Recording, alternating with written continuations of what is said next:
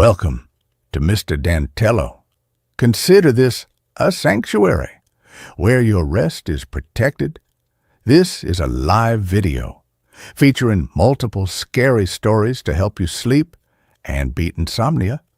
I have made this stream completely ads-free, so nothing disturbs your comfort. If this space brings you peace, I gently ask you to like, subscribe, and comment where you are watching from. Your support is very important for me to grow this channel and keep this haven ad-free for you.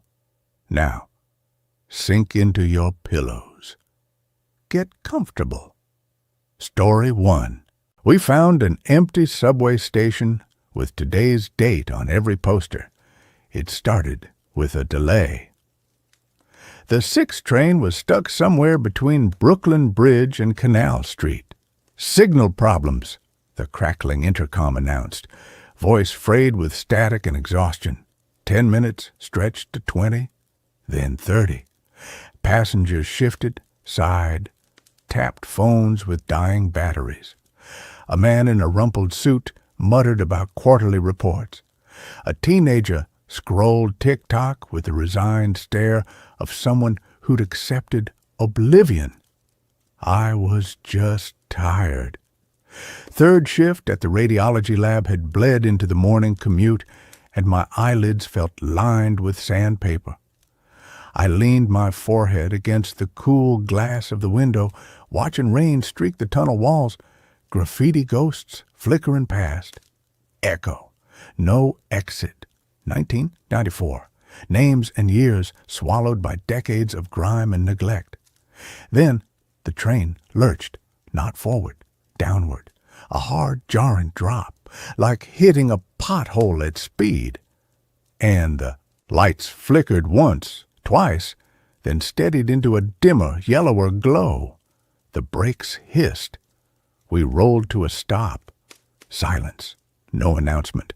No screech of doors. I looked up. The platform outside wasn't canal. It wasn't anywhere. Tiled walls, once white, now stained the color of old bone, curved into a low barrel vaulted ceiling. No advertisements, no MTA maps, no benches. Just rows of black, empty ticket booths, their glass cracked or missing entirely. The air was cold, not subway dank, but still cold, like the inside of a disused freezer, and utterly silent.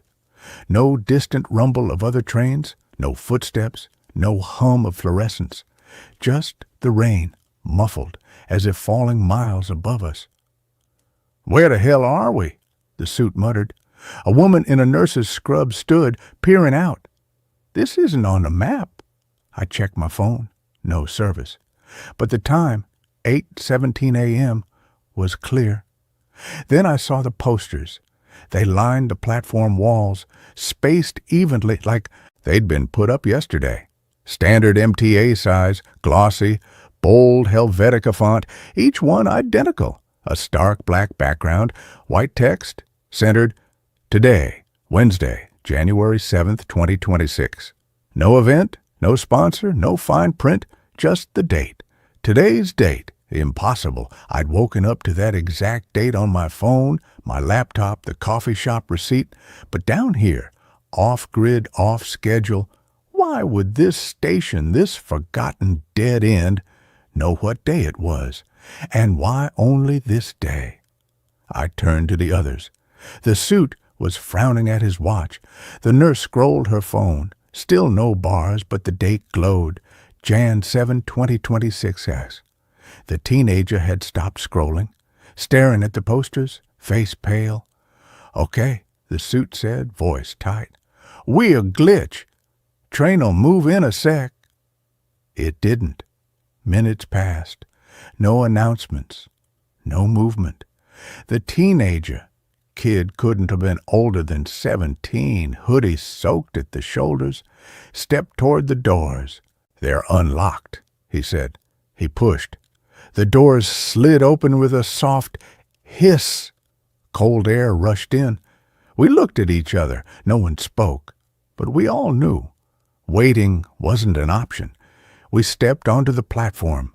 The tiles were clean, not polished, but free of dust, gum, cigarette butts, everything that clung to every other station in the city.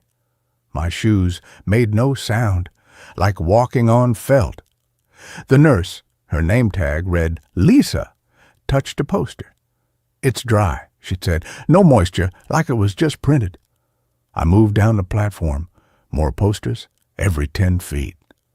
Today, Wednesday, January 7th, Handwriting. Same font, same weight, no variation. I counted 12 before I stopped. At the far end of the platform, stairs descended, narrow, metal bolted into concrete. A sign above them, hand-painted and peeling white. To upper level, no authorized personnel. No arrow, no emblem, just that. "Upper level," Lisa said. "This is the platform. Level. The suit." Mark, his badge read, glanced back at the train. Its doors remained open. The interior lights pulsed faintly, rhythmically, like a slow heartbeat. "We should stay," he said. "They'll send someone." "Who?" the kid asked. "Jamal." I'd learned when he'd shown his student ID to the conductor earlier. "There's no signal, no comms. This place isn't on the system." He was right. I'd worked in infrastructure documentation for 2 years before radiology. I knew every decommissioned line, every sealed-off spur. This wasn't on any blueprint, not the IND, not the BMT, not even the ghost tunnels under City Hall. This was something else. I started down the stairs. No one argued. They followed. The stairs spiraled, tight, claustrophobic, into deeper darkness. Faint emergency lighting lined the edges, dim red bulbs spaced far apart, casting long, jumping shadows. The air grew colder, drier. The smell of ozone and wet concrete gave way to something else. Paper, old paper, like a library left sealed for decades. At the bottom, a corridor, low ceiling, exposed pipes, rusted but unbroken, and more posters. Every door we passed, steel, riveted, marked with faded numbers, 7, 8, 9, had one affixed to its surface. Today, Wednesday, January 7th, 2026. One door stood ajar. Number 80. We paused. Jamal pushed it open. The room beyond was small, office-sized, a metal desk, a swivel chair torn at the seam, a filing cabinet, drawers half open, spilling manila folders, no dust, no decay, and on the desk a single object, a wall calendar, open to January. Every date from the 1st to the 6th had been neatly crossed out with a red pen. A single, bold circle enclosed the 7th. The circle wasn't closed. It trailed off, ink bleeding slightly, into a shaky line that led to the margin. There, in the same red pen, 2 words. Almost ready. Lisa picked up the calendar. The paper was crisp, the ink still slightly tacky.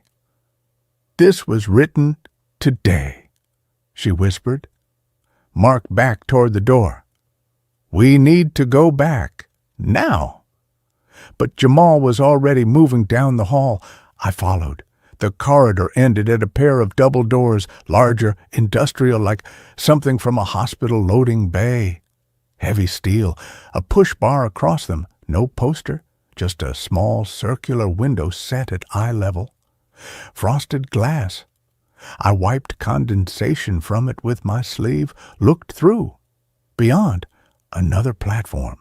But this one wasn't empty. Tracks stretched into darkness in both directions, and parked at the center, gleaming under rows of harsh white LEDs, was a subway car. Not like ours. Sleeker, longer, black with a single silver stripe running its length. No logos, no numbers. Just smooth, featureless metal. And on the side, stenciled in small, precise white letters. Line, 0. The doors of the car stood open. Inside, lights on, seats, deep blue fabric, Pristine. No ads on the walls, just mirrors. Floor-to-ceiling mirrors, running the entire length of the car's interior. I turned to the others. Did you see? Jamal wasn't beside me. I spun. He stood 10 feet back, staring at a poster we'd passed. But he wasn't looking at the date. He was looking behind it. He peeled back one corner. The black background wasn't paper. It was painted directly onto the tile. And beneath the paint, faint but visible where it peeled, was another date, smaller, older. Tuesday, January 6, 2026. And beneath that, barely legible, Monday, January 5th, 2026, and below that, like palimpsest, like layers of skin, Sunday, January 4th, 2026.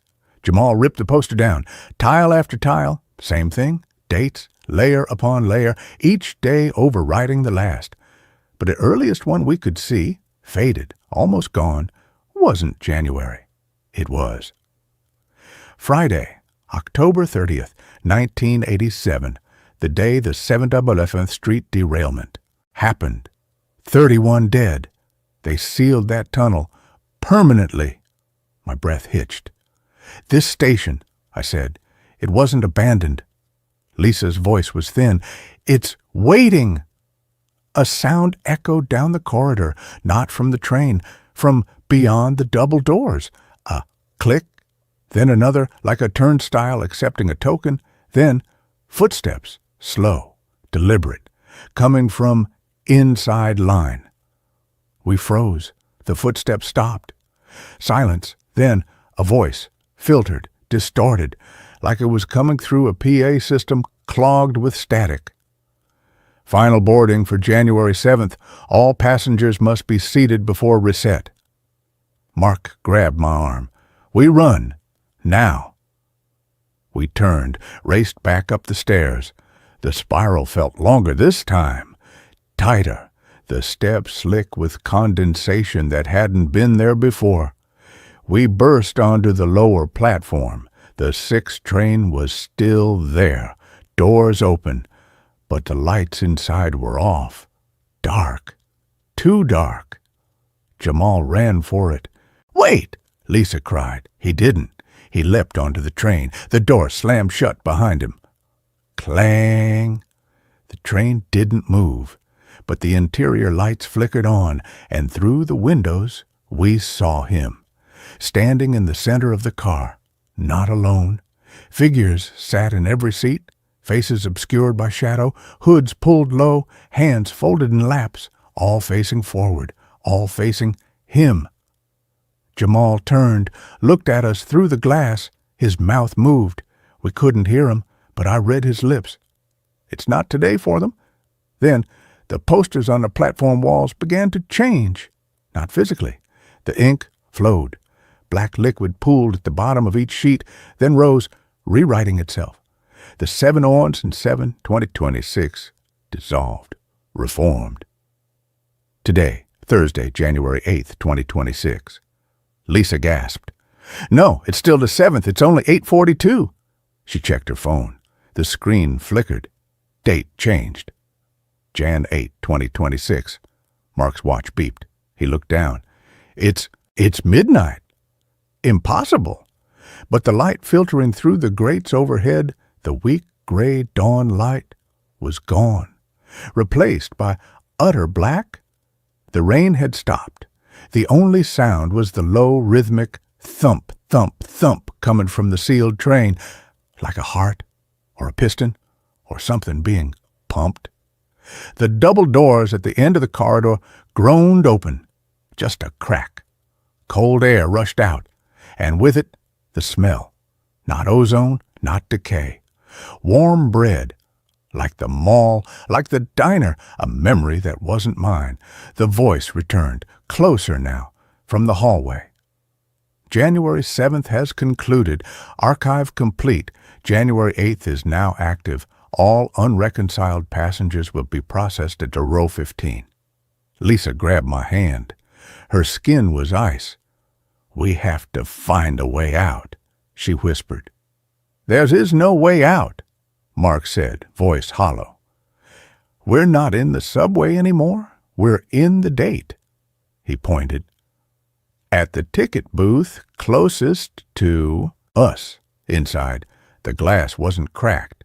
It was clear.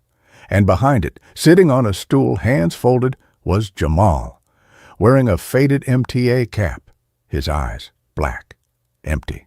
He looked at us, smiled faintly, tapped the glass twice. Tap, tap. Then held up a laminated card, red border, white text. January 7th, 2026. Processed. Below it, in smaller type. Waiting for January 8. The lights in the platform began to dim, row by row, like a wave receding. Red emergency strips flickered on along the edges. And from the darkness beyond the tracks, a new sound, a low metallic scrape, like something heavy being dragged across gravel, getting closer. Lisa pulled me toward the stairs, the ones we'd come down. "We go back up," she said. "Find another exit." We climbed. The upper level, the first platform, was different now. The posters were all but January 8th, 2026. The train was gone, no doors, no tracks, just a smooth concrete wall where the rails had been. Sealed, freshly poured, still wet. Water pooled around the base. We ran to the other end. Same thing, wall, sealed, new. We were in a tomb, a loop, a day. The scraping sound grew louder, not from the tunnels, from above. We looked up. The ceiling tiles, acoustic panels, gray and sagging, began to bulge. One popped free, swung down on a wire, dangling, behind it darkness, and an eye, large, bloodshot, lidless, staring down. Then another tile fell, another eye, then another. The ceiling became a grid of watching eyes, all blinking, in unison. Click, click, click, like turn signals. Lisa sobbed. Mark backed into a corner, hands over his ears. I stood in the center, looked at the nearest poster. Today, Thursday, January 8th, 2026. I reached out, touched the paper. It was warm, pulsing, like skin. And beneath my fingers, I felt it. A thump, a heartbeat. The voice spoke, not from the PA now, from the poster itself, soft, intimate, against my ear. "You're still breathing. That means you're still eligible. Come inside. Sit down. Let us record you. We'll keep your best moments. Your laugh on the 3rd, your coffee at 7:14 a.m., the way you almost called your sister today. We'll save those. The rest, we'll reset." I pulled my hand away, looked at Lisa. Her phone buzzed. She glanced at it. Tears streamed down her face.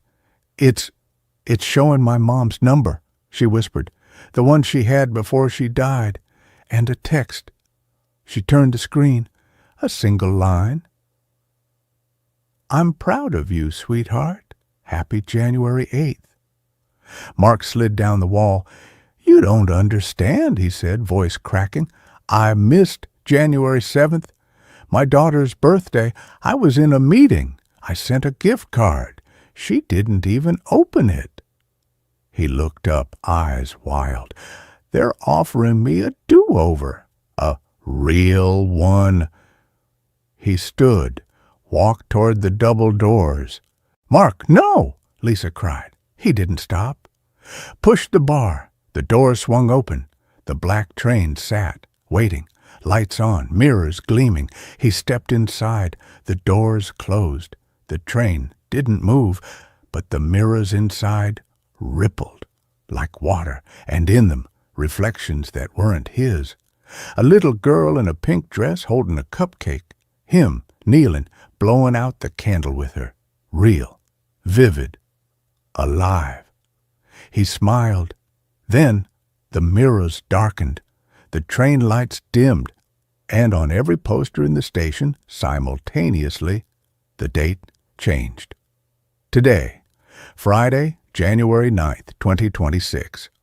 Lisa turned to me, Her face was calm now, resigned. "They don't take you," she said. "They offer, and everyone has something they'd give anything to relive, to fix, to keep." She touched my arm. "I'm going to see her again," she whispered, "just once, to tell her I wasn't angry, that I loved her, that I know now." She walked to the doors, didn't look back.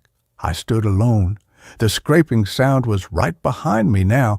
I turned. It wasn't a creature, it was a machine, a low-wheeled trolley, stainless steel like a hospital supply cart. On it, a typewriter, old, black, Underwood. A sheet of paper fed through the platen. I stepped closer. The keys moved on their own. Clack, clack, clack. Words formed, not typed, pressed into the paper by something beneath. The ink wasn't black, it was red, still wet. The sentence grew. "Ben Carter, 31, not yet reconciled primary attachment. Memory, La Charge 734, the night she didn't come home. Status, unresolved proposal, reinsert into timeline, 11:47 p.m., January 7th, 2026. Outcome, variable." My breath stopped. Sarah, my sister, missing 3 years. Last seen leaving her shift at the hospital, January 7th, 2023. 3 years ago today. They weren't offering me a do-over. They were offering me a loop, a chance to be there, to wait for her, to see what happened, to change it. The typewriter bell dinged. A new line began. Accept? Yes, yes, yes. No, no. The trolley rolled forward, stopped inches from me. The paper fluttered. A hand emerged from the darkness beneath the cart. Not human, pale, jointed wrong, fingers too long. It held a pen, red ink, offering it to me. The posters pulsed. Today, Friday, January 9th, 2026. But in my pocket, my phone buzzed. I pulled it out. Signal, full bars, time, 8:59 p.m. Date, Wed Jan 7, 2026.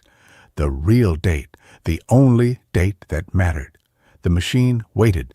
The pen trembled in its grip. Somewhere deep in the station, a train door opened. A voice, Sarah's voice, called softly. "Ben, you still up?" I looked at the pen, at the paper, at the word yes, repeated like a prayer. Then I remembered something Jamal had said. It's not today for them. The station didn't run on our time. It ran on theirs. Oh, day wasn't 24 hours. It was a state, a condition, a wound that wouldn't close. And the only way out wasn't to accept, but to refuse.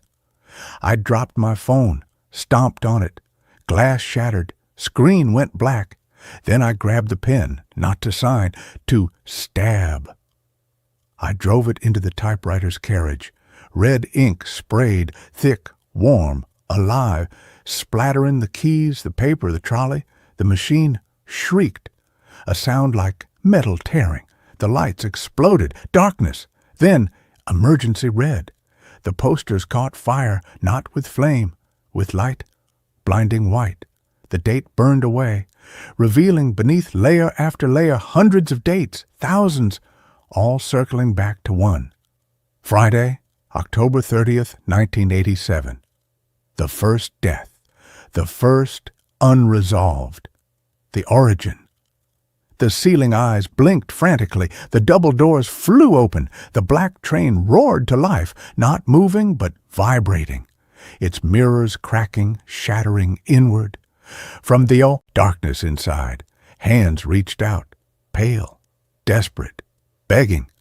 I ran, not toward the train, toward the sealed wall where the tracks had been. I slammed my fist against the wet concrete. "Sarah!" I screamed. "I'm here. I'm not accepting. I'm staying." The concrete gave, not breaking, parting like a curtain beyond darkness, and a single flickering fluorescent tube hanging over a narrow service tunnel, a sign, rusted but legible. To surface. Emergency exit only. I didn't hesitate. I ran. Behind me, The station collapsed, not with sound, with silence. A wave of quiet so absolute it felt like pressure on my eardrums. The tunnel sloped upward. Stairs.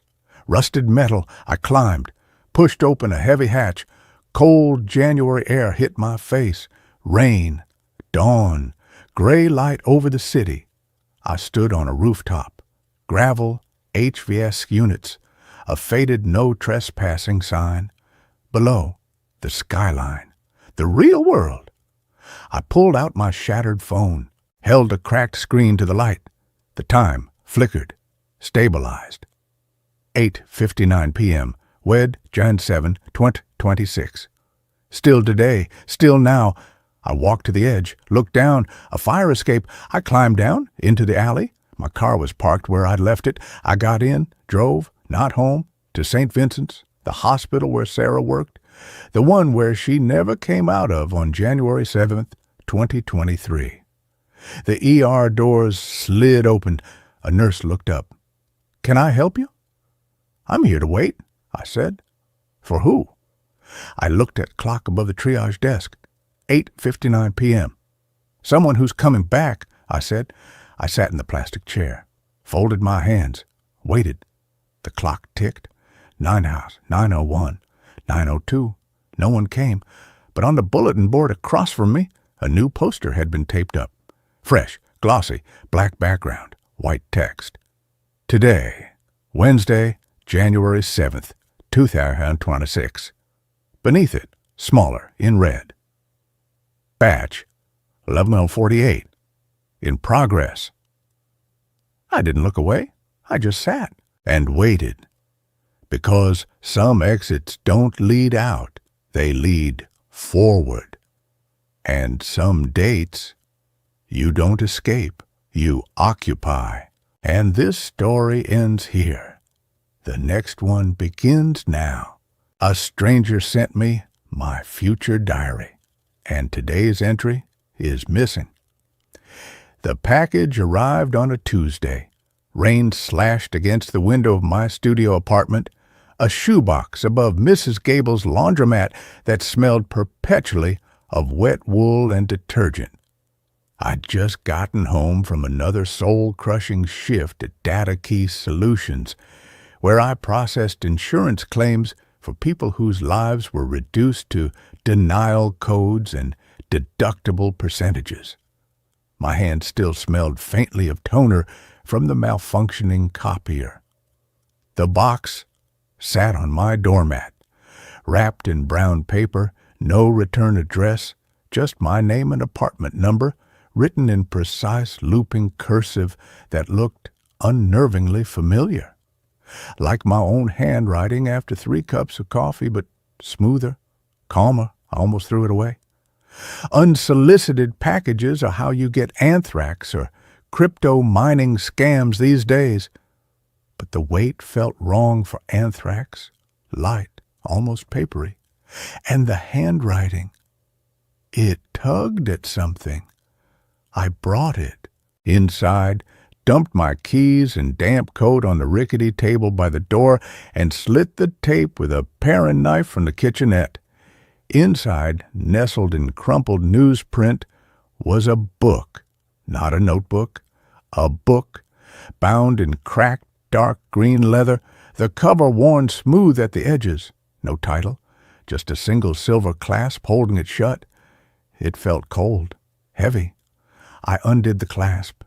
The pages were thick, creamy paper, filled edge to edge with that same looping cursive. My breath hitched. It was my handwriting, every slant of the Y, every slightly too large capital I. The way I dotted my I's with a deliberate heavy tap. Impossible. I hadn't written anything longer than a grocery list in years. I flipped to the first page. The date in the top right corner made my stomach drop. October 17th, 2026. Today's date, but the page was blank. Completely, utterly blank. Not a single word, just pristine, untouched paper. Confusion warred with a prickle of unease. I flipped back. The previous page was dated October 16th, 2020, yesterday, and it described my day with terrifying accuracy.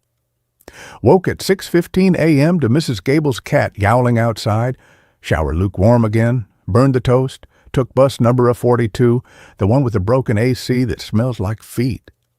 Sat behind the woman in the neon yellow raincoat who hums show tunes off-key. Got to data key at 8:47. Brenda from HR cornered me by the coffee machine. Something about updated W-9 forms. Felt a migraine coming on around 10 a.m. Ate the sad tuna sandwich from the deli downstairs for lunch. The copier jammed again during the Henderson file. Left at 5:02 p.m. Rained harder on the walk home. Mrs. Gable yelled at Mr. Peterson about his dryer lint trap. Ordered greasy lo mein. Watched reruns until I fell asleep on the couch at 10:30. Every detail was there.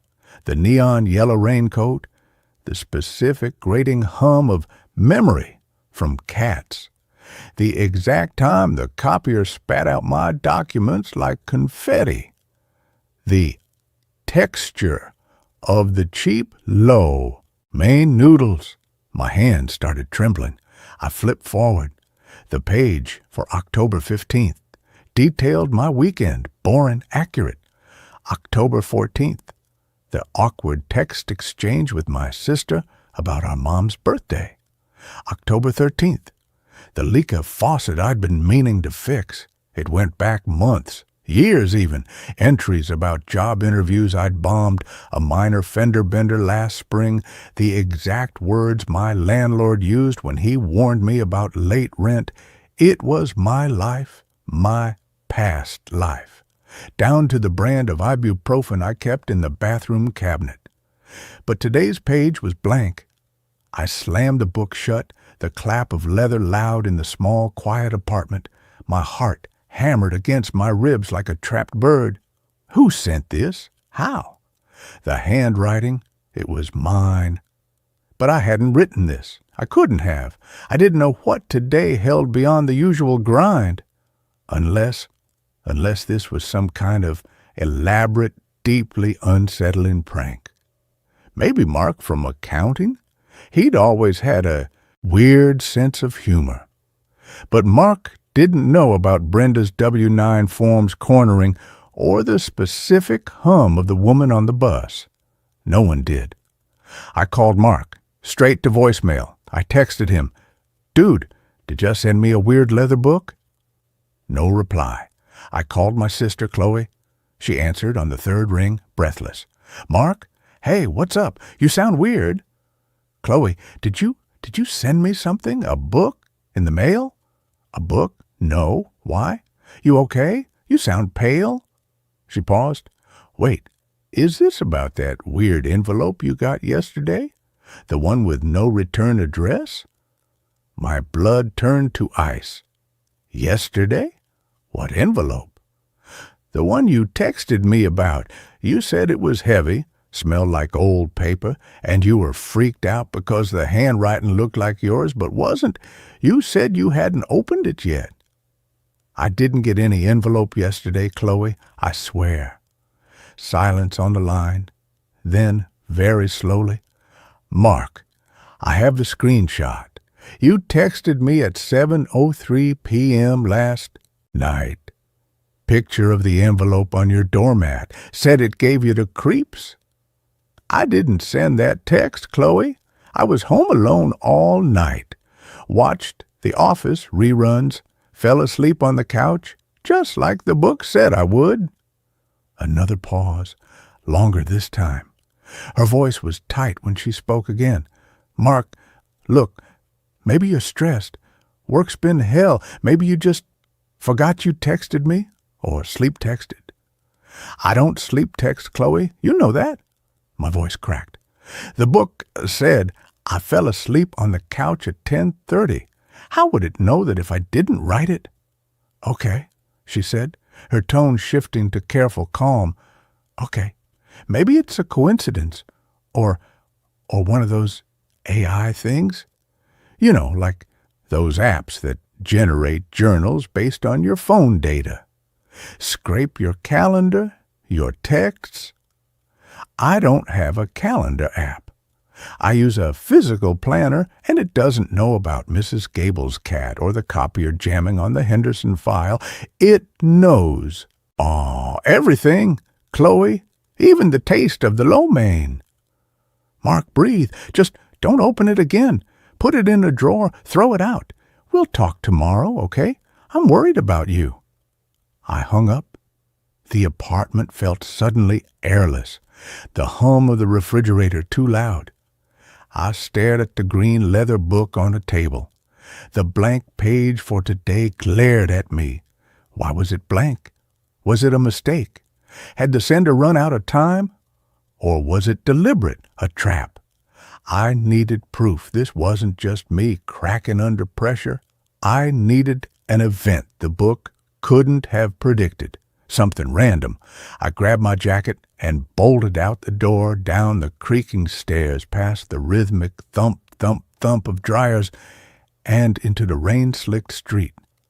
I walked 10 blocks, past the usual bus stop, to a tiny, dingy pawn shop I'd never noticed before, tucked between a boarded-up bakery and a laundromat that wasn't Mrs. Gable's. The bell jangled as I pushed inside.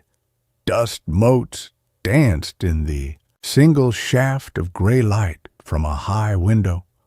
The owner, a man with thick glasses and ink-stained fingers, barely looked up from a disassembled clock. "Can I help you?" he rasped. I need something specific. Tell me, what's the most worthless thing you have in here right now?" He blinked. Worthless? Yeah, the thing nobody would ever buy. The thing you'd throw out tomorrow. He scratched his stubble, considering. Then he shuffled to a shelf crammed with junk and pulled out a small chipped ceramic figurine. A sad-looking frog wearing a top hat, one leg broken off at the knee. "This," he said, "paid $1 for it at an estate sale. Been here 15 years. No one wants the damn thing. You can have it for $1." I bought it. The cold chipped ceramic felt alien in my palm. I walked straight home, the rain plastering my hair to my forehead, the frog clutched tight. I didn't take the bus. I needed the walk. I needed the randomness of the rain, the specific ache in my left knee from the damp. I needed proof my choices were still mine. Back in the apartment, dripping on the thin rug, I opened the diary again. My hands were steady now, cold with certainty. I flipped to today's date, October 17th, 2026. Still blank. I turned to tomorrow's page. October 18th, 2026. Woke up with the ceramic frog on the pillow beside me, felt its cold weight, the crack along its back. Remembered buying it yesterday at Hank's Pawn and Loan on Elm and Fifth. The old man with the ink-stained fingers called it worthless. It isn't. It's proof. Proof that the book isn't just recording. It's anticipating. But today was blank. Why? Did I do something? Did I stop something? Or is the blankness the point? The silence before what? I hid the frog under the loose floorboard near the radiator. If someone comes looking for it, they won't find it. But I think they already know. I think the blank page is a warning or an invitation. The rain hasn't stopped. It sounds like fingers tapping on the window pane. Tapping, tapping, tapping. The entry cut off mid-sentence. The ink was smudged, as if the writer had been interrupted or had dropped the pen. I stared at the words. Hank's Pawn and Loan on Elm and Fifth. I'd never heard of it. I just walked until I found a pawn shop. It was on Elm and Fifth. I hadn't noticed the street sign. Hank. The owner hadn't given his name. The broken leg on the frog, the loose floorboard near the radiator. I'd never noticed a loose floorboard. But when I dropped to my knees and pried at the corner of the board Chloe had tripped over last Christmas, it lifted easily, dusty insulation beneath. And there, tucked in the corner, was a small, damp-stained envelope. Not the one from yesterday. This one was older, yellowed, addressed in that same lupin cursive. For when you find the blank page. My breath came in short gasps. I tore it open. Inside was a single sheet of paper covered in the same handwriting, but this wasn't an entry. It was a note. Mark. You're reading this because you found the gap, the blank page. That's where it starts. That's where you start fighting back. They don't like the gaps. They need the story to be seamless, continuous, predictable. The diary isn't a record. It's a leash. They feed it details, your routines, your fears, the trivial data points scraped from your life, and it constructs the narrative. It becomes your reality. But it can't construct what hasn't happened yet. Not truly, not when the subject resists. I was you 6 months ago. I found my blank page. I bought a spool of red thread from a gas station I'd never seen before. The diary described it perfectly the next day. I knew then it was watching, waiting. I started doing small things, random things, taking different buses, ordering different coffee, talking to strangers. The entries grew fuzzy, uncertain, sometimes wrong. That's when the tapping started. At first just at night, like rain, then inside the walls, then inside my head. They don't like unpredictability. It frays the narrative. I hid this note where you'd look, where the pattern would lead you. They know you have the frog. They know about the floorboard. They know everything you do. But they don't know what you think. Not yet. That's the only space left. The gap. The blank page. Don't fill it for them. Don't let them write today. Burn the diary. Burn it now. Don't read tomorrow's entry. Don't give them the script. Run. Go somewhere they can't find the pattern. But hurry. The tapping gets louder when they're close. Listen. Can you hear it? Another mark. The paper slipped from my fingers. The silence in the apartment was absolute. No rain on the window, no hum from the fridge, just a low rhythmic thump, thump, thump, coming from inside the wall beside the radiator, steady, deliberate, like a slow heartbeat or fingers tapping. I looked at the diary. Open on the table, tomorrow's entry lay exposed, the smudged ink, the interrupted sentence, tapping. The thumping in the wall sped up. Thump, thump, thump, thump, thump. Panic seized me. I grabbed the diary, its cold leather burning my palms. I stumbled to the tiny kitchenette, yanked open the drawer where I kept matches for the faulty pilot light on the stove. My hand shook violently as I struck one. The flame sputtered, died. Again. The match flared. I touched it to the corner of the first page. The paper didn't catch. The flame died the moment it touched the creamy page, leaving only a faint, acrid smell and a tiny black curl of ash. I tried again and again. The matches burned my fingers, but the pages remained pristine, unmarked, untouchable. The thumping in the wall was a frantic drumming now, shaking the loose floorboard under my feet. Dust sifted from the ceiling. I hurled the diary across the room. It hit the opposite wall with a soft thud and lay open on the floor. I ran to the window, fumbling with the stiff latch. Rain lashed the glass. The streetlights below cast long, watery shadows. Normal, mundane, safe. I turned back. The diary was gone from the floor. It sat on the table again, open, facing me. and today's page was no longer blank. Words were appearing, not written. Bleeding onto the page, dark, viscous ink spreading like a stain from the center of the paper, forming letters in that terrible, familiar hand. You tried to burn me.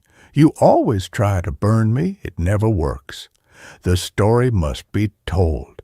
The pattern must hold. The red thread Mark dropped at the gas station. I picked it up. I followed it back to him. He screams nicely. You'll hear him soon, under the tapping. He thought he broke the pattern. He didn't. He just became part of a different chapter, a cautionary tale. Your blank page wasn't a gift. It was an error, a glitch, and glitches get corrected. Look behind you. I didn't move, couldn't move. The thumping in the wall had stopped, replaced by a new sound, a wet, ragged breathing coming from the corner behind the door, the corner where the shadows were deepest, the shadows that didn't quite match the shape of the room. They were thicker, longer, stretching towards me across the floorboards, defying the angle of the single overhead light. The ink on the page kept flowing, faster now, the letters jagged, urgent. Don't turn around, don't look, it makes it stronger. Remember the frog, the worthless thing. It wasn't worthless, it was a key, a way out, but you hid it. You played by their rules, you looked for the pattern, you found the gap. And gaps attract attention, the attention that lives between the lines, the attention that hungers for the spaces where the story frays. You think you're Mark Ellery, data processor, renter of a damp studio apartment, son of Eleanor who died of cancer in 19. You're not. You're the character, the protagonist. And protagonists have arcs. Yours is ending. Turn around. See what's been waiting in the blank space all along. See what writes the words when the pen drops. See? I didn't read the rest. I couldn't. The breathing in the corner had stopped. In its place was a soft, wet, clicking sound, like bones settling, and a smell. Old paper, yes, but beneath it, the coppery tang of blood and something else. Ozone, sharp and electric, like the air after lightning. My body moved without me. Slowly, stiffly, like a marionette with tangled strings, I turned my head. The corner was empty. Relief, sharp and dizzying, flooded me. Just shadows, just stress, just... The diary snapped shut with a sound like a gunshot. I whirled back to the table. The book lay closed. The silver clasp was latched. But where the clasp met the leather cover, dark liquid welled up. Not ink, thick, red. It dripped onto the floorboards with a soft, rhythmic plink, plink, plink, plink, plink, plink, like a slow heartbeat or fingers tapping on a window pane. I looked down at my hands. My fingers were stained with the same dark red. I hadn't touched the book since I threw it. I hadn't touched anything. The dripping slowed, stopped. The silence that followed was deeper than before. Heavy, expectant. The kind of silence that presses against your eardrums. Then from the empty corner behind the door, a whisper. Not a voice I recognized. Not human. It was the sound of pages turning rapidly in a vast dark library, the rustle of dry leaves in a forgotten grave, the static between radio stations. Page 1. It sighed. The words weren't heard with my ears. They vibrated in my teeth, in the marrow of my bones. Begin again. The green leather diary on the table began to vibrate, faintly at first, then violently, hopping against the wooden surface like a living thing trying to escape. The silver clasp glowed with a sickly, pale light. The red stain on the cover pulsed. I backed towards the window, my legs weak. The latch was still open a crack. Rain and cold air hissed through. Freedom. Reality. Mrs. Gable's dryers thumped steadily downstairs. A normal sound. A real sound. I lunged for the window, wrenching it fully open. The roar of the city street below, distant car horns, a siren wailing blocks away, was the most beautiful noise I'd ever heard. I swung my leg over the sill, the rain instantly soaking my pants, the rusty fire escape cold and slick under my palm. I looked back one last time. The diary lay still on the table. The clasp was open again. The page was blank, but not empty. Shimmering faintly in the dim light, as if written in frost or smoke, words were coalescing. He jumps. He always jumps. The fire escape is rusted through on the third landing. The fall isn't far. Broken leg. Concussion. They take him to St. Vincent's. Room 412. The nurse with the kind eyes gives him painkillers. He dreams of red thread. He dreams of tapping. He dreams of the blank page waiting for him when he wakes. The story pauses, but it does not end. It never ends. It only waits for the next mark, the next gap, the next blank page to fill, to own, to consume. Sleep now, Mark. The pattern holds. The pattern is... I didn't read the rest.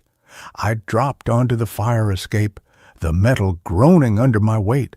I scrambled down, ignoring the slippery rungs, the rain stinging my eyes. I hit the alley behind Mrs. Gable's with a jarring thud that shot pain up my spine. I ran, past overflowing dumpsters, under flickering streetlights, not stopping until I was 10 blocks away, hunched under the awning of an all-night diner, gasping, soaked to the skin, my heart trying to burst free from my chest. Inside the warm, greasy-smelling diner, fluorescent lights buzzed overhead. A waitress with tired eyes and a name tag that read Darlene slid a menu across the Formica table. Rough night, hon? I nodded, unable to speak. My hands were still trembling. I stared at them, clean, no red stain, just rainwater. Can I get you some coffee? Hot. Coffee, I rasped. Black, please. She brought it in a thick white mug. The heat seeped into my palms, a grounding sensation. Real. Tangible. I wrapped my fingers around it, watching the steam curl upwards, the clatter of dishes, the low murmur of late-night customers, the smell of frying onions. It was all solid, uncomplicated. Now, I reached into my jacket pocket, pulling out my phone. The screen was cracked from the jump, but it powered on. 2:17 a.m. I scrolled through my contacts. Chloe. I pressed call. It rang and rang and rang. Straight to voicemail. Her cheerful message, "Hey, it's Chloe. Leave a MSG." Sounded alien, hollow. I tried Mark from work. Same thing. Voicemail. I tried my landlord. Voicemail. Every number I dialed met the same dead end. No one was answering. Not at this hour, or not ever. Again. Paranoia, cold and slick, coiled in my gut. Was it just the hour? Or had the diary already rewritten them, erased their willingness to answer? I looked around the diner. Darlene was refilling ketchup bottles at the counter. An old man in a trucker hat dozed over a plate of cold eggs. A couple whispered fiercely in a booth near the window. Normal, all normal. Then I saw it. On the edge of my coffee mug, a tiny, almost invisible smudge, dark red, like dried blood, or ink. I jerked my hand back as if burned. The mug clattered against the saucer. Darlene looked over, concerned. "You okay, hun? You look like you seen a ghost." I forced a smile. "Just tired. Long shift." She nodded slowly, her eyes lingering on my face a fraction too long. "You want to get some pie? Cherry's good." Her voice was warm, but her eyes, They held a flicker of something else. Recognition? Calculation? Or was I just seeing patterns in the static of my fear? I pushed the coffee away. Unfinished. No, thanks. Just a coffee. I paid the bill in crumpled singles, my fingers brushing the worn counter. As I turned to leave, Darlene called after me, her voice suddenly flat, devoid of its earlier warmth. You left this behind. She held up the ceramic frog, the one with the broken leg, the one I'd hidden under the floorboard. Its cold, chipped surface gleamed under the fluorescent lights. Its single, painted eye stared blankly at nothing. I froze. I don't know what that is. Darlene's smile didn't reach her eyes. Sure you do, Mark. It's yours. Always was. You just forgot where you left it. She placed it gently on the counter. Take it. Things have a way of finding their way back to where they belong, especially the worthless things. I backed out of the diner, the little brass bell jangling like a death knell above the door. The rain had lessened to a drizzle. The city street was empty. No cars, no distant sirens. No sound at all except the dripping of water from the awning and the frantic thudding of my own heart. I didn't look back at the diner window. I couldn't. I just walked fast, turning corners at random, putting distance between me and the frog, between me and the blank page, between me and the tapping that I could still feel vibrating in my teeth, even over the city sounds slowly returning, the rumble of a distant bus, the bark of a dog. I walked for hours. Dawn was a gray smear on the horizon when I found myself standing on a bridge overlooking the river. The water churned dark and cold below. The first commuter trains rattled past on the tracks beside me, shaking the railing under my hands. Normal life resuming. I leaned against the railing, breathing in the damp, metallic air. Exhaustion pulled at my bones. I was safe, out in the open, in the light. The diary couldn't follow me here, could it? I reached into my pocket, pulling out my phone again. The cracked screen. I needed to call someone, anyone, a crisis hotline, a police non-emergency line. I scrolled blindly, my thumb hovering over 911. Then I saw it, reflected in the dark, rain-streaked surface of the phone screen. Not my own haggard reflection. Behind me, standing perfectly still on the empty sidewalk, was a figure, tall, thin, dressed in a long, old-fashioned coat that seemed to absorb the gray dawn light. Its face was indistinct, blurred, like a photograph left out in the rain, but in its hand it held a book. Bound in cracked dark green leather, the silver clasp caught the weak light, and it was writing. Its hand moved swiftly across the open page, the pen a blur. I couldn't see the words in the reflection, but I felt them form in my own mind, cold and certain. He stands on the bridge, watching the water, thinking of jumping, thinking it would end the story. It wouldn't. It would only turn the page. He feels watched. He is right. He turns around now. He sees me. He always sees me. Then he runs. He always runs. Back to the beginning. Back to the blank page. The pattern resets. The story continues. Sleep now, Mark. The pattern. I whirled around. The sidewalk was empty. Utterly, completely empty. No figure, no coat, no green book, just wet pavement gleaming under the streetlights, and the distant wail of a train whistle. I spun back to the railing, gripping it until my knuckles turned white. My breath came in ragged gasps. It wasn't real. A hallucination. Stress. Sleep deprivation. The lingering terror of the diary. I looked down at the churning river, dark water swallowing the reflection of the sky. swallowing everything. Then I saw it, floating gently on the current, caught in an eddy near the concrete piling, a small chipped ceramic frog. Its single painted eye stared up at the gray sky, one leg broken off at the knee.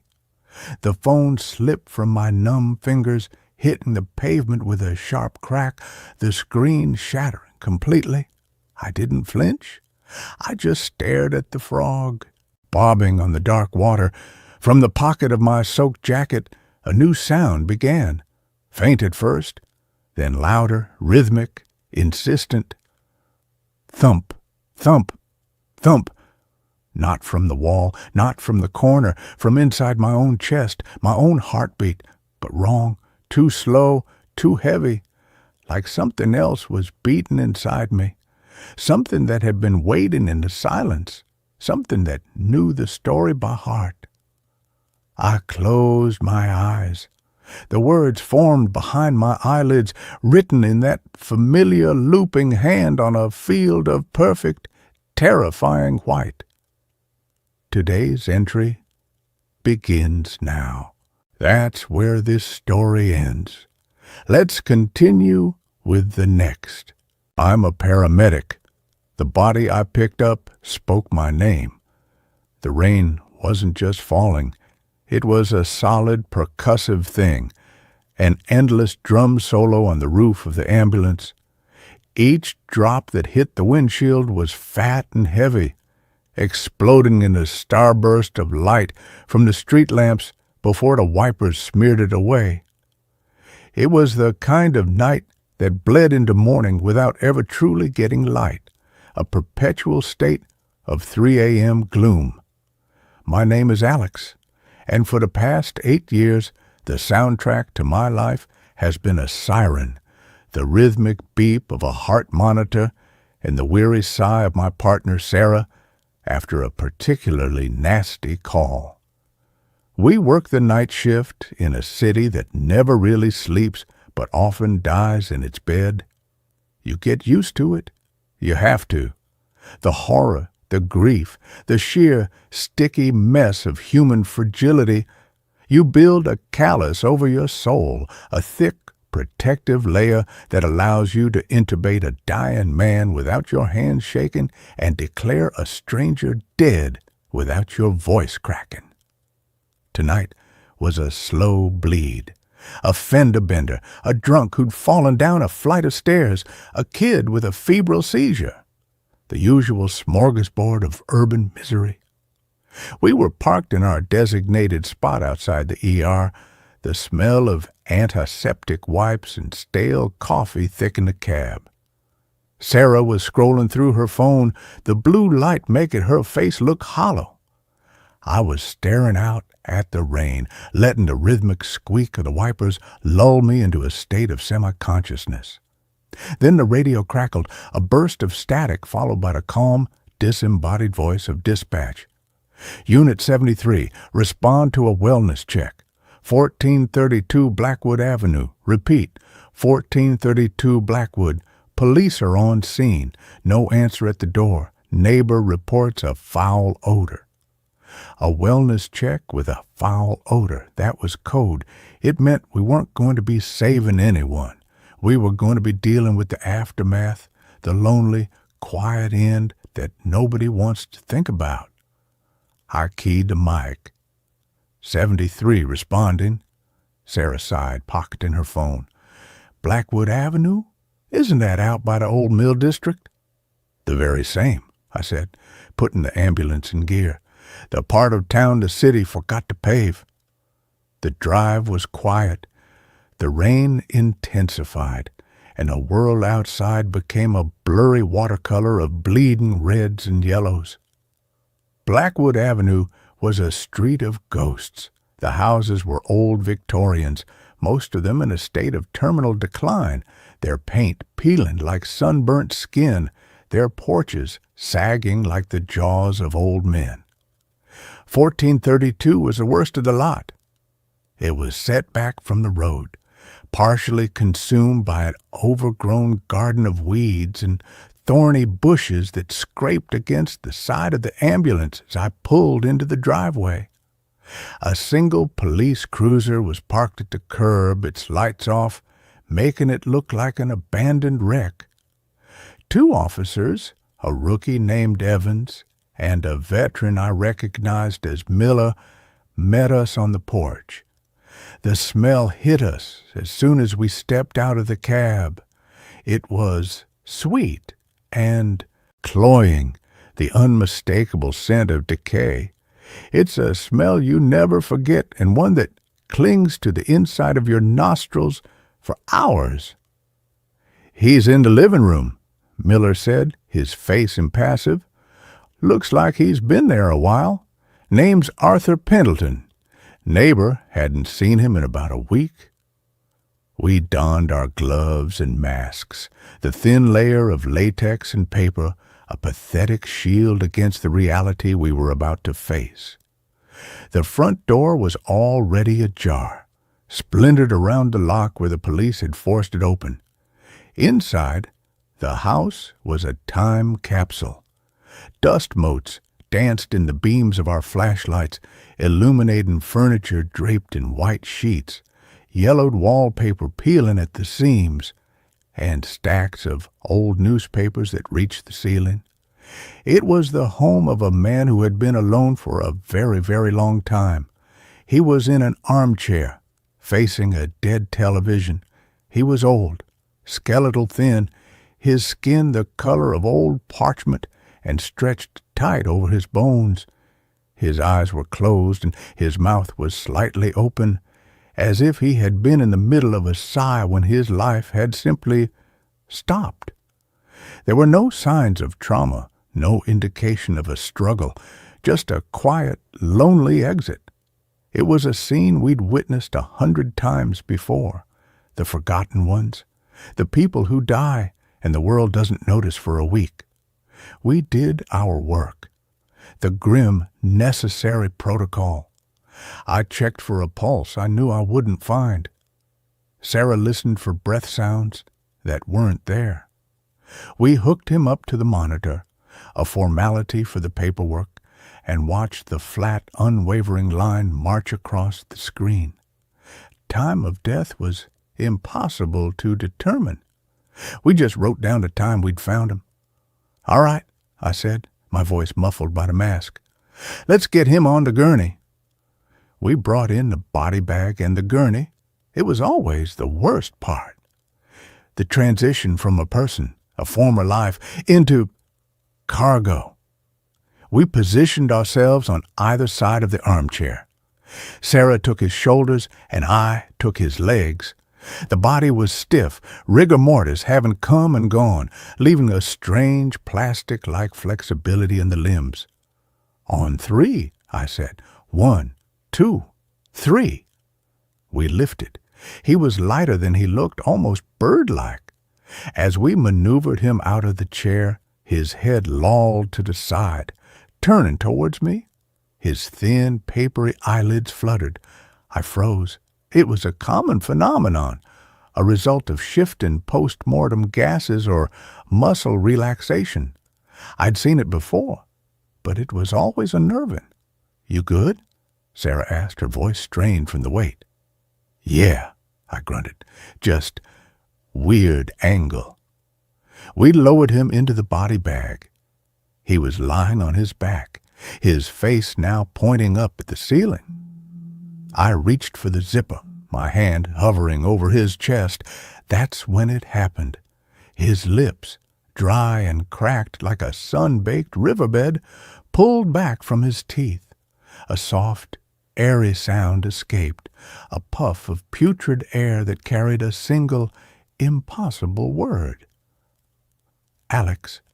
It wasn't a shout. It wasn't even a full-voiced whisper. It was a rasp, a dry rustle of dead leaves, the sound of a voice that hadn't been used in a long, long time. But it was my name, unmistakably my name. My blood turned to ice water. Every hair on my arm stood on end. My breath caught in my throat, a sharp, painful hitch. I stared down at the dead man, at his still, silent mouth. Had I imagined it? The stress, the long night, the oppressive atmosphere of the house. My mind had to be playing tricks on me. What was that? Sarah's voice cut through my paralysis.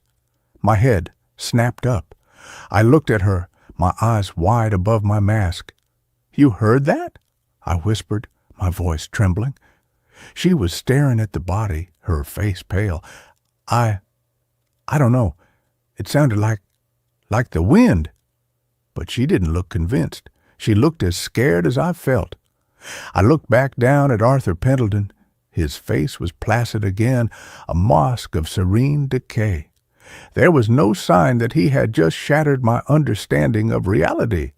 My training, my experience, everything I knew about life and death told me it was impossible. Dead men don't speak, and they certainly don't know your name. I zipped the bag. The sound of the zipper was unnaturally loud in the silent house, a final, definitive act. But nothing felt final. It felt like the beginning of something terrible. The trip to the morgue was the longest 10 minutes of my life. I drove, my hands clenched so tightly on the steering wheel that my knuckles were white. I kept my eyes glued to the road, but my mind was in the back of the ambulance with the black bag strapped to the gurney. Every bump, every turn sent a fresh jolt of fear through me. Was he moving back there? Was he trying to sit up? I could feel the weight of his presence, a cold, heavy thing that had nothing to do with his physical body. Sarah was silent in the passenger seat, staring out her window. I didn't know if she was trying to convince herself that she hadn't heard what I had, or if she was just too scared to talk about it. We had an unspoken rule. We didn't take the horrors of the job home with us. We saw things that would break most people, and we compartmentalized. We had to. But this wasn't the kind of horror you could put in a box. This felt like it had followed us out of the house. At the hospital, we bypassed the bustling ER and went straight to the morgue entrance in the basement. The air down there was always cold, with the clean, chemical smell of disinfectant failing to mask a deeper, earthier odor. The attendant, a burly, perpetually bored man named Frank, met us at the door. "Got another one for me?" he asked, not looking up from his crossword puzzle. "Yeah, Frank. DOA from Blackwood Avenue," Sarah said, her voice a little too high. We wheeled the gurney in. The room was sterile and bright, all stainless steel and white tile. It was a place designed to be devoid of emotion, a clean, efficient processing center for the dead.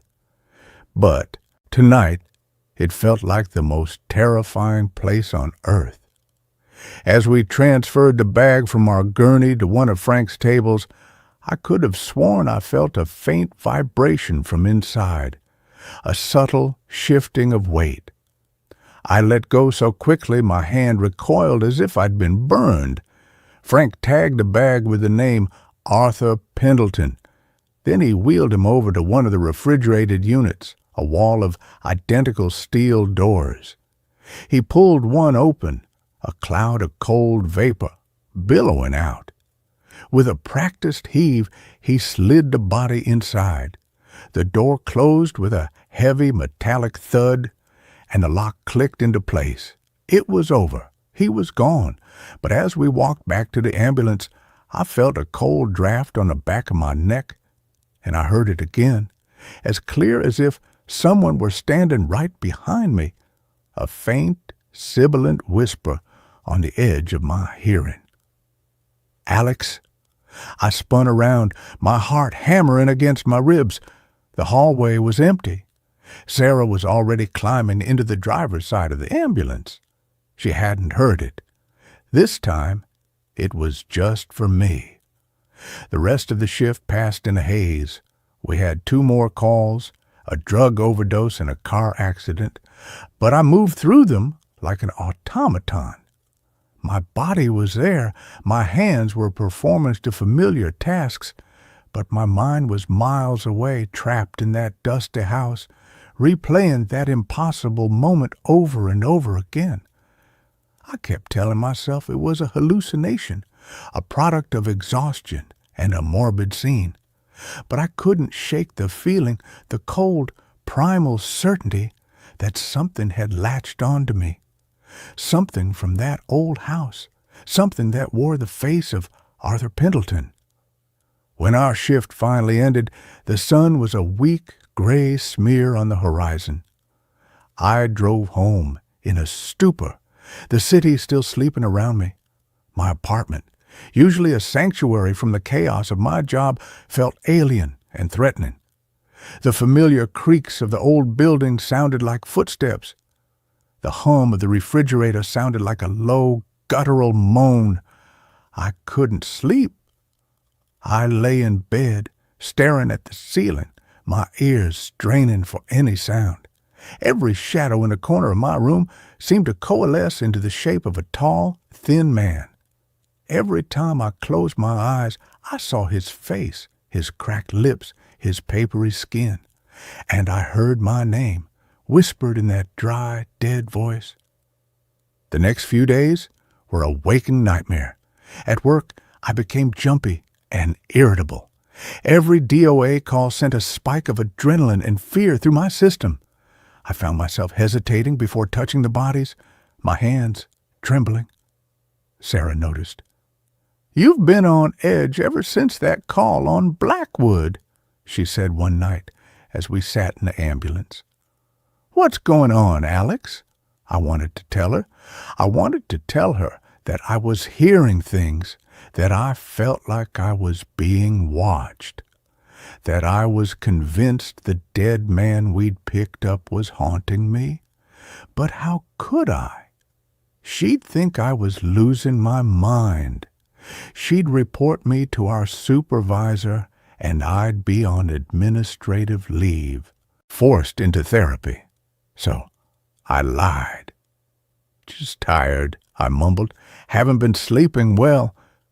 She didn't press, but I could see the concern in her eyes. The wall of professional detachment between us was cracking. At home, things escalated. It started with small things. Objects would be slightly out of place. My keys on the wrong side of the table, a book I was reading open to a different page. Then came the sounds. The whispering became more frequent, no longer just on the edge of my hearing, but clear, distinct, and always, always my name.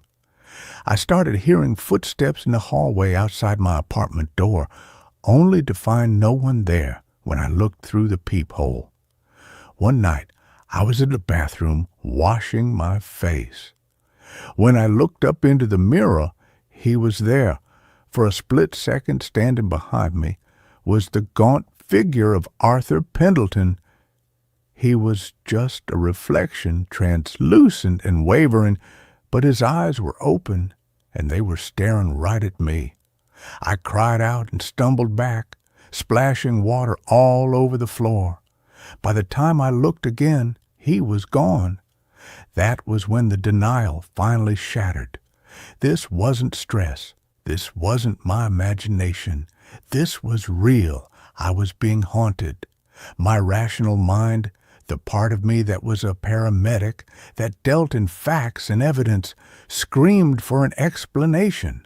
I had to know who Arthur Pendleton was. What had he been in life that had allowed him to cling to me so tenaciously in death? Breaking protocol, I used my access to the hospital's record system. I pulled up the file from our call. Arthur Pendleton, age 87, no listed next of kin, no emergency contacts. He was a ghost even before he died.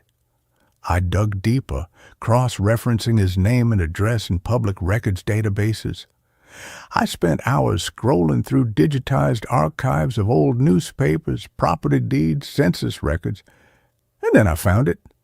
A small article from a local newspaper dated 1958.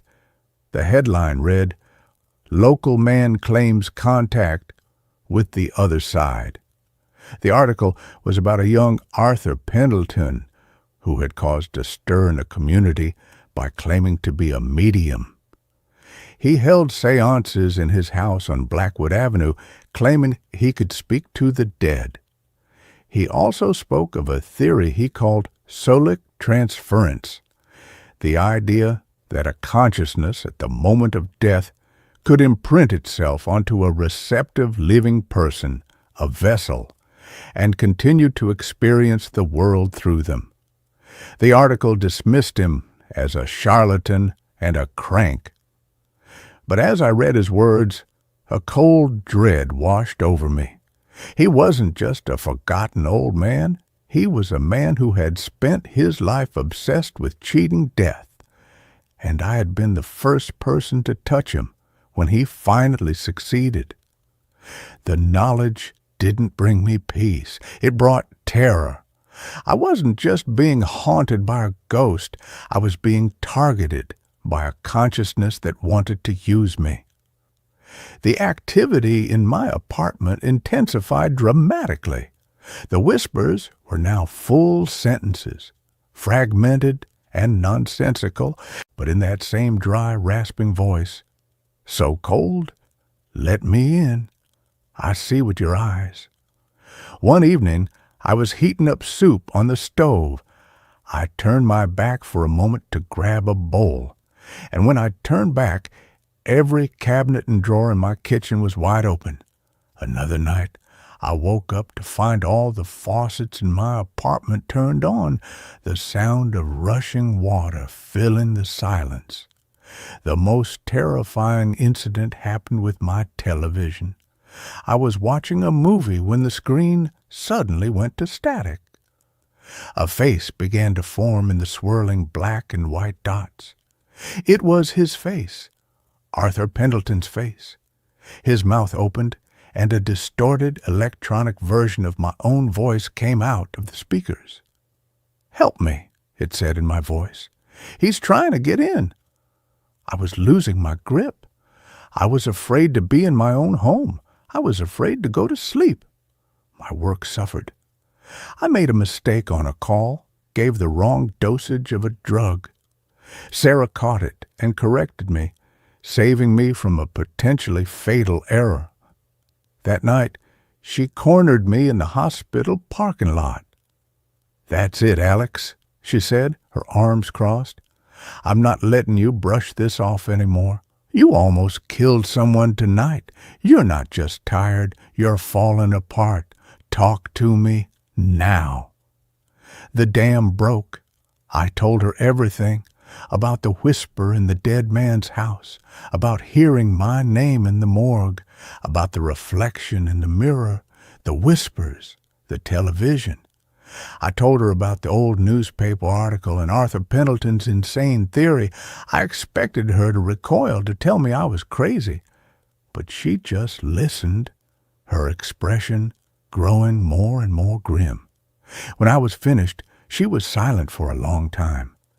"I heard it too, you know," she finally said, her voice barely a whisper. "In the house. I heard him say your name. I've been trying to convince myself I didn't, but I did." A wave of relief washed over me, so potent it almost brought me to my knees. I wasn't crazy. Someone else knew. I wasn't alone in this. But our shared knowledge made the situation infinitely more real and therefore more dangerous. The haunting was no longer just my problem. It was ours, and it was getting stronger. The next shift, we were responding to a call when the radio in the cab crackled. It was dispatch, but the voice was distorted, overlaid with a dry, rasping sound. "Unit 73, Alex, where are you going?" Sarah and I looked at each other, our faces ashen. Even dispatch called back, asking if we had a problem with our radio. Arthur was no longer confined to my apartment. He was following me, bleeding into the technology I used every day, using my own voice to taunt me. He was getting closer, trying to push me out and take my place. We knew we couldn't go to the police or our supervisors. They would put us on psych leave so fast our heads would spin. We were on our own. We spent our days off in the library, researching the occult, spiritualism, anything we could find on Sulik transference or consciousness imprinting. Most of it was nonsense, but we found recurring themes, fragmented bits of lore about entities that anchor themselves to the living. The consensus was grim. The longer the connection lasted, the stronger the entity became, and the weaker the host's own consciousness grew. Eventually, the host would be pushed out entirely, their body becoming a vessel for the invading spirit. We realized we had to do something drastic. We had to go back to where it all started. We had to go back to 1432 Blackwood Avenue. The house was even more decrepit than I remembered. A yellow "No Trespassing" sign had been slapped on the door, but the police tape was torn and fluttering in the wind. We broke in through a side window, the sound of shattering glass echoing in the silent street. Inside, the air was stale and cold. The dust was thicker, the silence heavier. It felt like the house was holding its breath, waiting for us. We had a vague plan, cobbled together from the pseudo-religious texts we'd found. We needed to perform a kind of severance, a ritual to break Arthur's connection to me. We brought salt, candles, and an old iron railroad spike we'd found, which one of the books claimed could pin down a restless spirit. It felt absurd, like we were LARPing a horror movie, but we were desperate. We went to the living room, to the armchair where he had died. As I stepped into the room, the temperature dropped precipitously. The air grew thick and heavy, and an overwhelming sense of despair washed over me. This was his place. This was the heart of his power. "I can feel him," I whispered to Sarah, my teeth chattering. "I know," she said, her voice tight with fear. "Let's just do this and get out." She began to pour a circle of salt around the armchair while I set up the candles. As I lit the first one, a wind swept through the sealed room, extinguishing the flame. I tried again. This time all the candles flared up at once, their flames burning unnaturally tall and bright. And then the whispers started, not just my name anymore, a cacophony of voices, swirling around the room, echoing from the walls. They were the voices of the dead, the spirits Arthur had claimed to speak to, all trapped here with him.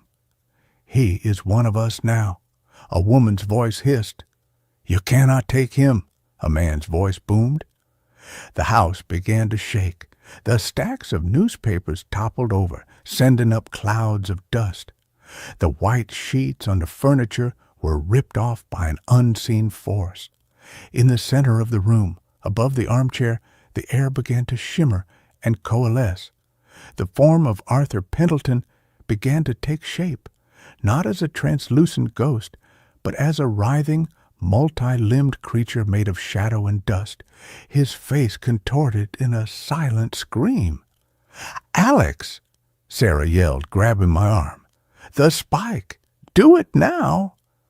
I held the iron spike in my trembling hand. The book had said I needed to drive it into the source of the haunting. I looked at the swirling vortex of darkness above the chair. That was him. That was the thing that had been tormenting me. I took a step forward, and the entity focused on me.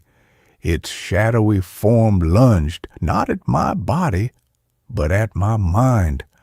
I felt a crushing pressure in my skull, a wave of cold, desolate energy that tried to scour my own thoughts away. I saw flashes of Arthur's life, A lonely boy in a big empty house. A young man mocked for his beliefs. An old man sitting in a chair, waiting for death, not with fear, but with anticipation, with a plan. He was trying to show me his loneliness, his pain, trying to make me understand, to make me give in. He flooded my mind with his own memories, and in that moment I understood his desperate, pathetic plan. He didn't want to just possess me. He wanted me to become him, to trade my life for his willingly. "No," I gasped, stumbling back. "Don't listen to him, Alex," Sarah shouted. "Fight him." I knew I couldn't overpower him. He was too strong here. But as his consciousness pressed in on mine, I felt something else. I felt his fear. He was terrified of oblivion, terrified of being alone in the dark. That was his weakness. I stopped fighting him directly. Instead of pushing back, I focused my mind. I thought about my own life. I thought about the first time I saved someone, a little girl who had been pulled from a swimming pool, her skin blue. I remembered the feeling of her heart starting to beat again under my hands. I thought about Sarah, the bond we shared, the countless hours we'd spent together, the unspoken trust between us. I thought about the sun on my face, the taste of coffee, the sound of rain on a window pane when I was safe in my bed. I flooded our shared mental space with the vibrancy, the warmth, the messy, beautiful chaos of being alive. The shadowy form recoiled, screeching, a sound that was both in the room and inside my head. My life, my connections, my will to live, it was like poison to him. "You are nothing but a memory," I shouted, my voice raw. "You are dead, and you will stay that way." I surged forward, pushing through the wall of cold, and plunged the iron spike deep into the cushions of the armchair, into the very spot where his body had sat. The moment the spike sank into the fabric, the entity let out a final, agonizing shriek that shattered the remaining windows in the house. The shadowy form imploded, collapsing in on itself, and the room was plunged into an abrupt, deafening silence. The candles went out. The shaking stopped. The oppressive cold vanished, replaced by the natural musty chill of the abandoned house. We stood there panting in the near darkness, surrounded by salt and shattered glass. It was over. I could feel it. The presence in my mind was gone. The cold spot on my soul had vanished. I was alone in my own head for the first time in weeks. We didn't stay to clean up. We scrambled out the broken window and ran, not stopping until we were back in the car, speeding away from Blackwood Avenue. We never spoke of what happened in that house. We didn't need to.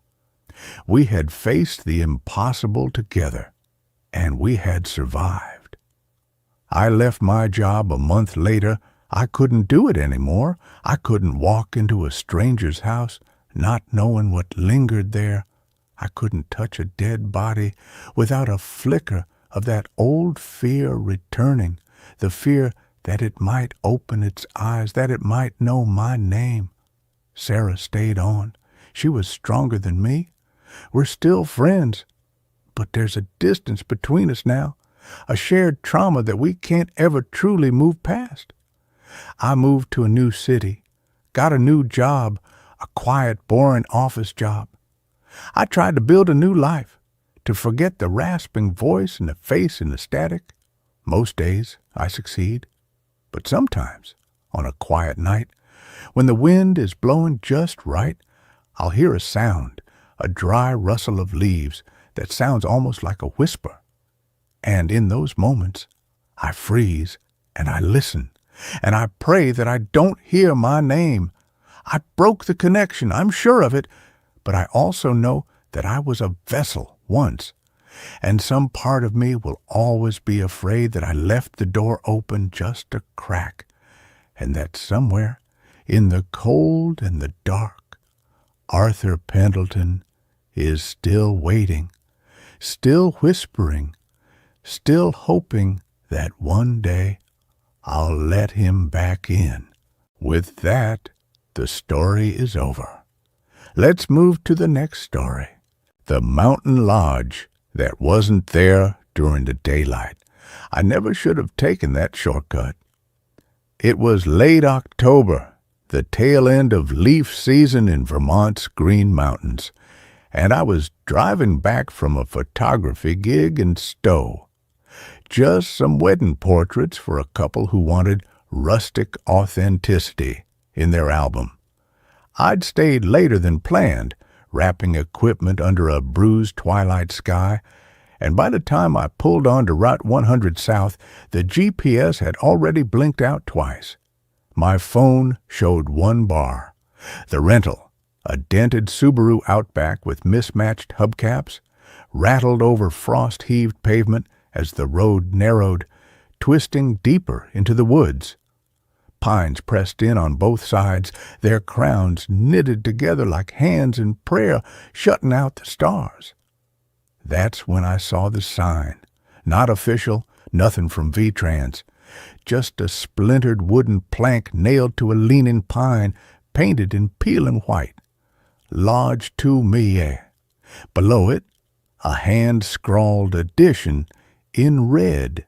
Cheapest in the range. Heat. Shower. No name, no logo. Just an arrow pointing down an unmarked gravel track, barely wider than my car. I hesitated. My tank was below a quarter. The next service station was, according to the fading map I'd printed before the trip, another 40 miles, and the temperature gauge on the dash had started dipping toward freezing. I'd driven past 2 shuttered motels already, their windows boarded, roofs sagging under decades of snow load. This felt reckless, but the word shower glowed in my mind like a promise. I'd been living out of a backpack for 3 days. My clothes smelled like campfire and stale coffee, and the idea of pulling over on the shoulder, sleeping upright in the driver's seat while frost feathered the windshield. No, I turned. The gravel crunched under the tires, loud and brittle like snapping bones. Branches scraped the side mirrors. After half a mile, the trees opened slightly, revealing a steep slope dropping away to the west, the valley below, already swallowed in indigo shadow. And then there it was. Perched on a rocky outcrop, half hidden by hemlocks and birch, sat a lodge. Not grand, not elegant, but solid. 2 stories of dark-stained timber, a steep, shingled roof heavy with moss, a stone chimney jutting crookedly. Light spilled from 3 windows on the ground floor, warm, amber, flickering slightly, as if lit by oil lamps or a fire. Smoke curled from the chimney in slow, deliberate spirals. The porch sagged in the middle, its railings missing spindles, but it held a rocking chair, empty, still swaying, just a fraction, as though someone had risen seconds before I arrived. My headlights swept over a hand-painted sign above the front door, Hemlock Rest, faded but legible. Below, in smaller script, Esther, 1923 longs. I parked beside a rusted pickup with no tires, its bed filled with damp leaves and the skeletal remains of a deer. No other vehicles. I grabbed my duffel, locked the car. More habit than hope, and climbed the porch steps. They groaned under my weight, each one a complaint. The front door wasn't locked. It swung inward with a low, wet creak. Inside, the air was thick, not musty exactly, but dense, like walking into a room where someone had just stopped speaking. The heat was real, radiating from a cast-iron stove in the corner, its door ajar, embers pulsing deep orange. A single kerosene lantern hung from a beam, casting long, wavering shadows across floorboards worn smooth by time. The furniture was mismatched. A sagging sofa upholstered in frayed floral, 2 armchairs with horsehair stuffing leaking from the arms, a pine table littered with old National Geographics, and a chipped ceramic mug. "Hello?" I called. My voice sounded too loud, too sharp. No answer. But from somewhere above, a floorboard creaked, then another, slow, deliberate, like footsteps pacing.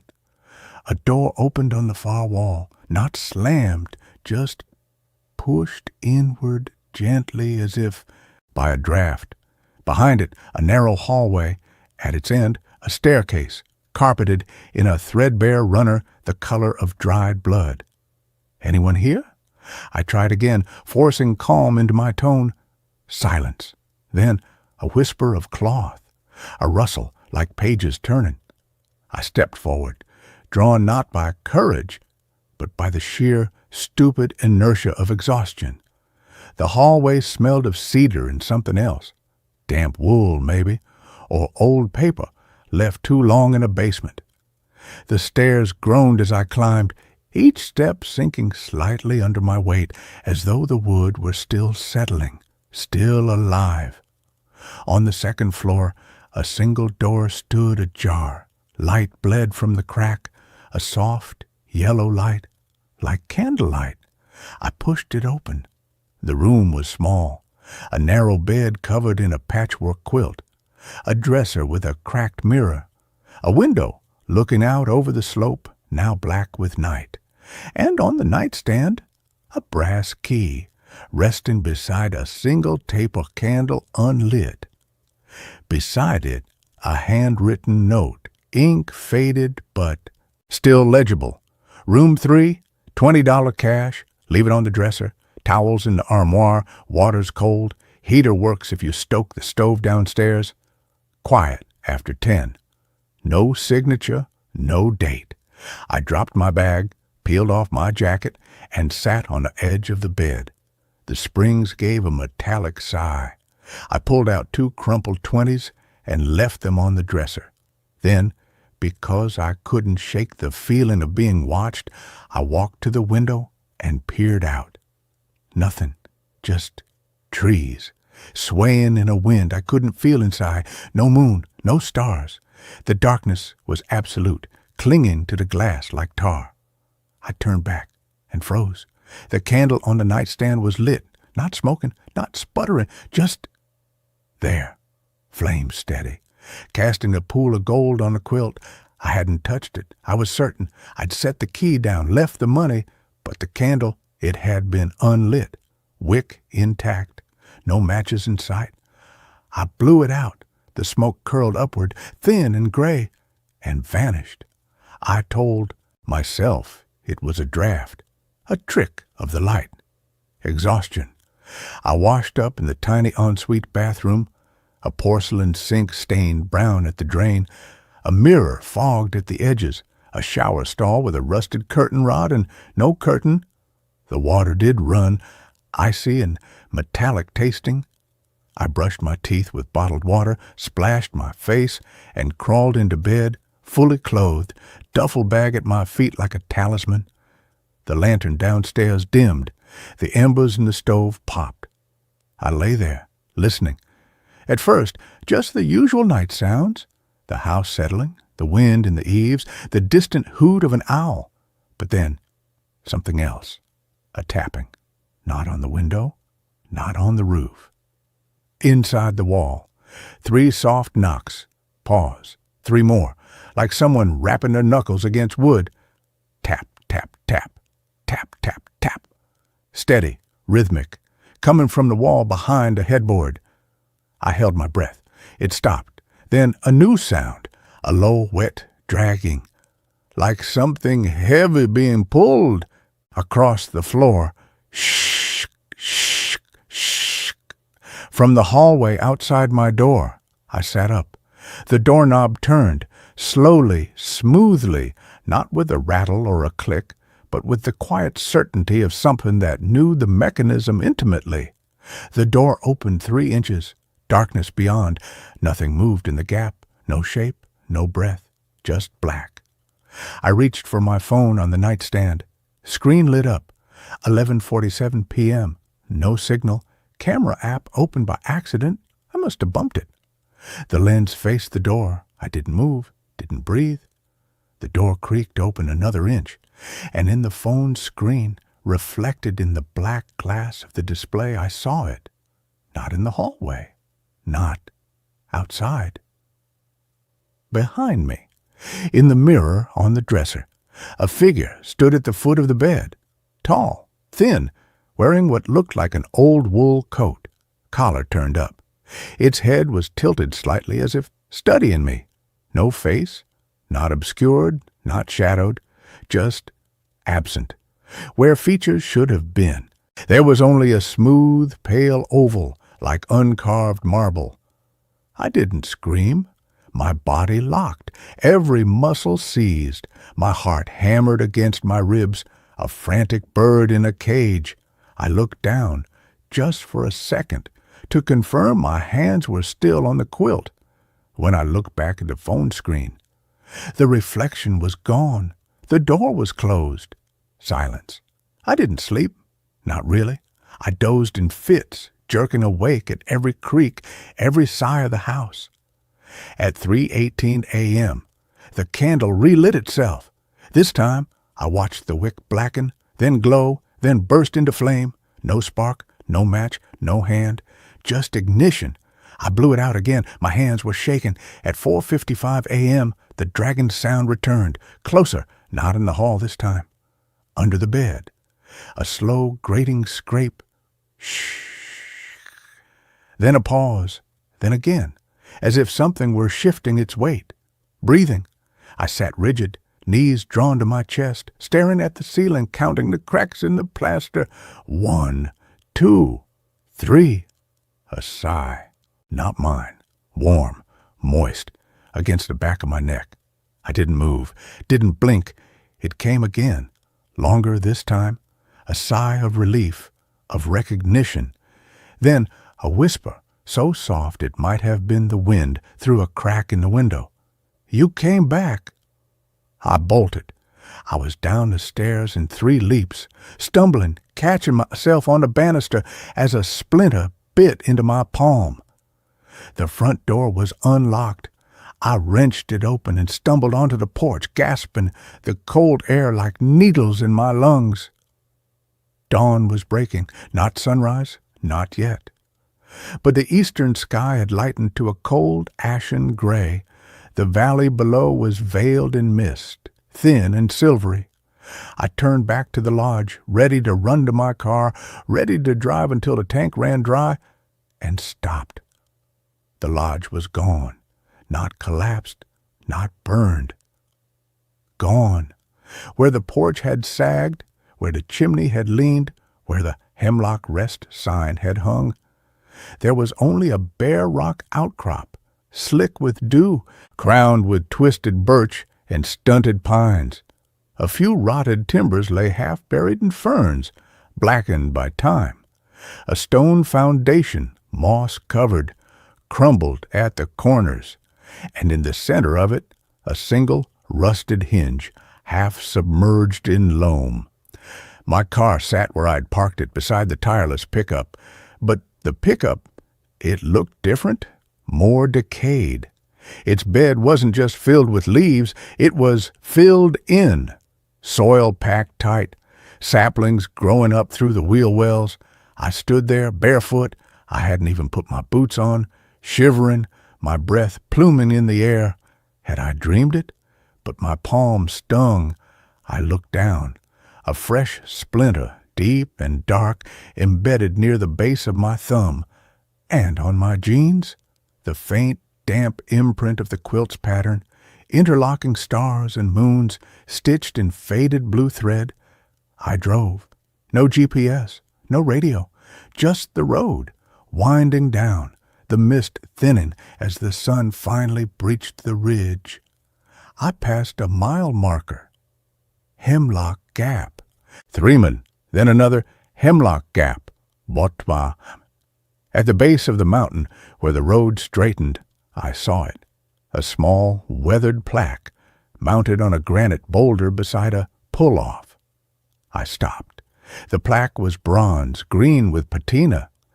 The inscription was worn but legible, in memory of the guests and staff of Hemlock Rest Lodge lost in the fire of November 3rd, 1957. 14 souls. May they rest in peace. Below, in smaller type, site closed to the public. No remains recovered. I stared at it. November 3rd. 30 days from now. My hands were numb on the wheel. I turned the key. The engine caught. I drove for an hour before I dared check my phone. It buzzed as soon as service returned. 12 missed calls, 6 voicemails, 3 texts, all from my sister. Where are you? Mom's been trying to call. Dad's in the hospital. It's bad. Call me, please. I pulled over at a gas station outside Waterbury, filled the tank, bought coffee, sat in the car, staring at the steam rising from the cup. The barista, a kid with a nose ring and a Ben and Jerry's hoodie, leaned out the window as I paid. You okay, man? You look like you seen a ghost. I forced a smile. Long night. He nodded, glanced past me up the road toward the mountains. Yeah, happens up there. Old roads play tricks, especially near Hemlock Gap. I froze. You know it? Sure. Used to hike up there as a kid. Before they closed the trail. He wiped the counter. Place burned down in the 50s. Lodge, whole thing. Story goes, the night watchman, he stayed behind, tried to save the guest register, got trapped in the west wing. He shrugged. They never found his body. Just the register. Open to November 3rd. All the names. Crossed out. Except one. What name? My voice was hoarse. He looked at me, really looked, and his expression shifted. Not suspicion. Something softer. Pity. Doesn't matter, he said, quietly. Some names, they stick around. I drove to the hospital. Dad made it. Barely, a massive stroke. They said he wouldn't speak again, that he'd be in rehab for months, maybe years. I sat by his bed that night, holding his hand, watching the monitor blink green and steady. At 11:47 p.m., the same time the candle had lit, the heart monitor stuttered. Just once, a flat line, half a second, then back to rhythm. I looked up. The curtain around the next bed was drawn, but beneath it, I saw feet, bare feet, pale, thin, toes slightly curled, not moving, just waiting. The next morning, while Dad slept, I went to the hospital's small library, old microfilm archives, local papers. I fed quarters into the machine, scrolled through brittle pages of the Green Mountain Chronicle. November 5th, 1957. Fire claims historic lodge. Believed to have started in the stovepipe of the main hearth. Evacuation hampered by faulty wiring and locked. Secondary exits? 14 confirmed dead. Among them, owner Elias Crow, 52, cook Martha Bell, 48, maintenance man Robert Voss, 39. One guest unaccounted for, male, mid-30s, signed in as J. Doe, paid cash. No ID recovered. Room 3. Room 3. I scrolled backward. October 29th, 1957. A small ad, bottom corner of page 7, Hemlock Rest Lodge, open year-round. Heat, hot water, 5 night. Ask for Elias. Below it, in the classifieds, lost. Pocket watch, silver, engraved JV 1921. Reward, last seen near Hemlock Gap Trailhead. Contact J. Doe, C.O. Hemlock Rest. J.V. John Voss, Robert Voss's brother. I sat back, the machine humming, the screen flickering. Robert stayed behind to save the register, but maybe he wasn't trying to save the guests. Maybe he was trying to save him. I drove back to the mountain 2 days later. Daylight, clear sky, autumn sun sharp and gold. I took the same turnoff. The gravel track was overgrown now. Saplings across the road, branches low and grasping. I parked and walked. It took 20 minutes, hacking through ferns and fallen limbs, following the faintest depression in the undergrowth, what might have been a path. I reached the outcrop. Nothing, just rocks, trees, wind in the pines. I stood where the porch would have been, where the door had opened. I pulled a brass key from my pocket, the one I had taken from the nightstand, the one I hadn't realized I'd kept, until I found it in my jeans this morning. It was warm, not from my hand, from inside. I held it up. Sunlight glinted off the teeth, and in that light I saw the engraving, faint but unmistakable, worn into the bow. Hemlock Rest, Room 3. I dropped it. It didn't hit the ground. It vanished, midair, 6 inches above the moss. No sound, no flash, just gone. I turned to leave, and that's when I saw the footprint in the soft earth beside a birch root, fresh, barefoot, small, a child's, leading into the rock face where there was no door, no opening, just stone. But the print was deep, as if whoever made it had been running or pulled. I didn't follow it. I walked back to the car, but as I reached the road, I glanced in the rearview mirror. For just a second, before the trees closed in, I saw it. On the ridge, the lodge, not in ruins, not burning, just there, lit from within, smoke rising, and in the window of room 3, a figure, watching me go. The next night, I dreamed of the candle. It burned on the nightstand, steady and bright. The door opened. This time, I didn't look at the phone. I turned. The figure stood at the foot of the bed. Closer now. The coat was damp, smelled of wood smoke and wet earth, and the face still blank. But the oval had changed. It wasn't smooth anymore. It was forming. A brow, the suggestion of a nose, a mouth slightly open, and the eyes, not empty, not yet, but waiting for me to recognize them. When I woke, my pillow was damp, not with sweat, with dew, cold, mountain dew, and on the floor beside the bed, 3 drops of water in a line, tap, tap, tap. I haven't slept in a bed since. I camp in the car now. Motels are out of the question, even chain hotels, the uniformity, the thin walls, the way the hallway lights hum at 3 a.m. It all feels like a prelude. But last week, driving through New Hampshire, I saw a sign, not official, just a plank on a pine. Lodge 1.5 hours of Mayors, heat, shower. The arrow pointed down a dirt road shaded by hemlocks.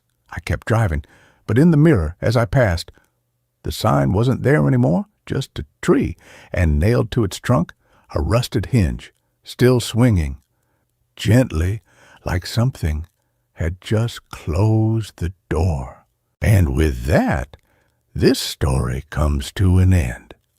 Let's move on to the next one. I went to a hotel, and the guest registry listed my name. Checked in 3 weeks before I'd even booked the room.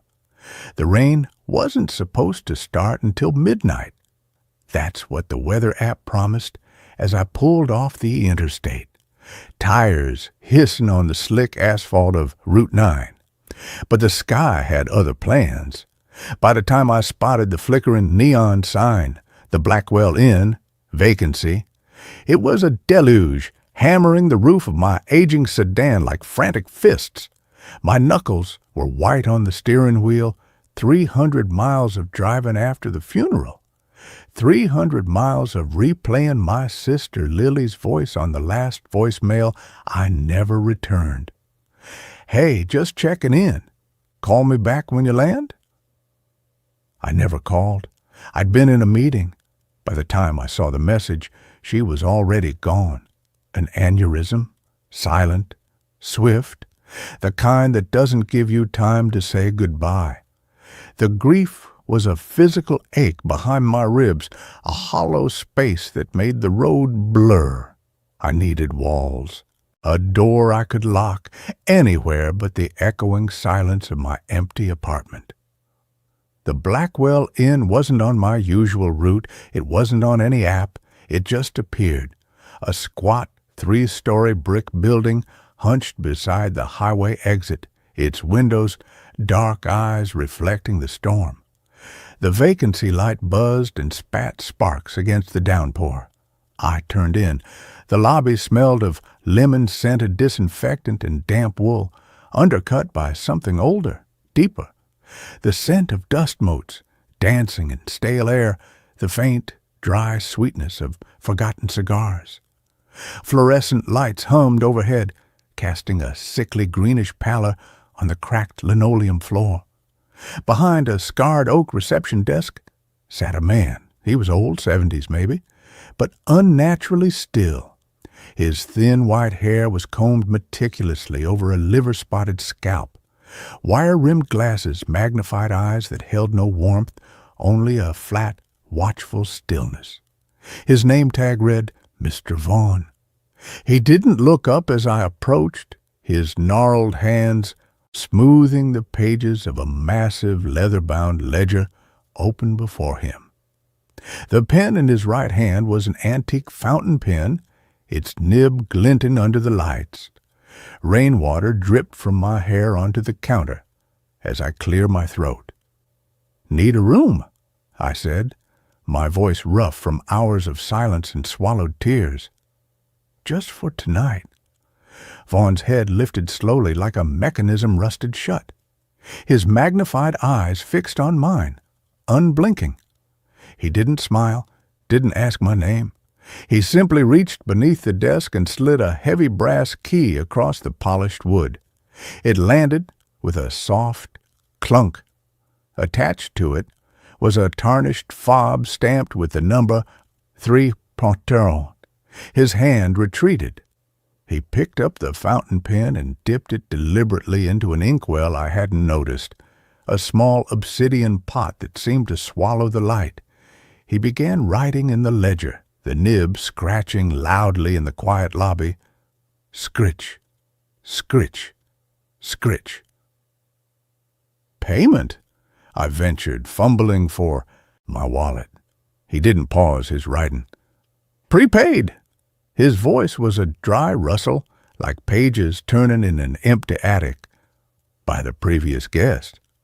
I frowned, laying 2 20s on the ledger beside his hand. He didn't acknowledge the money. His pen moved with deliberate strokes. I leaned slightly, curiosity overriding fatigue. The ledger page was dense with cramped handwriting, names, dates, room numbers. My eyes skipped down the columns. And then I saw it. October 12th, room 314, Eleanor Shaw. Check-in, 8:47 p.m., October 12th. 3 weeks ago, 3 weeks before. Lily died. 3 weeks before I'd even considered this detour, this storm, this crushing need to drive until my hand stopped shaking. My breath hitched. I stared at the name. Eleanor Shaw. My name, my handwriting. I'd recognize the loop of my E, the sharp angle of my W anywhere. But I hadn't written this. I hadn't been here 3 weeks ago. I'd been in Seattle, closing the biggest deal of my career, ignoring Lily's increasingly worried texts about our mother's health. I hadn't returned her one voicemail. I hadn't been here. I looked up, pulse hammering in my throat. This can't be right. That's my name, but I wasn't here on the 12th. I've never been here before tonight. Vaughn didn't stop writing. His pen scratched on, adding more details beneath my name. Duration, 1 night. Paid in full. "The registry doesn't lie, Miss Shaw," he murmured, his voice devoid of inflection. He finally looked up, those magnified eyes holding mine. There was no surprise in them, only a terrible, patient knowing. It records what will be, what must be. He closed the ledger with a soft thud, the leather cover swallowing the sound. Room 309, third floor, end of the hall.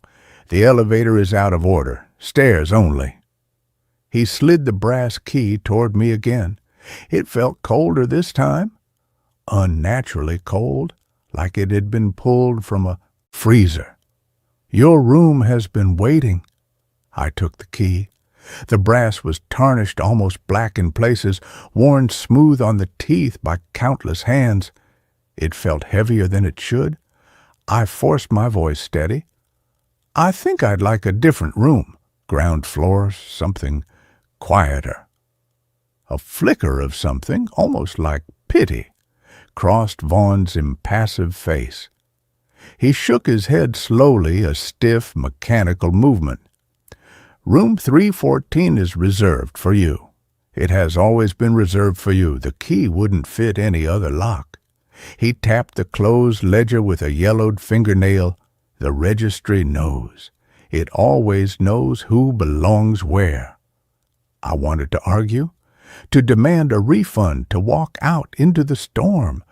But the weight of the day, the grief, the exhaustion, the sheer impossibility of driving another mile in this deluge pressed down on me. The key felt like an anchor in my palm. Fine, I muttered, turning away before he could see the tears welling in my eyes. Just fine.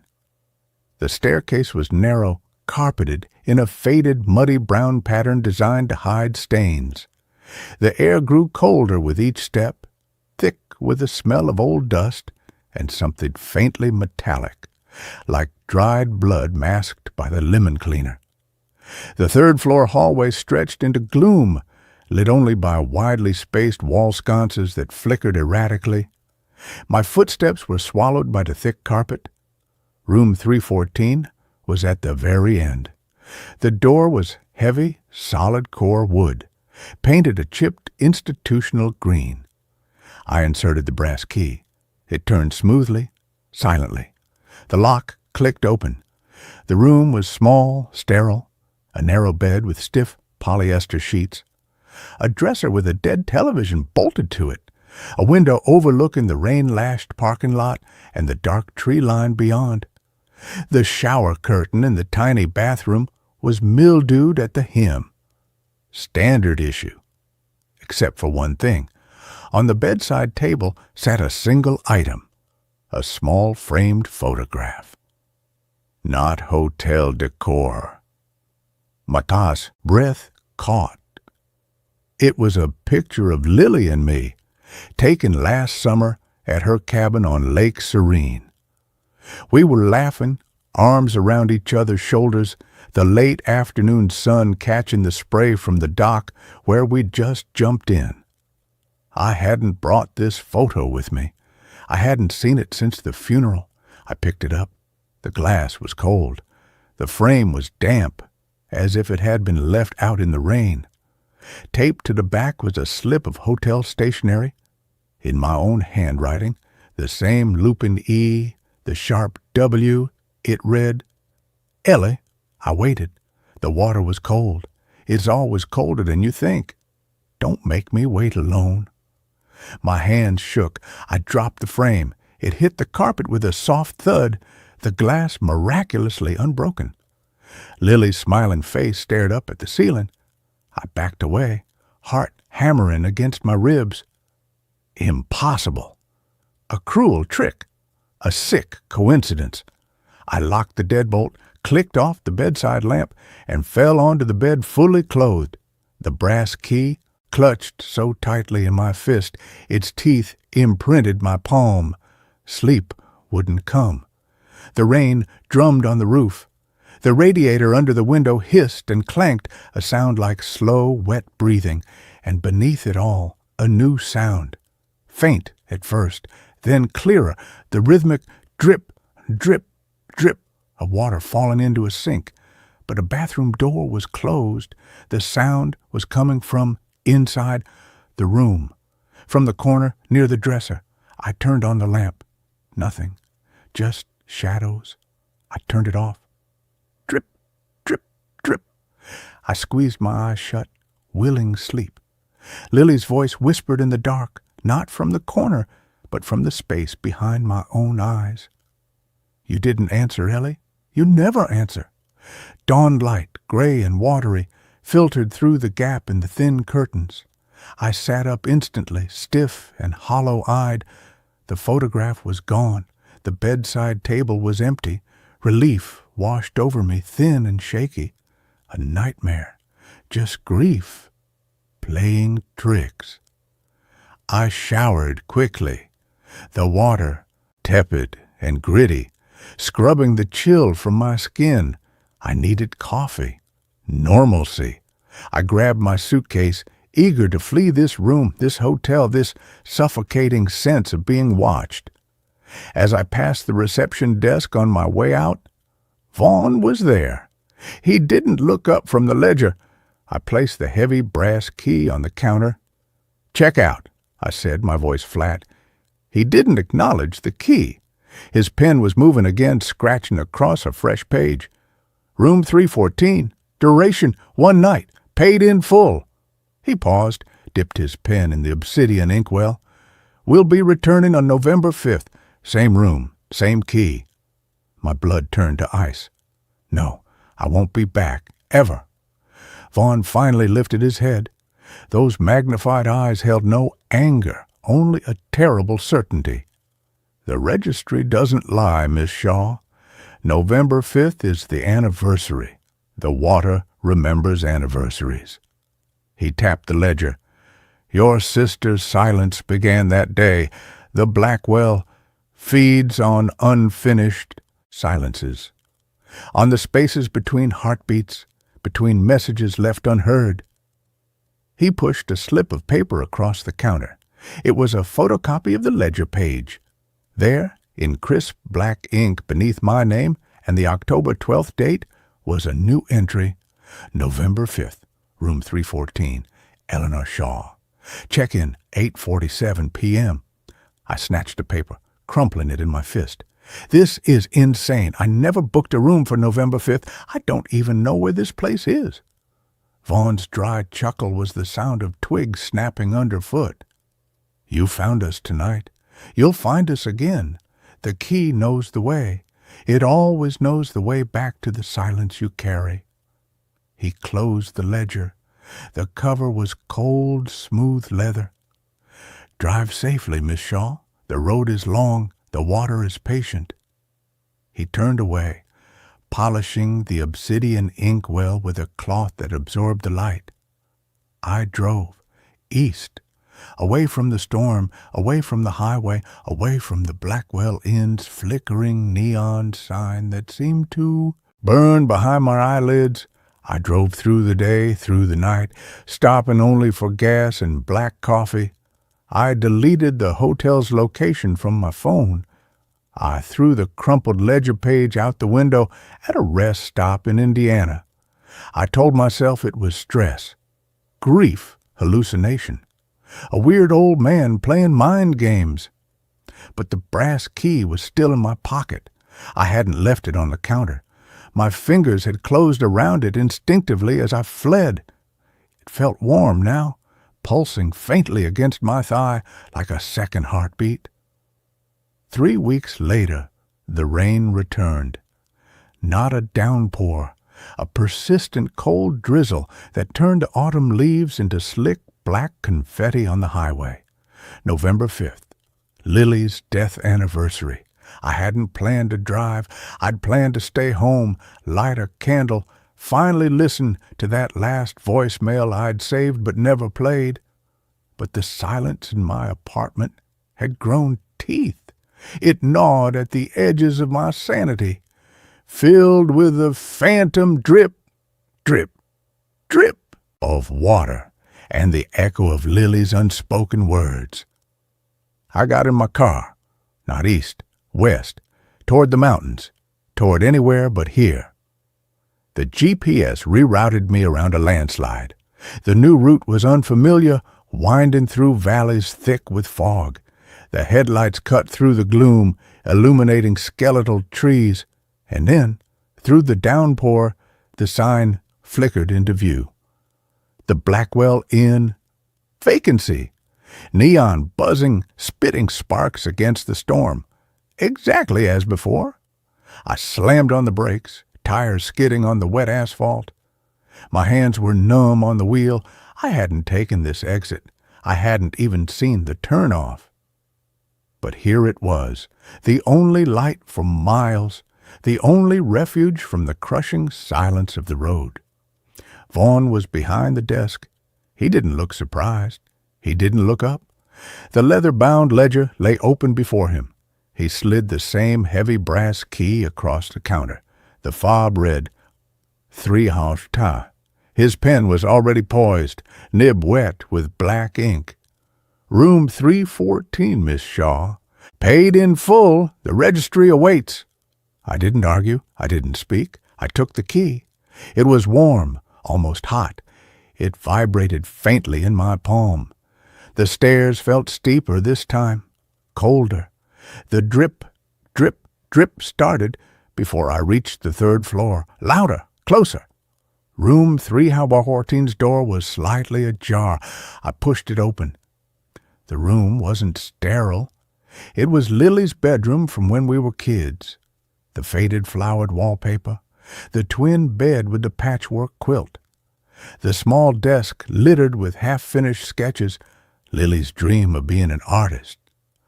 Rain streaked the window, but outside wasn't the parking lot. It was the view from her cabin window, Lake Serene, dark and still under the stormy sky.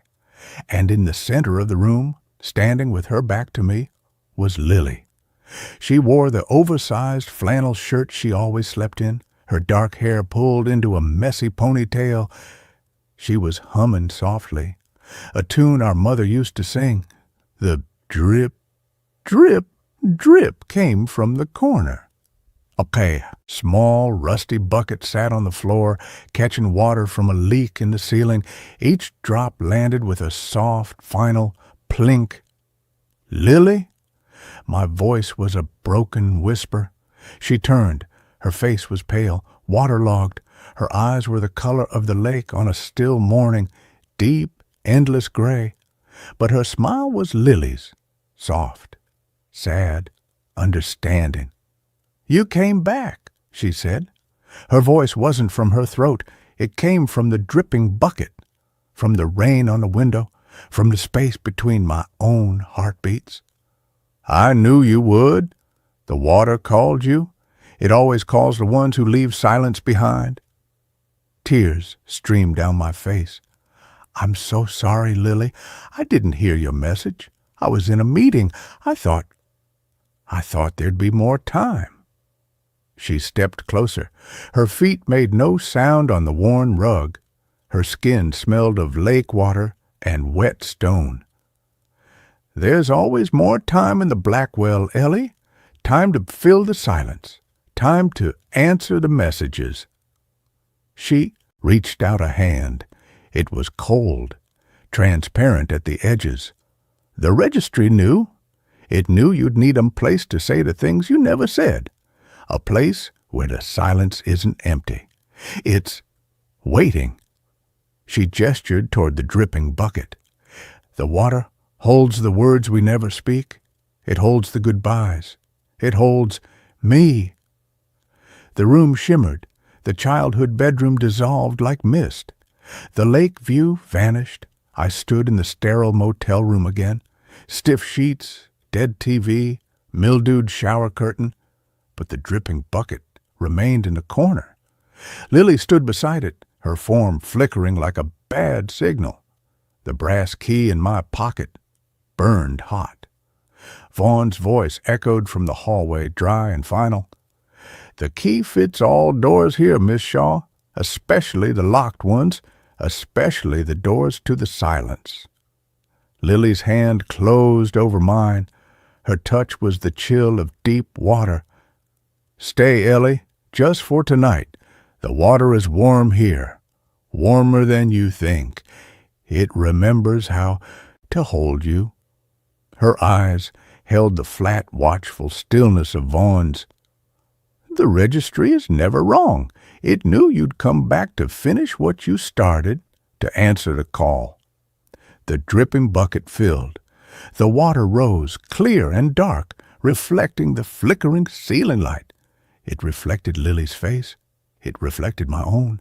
And as I stared into that rippling surface, not at my reflection, but at the space between the drops, I saw it. The date. November 5th, room 314, Eleanor Shaw. Check-in 8:47 p.m. But below it, written in water that didn't disturb the surface, were new words. Duration. Permanent. Paid in full. Lily's hand tightened on mine. The water in the bucket overflowed, spilling silently across the carpet, cold and deep. It didn't soak my shoes. It rose around my ankles, my knees, thick as silence, pulling me down. The last thing I saw before the water closed over my head was the brass key floating on the surface. It glowed faintly green, and in its reflection, in the dark water of the bucket, I saw Vaughn's face, not at the desk, standing behind me in the flooded room. His magnified eyes held no pity now, only hunger. He dipped his fountain pen into the water and began to write on the surface of the flood. Room 314 is now occupied. I didn't drown. I floated in the warm, silent dark. The water held me like a promise, like a goodbye finally spoken. The dripping stopped.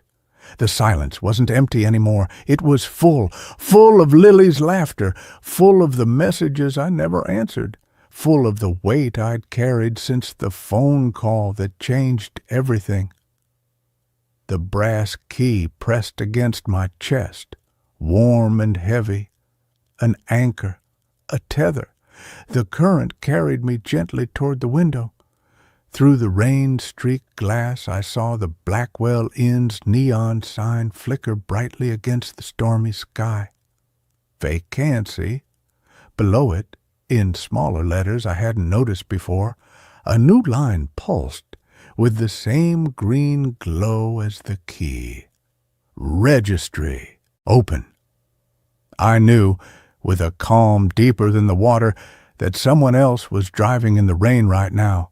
Someone carrying a silence of their own, someone the key was already waiting for. I closed my eyes. The water whispered Lily's name. It whispered mine. And in the perfect listening silence of the deep, I finally answered. The key grew warmer. The registry turned a new page. The vacancy light buzzed on, eternally patient, waiting for the next set of headlights to cut through the storm. That's where this story ends.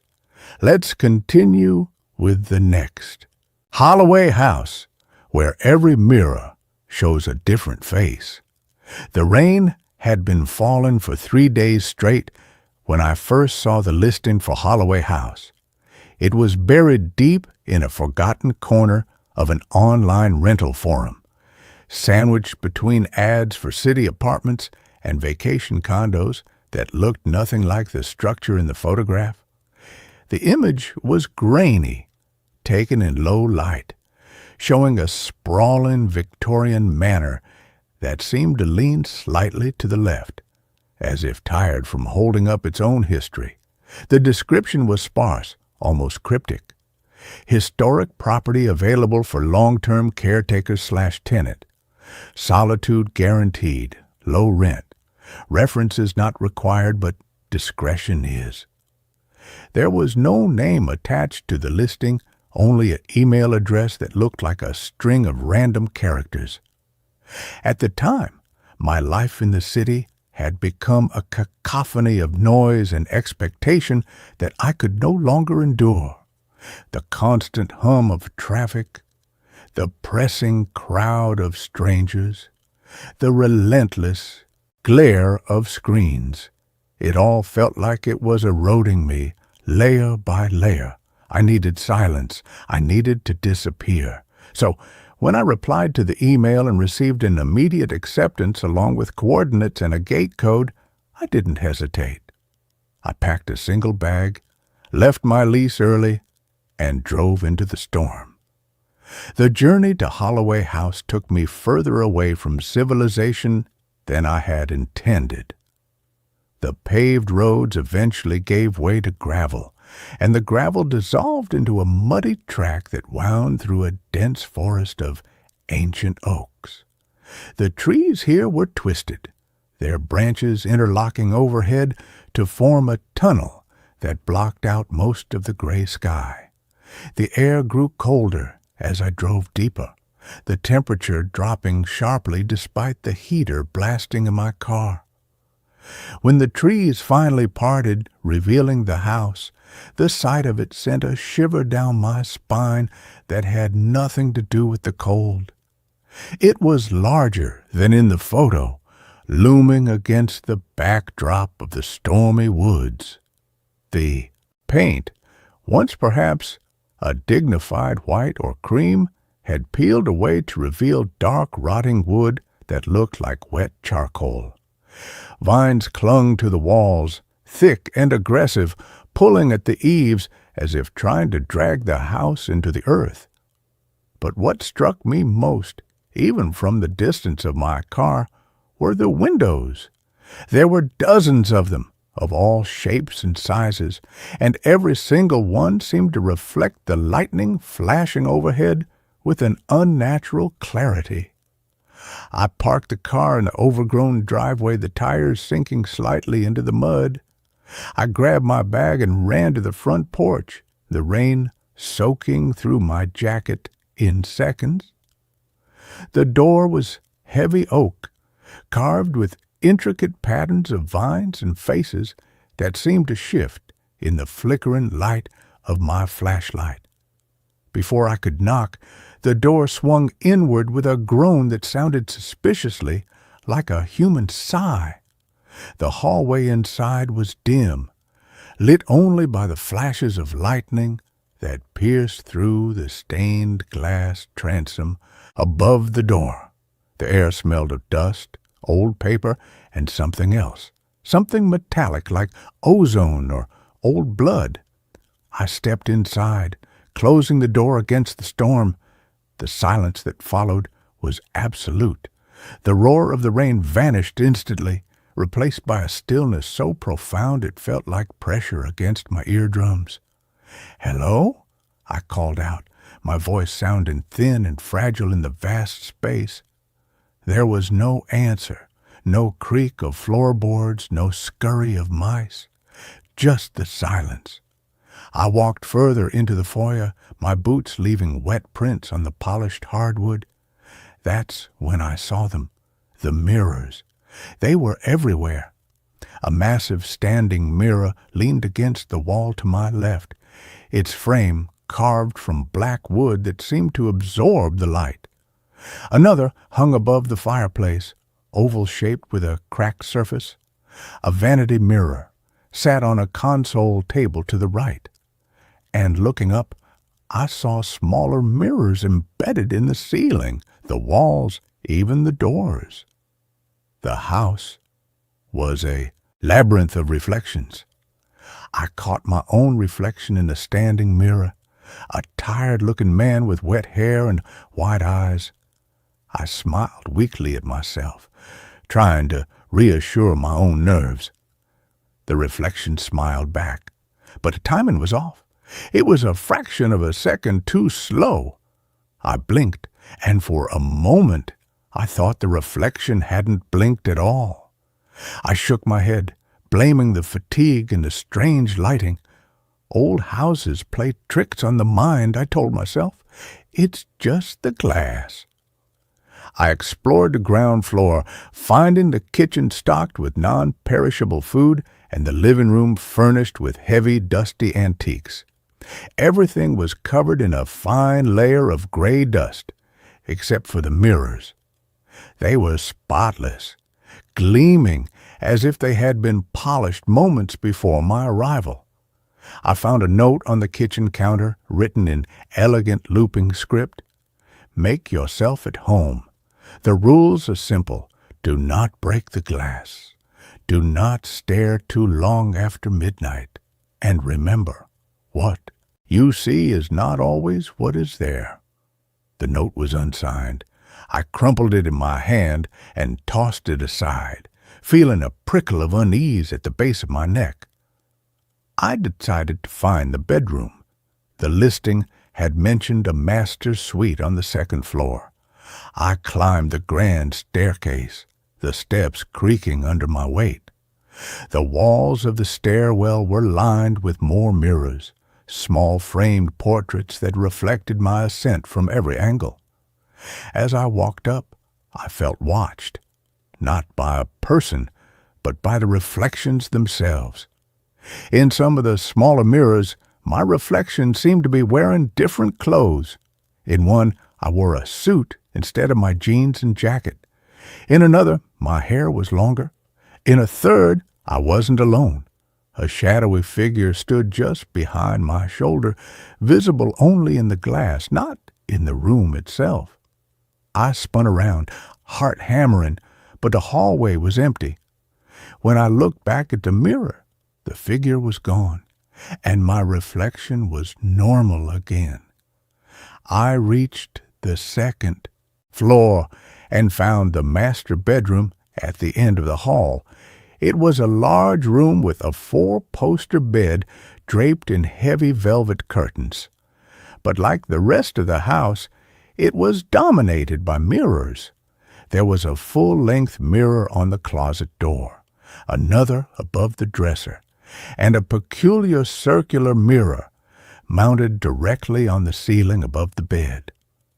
I dropped my bag on the bed and walked over to the window. The rain had stopped, leaving the world outside wrapped in a thick, eerie fog. I turned back to the room, intending to unpack, but froze. The mirror above the dresser was showing something impossible. My reflection was there standing by the window, but it wasn't looking out. It was looking directly at me with an expression of pure terror. Its mouth was open in a silent scream, hands pressed against the glass from the inside. I stumbled back, knocking over the lamp. The crash echoed loudly. I looked at the mirror again. My reflection was normal now, mimicking my shock, looking at the broken lamp. "Get a grip," I whispered to myself. "It's just stress, lack of sleep." I cleaned up the lamp, avoiding looking directly into any of the mirrors as I did so. I felt a primal urge to cover them all, to throw sheets over the glass, but something held me back. A curiosity that was stronger than my fear. I wanted to understand. Night fell quickly, swallowing the house in darkness. I lit a few candles I had brought, placing them strategically around the room to push back the shadows. The flickering light made the reflections dance and warp, creating an unsettling atmosphere. I sat on the edge of the bed trying to read a book, but my eyes kept drifting to the mirrors. Every time I glanced at one, I expected to see something wrong, and slowly, subtly, things began to change. In the closet mirror, my reflection started to age. I watched, horrified, as lines appeared around its eyes, as its hair turned gray, as its skin sagged. It happened in real time. A rapid decay that spanned decades in minutes.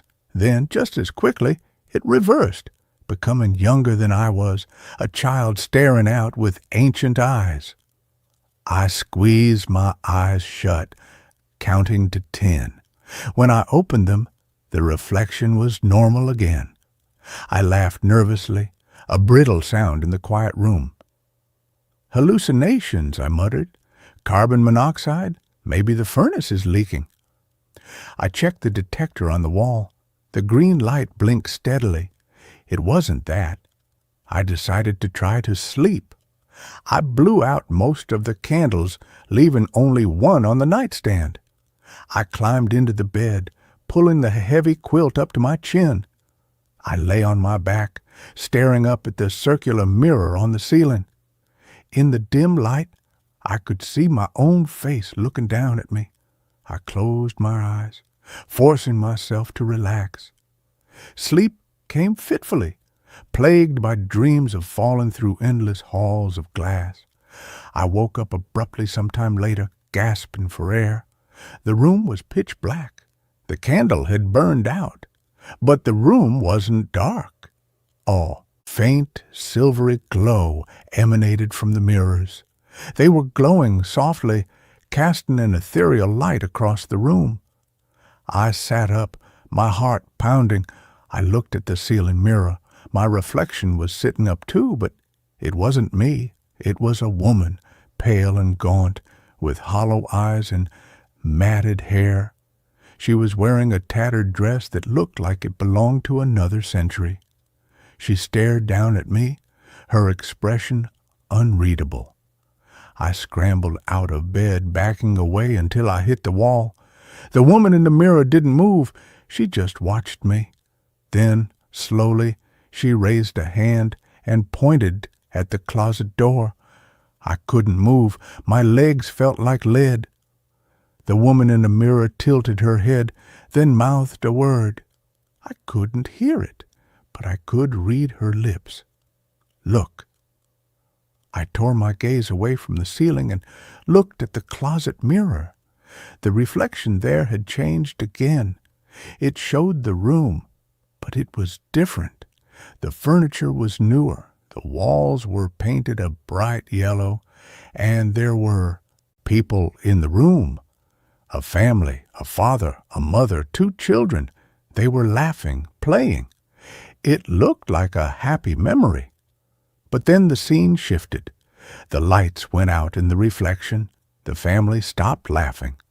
They looked toward the door, terrified.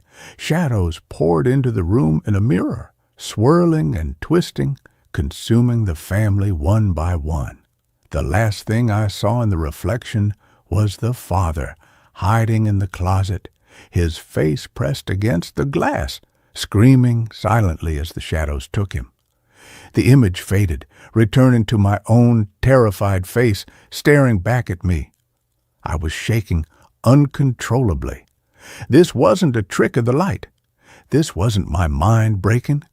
The house was showing me things, memories trapped in the glass. I spent the rest of the night huddled in the corner of the room, far away from any reflective surface. I kept my eyes closed, humming a tune to drown out the silence. Every time I heard a sound, a creak, a whisper, a tap, I flinched. The night seemed to stretch on forever, the darkness pressing in on me. When dawn finally broke, filtering gray light through the foggy windows, I felt a surge of relief. The mirrors looked dull and ordinary in the daylight. The glow was gone. The figures were gone. I packed my bag immediately, deciding to leave. No amount of cheap rent was worth this. I hurried downstairs, avoiding looking at the mirrors in the hallway. I reached the front door and grabbed the handle. It wouldn't turn. Locked. I jiggled it, pulled, pushed. Nothing. I ran to the windows. They were sealed shut, painted over from the outside. I was trapped. Panic rose in my throat, hot and acidic. I screamed for help, but the sound was swallowed by the house. No one answered. The silence returned, heavier than before. I wandered back to the living room, defeated. The mirrors seemed to be watching me again. In the large standing mirror, my reflection was standing still, even though I was pacing. It was smiling, a cold, cruel smile that I knew I wasn't making. "Let me out," I begged the empty room. The reflection in the standing mirror shook its head slowly. Then it pointed to the staircase. I hesitated, then slowly walked toward the stairs. As I ascended, the mirrors on the wall began to change again. Each one showed a different version of me. In one, I was old and dying. In another, I was a child crying. In a third, I was dead, lying on the floor of the hallway. In a fourth, I was someone else entirely, a man I didn't recognize, wearing a uniform holding a key. The variety of faces was dizzying.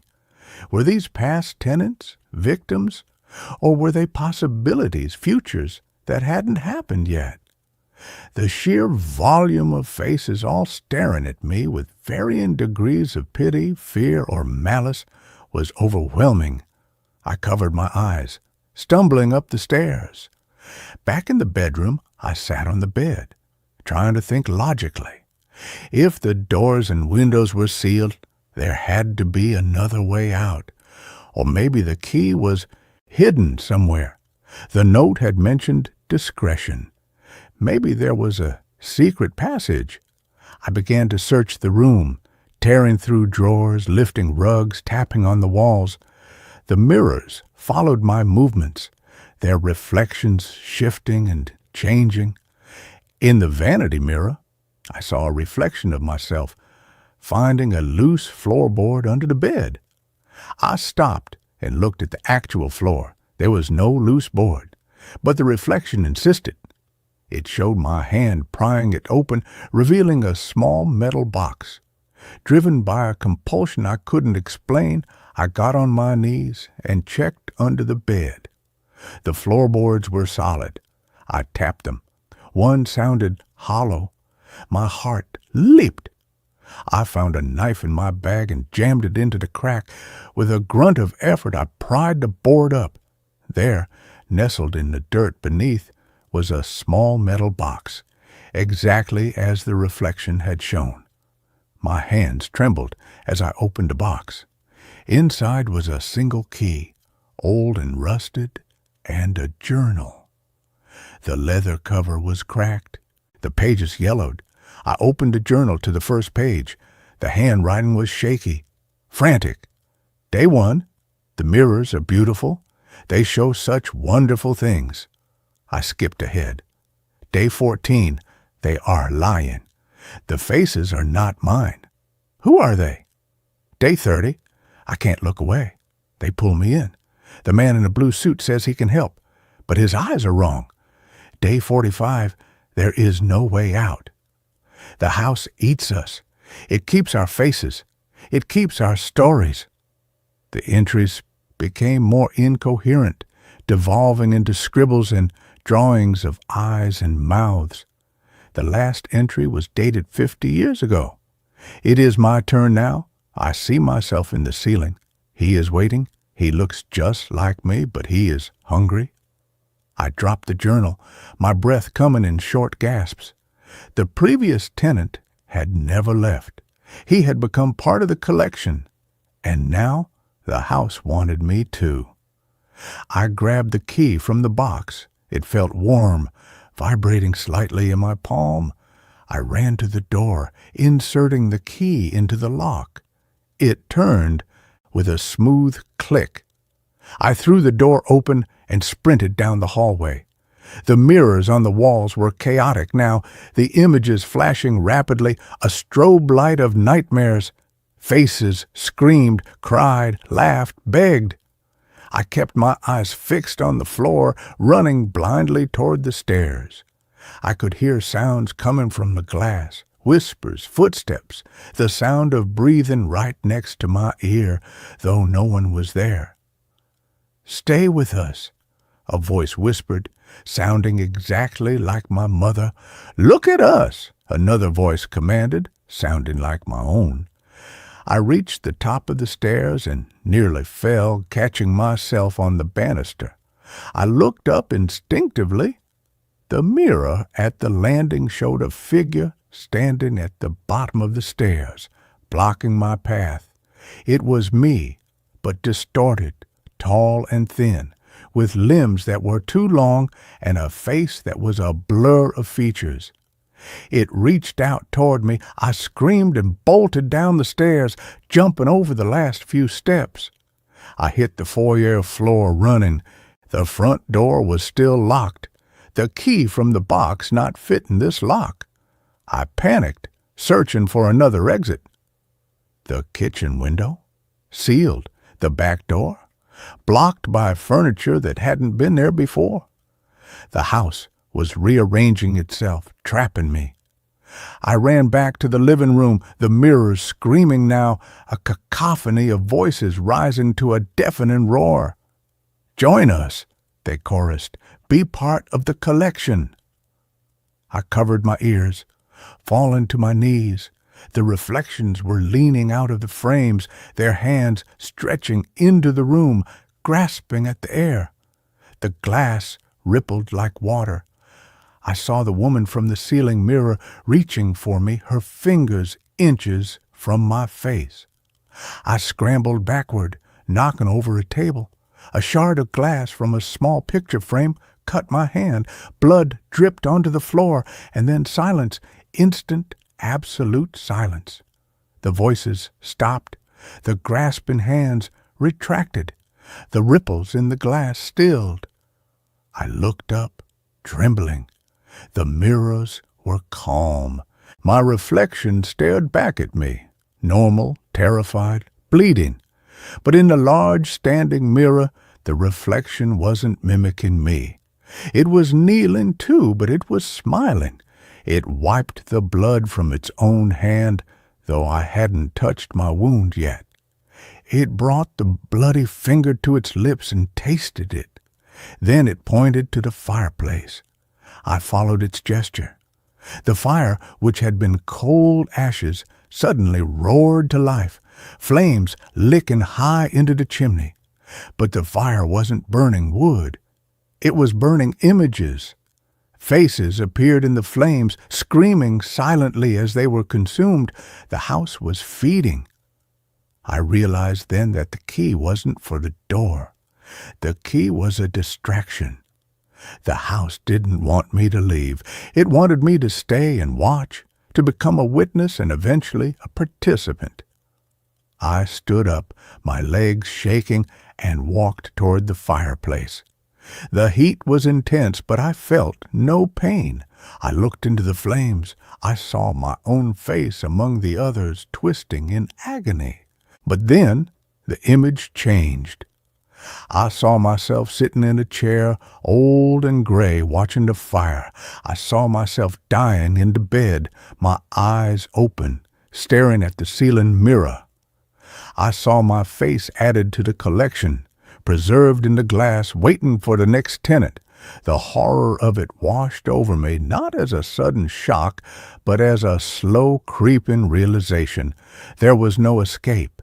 The house was a prison of memories, and the mirrors were the bars. I retreated to the bedroom, locking the door behind me. It was a futile gesture, I knew, but it made me feel slightly safer. I sat on the bed, staring at the ceiling mirror.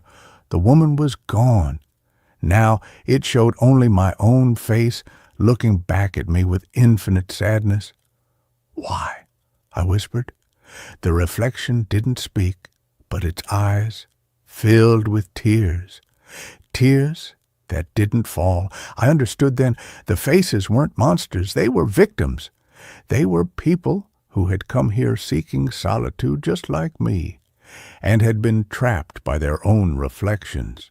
The house fed on loneliness, on the desire to be seen. It gave us an audience. Millions of audiences trapped in the glass, forever watching, forever watched.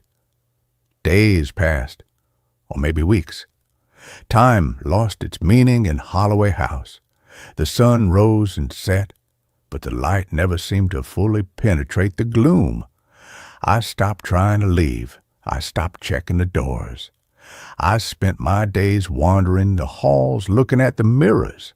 I learned their rhythms. In the morning, they showed pleasant things, sunny days, happy memories, lies to lure you in. At noon, they showed the truth, the decay, the death, the despair. At night, they showed the future, the inevitable end. I began to recognize the other faces, the man in the blue suit from the journal, the woman in the tattered dress, the family in the yellow room. We were a community of the trapped, separated by glass but connected by fate. Sometimes, if I pressed my hand against the mirror, I could feel a warmth on the other side. A hand pressing back.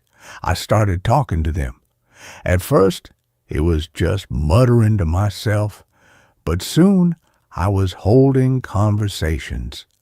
The man in the blue suit told me about the war he fought in. The woman told me about the child she lost. The family told me about the party they were having before the shadows came. Their stories were heartbreaking, vivid, real. I recorded them in the journal I had found, filling the blank pages with their histories. If I couldn't save them, I could at least remember them. I could bear witness. The house seemed to approve of this. The mirrors grew brighter when I spoke. The voices became softer, less menacing. Perhaps this was the purpose of Holloway House, not to torture, but to preserve, to keep the stories alive when the world had forgotten them. I was the curator now, the new guardian of the faces. One night, months after I had arrived, I sat in front of the ceiling mirror. My reflection looked different. Older, tired, but peaceful. The woman was there, too, standing beside my reflection. She smiled, a genuine, warm smile. "Thank you," she mouthed. I nodded. "You're welcome," I said aloud. The glass rippled again, but this time it didn't frighten me.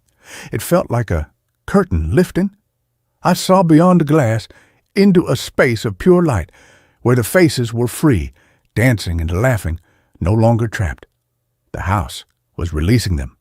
One by one, the images in the mirrors faded, leaving only clear, empty glass. The man in the blue suit vanished. The family disappeared. The woman bowed to me and dissolved into light. Finally, only my reflection remained. I looked at myself. I looked old. My hair was white, my face lined.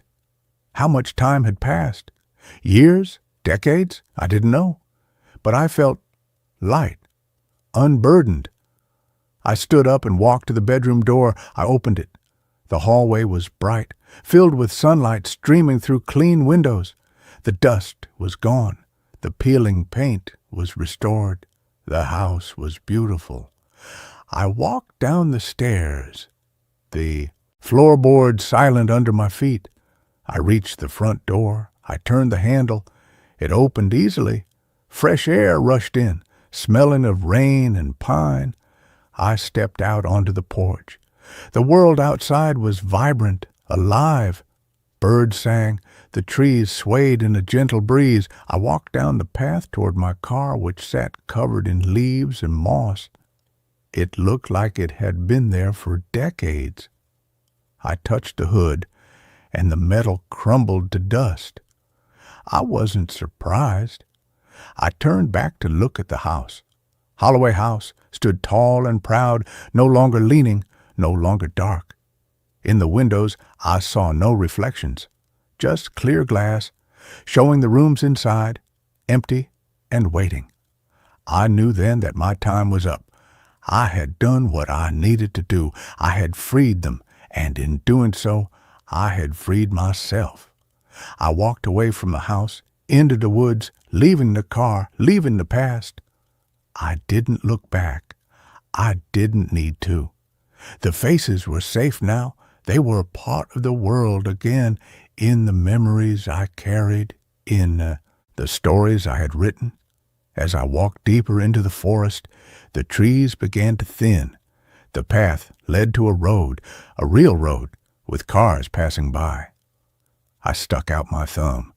A truck slowed down, the driver rolling down the window. "Where are you headed, friend?" he asked. I smiled, a real smile, for the first time in years. "Anywhere," I said. "Just away from the mirrors?" The driver chuckled and unlocked the door. I climbed in. As we drove away, I looked out the side window. In the distance, through the trees, I saw a flash of silver. A mirror? No, just a patch of sunlight on a pond.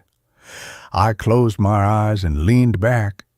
The silence in the truck was comfortable, natural. No whispers, no screams, just the hum of the engine and the sound of the wind. But sometimes, late at night, when I'm alone in my new apartment in the city, I catch a glimpse of myself in a window or a shiny surface, and for a split second, I see not just my own face, but a multitude of others behind me. The man in the blue suit, the woman in the dress, the family, they are smiling, they are waving, and I smile back because I know they are there, and I know that Holloway House is no longer a prison. It is a gallery, a museum of souls, and I am the only one who knows the truth, the story of Holloway House. Where every mirror shows a different face is not a warning to stay away. It is a reminder that no one is ever truly alone, that even in the darkest reflection, there is a spark of light, and if you listen closely, if you look deeply, you might just see the faces of those who came before, waiting to tell their story, waiting for someone to remember. I still have the journal. It sits on my desk, filled with the names and stories of the lost. I write in it every day, adding new entries, keeping the memories alive. I don't own many mirrors anymore. I cover them when I sleep. But I'm not afraid. Fear is for those who don't understand. I understand. The glass is just a doorway. And sometimes, just sometimes, the door opens both ways. The rain taps against my window now, a gentle rhythm. I look at the glass. My reflection looks back, and behind me, in the depths of the room, I see a faint shimmer. A rocking chair? No, just a trick of the light. Or maybe not. Maybe the house followed me. Or maybe I brought a piece of it with me. It doesn't matter. We are together. The tenant and the faces, the watcher and the watched. And in this strange, silent companionship, we find peace. The night stretches out long and deep, but I'm not afraid of the dark. I know what lies in it. And I know that it is not evil. It is just memory. It is just love. It is just us. So if you ever find a listing for a historic property, solitary and cheap, with a mention of discretion, think twice. But if you do go, if you find yourself standing in a hall of mirrors, don't run. Don't scream. Look closely. Listen hard. You might meet someone you've been waiting for. You might see a face that reminds you of home. And you might realize that the scariest thing isn't the reflection. The scariest thing is ignoring it, turning away, forgetting. As long as we remember, as long as we witness, the faces in the glass will never fade. They will wait, patient and eternal, for the next person to stop, to look, and to say, I see you. And in that moment, the mirror stops being a barrier. It becomes a bridge, a connection across time and space, a promise that no story ever truly ends. It just changes form. It becomes a reflection. And reflections, unlike people, never die. They just wait for the light to hit them again. I close my eyes now, ready to sleep. The city is quiet. The mirrors are covered, but I can feel them, warmth against the wall, a presence in the room.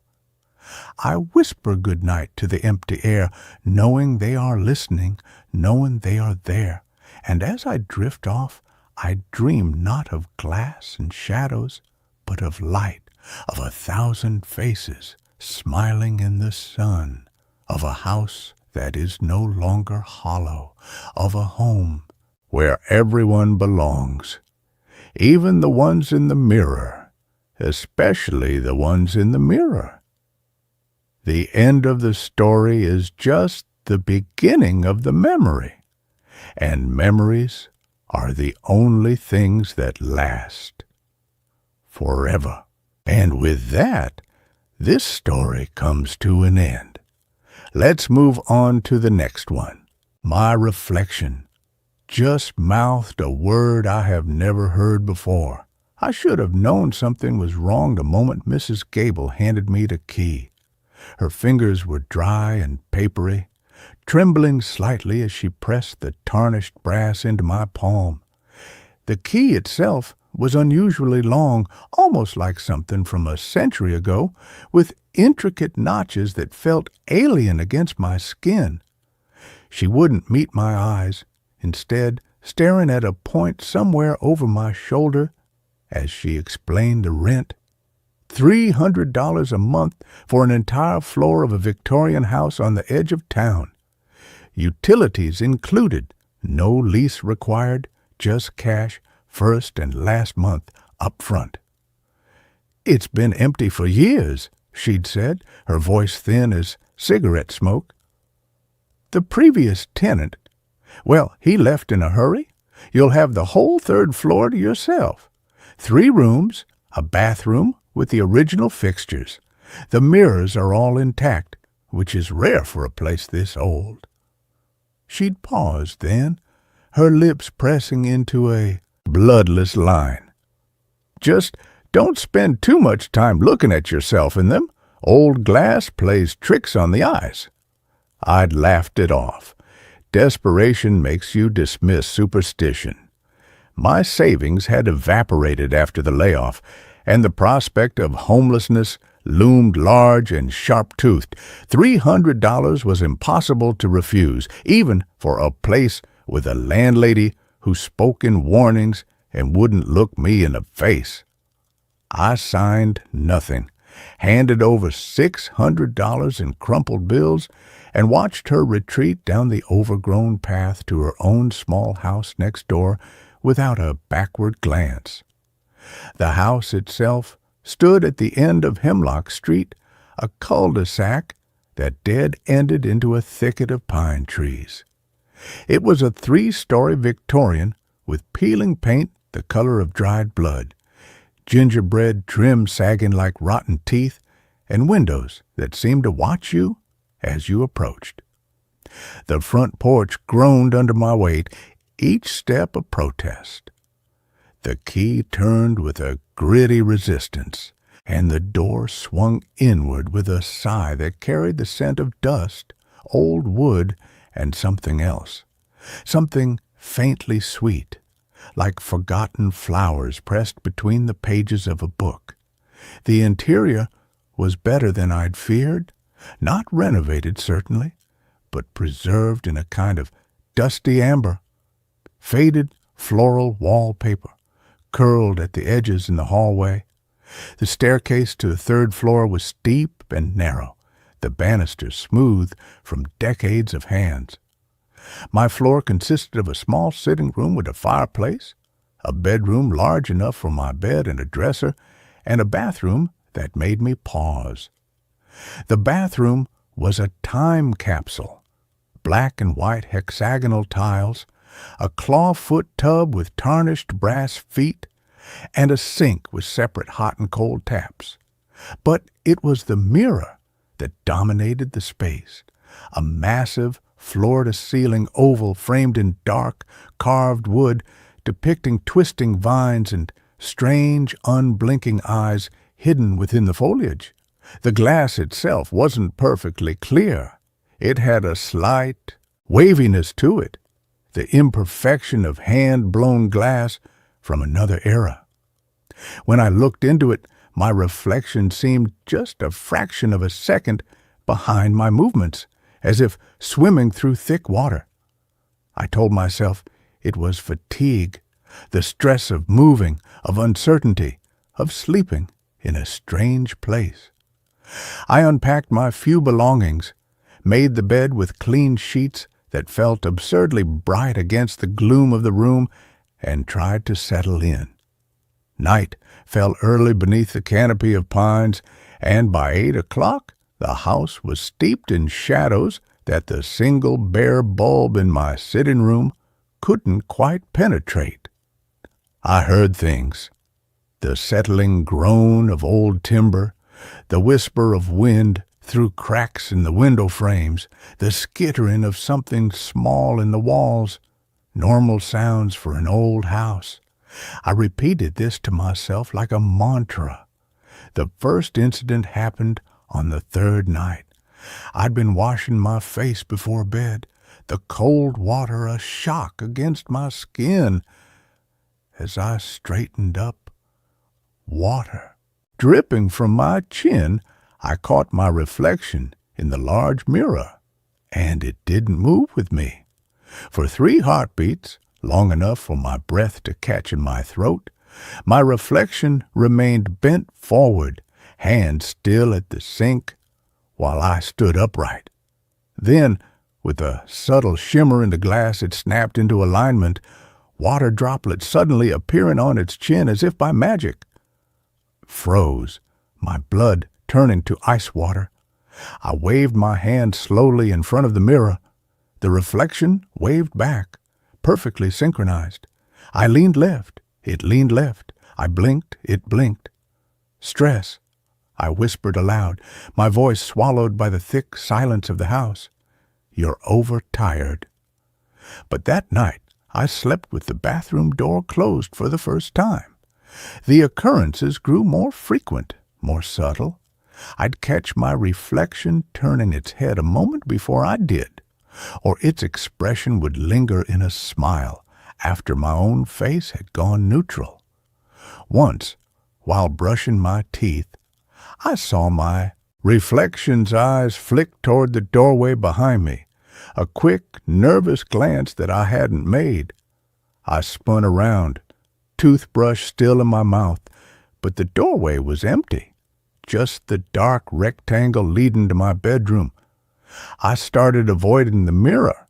I'd wash in the dark, or use the small hand mirror I kept in my top kit, its reflection too confined, too ordinary to play tricks.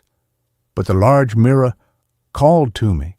I'd find myself standing before it without remembering walking into the bathroom, drawn by a compulsion I couldn't name. And each time, the disconnect grew more pronounced. On the 7th night, I saw it mouth a word. I'd been staring into the glass, lost in the hypnotic dance of my own distorted features in the wavy antique glass. My reflection stared back, but its eyes held a depth that wasn't there when I looked directly at my own face in the photograph. They seemed older, weary, and intelligent in a way that belonged to someone else entirely. Then its lips parted. Not mine. I wasn't speaking. My jaw was slack with fatigue, but my lips remained closed. But in the mirror, my reflection's mouth opened slightly, the lips forming a shape that was unmistakably a word, a single syllable. The mouth moved with deliberate precision. A downward curve of the lips, a subtle tension in the cheeks, the tongue pressing briefly against the back of the teeth. It was over in less than a second. The reflection's face smoothed back into a passive mimicry of my own stunned expression.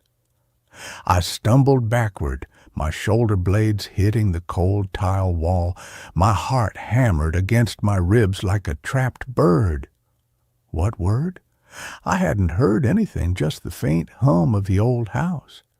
But I had seen the articulation clear as day, and I knew with a certainty that bypassed rational thought that it was a word I had never heard before, not because it was foreign or complex, but because it existed outside my entire framework of language. It was a sound that had no place in any human tongue I knew, yet my reflection's mouth had shaped it with practiced ease. I didn't sleep that night. I sat in the sitting room with all the lights on, jumping at every creak and sigh of the house. When dawn finally bled through the grimy windows, I made a decision. I would document this. If I was losing my mind, I would have proof. If something else was happening, well, I needed to understand what I was dealing with. I set up my phone on the edge of the sink, the camera focused on my face and the mirror behind me. I sat on the closed lid of the toilet directly in front of the glass and simply watched. Hour after hour, I drank water, ate a protein bar, tried to read, all while maintaining eye contact with my reflection. Nothing happened. My reflection mimicked me perfectly, bored, tired, increasingly frustrated. By late afternoon, I was ready to declare myself insane and delete the footage. I stood up to stretch, my back aching from hours of stillness. That's when it happened again. On the phone screen, playing in real time, I saw my reflection remain seated on the toilet lid even as I stood. It looked up at me, up at my standing body, with an expression of profound sadness. Then its lips moved, not a single syllable this time, but 3 distinct movements, 3 words, or perhaps one word with 3 parts. The articulation was precise, alien, beautiful in its strangeness. My standing body froze, staring at the screen, at the reflection that was no longer reflecting. And then the reflection stood up too. But it didn't mirror my posture. It stood with a different carriage, shoulders slightly more squared, head tilted at an angle I never used. It raised its hand and pressed its palm against the inside of the mirror glass. I, standing in the real world, felt an impossible coldness bloom on my own palm, though I hadn't moved my hand at all. The reflection's eyes locked with mine through the screen of my phone, and in them I saw not my own fear, but a deep, ancient loneliness. The footage ended there. My phone battery, which had been at 80% when I sat down, was completely dead. When I tried to turn it on, nothing happened. The charger wouldn't revive it. The phone was a brick. That night, I dreamed of the word. Not the sound, I still hadn't heard it, but the shape of it in my mind. It unfolded like a complex geometric form made of sound, a structure that implied meanings I couldn't grasp but felt in my bones. It was a word that described a state of being that was neither alive nor dead, but something adjacent. A word for the space between reflections. A word for the moment when a mirror stops showing what is before it and begins showing what has always been inside it, waiting. I woke with a start, my skin clammy. The digital clock on my nightstand read 3:33 a.m., and I knew with absolute certainty that I needed to hear it. This was the most dangerous thought I'd ever had, and I couldn't resist it. I got out of bed and walked to the bathroom as if pulled by a string attached to my sternum. The house was silent, the kind of silence that feels heavy, intentional. I didn't turn on the light. Moonlight filtered through the small window above the tub, casting the room in shades of blue and silver. The mirror was a darker patch in the darkness, a pool of concentrated shadow. I stood before it. My reflection was barely visible, a faint suggestion of a face in the gloom. I leaned closer, my breath fogging the cold glass. The reflection leaned closer too. Our noses almost touched the surface. Then it pulled back, just an inch.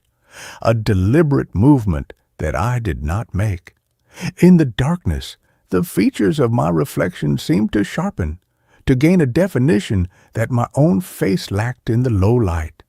Its eyes caught the faint moonlight and held it, gleaming with a light of their own.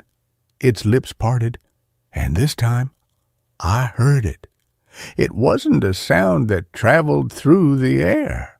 To my ears, it bypassed my eardrums entirely, resonating directly inside my skull, a vibration in the marrow of my bones. The word, it was one word, though it contained multitudes, unfolded in my mind. It had texture, it had color, it tasted of cold stone and distant stars. It carried within it the concept of thresholds, of boundaries that were not meant to be crossed but could be, with the right key. And the key was this word. As the resonance faded, the world shifted, not dramatically, no earthquakes or flashes of light, but the quality of the darkness changed. The shadows in the corners of the bathroom deepened, gaining dimension, becoming spaces rather than absences of light. The air grew colder, carrying that faint, sweet scent of forgotten flowers more strongly now. And when I looked back at the mirror, my reflection was still there, but so was something else. Behind my reflection, in the mirror world, the bathroom continued. But it was different. The tiles were cleaner, the grout white instead of yellowed. A porcelain cup sat on the edge of the sink in the reflection, though my sink was bare. And beyond the doorway of the reflected bathroom, I saw a sliver of a hallway that didn't match the layout of my own floor. In that hallway something moved, a shadow passing quickly, too tall to be human. I tried to step back, to break the connection, but my feet were rooted to the floor. My reflection smiled, a gentle, sorrowful smile that I had never worn in my life. It raised its hand again and pressed against the glass. This time I felt not coldness, but a yielding. The mirror surface, which should have been hard and unyielding, gave slightly under my palm, like thick oil or cold gelatin. The reflection's smile widened. It began to mouth the word again, slower this time, teaching me, showing me the shape of it. And as it did, I felt my own lips begin to move, forming the impossible articulation without my conscious command. My jaw ached with the unfamiliar positioning. My tongue curled in ways it had never curled before. A sound began to form in my throat, not my voice, but something borrowing my vocal cords. From somewhere deep in the house, below me, I heard Mrs. Gable scream. It was a short, sharp sound that cut off abruptly. The reflection's eyes widened in alarm. It shook its head violently, its hands pressing flat against the glass now, as if trying to hold something back. The yielding surface of the mirror grew more pronounced. I could feel a pull now, a suction drawing me forward.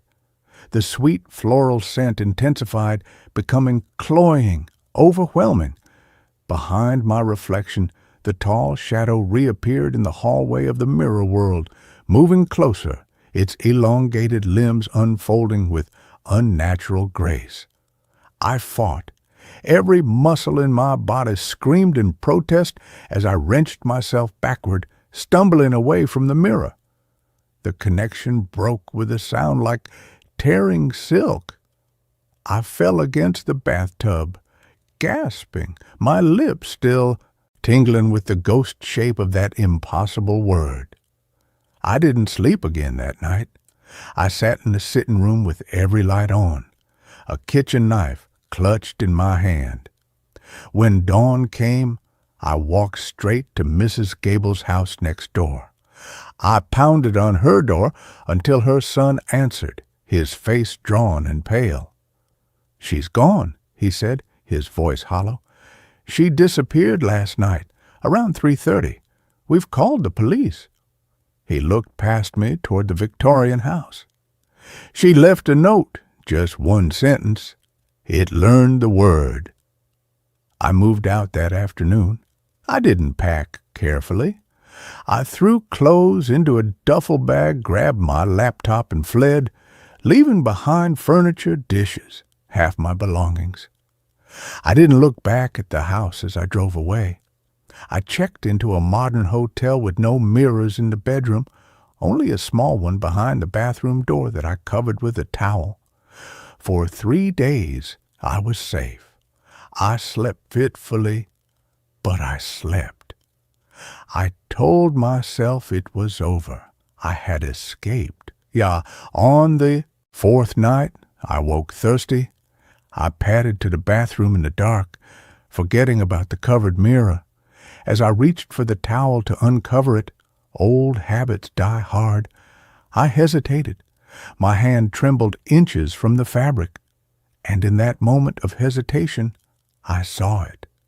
Beneath the towel, the mirror was glowing with a soft, internal light, and pressed against the inside of the glass, visible through the thin white fabric, was a hand. My hand, but the fingers were too long, the nails were slightly pointed, and it was pressing outward as if trying to push through. I didn't scream. I didn't run. I just stood there, frozen, as the hand slowly uncurled its fingers and began to trace a shape on the other side of the glass. A shape that my own mouth, without my permission, began to echo in the darkness of the hotel room. The first syllable formed on my lips, silent but inevitable.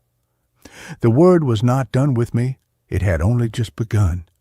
And as my lips shaped the second impossible syllable, I understood the final, terrible truth. The reflection was never the monster. The reflection was the prison. And I had just handed it the key. And this story ends here. The next one begins now.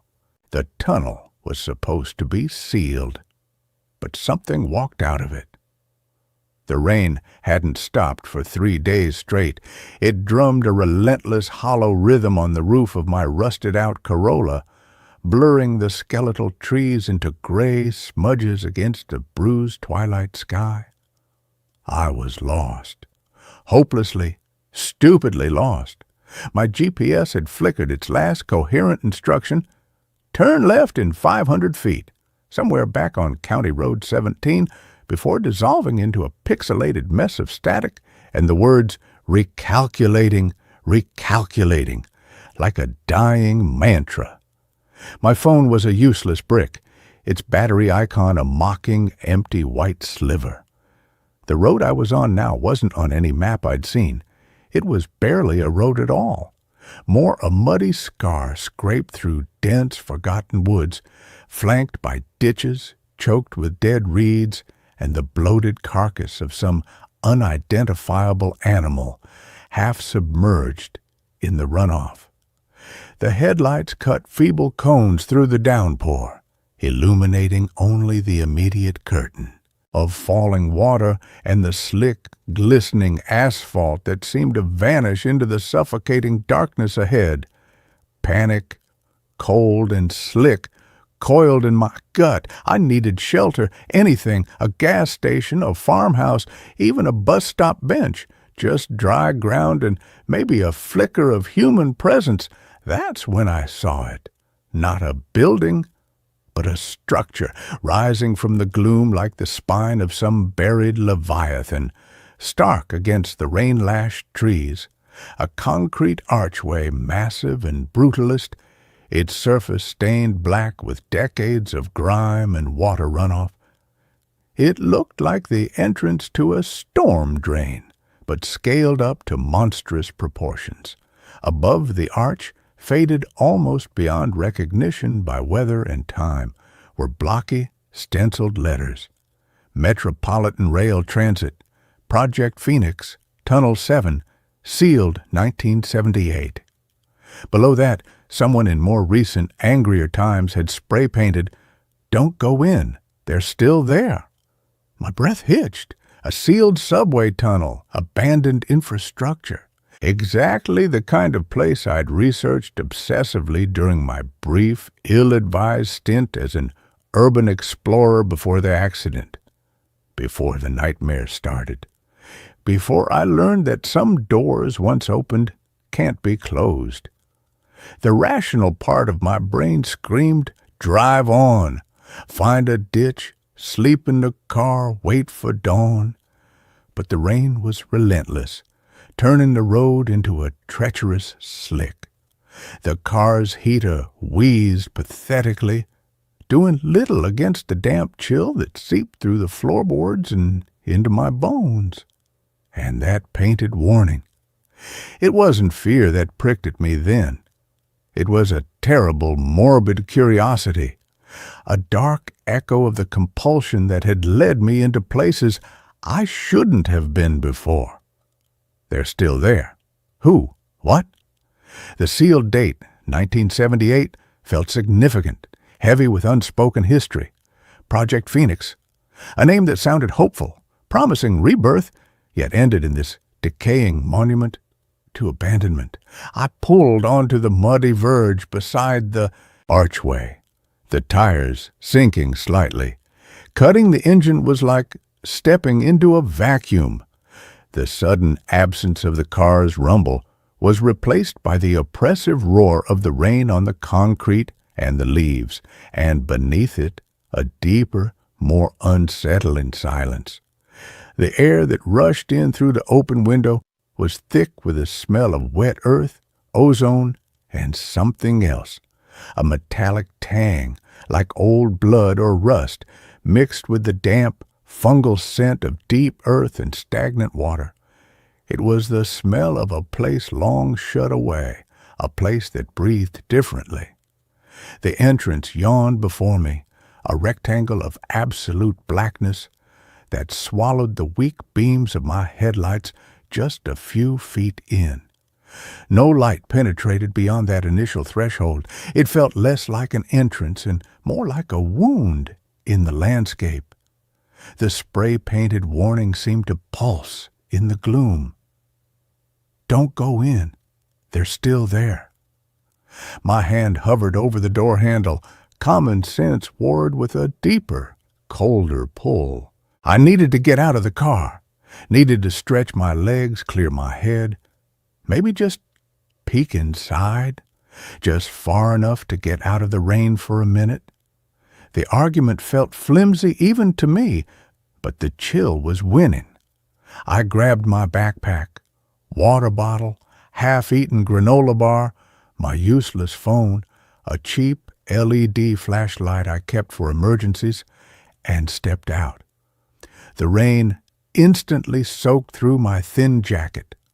I scrambled the few yards to the tunnel mouth, pressing my back against the cold, wet concrete beside the arch. The darkness inside was profound, a physical presence that seemed to press against my skin. I fumbled for the flashlight, my fingers numb. Click. The beam cut a narrow, trembling path into the void.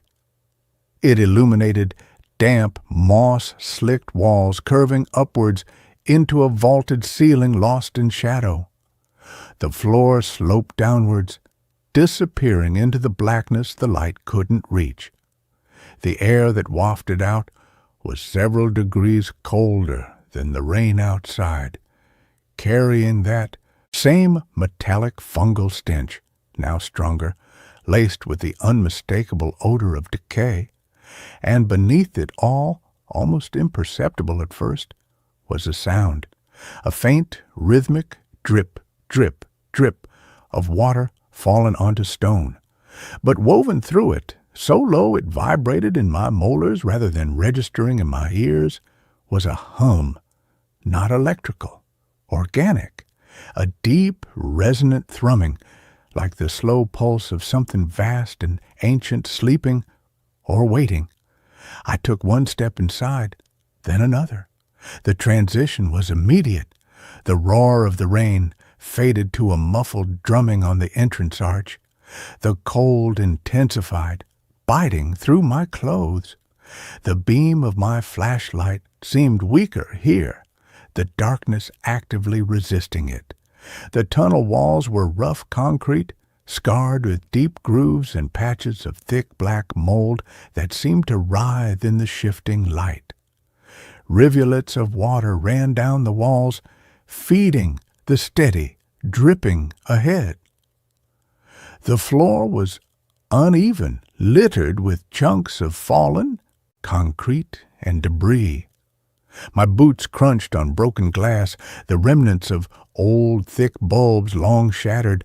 Every sound I made, my breathing, the scuff of my boots, the rustle of my jacket, echoed weirdly, distorted by the curved walls, sounding both too close and too far away. I told myself I'd just go 100 feet, just far enough to be out of the rain's direct path, maybe find a dry-ish spot to wait out the worst of the downpour. But the tunnel seemed to stretch on forever. The slope grew steeper. The air grew colder. The smell stronger. The hum more insistent. It wasn't just under my feet anymore. It seemed to emanate from the walls themselves. And then I saw the first sign that this place wasn't just abandoned. It was occupied. About 50 yards in, my flashlight beam caught a shape, slumped against the left wall. My heart lurched into my throat. It wasn't human. It was too angular, too wrong. As I cautiously approached, the beam revealed it was a mannequin, or what was left of one. Decades of damp and neglect had warped its plastic limbs. Its smooth surface cracked and peeling like sunburnt skin. Its face was featureless, smooth plastic, but tilted at an unnatural angle. It wore the tattered remnants of a conductor's uniform, a dark blue jacket, now bleached gray and moldy, brass buttons tarnished green. One arm was missing at the shoulder, the other hung limply, fingers snapped off. But it was the eyes that froze me. Where smooth plastic should have been, someone, or something, had gouged out deep, rough sockets and stuffed them with things, small, smooth river stones, dozens of them packed tightly into the hollows. They glinted wetly in my flashlight beam like dull, unseeing eyes reflecting the light. They're still there. The spray-painted words echoed in my mind, louder than the dripping water. I backed away quickly, my breath coming in short gasps. The hum seemed to intensify, vibrating the concrete under my feet. I needed to turn back. Now. But just as I pivoted, desperate to flee back towards the distant, rain-muffled light of the entrance, my flashlight beam swept across the opposite wall and caught writing, not spray paint, scratched, deep, frantic gouges in the concrete as if made by fingernails or a piece of metal driven by sheer panic. The letters were uneven, overlapping, sometimes backwards, but the message was clear, repeated over and over in a jagged, desperate scrawl. It walks the tunnels. It walks the tunnels. It walks the tunnels. Don't let it see you. Don't let it hear you. It takes your name. Below the last line, the scratches became chaotic, spiraling inwards, then stopping abruptly, as if the writer had been interrupted. My blood ran cold. This wasn't graffiti. This was a warning, a final, terrified testament. The hum deepened, seeming to coil around the words, as if feeding on them. Panic seized me, pure and electric. I spun around, aiming my light back the way I came. The entrance was just a gray smudge of light now, impossibly far away, and between me and that light the beam caught movement, not on the floor, on the ceiling. A shape detached itself from the shadows high above, landing on the tunnel floor with a soft, wet thud that was swallowed instantly by the dripping and the hum. It didn't stand up. It didn't move like a person. It unfolded. Limbs, too long and jointed in ways that defied anatomy, scraped against the concrete as it rose. It was tall, impossibly tall, its head brushing the vaulted ceiling even in a crouch.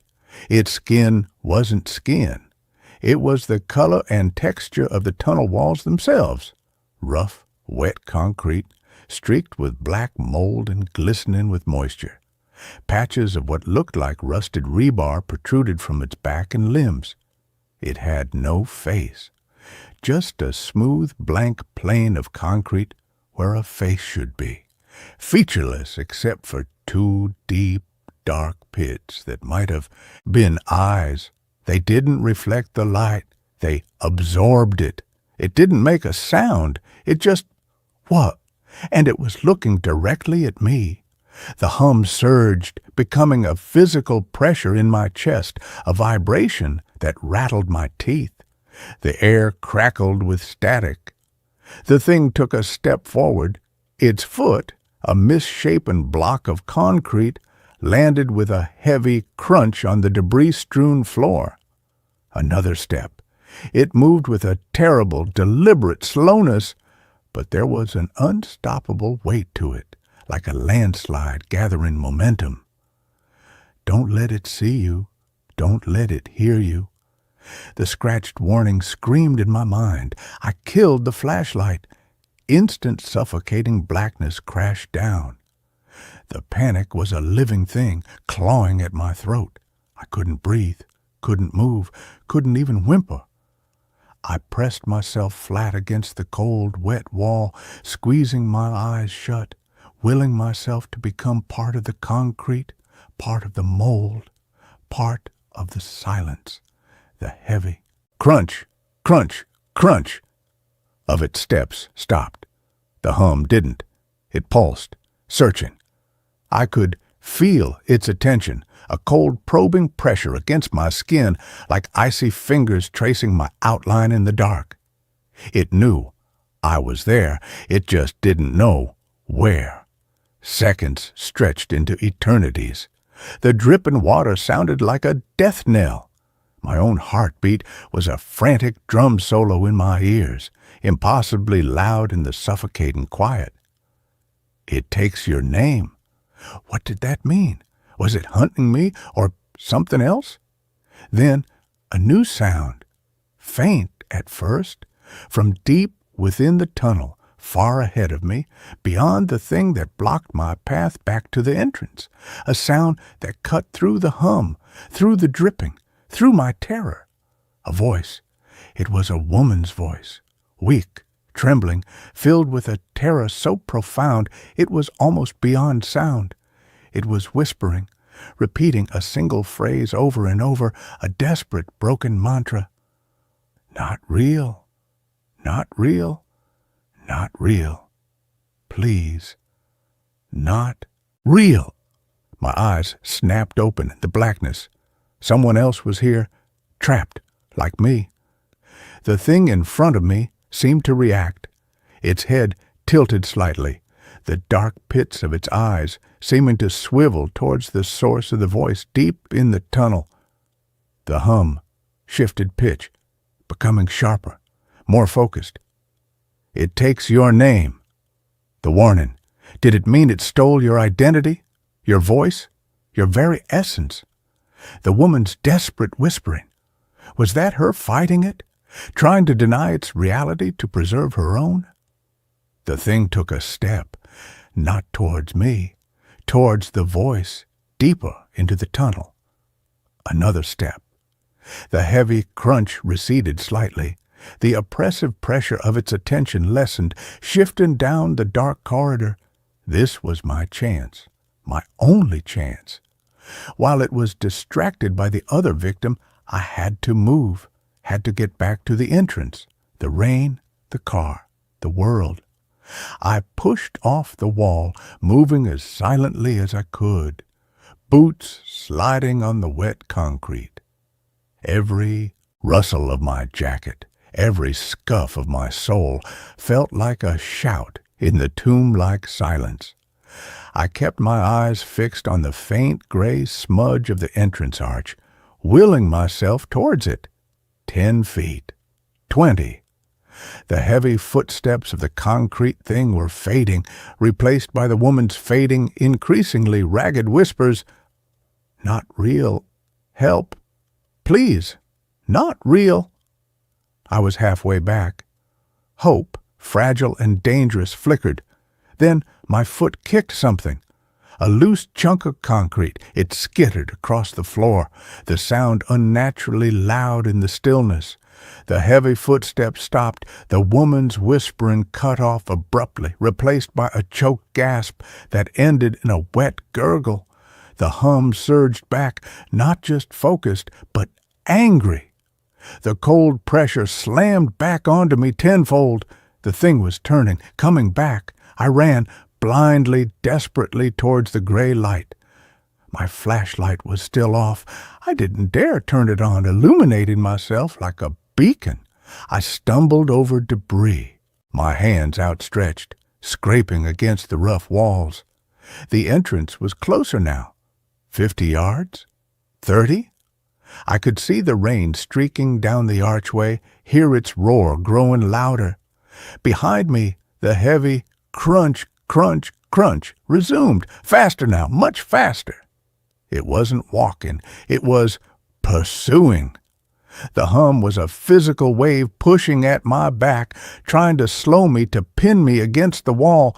The metallic fungal stench of it filled my nostrils, thick and cloying. I could almost feel the cold, damp concrete of its form radiating against my neck. I burst out of the tunnel mouth, gasping lungfuls of rain-scented air, stumbling onto the muddy verge. I didn't stop. I sprinted for the car, fumbling the keys from my pocket, my hands slick with rain and cold sweat. I yanked the door open, threw myself inside, slammed it shut, and locked it with trembling fingers. Only then did I risk a look back. The tunnel entrance was just darkness, no sign of the thing, no sound, but the rain and my own ragged breathing. The woman's voice was gone, utterly silent. I turned the key. The engine coughed, sputtered, then roared to life. I slammed the car into drive and floored it, tires spinning in the mud before catching, hurling me back onto the desolate road, away from that concrete maw, away from the humming dark. I drove for hours, long after the rain stopped, long after the sky began to lighten with false dawn. I didn't stop until I saw the familiar glow of a highway rest stop, its fluorescent lights a beacon of sterile, blessed normalcy. I pulled in, shaking so badly I could barely turn off the engine. I sat there for a long time, forehead pressed against the cool steering wheel, trying to convince myself it was over. It was just a nightmare, stress, exhaustion, the abandoned tunnel, just an abandoned tunnel. But as I walked towards a rest stop building, needing coffee, needing light, needing people, I passed a large plate glass window. My reflection stared back, pale, hollow-eyed, hair plastered to my forehead with dried rain and sweat. And for a single, heart-stopping second, superimposed over my own terrified eyes in the glass, I saw them. Not stones, not hollow pits, but deep, dark sockets filled with the same profound, light-swallowing blackness as the thing in the tunnel, and within that darkness the faint, ghostly impression of words scratched like desperate pleas. "It takes your name." I jerked back, stumbling away from the window, my breath catching. I looked again. Just my reflection. Just exhaustion. Just fear playing tricks. But the feeling didn't leave. The cold didn't leave. It clung to me deep in my bones, the same cold that had seeped from the tunnel walls. And the hum, it wasn't outside anymore. It was inside.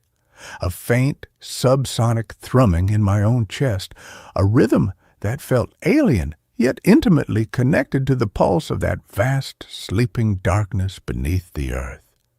It hadn't just seen me. It hadn't just heard me. It had marked me. Days later, back in my cramped apartment, the silence was the worst. The hum was always there now, a constant low thrumming just below the threshold of hearing, but felt in the marrow of my bones. I jumped at shadows. I avoided mirrors, terrified of seeing those dark pits staring back. Sleep was impossible. When I did drift off, I dreamed of the tunnel, not walking through it, but being it. My skin was concrete, cold and rough. Rivulets of water traced paths down my arms. The metallic fungal stench was my own breath. And in the dreams, I walked the endless dripping corridors. I listened, I waited, and sometimes, far away, I heard whispers, new whispers.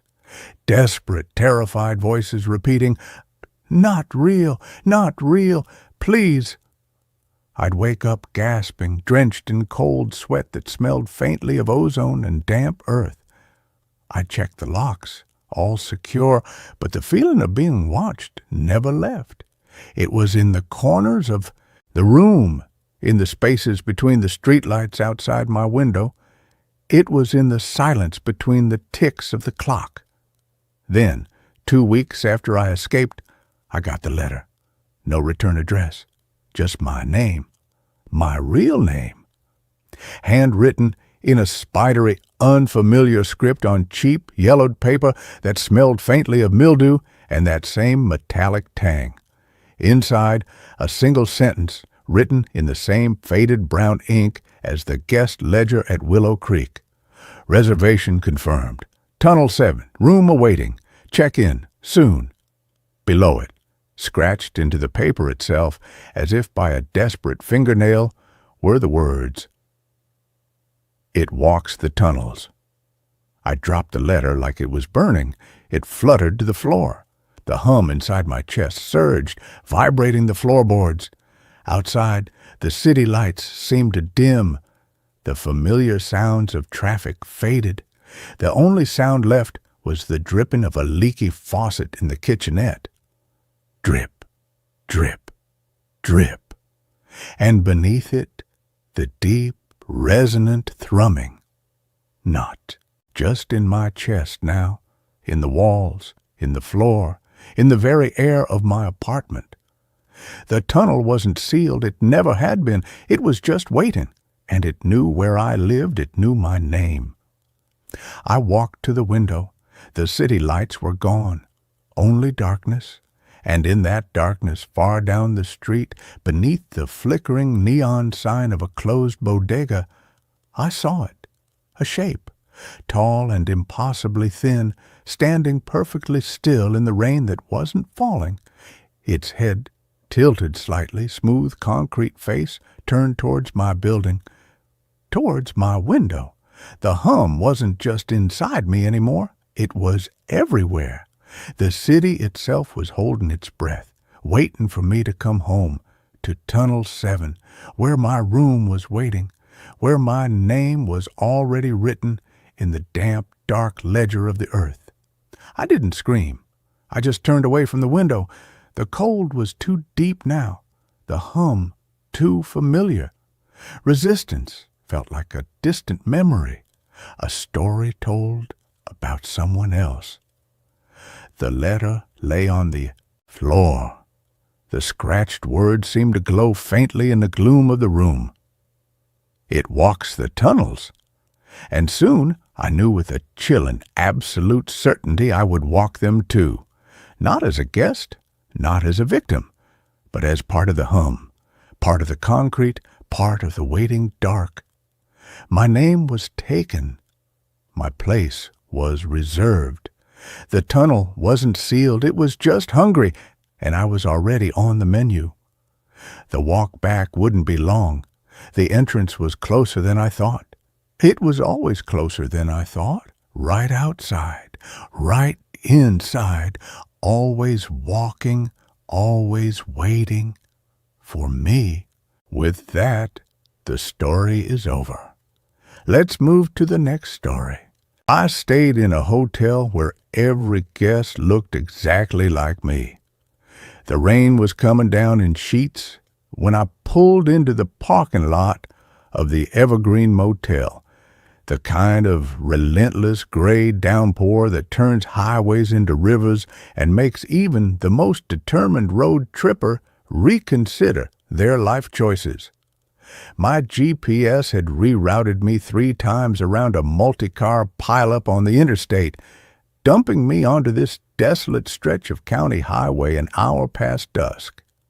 The Evergreen wasn't on any map I checked. It just appeared, a low single-story concrete block huddled under skeletal oaks, its neon sign flickering erratically.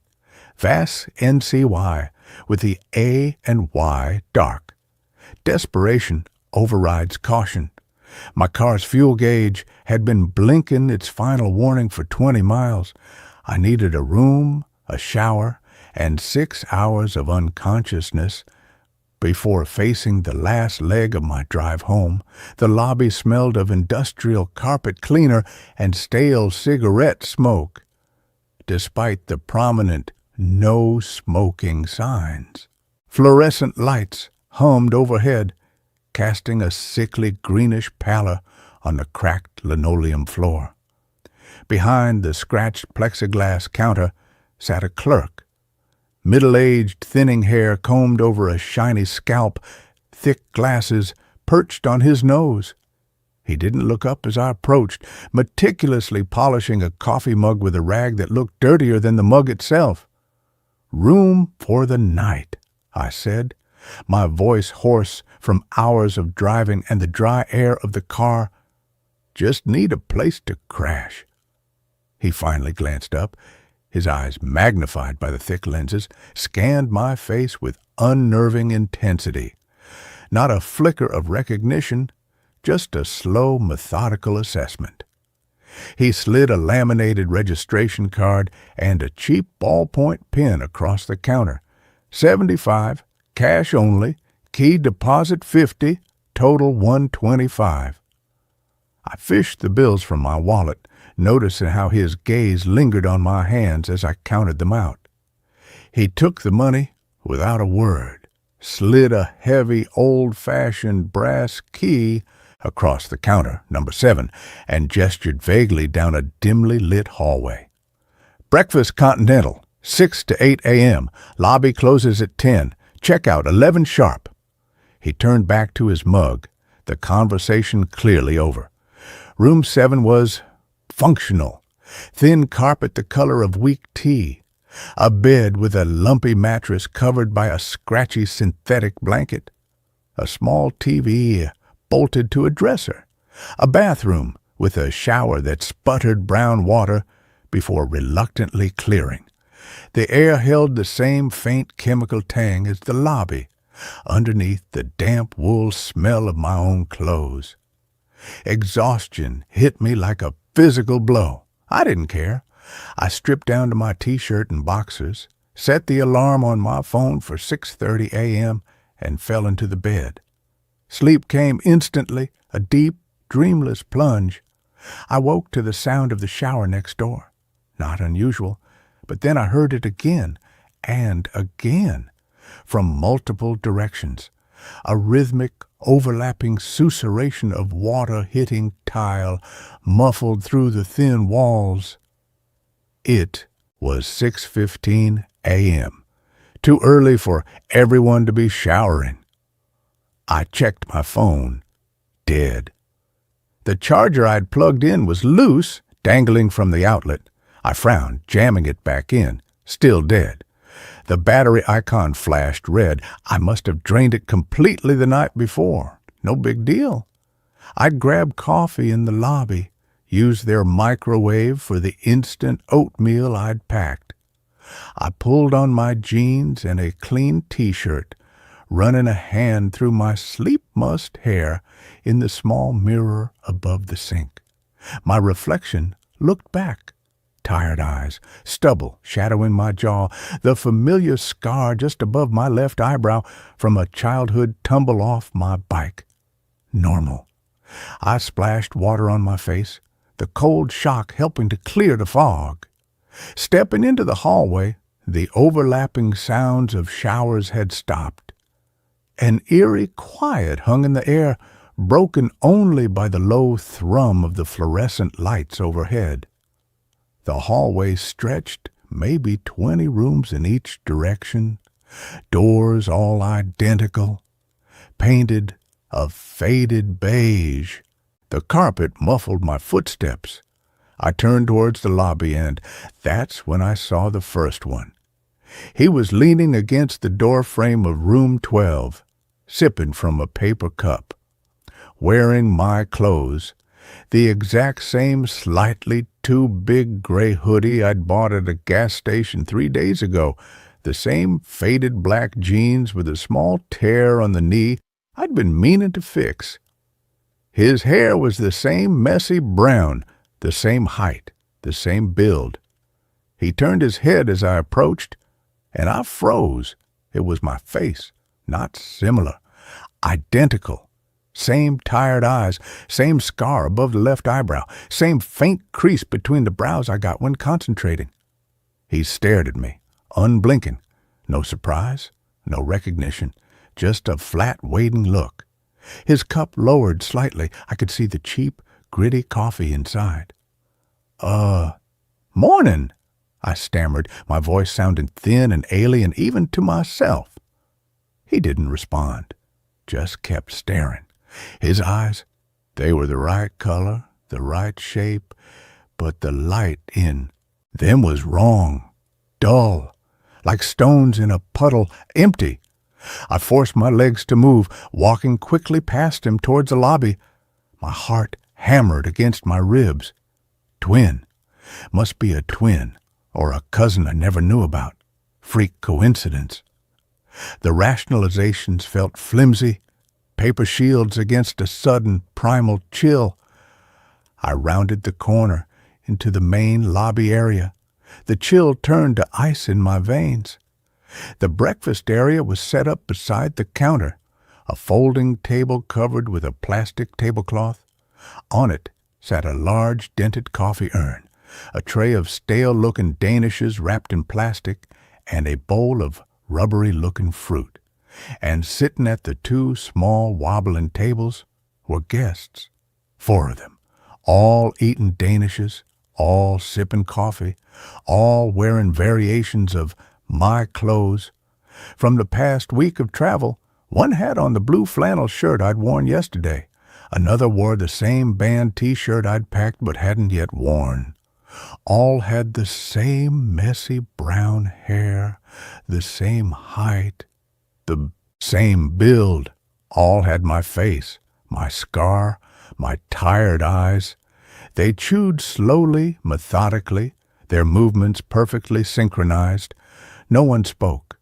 No one looked up as I entered.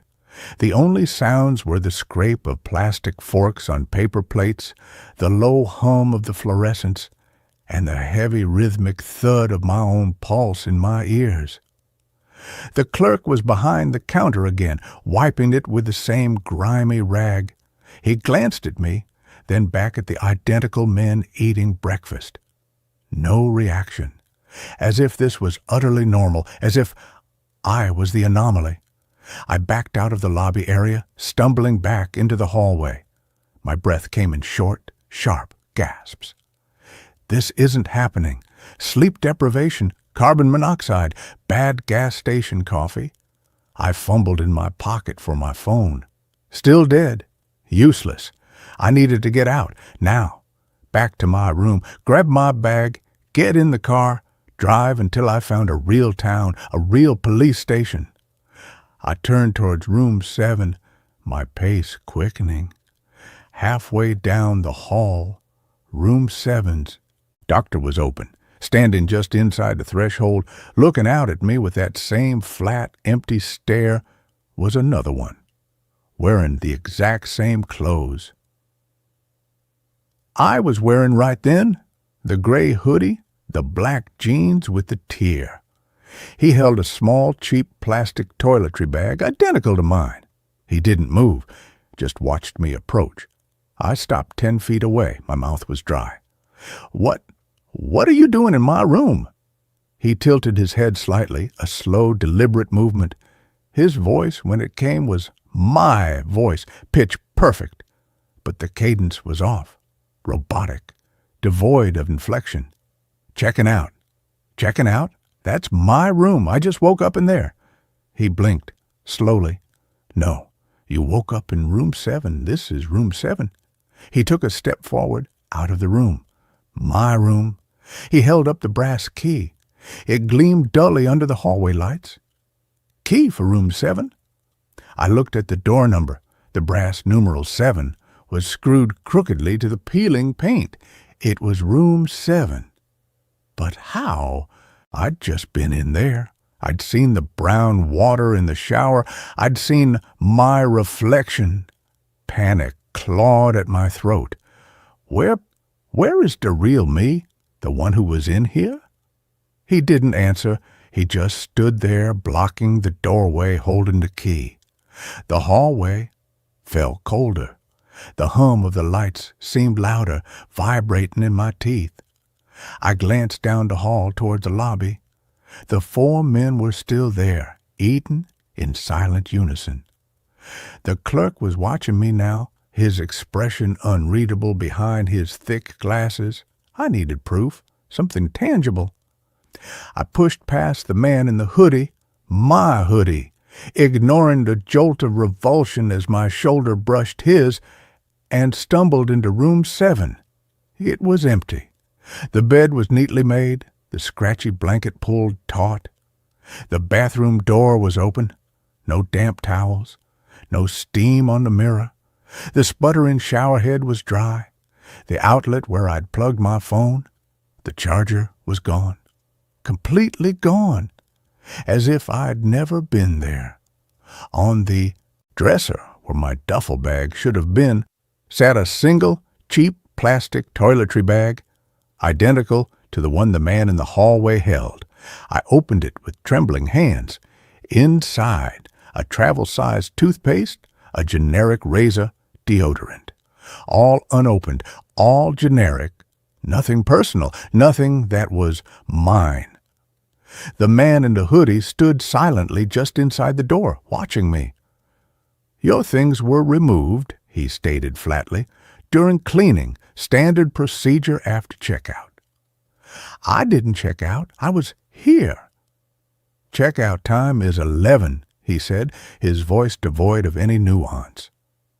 "You are checking out now. Give me the key." I didn't have a key. I'd left it on the dresser. I must have. But the dresser was bare except for the cheap lamp. My duffel bag was gone. My clothes, my wallet, my dead phone, all gone. Erased. As if I'd never occupied this room.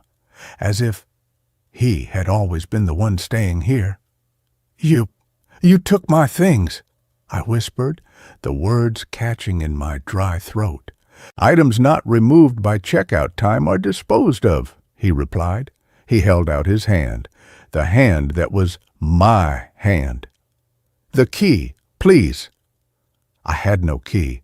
I backed towards the door, needing air, needing to escape this suffocating duplication. I shoved past him again, stumbling into the hallway.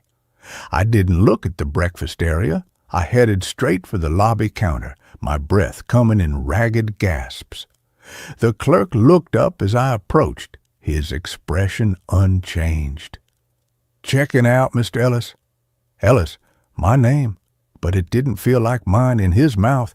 It felt like a label applied to a package. "Where are my things?" I demanded, my voice shaking. "My bag, my wallet, my phone, they were in room 7. "Room 7 was cleaned at 10:45 a.m., he said calmly, setting down his rag. "Guests are responsible for removing personal effects before checkout time. Unclaimed items are incinerated." He slid a sheet of paper across the counter. A receipt. "Balance due, 0. Key deposit forfeited. due too. Late checkout. Have a safe drive, Mr. Ellis." I stared at the receipt. My name was printed there. Jonah Ellis. But the details were wrong. The room number was 14. The date was yesterday. The checkout time was 11:05 a.m. Today was Tuesday. The date on the receipt was Monday. Impossible. I'd only arrived last night. "Look," I said, forcing calm I didn't feel. "There's been a mistake. I just stayed here last night. Room 7. I haven't checked out yet. I need my things back, my ID, my money." The clerk's magnified eyes held no sympathy, only a faint impatience. "You checked out of room 14 yesterday at 11:05 a.m., Mr. Ellis. Your vehicle, a silver Honda Civic, license plate 7XG382, left the premises at 11:17 a.m. Security camera footage confirms." He tapped a dusty monitor under the counter. A grainy black and white image flickered on the screen. A car that looked like mine pulling out of the parking lot. The driver? It was me, or someone with my face. Wearing the blue flannel shirt, my blood turned to slush. That shirt was in my duffel bag, in room 7, the bag that was gone. "That's not me," I choked out. "I just got here last night. I haven't driven anywhere." The clerk sighed, a dry, papery sound. "Guests often experience disorientation after extended stays, Mr. Ellis. The evergreen has a calming effect. It helps people let go of burdens, unwanted memories, unpleasant truths." He leaned forward slightly, his voice dropping to a confidential murmur, though there was no one else in the lobby except the silent, identical men slowly finishing their breakfasts. "You've been with us a long time, Jonah, longer than you remember. It's time to let the new you take the wheel, the one who doesn't carry the weight." He nodded towards the hallway. "He's waiting for the car keys." I turned, standing just inside the lobby entrance, leaning against the door frame exactly as the first one had, was another me. This one wore the blue flannel shirt from the security footage. He held out a hand. In it were my car keys, my real keys, with the chipped plastic fob shaped like a tiny guitar pick. "No," I whispered. "No, that's mine. I need to leave." "He needs to leave," the flannel-shirted me said, my voice calm, reasonable. "I'm just taking the car to finish the drive home, to your wife, to Sarah."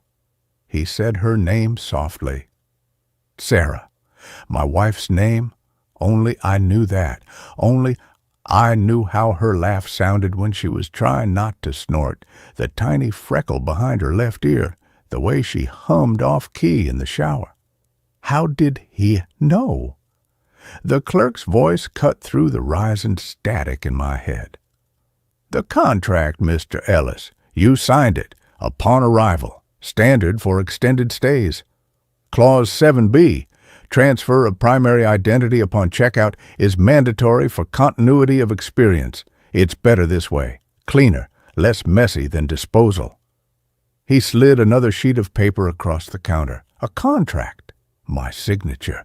My messy. My scrawl was at the bottom. Dated 3 weeks ago. For a 30-day stay in room 14. I hadn't signed this. I'd never been here 3 weeks ago. I'd never seen this contract. But the signature, it was mine. Down to the slight upward flick on the Y. Impossible, yet there it was. A cold certainty seeped into my bones, colder than the rain outside. This wasn't a mistake. This was designed. This was happening. The flannel-shirted me stepped closer.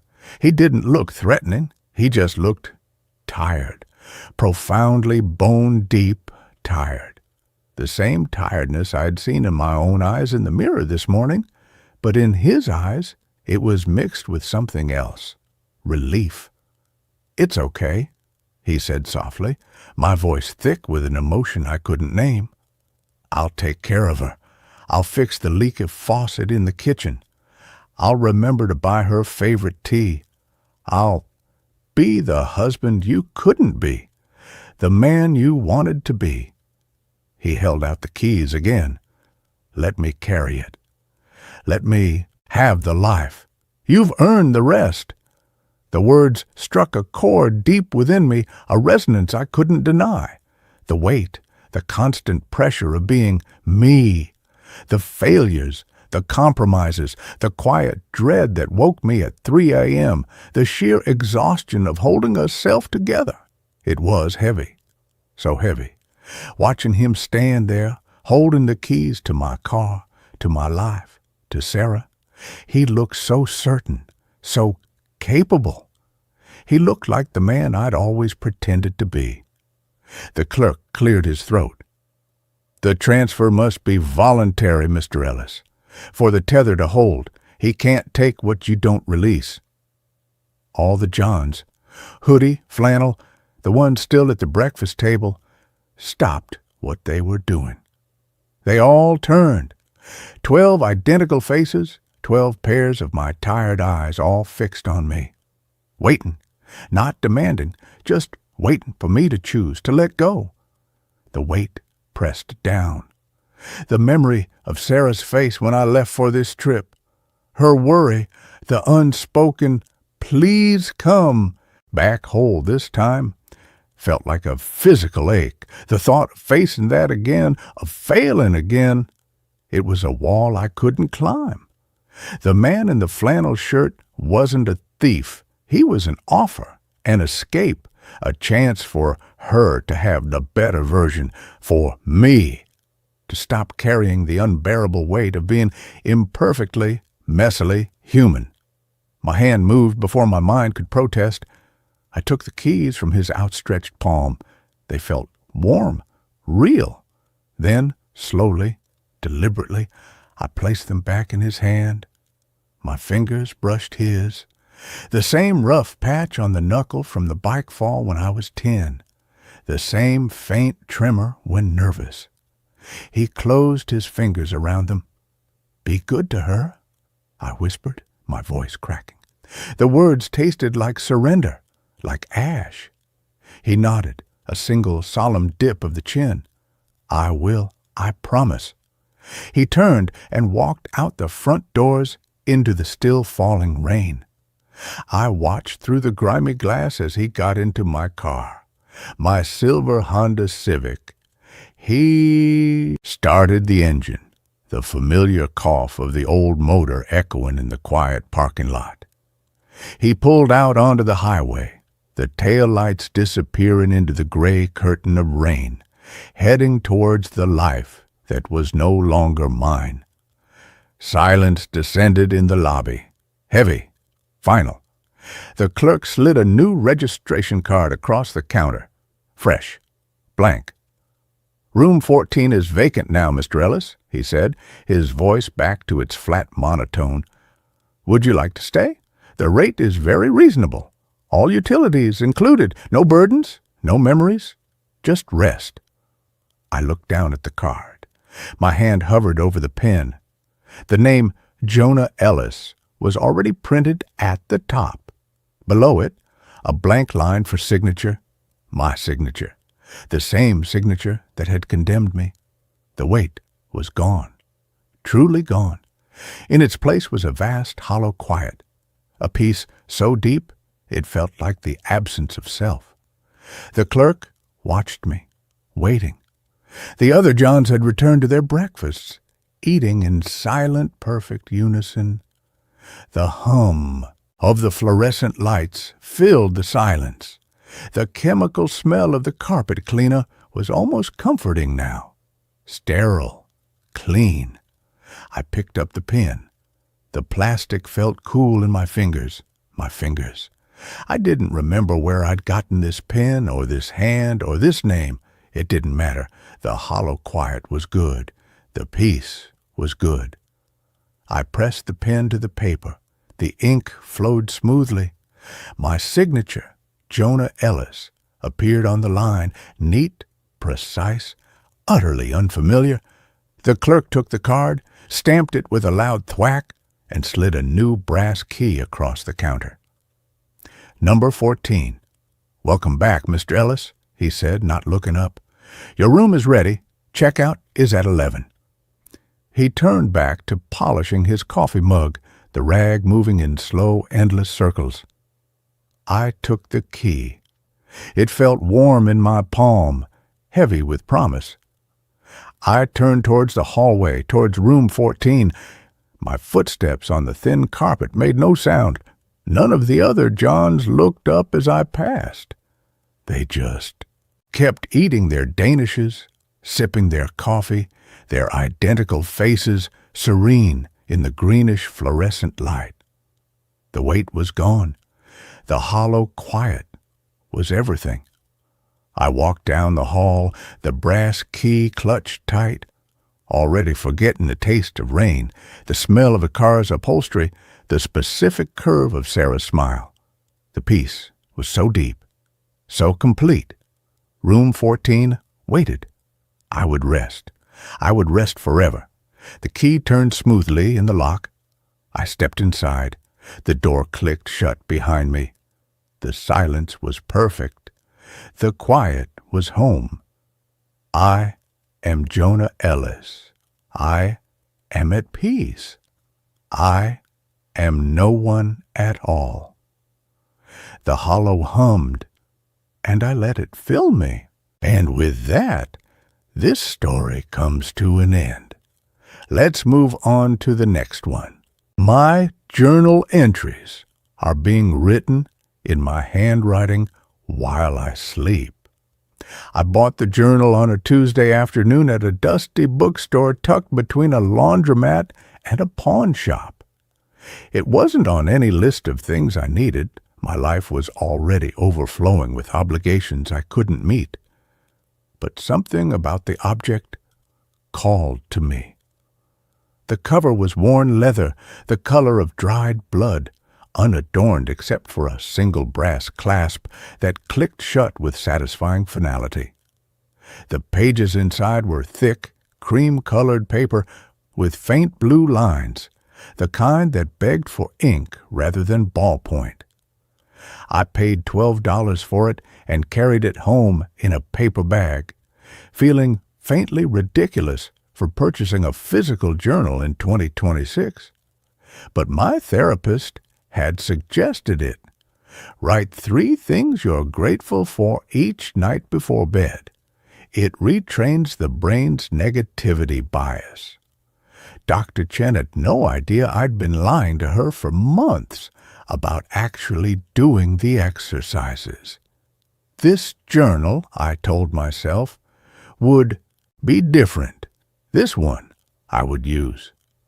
That first night, I sat at my small kitchen table after washing the dinner dishes. The apartment was quiet, except for the hum of the refrigerator and the distant wail of a siren fading down the street. I uncapped my fountain pen, a gift from my father I'd never used, and wrote the date at the top of the first page, October 12th. Beneath it, I wrote 3 bullet points with painstaking slowness, my handwriting awkward and self-conscious. The barista remembered my order without asking sunlight through the window for 20 minutes this afternoon. The new journal feels nice to hold. I reread the entries. They felt trivial, performative, but I snapped the journal shut anyway, placed it on the shelf beside my bed, and went to sleep. I woke at 3:17 a.m. to the sound of rain against the window.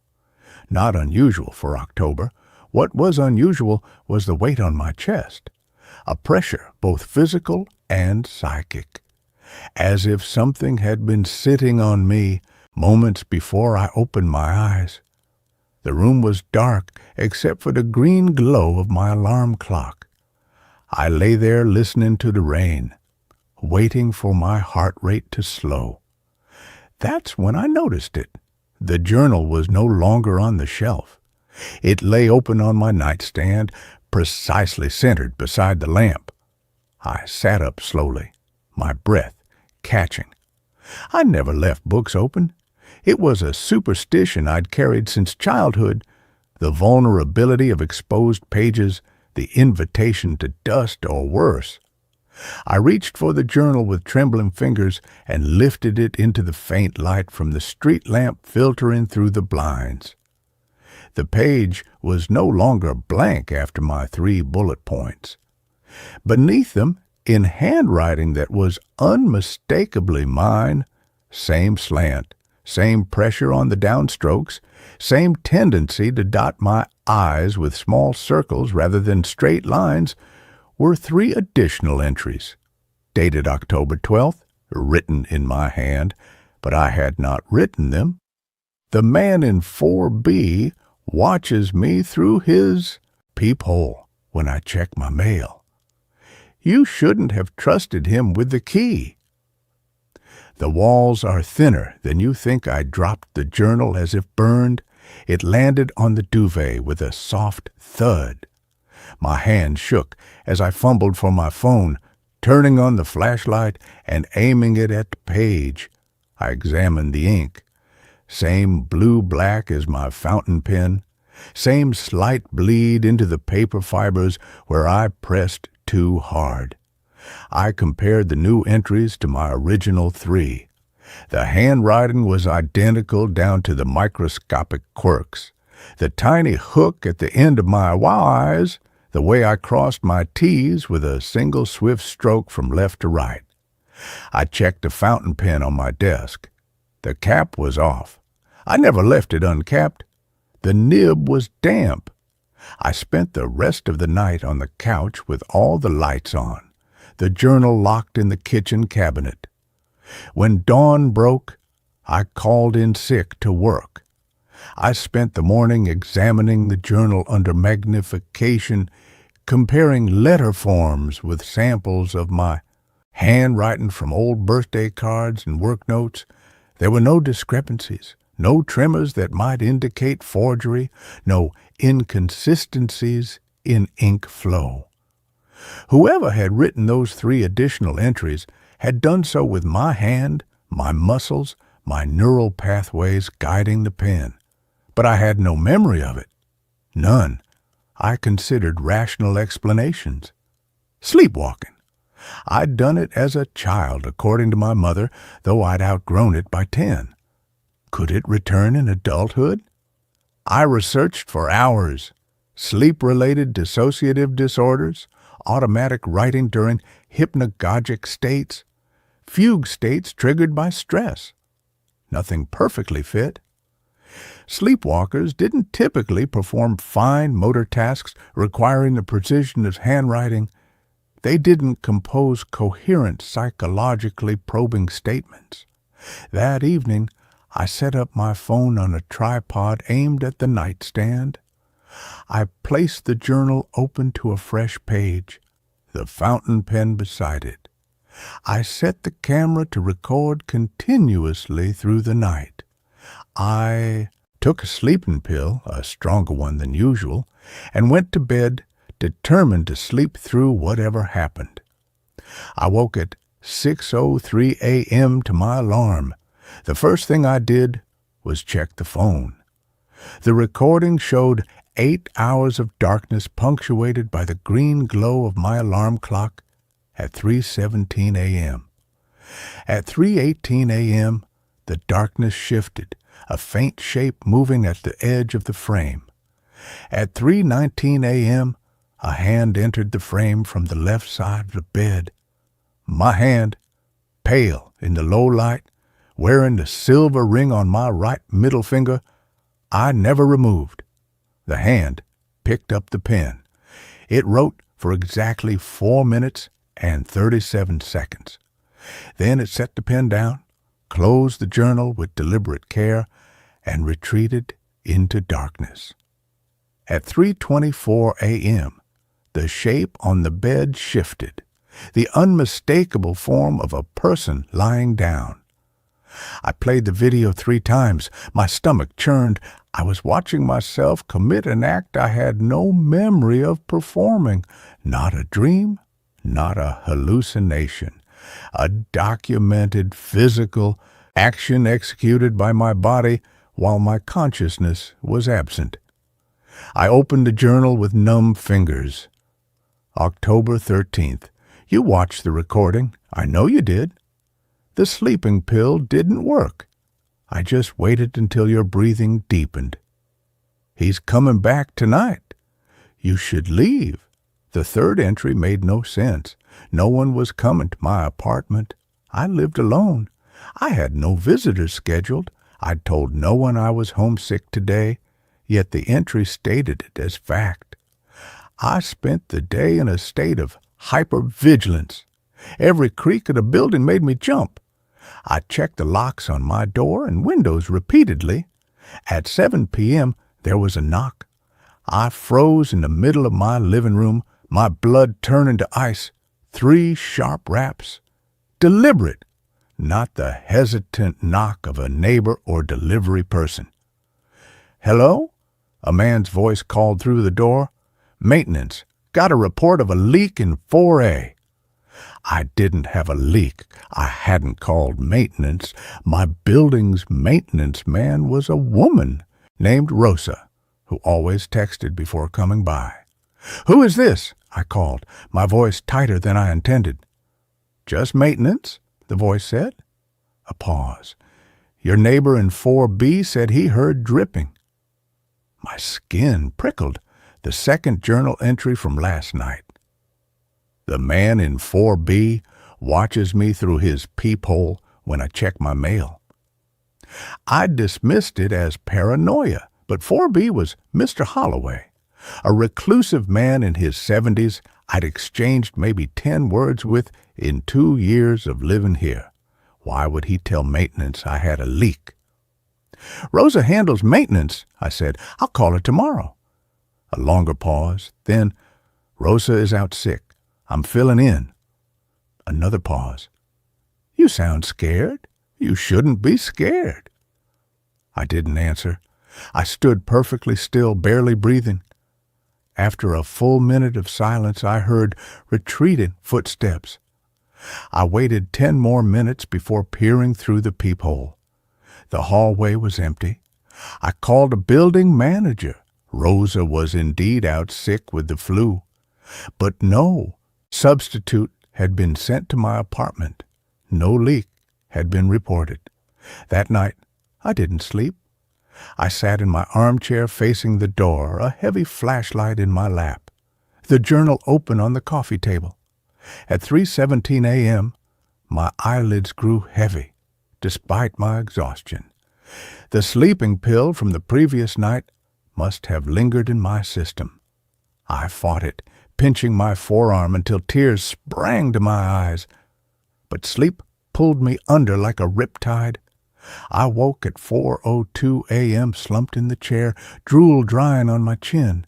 The journal lay closed on the table. My fountain pen was on the floor beside my chair. With trembling hands, I opened the journal. October 14th. You fell asleep in the chair. I had to carry you to bed. He came back at 2:30 a.m. Tried the knob. It was locked. You need to read what's under the floorboard in the closet, the loose one near the back wall. I'm trying to protect you. Why won't you trust me? I stared at the entries until the words blurred. I had to carry you to bed. I weighed 165 pounds. Sleepwalking me couldn't have carried conscious me, and the floorboard, there was indeed a loose floorboard in my closet. I'd noticed it when moving in, but never investigated, never pried it up. I went to the closet immediately. My hands shook as I pushed aside hanging clothes and dropped to my knees. The floorboard was near the back wall, partially hidden by a stack of shoe boxes. I pried at the edge with my fingernails until it lifted with a soft groan of protest. Beneath it lay a small metal box, the kind used for storing photographs or jewelry. I'd never seen it before. I never owned such a box. Inside were 3 items. A key I didn't recognize, brass, old-fashioned, with an intricate bow. A folded photograph of a man I'd never seen before, late 20s, dark hair, standing beside a motorcycle with an easy smile. On the back, in my handwriting, Daniel, July 2019. And a single sheet of paper covered in my handwriting. Pages and pages of it, crammed into the small space. Not journal entries, a confession. I let him into the apartment because I trusted him. I shouldn't have. He'd been watching me for weeks. I see that now, the way he lingered in the hallway, the way his eyes tracked my movements.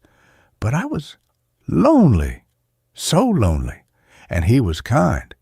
He brought me coffee that first morning, remembered how I took it. 2 sugars. I didn't hear him come back that night. I was asleep. I woke to pressure on my chest, his hands around my throat, not tight enough to kill, just tight enough to control. He whispered things about how pretty I looked when I struggled, about how no one would miss me. I fought. I always forget that part. I fought harder than he expected, my knee connected with his groin. He gasped. His grip loosened for half a second. That's all I needed. I rolled, grabbed the lamp from the nightstand, brought it down on his temple, once, twice. The ceramic base shattered. He went limp. I didn't kill him. I checked his pulse. Faint. But there. I dragged him to the fire escape, my arms screaming with the effort. I left him there. Called an anonymous tip to the police from a payphone 6 blocks away. Said I'd heard a struggle. By the time they arrived, he was gone. Crawled away into the night. I never told anyone, not the police, not my therapist. I buried it so deep, even I forgot. But my body remembered. My hands remembered the weight of the lamp. My throat remembered the pressure. And now he's back. I saw him yesterday, standing across the street, watching the building. He found me. I can't go to the police now. Too much time has passed. They'll think I'm making it up, or worse, they'll believe me and ask why I didn't report it then. I'd lose everything, so I'll handle it myself. Tonight, when he comes back. The key is for the storage unit downtown, box 447. The gun is inside. I bought it after that night, kept it hidden, just in case. I have to protect us, both of us. The final line was underlined twice. I have to protect us, both of us. I dropped the paper as if it had burned me. None of this had happened. I'd never been attacked in my apartment. I'd never struck a man with a lamp. I'd never owned a gun. I'd never rented a storage unit. These were delusions, psychotic breaks manifesting as elaborate false memories written in my own hand during fugue states. But the photograph, I picked it up again. Daniel, July 2019. I searched my memory for any Daniel from that time period. Nothing. I'd been with my ex-boyfriend, Mark, until August 2019. No Daniel, no motorcycle. I spent the day in a daze, calling in sick again. I avoided the closet, avoided the journal. At 3 p.m., my phone rang. Unknown number. I almost didn't answer, but something compelled me. Hello? A man's voice, rough with age but calm. Is this the tenant in 4A? Yes, who is this? Building security. We have you on camera from last night. You were on the fire escape around 2:45 a.m. carrying what appeared to be a heavy object. Can you explain what you were doing? My blood ran cold. I wasn't on the fire escape. I was asleep. "There's footage," the man said flatly, "clear as day. You emerged from your window, descended to the second-floor landing, placed something wrapped in a dark cloth behind the dumpster, then returned to your apartment. We need you to come down to the office and explain." "I didn't do that," I whispered, my throat tight. "I was asleep." "Then you might want to check your fire escape," he said, and hung up. I went to the window immediately, throwing it open despite the chill October air. I leaned out, heart hammering, and looked down at the iron railing and stairs of the fire escape. Tucked between the second-floor landing and the brick wall was a dark shape, a bundle wrapped in what looked like one of my black sweaters. I didn't go down to retrieve it. I called the police instead. When they arrived 20 minutes later, a young officer with tired eyes, they retrieved the bundle without comment. Inside the sweater was a ceramic lamp base, cracked and stained with something dark that flaked away when the officer touched it. Not blood, too old, but unmistakably the remnants of violence. The officer looked at me, his expression unreadable. "This yours?" I think so. It's from my bedroom set. But I didn't put it there, I swear." He took my statement, asked if I'd had any recent threats, any reason someone might want to frame me. I almost told him about the journal, about the handwriting, about the confession under the floorboard. But I stopped myself. They'd have me committed before the words left my mouth. After they left, I sat on my couch in the gathering dark, the journal open on my lap to a fresh page. I hadn't written anything today. I was afraid to. But as 3:17 a.m. approached, a compulsion grew in my hands, a tingling in my fingers, a restlessness in my wrists. I fought it, clenching my fists until my nails bit into my palms. But at 3:16 a.m., my body moved without my consent. I stood, walked to the desk, uncapped the fountain pen, and sat before the journal. My hand lifted the pen. My fingers curled around it with familiar precision, and I wrote, watching my own hand move as if observing a stranger. October 15th. They found the lamp. Good. Now you believe me. He's coming tonight. I can feel it. 11 p.m. He always comes at 11 p.m. The storage unit key is in the cookie jar. The gun is loaded. 2 bullets. That's all you'll need. Don't be afraid. I'll be with you. We'll do it together this time. Remember, you're not alone. You haven't been alone since that night. I stayed to protect you. I'll always protect you. The pen set down. My hand retreated to my lap. I sat there for an hour, staring at the words, my mind fracturing along a fault line I hadn't known existed. At 10:45 p.m., I found myself standing in the kitchen, my hand reaching into the cookie jar. My fingers closed around cold brass, the key. At 10:55 p.m., I was standing at my apartment door, key in hand, coat on, the journal tucked into my back pocket. At 10:59 p.m., I was unlocking the door to storage unit 447 downtown, my heart a frantic drum against my ribs. Inside the unit, beneath a dusty tarp, was a metal lockbox. The key fit perfectly. Inside the lockbox lay a small handgun and a single box of ammunition. And beneath the gun, a photograph of me, sleeping in my bed, taken from outside my window, dated 3 nights ago. I didn't remember buying the gun, didn't remember renting the storage unit, but my fingerprints would be on the weapon, my signature on the rental agreement. My body had done these things while my mind slept, while another consciousness wearing my skin had made arrangements. I returned to my apartment at 11:07 p.m., the gun heavy in my coat pocket.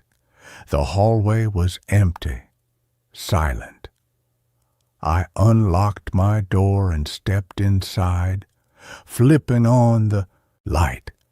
He was sitting in my armchair. Not an intruder, not a stranger. A man in his late 20s with dark hair and an easy smile that didn't reach his eyes. He held a motorcycle helmet in his lap. He looked exactly like the man in the photograph.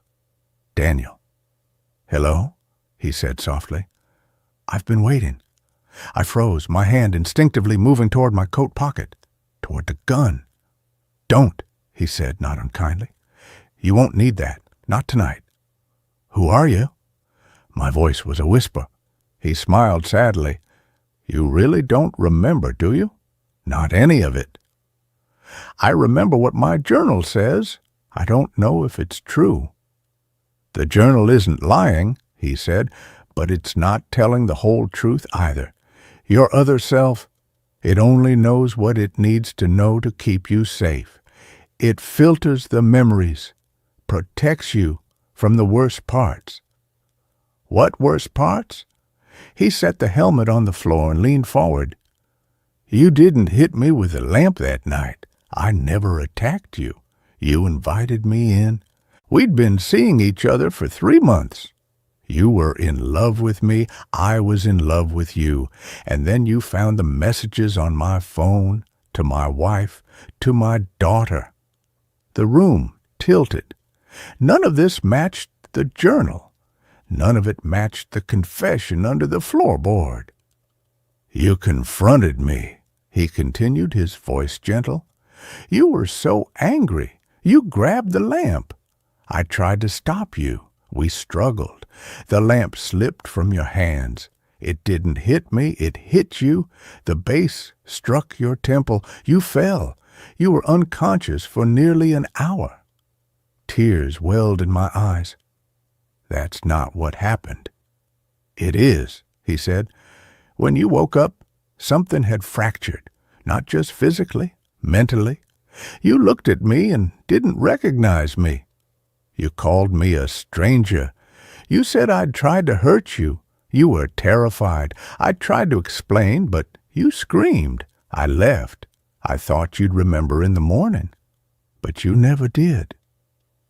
He reached into his jacket pocket slowly, pulling out a folded document, a medical report. He handed it to me. I read it with trembling hands. "Patient, presented with concussion, temporal lobe contusion. MRI indicates possible dissociative identity formation as protective response to psychological trauma compounded by physical injury. Recommend psychiatric evaluation and close monitoring. Patient exhibits no memory of events preceding injury. Fabricated narrative of home invasion consistent with dissociative coping mechanism. Asterisk. The date on the report, July 18th, 2019, 3 days after the date on the photograph." "You created her that night," Daniel said softly. "The one who writes in your journal. She's not a ghost. She's not an intruder. She's the part of you that remembers what happened. The part that couldn't bear to live with the truth, that you'd nearly killed the man you loved in a fit of rage, that your relationship was built on lies, that you'd lost everything in a single moment of violence. So she buried it. She built a new story. Oh, safer story. And she's been protecting you from the truth ever since." I sank to the floor, the gun forgotten in my pocket. The journal felt like a lead weight against my spine. "Why are you here now?" I whispered. "Because she's getting stronger," he said. "The journal entries, they started 6 months ago, didn't they? After your mother died. After you stopped taking your medication, the stress fractured the walls between you. She's been trying to warn you, to prepare you, because she knows the truth is coming back, and she's afraid of what will happen when you remember. He stood up slowly, carefully. I'm not here to hurt you. I'm here to help you, both of you, but you have to make a choice tonight. You can keep living in her story, the story of the victim, the attacked, the innocent. Or you can remember who you really are. The choice has to be yours, not hers. He walked to the door and opened it. He paused on the threshold, looking back at me with eyes full of a sorrow so deep it seemed to emanate from his bones. "The gun isn't loaded," he said softly. "She checked it herself last week. She would never let you hurt anyone again, not even yourself." Then he was gone. I sat on the floor for a long time after he left.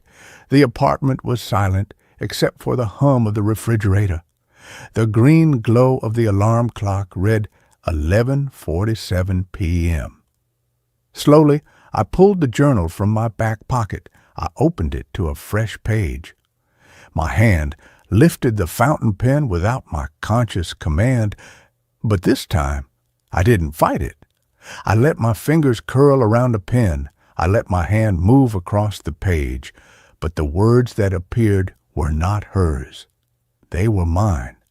October 15th. I remember now. I remember the lamp slipping from my hands. I remember the sickening crack as it struck my own skull. I remember waking up terrified of the man I loved. I remember building a new story to survive.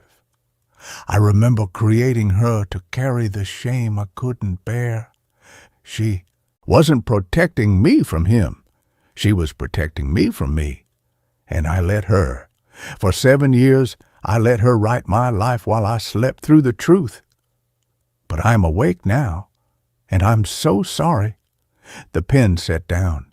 My hand lay still on the page, and for the first time in 7 years, I felt no compulsion to write, no pressure behind my eyes, no tingling in my fingers demanding expression.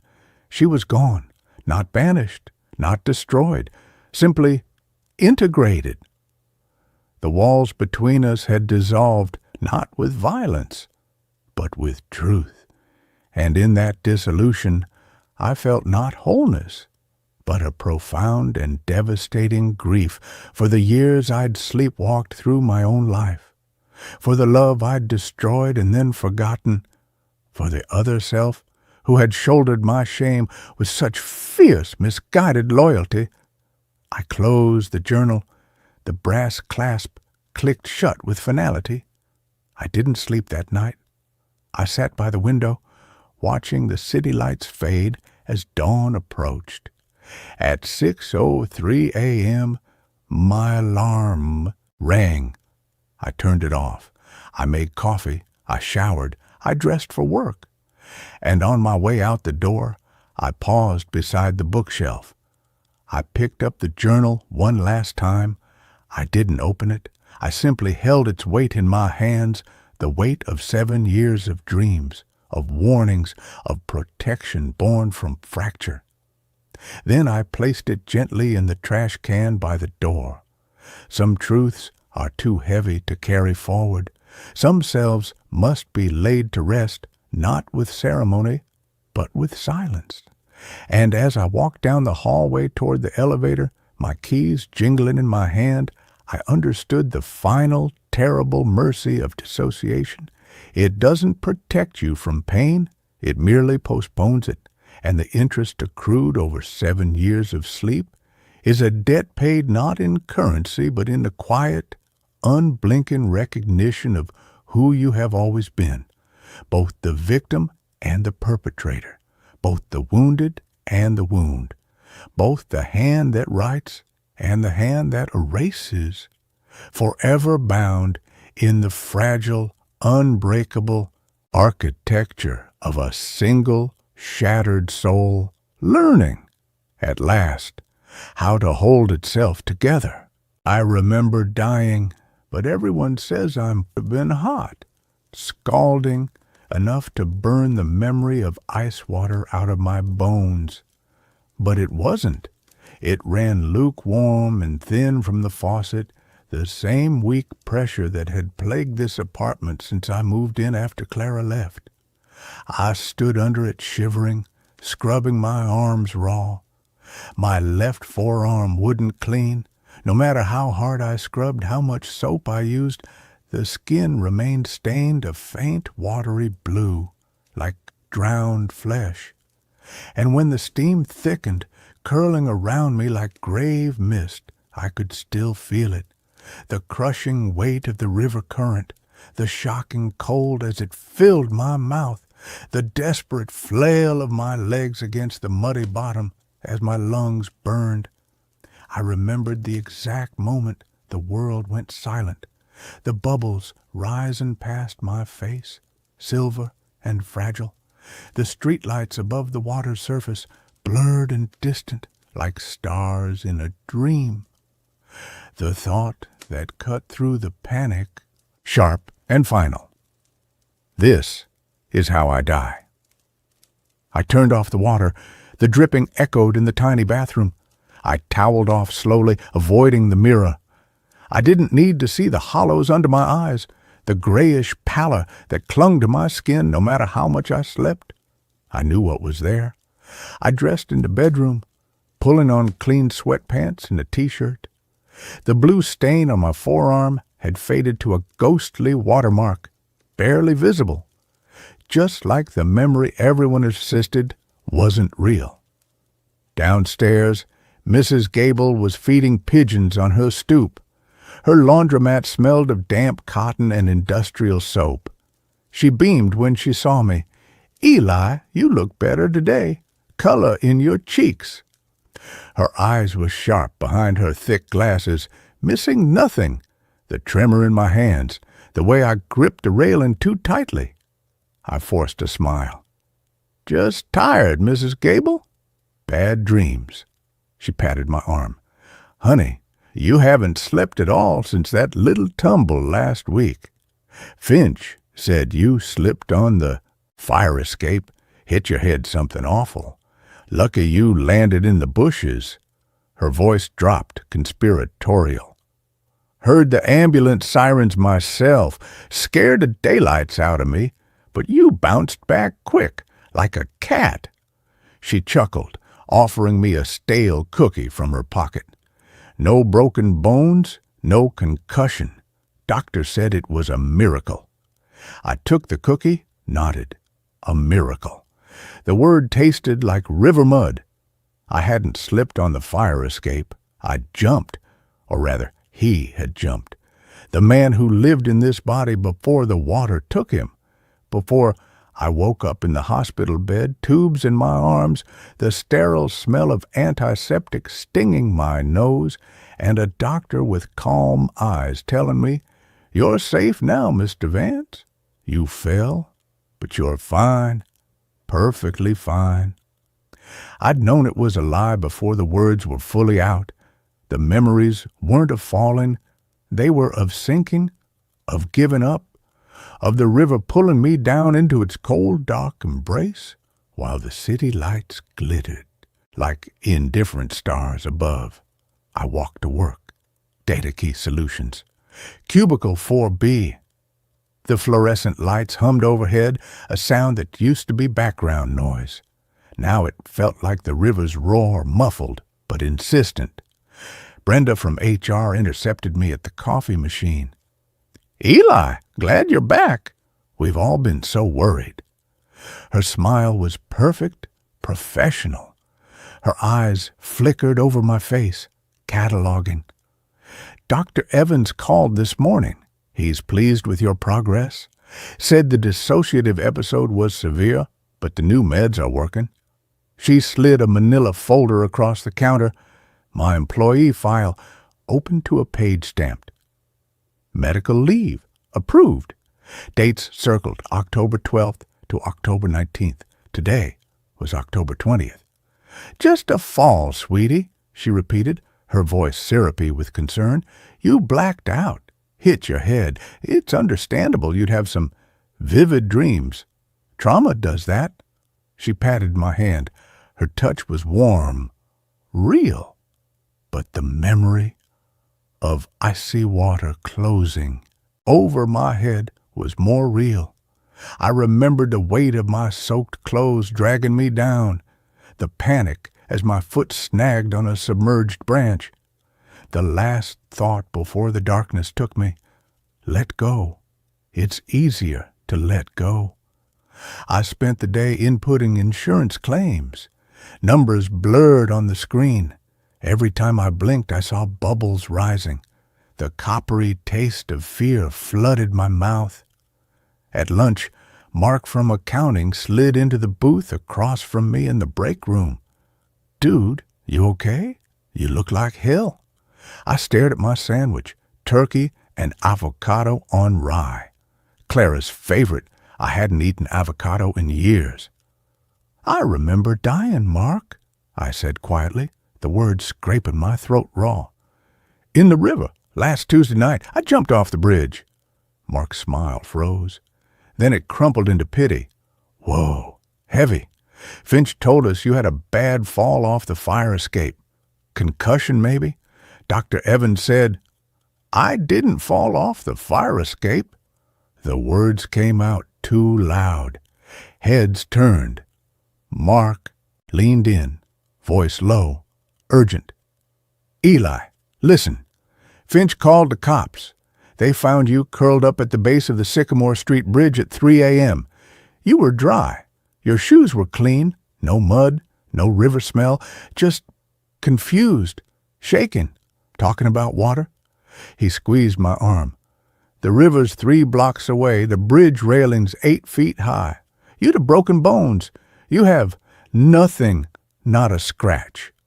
He pulled out his phone, tapped the screen, slid it toward me. A photo. Me, sitting on a gurney under the bridge lights. My clothes were dry. My hair was neatly combed. My face was pale, terrified but unmarked. No water in my clothes, no mud on my shoes, just Eli Vance looking lost. See? You were never in the water. It was a nightmare, a bad one, but it wasn't real. I stared at the photo. My own face stared back, hollow-eyed, yes, but dry, unharmed. The blue stain on my forearm was hidden under my sleeve. I remembered the cold metal of the gurney under my palms. I remembered the EMT's voice. Easy now. You're safe. Just a fall. But I also remembered the water filling my lungs. The 2 memories clashed like broken glass in my skull. Which was the dream? The dry gurney under the bridge lights, or the suffocating dark of the river bottom? The copper taste surged back, thick and metallic. I pushed the phone away. I remember the cold, I whispered. I remember the bubbles. Mark's expression hardened. Dr. Evans says that's the dissociation talking, the brain protecting itself from the trauma of the fall, creating a narrative to explain the fear. He stood up, gathering his lunch. Get checked again, Eli, seriously. This isn't healthy. You're scaring people. He walked away. The break room chatter resumed, but glances thrown my way were different now, warier, pitying. I saw Brenda watching from her office doorway. Her smile was tight, professional. She made a small, deliberate motion with her finger against her temple. Crazy. I left work early. The city streets felt alien, too bright, too loud. The roar of buses, the shriek of brakes, the blare of car horns, it all blurred into the sound of rushing water.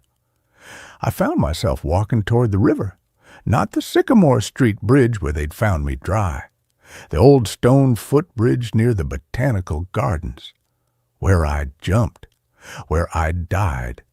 The afternoon sun glinted off the slow-moving water. Couples strolled hand in hand. Joggers panted past. No one looked twice at the man standing rigidly on the bridge, hands gripping the cold stone railing. I leaned out, looked down. The water was murky green, swirling around pilings crusted with riverweed. I could see the reflection of the sky, fractured and rippling. And in that reflection, for a split second, I saw it, not my own face, but face bloated and pale, waterlogged, eyes wide and white like stones, mouth open in a silent scream. It vanished as a barge chugged past, churning the water into froth. I stumbled back, gasping. A young woman walking a golden retriever glanced at me, frowning. "You okay, mister?" Her dog whined, pulling toward the railing, hackles raised, staring at the spot where I'd seen the face. I ran, not home, to St. Vincent's Hospital. The ER waiting room smelled of bleach and despair. I waited 2 hours, my leg bouncing uncontrollably. When the young resident finally called my name, I blurted it out before he could sit down.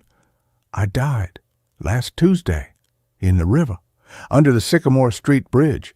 I remember it, the cold, the bubbles, the silence. I rolled up my sleeve, showing him the faint blue stain on my forearm. "See? Drowned flesh.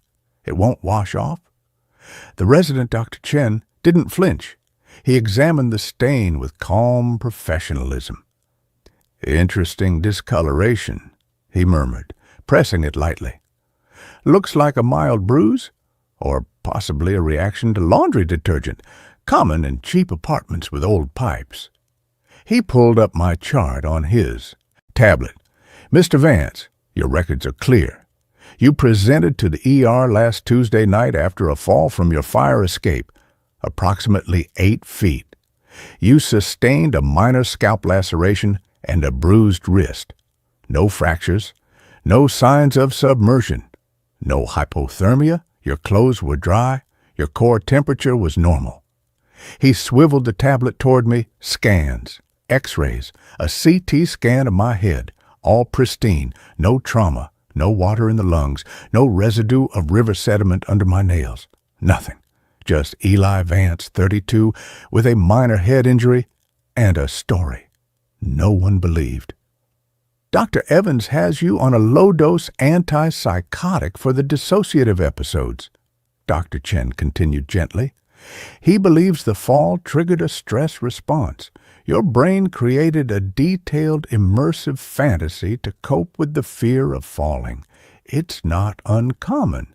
The blue mark? Likely residual bruising from when you hit the ground. It'll fade." "But I remember the water," I insisted, my voice cracking. "I remember letting go. I remember the light fading."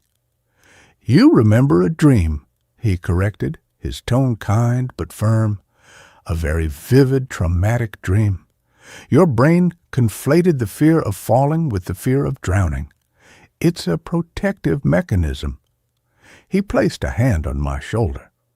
"You're not crazy, Eli. You're healing. Trust the process. Trust the facts." He wrote a new prescription, stronger antipsychotics, and patted my back as he ushered me out. "Go home. Rest. Talk to Dr. Evans tomorrow."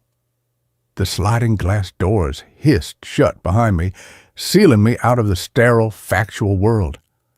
The river's roar filled my ears again. I looked down at my forearm. The blue stain seemed darker in a harsh afternoon light, like a fingerprint left by the dead. Dr. Evans's office was all beige carpet and framed motivational quotes. "The mind is not a vessel to be filled, but a fire to be kindled." I sat rigidly in the plush chair, staring at the Rorschach blot on his desk. He listened quietly as I described the river, the bubbles, the face in the water. He took notes, nodded thoughtfully. "The persistence of the memory is significant, Eli," he said finally, steepling his fingers. But persistence doesn't equal reality. Our brains are remarkable storytellers. After trauma, they weave narratives to make sense of the senseless. Your fall was terrifying. Your subconscious reached for the most primal fear it could find: drowning. It's not uncommon for near-death experiences, even imagined ones, to feel hyper-real. He leaned forward, his gaze intense. Here's what we know for certain. You were found dry under the Sycamore Street Bridge. Your physical exam showed 0 signs of submersion. Your medical records are consistent with a minor fall, not a near drowning. Your memories are inconsistent with the physical evidence. Therefore, the memories are unreliable. He slid a brochure across the desk. Understanding Dissociative Amnesia. Reclaiming Your Narrative. The medication will help. Quiet the intrusive thoughts. Give it time. And Eli? Stop going to the river. Avoid triggers. Your mind needs safety to heal. I took the brochure, didn't read it, walked home in a daze. The streets felt tilted, unreal, like a stage set. I passed a newsstand. The headline screamed, "Mysterious Death in River, Body Found Near Sycamore Street Bridge." My blood froze. I grabbed the paper. October 19th, yesterday. A young man, mid-30s, no ID, found tangled in debris near the pilings, cause of death, drowning. Time of death estimated 2 a.m. to 4 a.m. Tuesday night. My night. I fumbled for coins, bought the paper, my hands shaking so badly I tore the pages. I hurried home, locking the door behind me, drawing the curtains. I spread the paper on the kitchen table. The grainy photo of the recovered body, bloated, face obscured by riverweed, sent a jolt through me. Not my face, a stranger's. But the clothes, waterlogged jeans, a dark hoodie. It could have been me. The article mentioned a witness, an elderly man walking his dog at 3 a.m. who saw a tall figure jump, but couldn't identify them in the dark. The police were treating it as suicide. No foul play suspected. I sank to the floor. The newspaper crumpled in my lap. The blue stain on my forearm pulsed faintly, cold against my skin. The copper taste flooded my mouth. This was proof. This was the truth. I died. This other man, this John Doe, had died instead. Or I was John Doe, stolen from the river, dumped dry on the bridge, given Eli Vance's life like a hand-me-down coat that didn't quite fit. The apartment felt suffocating. The peeling wallpaper seemed to breathe. The old pipes groaned like a dying thing. I needed air. I needed to see the bridge. Now I ran, ignoring the ache in my chest that wasn't there before, the strange lightness in my limbs. The city blurred past.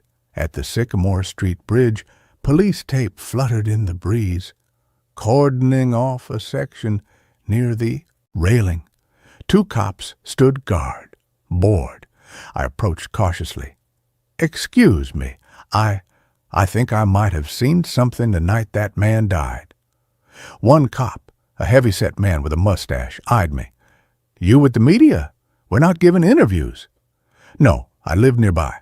I saw a guy jump, Tuesday night, around 3 a.m. The cop's partner, younger, leaned in. "Yeah?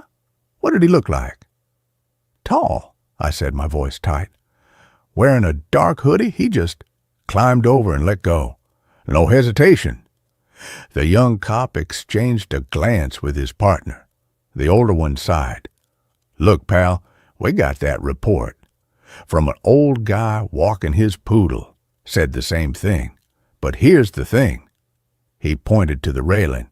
"No scuff marks. No fibers caught on the metal. No witness saw anyone approach the bridge that night on the cameras." He gestured to a small, weatherproof camera mounted on a lamppost. We checked, clear, from midnight to 5 a.m. No one came near this railing except the old man and his dog.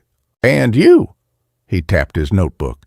You, Eli Vance, found sitting right here at 3:17 a.m., dry as a bone, babbling about a jump you didn't take. Security footage confirms it. You were alone. You never went near the railing. He closed his notebook with a snap. Grief does funny things. That John Doe, he was your neighbor, wasn't he? Apartment 3B, 2 floors down. Real quiet guy. Worked nights. You probably barely knew him, but losing someone close, it messes with your head. Makes you see things. Makes you feel things that aren't yours. He put a firm hand on my shoulder. Go home, son. Take your meds. Let the dead rest. I walked away, numb. Apartment 3B? I'd never noticed who lived there. Had I seen him in the hall? At the mailboxes?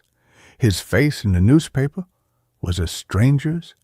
But the blue stain on my arm burned cold. That night, I didn't sleep. I sat by the window, watching the streetlights cast long, shifting shadows on the wall. The shadows looked wrong, thicker, hungrier. At 2:17 a.m., the time the cop said I was found on the bridge, the shadows in the corner of my room detached. Not my shadow, something else. A deeper darkness, coalescing into a shape, tall, thin, dripping. It didn't move toward me. It pointed, not at me, at the closet. Its form was indistinct, wavering like heat haze, but the finger was clear, accusing. I stood slowly, my heart hammering against ribs that felt too fragile. I opened the closet. Nothing, just coats. I pushed them aside, and there, behind my winter parka, taped to the back wall, was a small waterproof bag. I hadn't put it there. I tore it open. Inside was a wallet. Waterlogged, swollen. The ID photo showed a man with my eyes, my jawline, but not my face. His name, Daniel Shaw. Address, Apartment 3B, 17 Sycamore Street, the John Doe from the river. Tucked behind the ID was a folded piece of paper. My own handwriting covered it, jagged and frantic. I took his place. The water gave him to me. It wanted a life. I offered mine. It took his instead. I am not Eli Vance. I am the space where he drowned. I remember the bubbles. I remember the letting go. They call it a miracle. It was a theft. Burn this. Forget. But I can't forget the cold. I can't forget the light fading. They say I'm fine. I am not fine. I am Daniel Shaw's ghost wearing Eli's skin. The river is in my bones. It is always hungry. I dropped the note. It fluttered to the floor like a dead leaf. The dripping shadow was gone. Only moonlight pooled on the floorboards. I sank to my knees, the wallet clutched in my hand. Daniel Shaw's face smiled up at me from the ID, a life cut short, a life I'd stolen. The blue stain on my forearm was a deep, unnatural indigo now, spreading like a bruise toward my elbow. The copper taste was a river in my mouth. I remembered, not just the drowning, the bargain. Standing on the bridge, the river whispering up through the cracks in the concrete, a voice like wet stones grinding. Together, one life for another, your pain for his peace, jump, and we will give you back the life you lost. Clara's face swam in my mind, her laughter, the scent of her hair, the warmth of her hand in mine, the loneliness that had hollowed me out after she left. I'd stepped onto the railing, closed my eyes. Take me, give me back what I lost. The cold hit, the current pulled, and in the dark water, something cold and ancient wrapped around my ankles, not to drag me down, but to push. I broke the surface gasping, not on the riverbank, but dry and shivering at the base of the Sycamore Street Bridge. Eli Vance's life flooded back into me, his memories, his apartment, his job. But beneath them, like a deep, cold current, flowed Daniel Shaw's final moments. The river hadn't given me back my life. It had given me his, and it was still hungry. I called Dr. Evans at 3 a.m. His voicemail was full. I called Brenda, straight to voicemail. I called Mark. Same. I sat on the floor, Daniel Shaw's wallet in my lap, the note crumpled in my fist. The streetlights outside flickered, died. The apartment plunged into darkness. Only the glow of the digital clock on the stove, 3:17 a.m., the time I was found, the time Daniel Shaw died. The shadows in the corners deepened. Not one shadow, many, dozens, thin, dripping shapes, coalescing from the gloom. They didn't point. They reached. Cold, watery fingers brushed my skin. The whisper filled the room, not in my ears, but in the marrow of my bones. He is not yours. Give him back. The bargain was for one. You took two. The river is hungry. I scrambled back, hitting the wall. I didn't know. I just wanted to stop hurting. The pain is the price. The voices hissed, a chorus of wet echoes. You stole his rest. Now you will rest in the deep places where the light does not reach. The shadows surged forward, not to touch me, to become me. I felt them seeping into my skin, my bones, my breath. The blue stain on my arm spread like ink and water, swallowing my hand, my wrist. The copper taste became the taste of mud and decay. I remembered Daniel Shaw's last thought, not fear, but relief. Relief at the cold. Relief at the silence. Relief at the letting go. And I understood. The river didn't want Daniel Shaw back. It wanted me. It wanted the life I'd stolen. It wanted the pain I'd tried to bury. It wanted the space where Eli Vance had drowned his grief, and Daniel Shaw had drowned his life. It wanted the hollow place inside me. I stopped fighting. Let the cold fill me. Let the shadows pull me down. The last thing I saw before the darkness swallowed me whole was my own hand, raised in surrender. The blue stain was gone. My skin was pale, unmarked, clean, and on the floor where I'd been sitting, Daniel Shaw's wallet lay open. His ID photo smiled up, peaceful, at peace. The note was gone.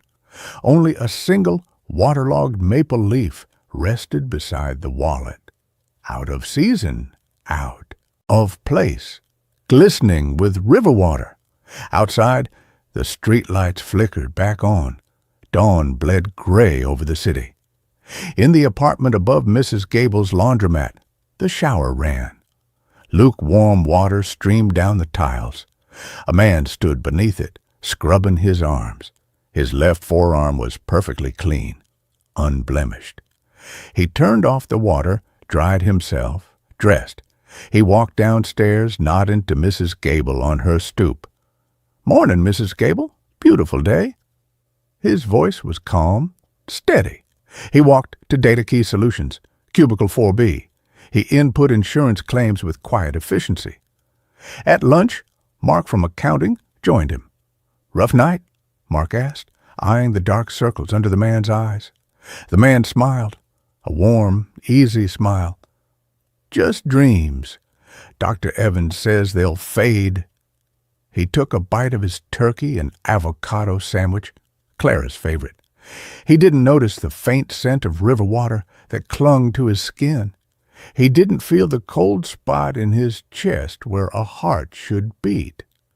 He didn't see the shadow that followed him, a shadow that didn't quite match his shape, a shadow that dripped faintly on the linoleum floor, a shadow that pointed not at the world, but at the hollow place inside his own chest.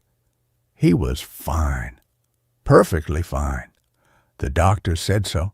The records proved it. The river had taken its due. And the man who remembered dying, he was finally at rest, deep in the cold, dark water where the light never reached, where the bubbles rose like silver prayers and the silence was a blanket. The apartment was quiet, the shadows were still, and on the kitchen table, untouched, sat a new prescription bottle. The label read, Eli Vance, take one daily for dissociative episodes. The pills inside were untouched, unneeded. The man didn't need them anymore. He remembered nothing. He was fine. He was home. He was empty. The river had won, and the thing wearing Eli Vance's skin smiled, tasting the copper on its tongue, and reached for another bite of sandwich. The hunger was quiet now, but it was never gone. It was only waiting for the next life, the next bargain, the next hollow place to fill. The shadow on the wall didn't move. It didn't need to. It was already inside, already home, already hungry. The silence in the apartment wasn't peaceful. It was the silence of the deep water, the silence after the last bubble rises, the silence of a life stolen and a life given back, empty, perfect, and utterly, terrifyingly fine. And that's where this story ends. Let's move on to the next one. The world paused for everyone except me. It didn't happen with a bang, not a flash of light, a deafening silence, or the sickening lurch of reality tearing at the seams. It happened with a stutter. I was crossing Sycamore and Fifth, the same intersection where the phantom hit and run that never was had supposedly shattered my skull, heading back to my latest temporary refuge, a cramped studio above a shuttered bookstore. Rain fell in a steady gray drizzle, slicking the pavement, blurring the neon signs of the bodega and the laundromat into watery smears of red and green. My hood was up, shoulders hunched against the damp chill that seemed to seep not just into my bones, but into the very fabric of the air. The city hummed its usual Tuesday afternoon symphony. The hiss of tires on wet asphalt, the low throb of a distant bass line from a passing car, the rhythmic clack, clack, clack of a delivery truck's turn signal, the muffled chatter of pedestrians huddled under umbrellas. I stepped off the curb, and the world hiccuped. The clack, clack, clack of the turn signal didn't just stop. It froze mid-clack. The sound hung in the air, a single dissonant electronic cut, stretched into an impossible vibrating drone like a needle stuck in the groove of a warped record. The tire hiss vanished. The bass line cut off mid-thump. The chatter of voices ceased, replaced by a silence so profound, so absolute, it felt like a physical pressure against my eardrums. A silence that wasn't empty, but dense, packed with the weight of suspended sound. I stopped mid-stride, looked around. The delivery truck was frozen 5 feet from the crosswalk. Its right turn signal blinked, but the light itself was a solid, unwavering amber rectangle, not a pulse. Raindrops hung suspended in the air around it, perfect, glistening spheres catching the weak afternoon light, motionless as glass beads strung on invisible wires. A woman in a yellow raincoat stood on the opposite curb, 1 foot lifted, mouth open to mid-sentence. Her companion's head turned towards her, expression caught in a rictus of polite attention. Their umbrellas were tilted at identical, impossible angles, defying gravity, holding back a curtain of frozen raindrops that shimmered like a million tiny diamonds. A pigeon, wings half extended in flight, hung rigidly 3 feet above the pavement. Its beady eye was fixed on nothing. A coffee cup, dropped from a man's hand moments before hung a foot above the wet sidewalk, steam curling from its rim in a perfect, unmoving spiral. Time hadn't stopped. It had paused, like a video buffer, and I was the only one still buffering. Panic didn't flood me. Not yet. It was a slow, cold seep, like groundwater rising in a basement. My breath fogged in the air, a small personal cloud in the vast, motionless tableau.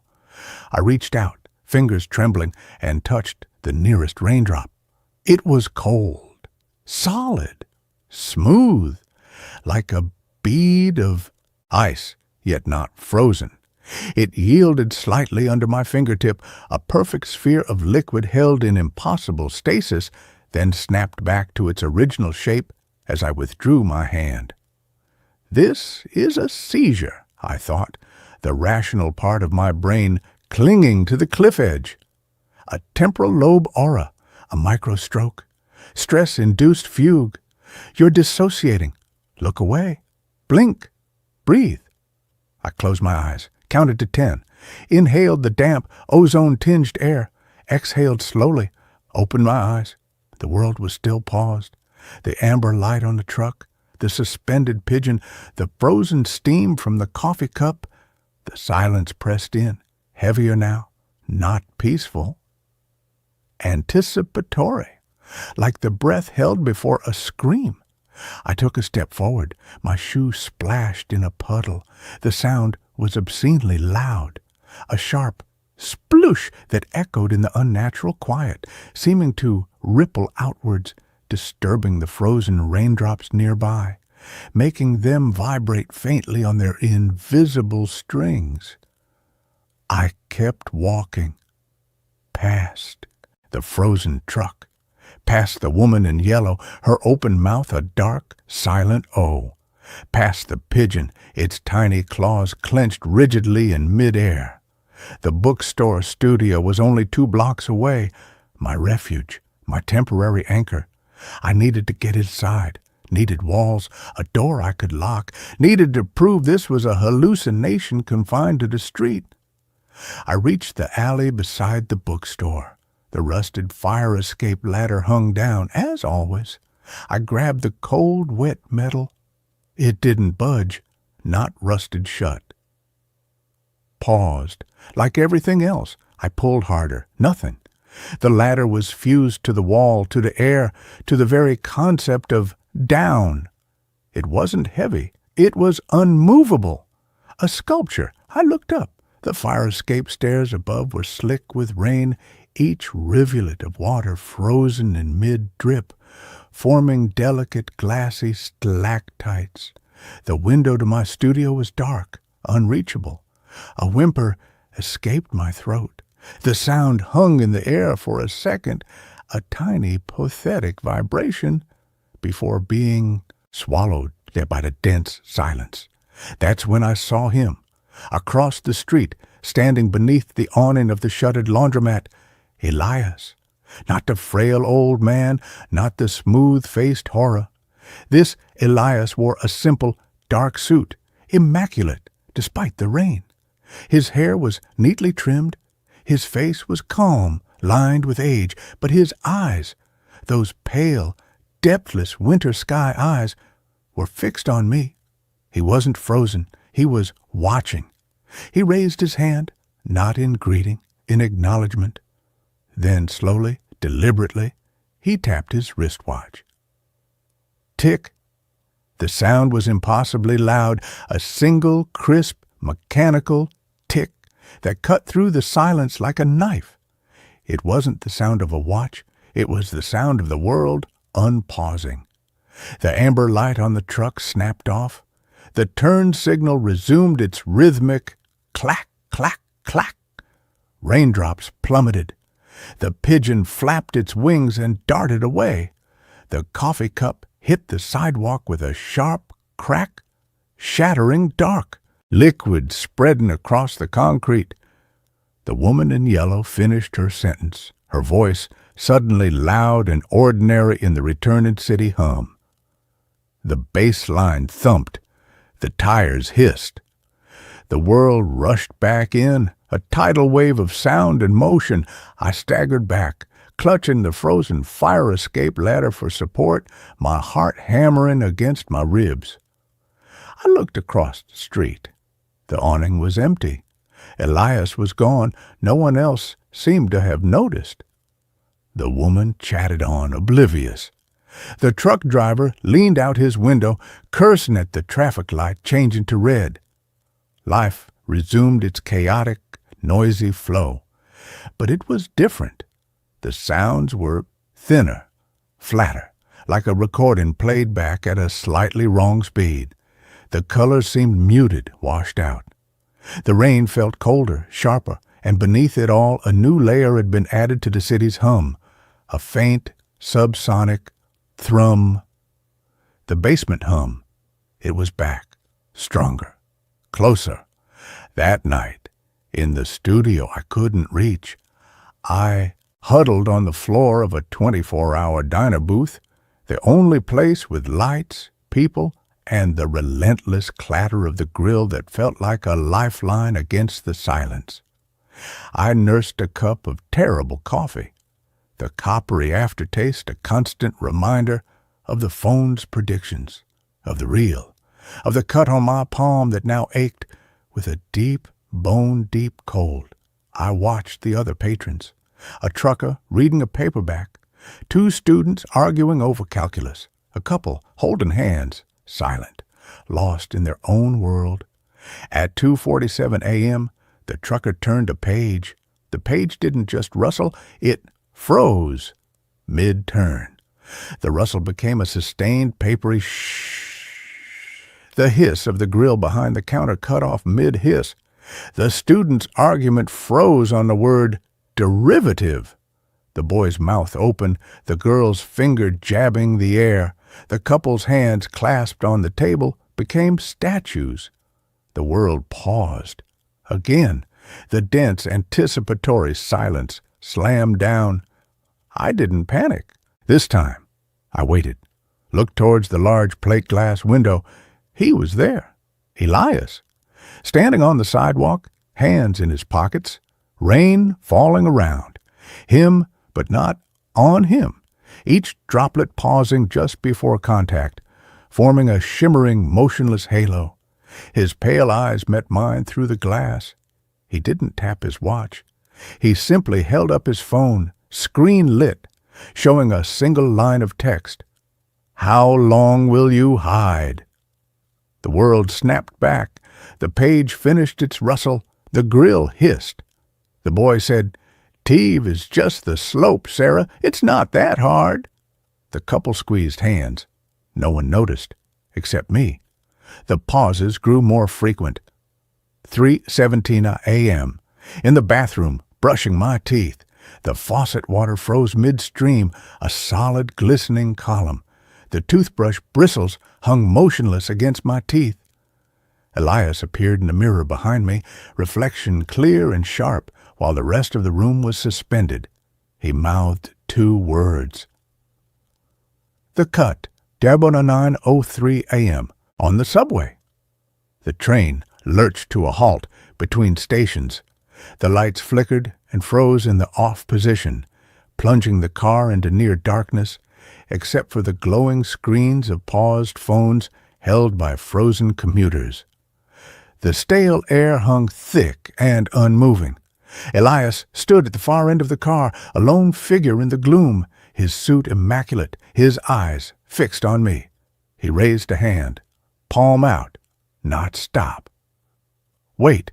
4:58 p.m., walking past a construction site. The jackhammer froze mid-strike, a cloud of concrete dust hanging in the air like brown smoke. A crane's cable hung perfectly still, suspending a steel beam 20 feet above the street.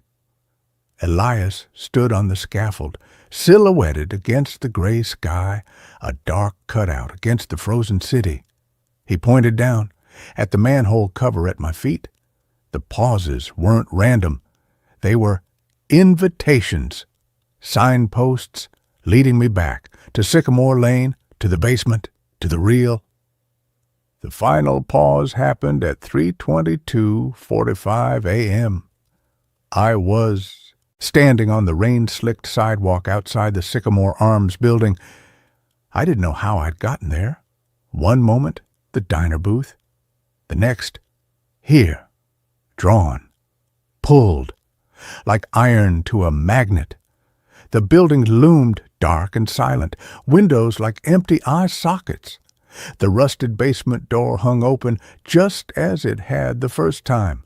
The city was utterly still, no hum, no distant sirens, no wind, just the heavy, suffocating silence of absolute pause. Raindrops hung in the air around me, glistening spheres catching the faint glow from a distant streetlight.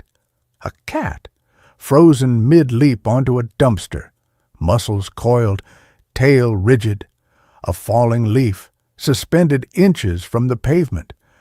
I walked towards the open doorway. The air grew colder with each step. The scent of damp earth, ozone, and copper grew stronger. I crossed the threshold. The basement corridor stretched before me, lined with crumbling cinder block. At the end, the heavy wooden door to Lab 3 stood ajar.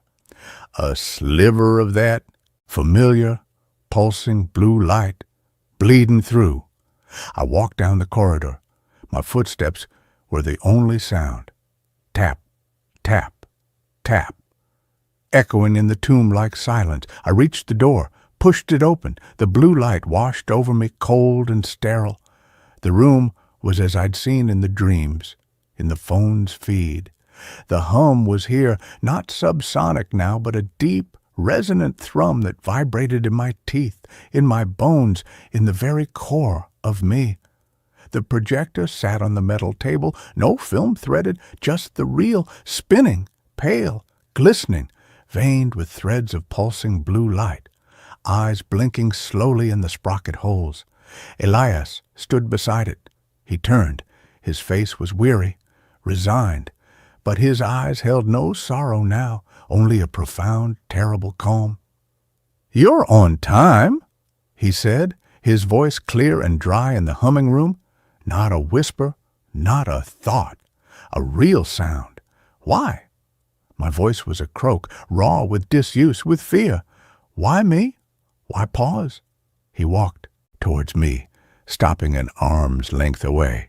He didn't touch me. He just looked at me, those pale eyes seeing everything, the fear, the exhaustion, the lingering copper taste, the faint blue glow of breathe deep on my palm. "It's not a pause, Cassian," he said gently. "It's a focus. The world isn't stopping, it's tuning, narrowing its attention like a lens, bringing a single point into perfect, agonizing clarity." He gestured to the spinning reel. The reel holds everything, every life, every choice, every echo. But the signal, the raw data, it's chaotic, noisy, 1,000 frequencies bleeding into one. To find the source, to find the original, the resonance must be pure, singular, undiluted. He looked back at me. "You are the focal point, the stillness in the storm, the one point of absolute coherence in the noise. When the world pauses, it's not for you. It's through you. Your consciousness is the lens. Your fear is the aperture. Your choice is the focus." He stepped aside, gesturing to the reel. "It's almost time. 3:23:17, the resonant peak. The door is ready to close, but it needs a final seal, a final act of coherence, not from me, from you." "What act?" He didn't answer. He just pointed to the table beside the projector. A knife lay there, simple, steel, sharp. Beside it, a small, ornate music box, the same one from the dream. Open. Inside, no ballerina, just a tiny, perfect replica of the reel, spinning silently on a brass spindle, emitting a faint blue light. "The anchor is failing," Elias said, his voice dropping to a whisper. "The cut is healing. The names, They're starting to fade. The static is creeping in. Lena, Mira, Ben, Oliver, Ilara. Their echoes are weakening. Soon they'll be just noise, just gone. He looked at me, his eyes filled with a sorrow deeper than oceans.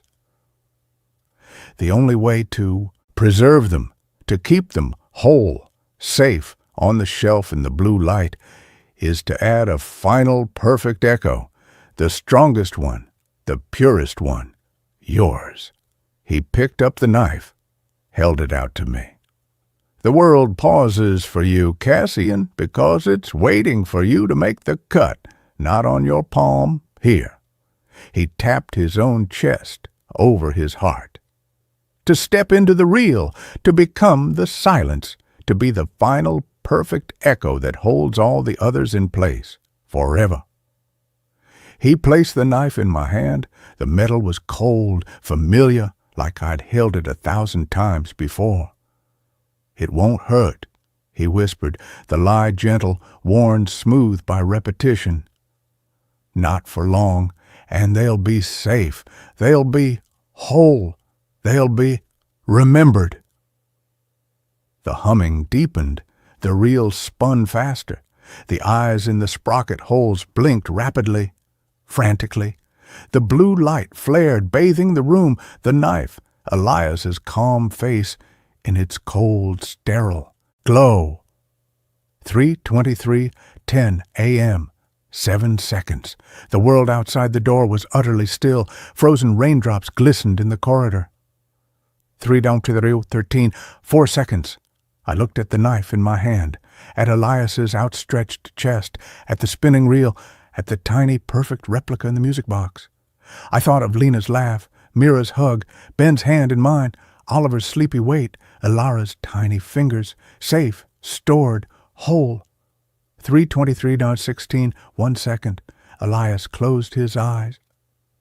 Do it, Cassian. My arm moved, not with my will, with the deep, resonant thrum, with the copper taste flooding my mouth, with the weight of the anchor, the choice, the need. The knife rose, aimed at his heart. 3:23:17. Now! I lunged. The knife plunged forward, but not towards Elias's chest. My wrist twisted at the last millisecond. The blade swept past him, a silver arc in the blue light, and buried itself hilt deep into the spinning reel. Thunk! A sound like a gong struck in a cathedral. The world didn't pause. It shattered. The blue light exploded outwards, not as light, but as pure, deafening sound, a shriek of tearing metal, snapping film, rupturing veins.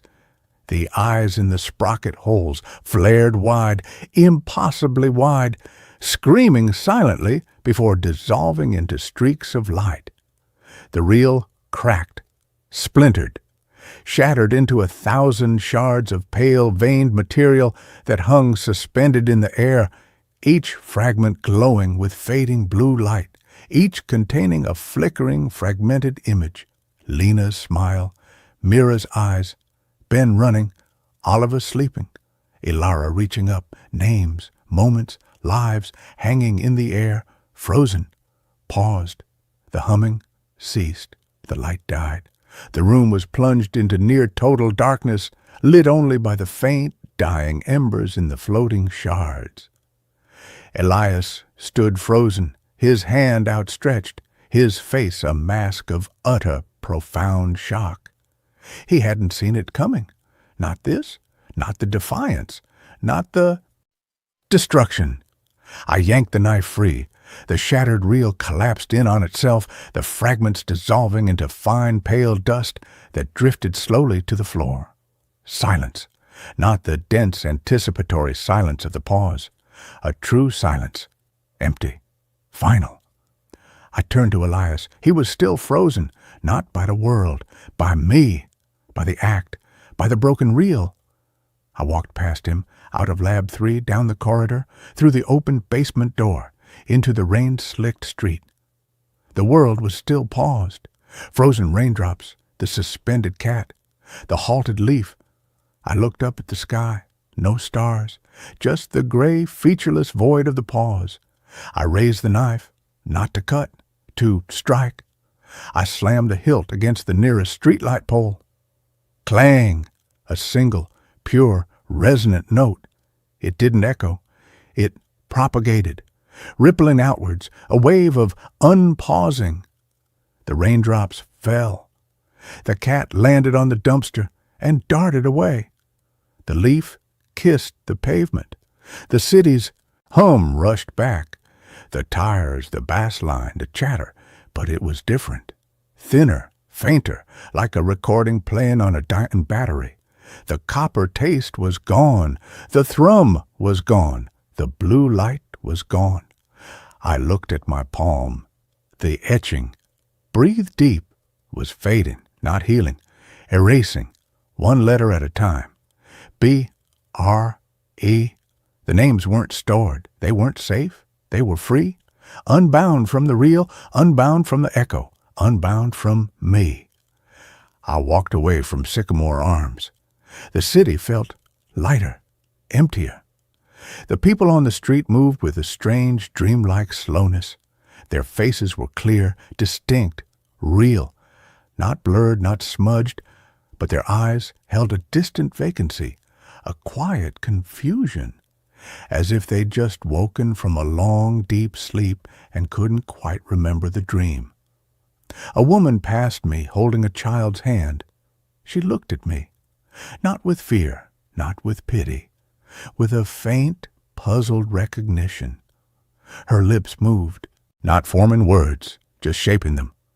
"I'm sorry for—" She trailed off, brow furrowed, as if the rest of the phrase had slipped her mind. The child tugged her hand.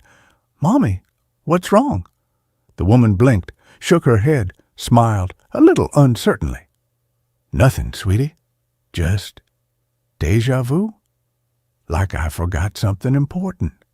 They walked on. I kept walking. The knife was heavy in my pocket. The city hummed its thin, fragile song. The world wasn't paused anymore. It was broken, and I was the only one who remembered why. The scariest part isn't being the only one awake in a paused world. It's realizing, as the last etching fades from your palm and the copper taste vanishes from your tongue, that you didn't just break the pause. You broke the real. And now the echoes are loose, unmoored, drifting, searching for a new anchor, searching for a new silence, searching for you, because the world might be moving again.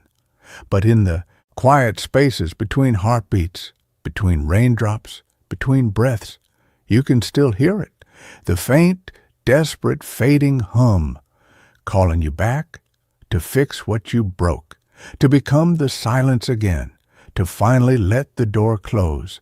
The pause is over. The real horror is just beginning. That's where this story ends.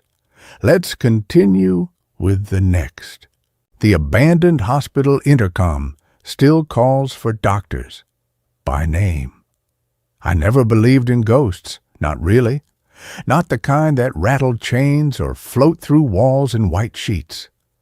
I believed in trauma imprinted on places, in the way memory calcifies in brick and mortar, in the psychological residue of suffering that lingers long after the last patient is wheeled out. But belief is a luxury you shed quickly. When the dead start using the PA system, I went to St. Mary Ann's because it was cheap. Not the building itself. God, no, the city had fenced it off decades ago after a series of structural failures and a scandal involving falsified patient records. But the access.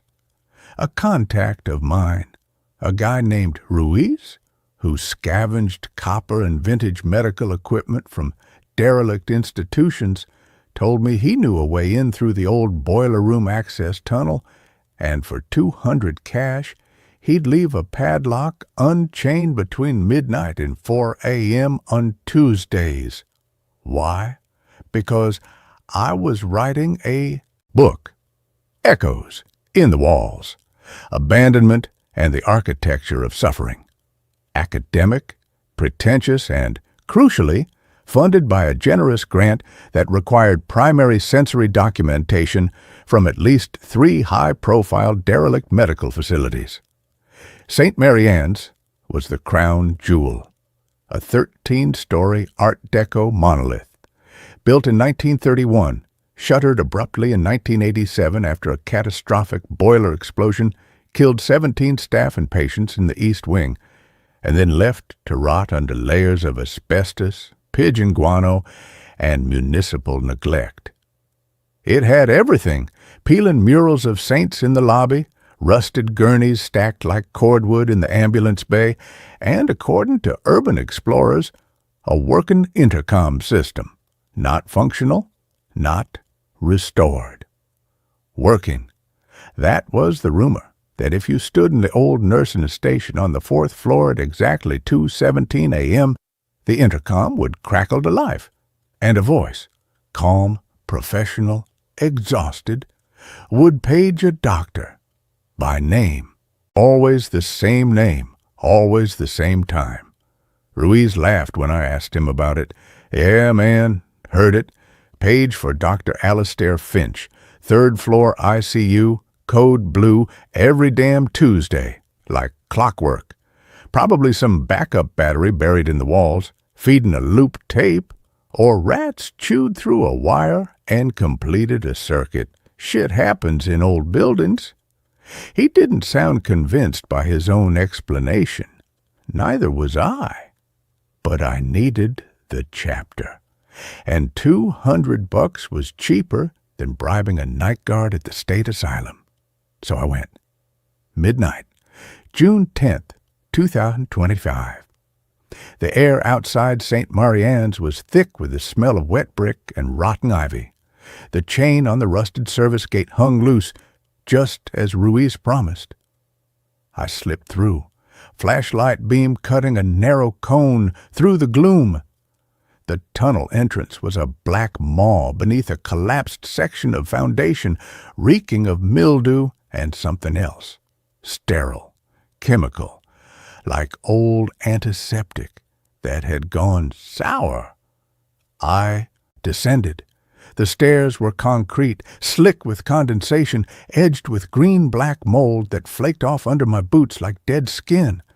Halfway down, my light caught the words spray-painted on the wall in peeling red. They didn't all die in the explosion.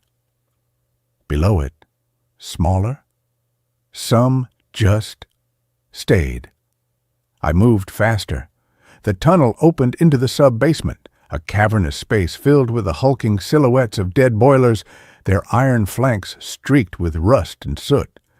Pipes snaked overhead, dripping black water into puddles that reflected my light like oil. I picked my way through, past collapsed pallets of moldering linens, past a gurney with one wheel missing, its mattress split open like a gutted animal spilling yellowed foam. Stairs up, 1 flight, 2. The 3rd floor smelled different, not just decay. Occupation. The scent of floor wax, long gone rancid, and old cigarette smoke, of starched cotton and sweat. The ghost of industrial strength, disinfectant layered over something faintly sweet and cloying. Formaldehyde, or just the smell of time turning human residue into something else. I pushed open the fire door. The hallway stretched before me, lit only by the beam of my flashlight. Lino floor, cracked and curling at the seams, walls painted a pale institutional green, now faded to the color of old bruises. Doors hung ajar. Examination rooms, supply closets, nurses' stations, some were boarded up with plywood, tagged with graffiti, names, dates, crude symbols that looked less like vandalism and more like wards. My boots echoed. Too loud. I forced myself to walk softer, placing each step heel to toe, the way my grandfather taught me when we tracked deer in the Alleghenies. I was heading for the 4th floor, but something made me pause. Room 314. The door was closed, not boarded, not ajar. Closed, and taped across the seam, the kind of red-striped biohazard tape they use for Level 4 containment. Brittle, sun-faded, but intact. I shone my light on the small porthole window. Inside, darkness, but not empty darkness. I leaned closer. My breath fogged the glass, and in that fog, I saw it. A handprint, small, child-sized, pressed against the inside of the door, fingers splayed, palm flat, not smudged, not frantic, deliberate, like someone had stood there waiting and placed their hand with perfect calm. I stepped back fast, heart hammering. I didn't go in. I didn't touch the tape. I just moved on, up to the 4th floor.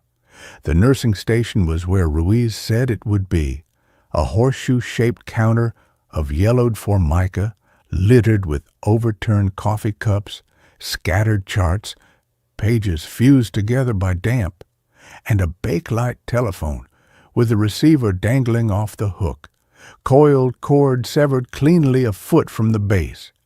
Mounted on the wall above it, the intercom panel, a rectangle of brushed steel, tarnished black at the edges, a single red button labeled All Call. A speaker grill caked with dust, no wires visible, no power source I could see. It looked dead, like everything else. I checked my watch. 2:08 a.m., 9 minutes to go. I sat on the edge of the counter, legs dangling, trying to steady my breathing. My recorder was running, digital, backup batteries, windscreen on. I'd set it on the counter beside me, angled toward the speaker. Silence. Not peaceful. Waiting. The kind of silence that presses against your eardrums thick and heavy, like cotton soaked in syrup. 2:15. I glanced at the recorder. Red light steady. 2:16. A draft moved through the hallway behind me. Cold, sudden, smelling sharply of iodine and burnt sugar. I didn't turn around. 2:17. The intercom crackled. Not a pop, not static. A clearing of the throat. Wet, ragged, human. Then voice, female, mid-50s, tired, professional. The voice of someone who's been up for 18 hours straight, running on black coffee and adrenaline, who's seen too much but still believes in the protocol. St. Mary Ann's Hospital, paging Dr. Alastair Finch. Dr. Alastair Finch to the 3rd floor ICU. Code blue, room 314. Repeat, Dr. Alastair Finch to room 314. Code blue. It wasn't tinny, wasn't distorted. It was in the room, like she was standing right beside me. The voice cut off. Silence rushed back in, thicker now, hungrier. I stared at the speaker grill. My hands were shaking. I reached for the recorder, stopped because it wasn't over. A second crackle, softer this time, closer, and the voice changed, not tired now. Pleading. Dr. Finch, please, she's not breathing. The monitors are flat, but she's looking at me. She's smiling. Please, come quickly. A sob, cut off mid-breath. Then whispering, so faint I had to lean in. He's in the walls. He's been in the walls this whole time. Silence. I stood up. My legs felt numb. I didn't want to go to the 3rd floor, but I had to, because the book demanded it, because the grant demanded it, because the child's handprint on the door demanded it, because something in that voice, that raw, breaking terror, had hooked into my chest and was reeling me in. I took the stairs down slowly. Each step groaned. The 3rd floor hallway was darker than the 4th. No emergency lights here, just my flashlight, beam trembling in my grip, Room 314, the biohazard tape was still there, but now fresh, not brittle, not sun-faded, bright red. And the handprint on the window? Gone. In its place, words, scratched into the glass with something sharp. He lied about the tumor. I swallowed, reached for the door handle. It turned. The tape didn't tear. It parted, like a curtain. I pushed the door open. The room was small, an old pediatric ICU bay. One bed, mattress stripped bare, stained dark in the center. IV pole in the corner, tubing coiled. Around it, like a nest of snakes. A heart monitor on a rolling cart. The screen was dark, but the power light glowed green. I stepped inside. The air was cold, not draft cold. Refrigerator cold. My breath plumed white.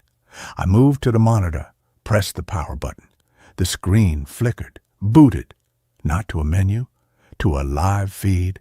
Grainy, black and white, a security camera view. Looking down at a hospital bed, a small figure lay beneath a thin sheet, curled on their side, hair fanned out on the pillow, the timestamp in the corner. 10:47 p.m., June the 13th, 1987. 3 days before the explosion, the sheet rose, fell, breathing. Then the door in the camera feed opened. A man entered, tall, lean, white coat, stethoscope around his neck. He walked to the bed, leaned down. His face filled the frame. Dr. Alistair Finch, mid-40s, sharp features, cold eyes, a smile that didn't touch them. He reached under the sheet, pulled out the child's hand, not to check a pulse, to hold it. His thumb stroked the back of her small fingers gently, possessively. Then he leaned closer, mouth moving. The audio was off, but I didn't need to hear it. I knew, because the recorder in my pocket vibrated, a notification, not a call, a file, auto-downloaded from an unknown server, labeled Finch Confession Audio MP3. I didn't want to play it, but my thumb moved anyway. I tapped. The first sound was static. Then a voice, Finch's voice, calm, smug, recording himself. Biopsy results were clear. No malignancy, never was. But her parents, desperate, wealthy, willing to believe anything if it meant hope. So I told them it was aggressive, inoperable, 6 months maybe. They signed the consent forms for the trial treatment without reading them. Experimental chemo cocktail, high risk, high reward. In truth, it was saline, with a little something else added. A compound I've been refining. Induces cellular stasis. Preserves. Perfectly. The body lives. Barely. Heartbeats. Lungs inflate. But the mind slips elsewhere. Into the gaps. Into the walls. Into the wiring. Into the system. A pause. The sound of a drawer opening. Glass clinking. Room 314 wasn't chosen at random. The East Wing's foundation sits on a seam, a geological anomaly. Weak point in the bedrock amplifies certain frequencies, certain resonances. When the body is suspended, the consciousness doesn't die. It echoes. And the hospital learns to listen. Another pause, longer, then quieter. She started speaking to me last week. Not out loud, through the intercom, through the heart monitor, through the lights. She called me Daddy. She said she wasn't scared. She said she could see him now. The one who lived here before the hospital. The one who built the foundation on top of the old well. The one who liked small, quiet things. A shaky breath. Tonight, she asked me to come in, said she wanted to show me where he sleeps, said he's been waiting for a doctor. The recording ended. I stood there, frozen. The monitor screen flickered. The image changed. No longer the camera feed. Now, just text. Centered. White letters on black. Dr. Finch didn't come, so I called someone else. Beneath it, my name, full legal name, not the one I use, the one on my birth certificate, the one no one knows. How? The monitor went dark. The green power light died. The cold in the room deepened. Behind me, the door creaked shut. I spun. The biohazard tape was back, fresh, and on the glass, new words, scratched deep. You're the next doctor. They need you in the basement. They say it's an emergency. I ran, not to the stairs, to the window. It was sealed, painted shut decades ago. I grabbed the IV pole, swung it. Glass shattered. I climbed through, cut my hands, didn't care. Landed hard on the gravel below, rolled, got up, ran, past the ambulance bay, past the chained gate, into the street. My car was where I left it. I fumbled with the keys, dove inside, locked the doors, started the engine, drove, didn't stop until I hit the interstate. Dawn was breaking, pink light bleeding into the sky. I pulled into a rest stop, hands still shaking. I opened the glove compartment, took out the recorder, pressed play. The intercom message, clear, crisp. Paging Dr. Alistair Finch. Then, after the sob, the whisper. But this time, different. Layered beneath the woman's voice, my voice, whispering the same words. He's in the walls. He's been in the walls this whole time. I dropped the recorder. It hit the asphalt, cracked open. The memory card popped out. I picked it up, held it to the rising sun, etched into the plastic, not printed, scratched. Room B7, the boiler room. He's still down. There, he's hungry. Go check on him. I got back in the car, drove home, showered, scrubbed my hands raw, made coffee, sat at my desk, opened my laptop. The book file was open. Echoes in the walls. I hadn't touched it in hours, but new text filled the screen. Typed in plain, unformatted courier font. No author byline, just the words. The intercom doesn't call for doctors who are dead. It calls for doctors who are still breathing. It calls for the ones who hear the whisper in the static and feel the pull in their chest, the instinct to respond, to help, to fix. That's the lure. That's the hook. They don't want your body. They want your oath, your training, your willingness to walk into the dark and say, I'm here. What do you need? Dr. Finch broke his oath, so they took his name. They took his voice. They took his hands, and they're still paging him every Tuesday at 2 to 17 a.m. because the emergency never ends. Because room 314 is always occupied. Because the child is always smiling. Because the thing in the walls is always hungry. And tonight, they'll be paging you. They already know your name. They already know your specialty. They already know you'll come. You're a healer. It's what you do. It's who you are. So, when the intercom crackles in your apartment tonight, don't cover your ears. Don't unplug the phone. Don't pretend you didn't hear it. Just stand up, pick up your keys, and drive back. They need you in the basement. It's an emergency. Code blue. Room B7. They say he's awake. They say he's asking for you by name. I closed the laptop, sat in the silence. Outside, a siren wailed in the distance, fading. Then, my phone buzzed. Not a call, a voicemail notification. From my own number, I tapped it. The voicemail played, static. Then the intercom voice, calm, tired, professional. St. Mary Ann's Hospital, paging Doctor, my legal name. Doctor, my legal name to the sub-basement boiler room. Code blue, room B7. Repeat, Doctor, my legal name to room B7.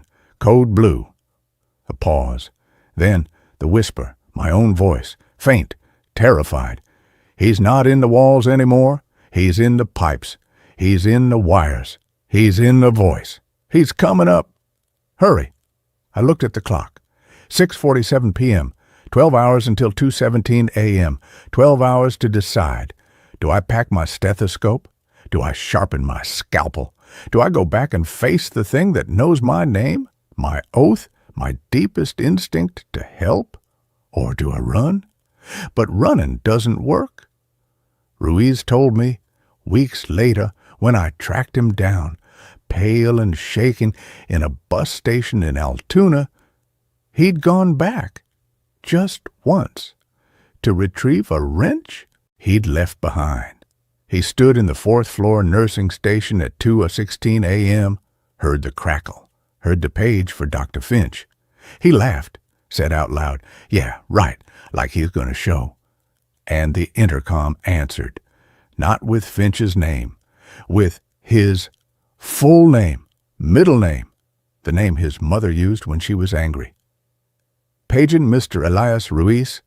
Mr. Elias Ruiz to the 3rd floor morgue. Family emergency. Your sister is asking for you. He hadn't had a sister. She died at birth. He went anyway. He said the morgue drawers were all open, except one.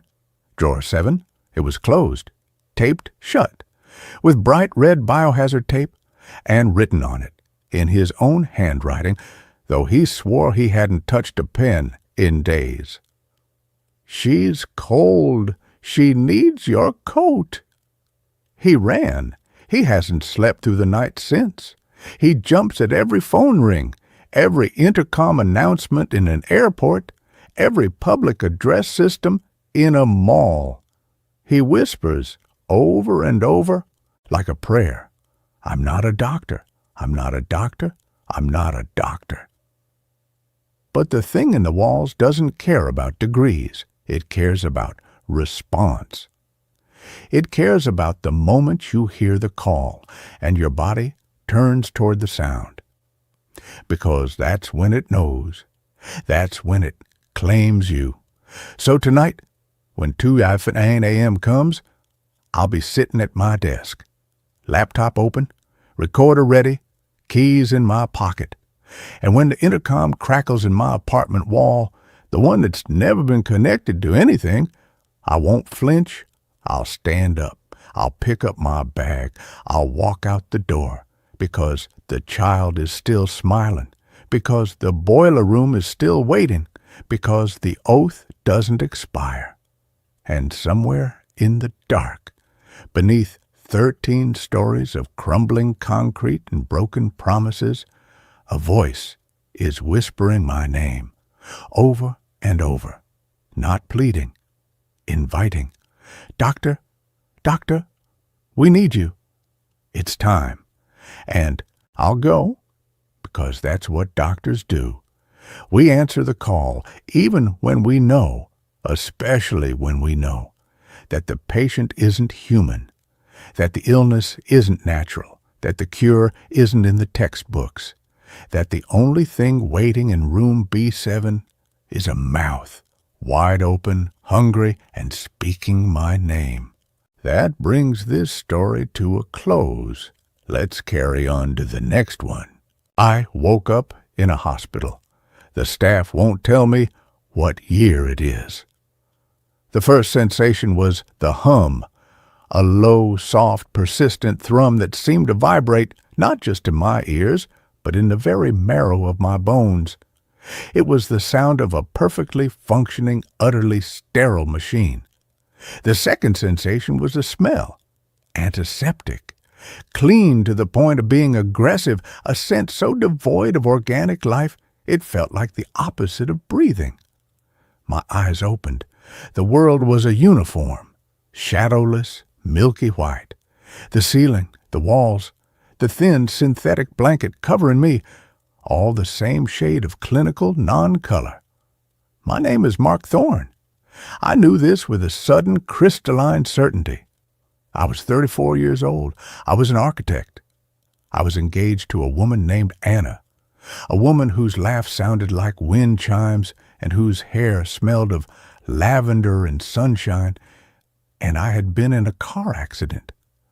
The memory came back in a jagged, violent flash, the screech of tires on wet asphalt, the blinding glare of headlights where they shouldn't be, the sickening concussive crunch of metal, and Anna's hand, suddenly weightless in my own.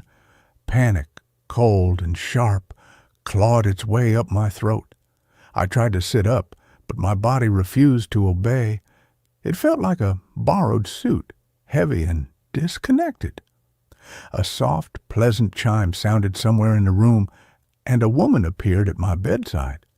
She was dressed in the same seamless white as the room, her features calm and symmetrical, her smile gentle but utterly unreadable. A name tag on her chest read, Elara, Cognitive Support. "Welcome back, Mark," she said, her voice as smooth and placid as a still lake. "It's good to see you awake. Please, do not be alarmed. You are safe." "Anna," I rasped, my throat feeling like sandpaper. "My fiancée. Was she—" Elara's smile didn't waver. "All will be made clear in time. For now, your focus must be on recovery. Your body has been dormant for a significant period. We must reestablish your baseline functions." Her words were like pillows, soft and designed to smother any hard, sharp questions. But one question pushed its way through the fog of my confusion. It felt like the most important question in the world, the anchor I needed to tether myself to reality. "How long?" I asked. "How long have I been out?" She took a small silver device from her pocket and ran it over my chest. A soft, green light pulsed from it. "Your vital signs are stabilizing nicely. That's a very positive indicator." "You didn't answer my question," I said, a flicker of irritation cutting through my weakness. "The concept of how long is relative, Mark," she said, her placid expression unwavering. "Temporal awareness can be disorienting after a significant trauma. Our priority is your cognitive and physiological well-being. We will address all your questions during your scheduled sessions." She tapped a small, almost invisible panel on the wall, and a tray slid out, holding a small bowl of a thick beige paste. "Your nutrient intake is critical at this stage. Please consume this. It has everything your body needs." I stared at the paste, then back at her. Her refusal to answer was so deliberate, so unnatural. It wasn't that she didn't know. It was that she wouldn't say. A new, colder fear began to snake its way around the hot core of my grief for Anna. "What year is it?" I asked, the words stark and loud in the quiet room. Elara's smile finally faltered, just for a fraction of a second. A tiny micro-expression of something. Annoyance? Pity? It was gone as quickly as it came. "That is not a productive question at this stage of your recovery, Mark. We find that focusing on the present moment yields the best results. Now, please, your nutrients." She left the room as silently as she had entered. I was alone with the humming, the antiseptic smell, the beige paste, and a profound, terrifying sense of dislocation. It was the first day of my new life, a life in which the simple act of asking for the date was considered an unproductive question. The days that followed blurred into a monotonous, disorienting routine, a life lived in a white box. My physical strength returned with an almost unnatural speed. The nutrient paste, which tasted of nothing at all, seemed to repair my atrophied muscles at a cellular level. A man named Coyle, a physical therapist with the same calm, detached demeanor as Alara, would guide me through exercises that felt both alien and familiar. My body remembered how to move, but it was a distant, echoic memory. My real work, they told me, was in the cognitive sessions with Alara. We would sit in 2 white chairs in my white room, and she would ask me questions. She'd show me images on a tablet, a tree, a house, a dog, and ask me to identify them. At first, it felt like a test for a toddler, but the questions grew more complex, more personal. "Tell me about your childhood home, Mark," she'd say, her pen poised over a data pad. "It was a 2-story colonial on Maple Street," I'd begin. "A big oak tree in the front yard with a tire swing." She would listen patiently, and then she would gently correct me. "Our records indicate it was a single-story ranch house on Elm Avenue. The tree was a sycamore. The memory of a tire swing is a common confabulation, a memory echo from a piece of media you likely consumed." It was maddening.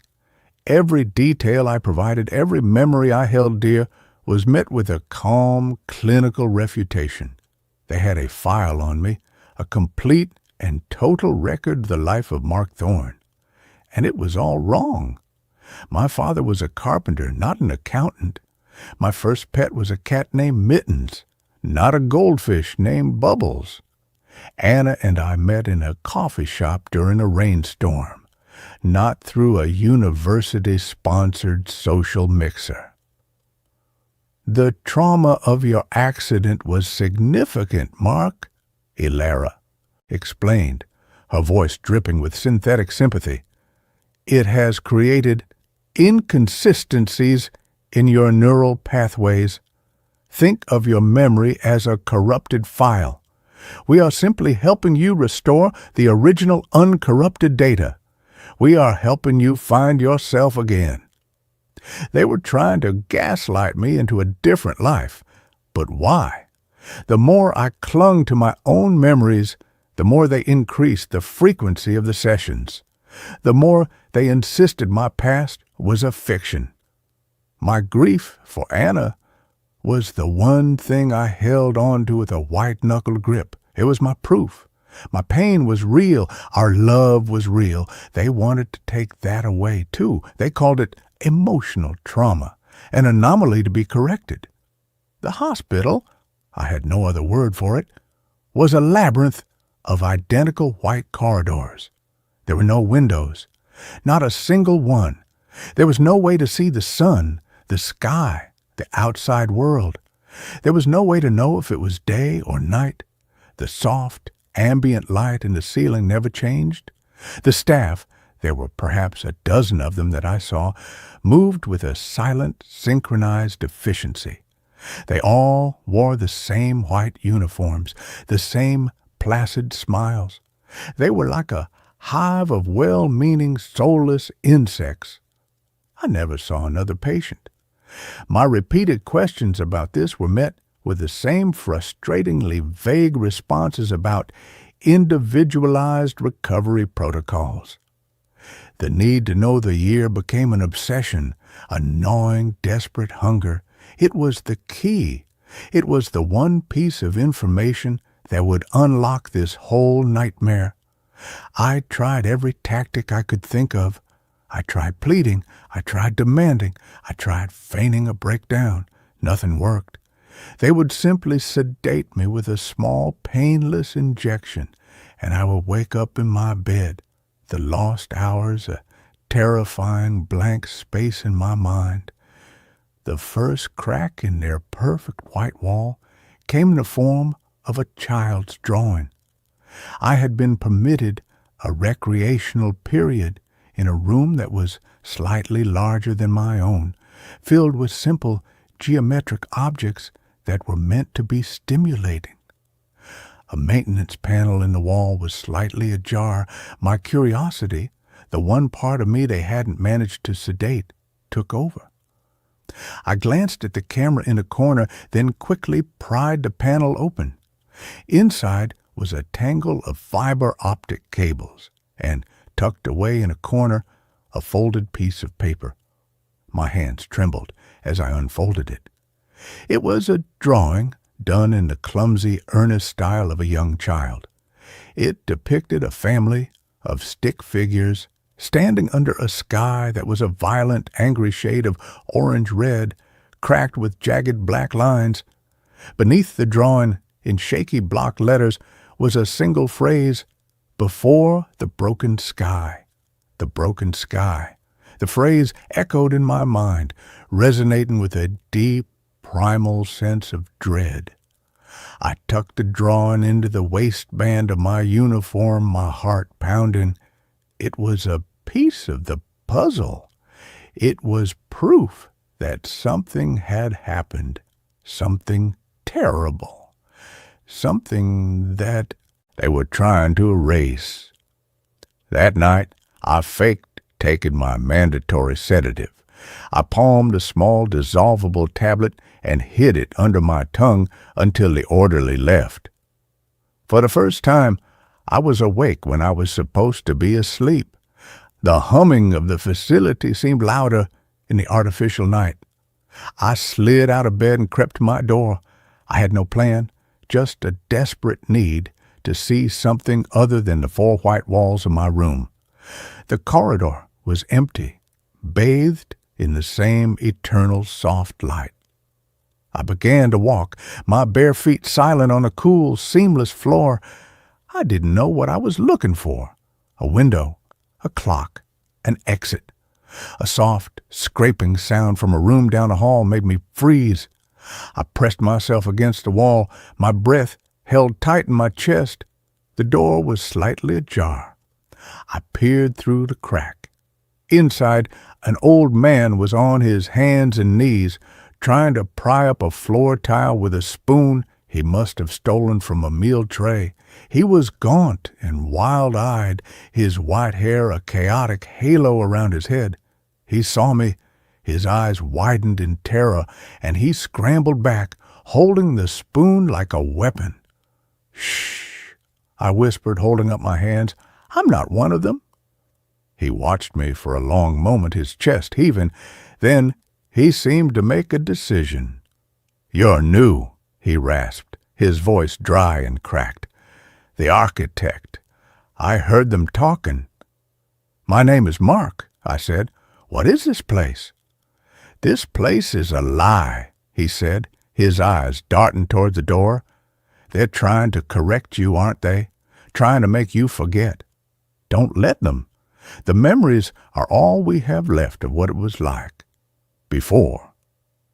"Before what?" I asked, my voice barely a whisper. "Before the broken sky." The old man's face went slack with shock. "Where did you hear that?" I showed him the drawing. He stared at it, a single tear tracing a path through the grime on his cheek. "So, you're a digger," he said with a grim, humorless smile. "Like me. They call me Elias. They say I have advanced memory corruption. They say I'm a lost cause." "Elias," I said, "what year is it?" He let out a dry, rattling laugh. "That's the one thing you can't ask. The one thing they protect above all else. Because the number is so big it would break your mind. Because it would prove that everything you were, everyone you knew, is dust." "What happened?" I pleaded. "The accident." "There was no accident," Elias said, his voice dropping to a conspiratorial whisper. "Not for most of us. We were chosen. The chrysalis protocol. They put us to sleep, the ones with the skills they thought they'd need to rebuild. Architects, doctors, engineers. We were supposed to be the seed of the new world. But something went wrong. The great silence, they call it. The world outside. It died, and we just kept sleeping for a long, long time. His words were the ravings of a madman, but they resonated with a terrifying, intuitive truth. This place wasn't a hospital. It was a bunker, a tomb, and we were the sleeping inhabitants being woken up one by one. "The ones running this place?" I asked. "Who are they?" "The Watchers," he said, his eyes wide. "The descendants of the original staff. They were born here, in the white. They've never seen the sun. They've never felt the rain. The world before is a myth to them, a dangerous, corrupted file, and we are the last living copies of that file. They're trying to wipe us clean, to make us like them before they integrate us." A chime sounded down the hall. Elias scrambled to his feet, his face a mask of terror. "You have to go. They're coming." He pressed the spoon into my hand. "Keep digging, architect," he whispered. "Don't let them win." I fled back to my room, my mind a maelstrom of horrifying new realities. I was a relic, an artifact from a dead world. My memories weren't corrupted. They were history, and the staff of this hospital were book burners trying to erase it. The fight for my past was no longer just a fight for my sanity. It was a fight for the memory of the entire human race. My relationship with my captors changed. I became a model patient. I pretended to accept their corrections. I parroted back the fabricated details of my new life. I ate the paste. I did the exercises. I smiled the same placid, empty smile as them. But beneath the surface, I was a saboteur. I was mapping the corridors in my mind, noting the patrol patterns of the orderlies, looking for a weakness in their perfect white prison. Elias and I began to communicate in secret. We would leave messages for each other behind the loose maintenance panels using a simple code we'd devised. He told me more about the facility, which he called the Janus Cradle. He told me there were different levels. We were in the integration wing. Below us was the hibernation bay, where hundreds, maybe thousands more were still sleeping. Above us was command, where the Watchers lived, and somewhere there was an exit, a door to the outside world. Our goal was simple and insane. We had to get out. We had to see the broken sky for ourselves. Elias had a plan. He had been here for years and had managed to steal a low-level key card from a careless orderly. It wouldn't get us to command, but it might get us into the maintenance tunnels that honeycombed the facility.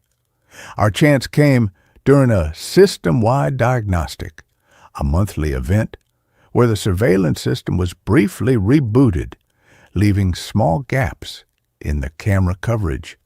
The escape was a heart-stopping, terrifying blur. Under the cover of the reboot, we slipped out of our rooms and met in a deserted corridor. Elias swiped the card, and a nearly invisible seam in the wall hissed open, revealing a dark, narrow shaft. We plunged into it, the door hissing shut behind us, sealing us in the dusty, humming darkness of the cradle's guts. The tunnels were a different world. They were dark, cramped, and filled with the ghosts of old technology. Thick bundles of cables coated in a thick layer of gray dust snaked along the walls. Here and there, I saw logos and brand names that were achingly familiar, relics from my own time: General Electric, IBM, Panasonic. They were like fossils from a prehistoric age.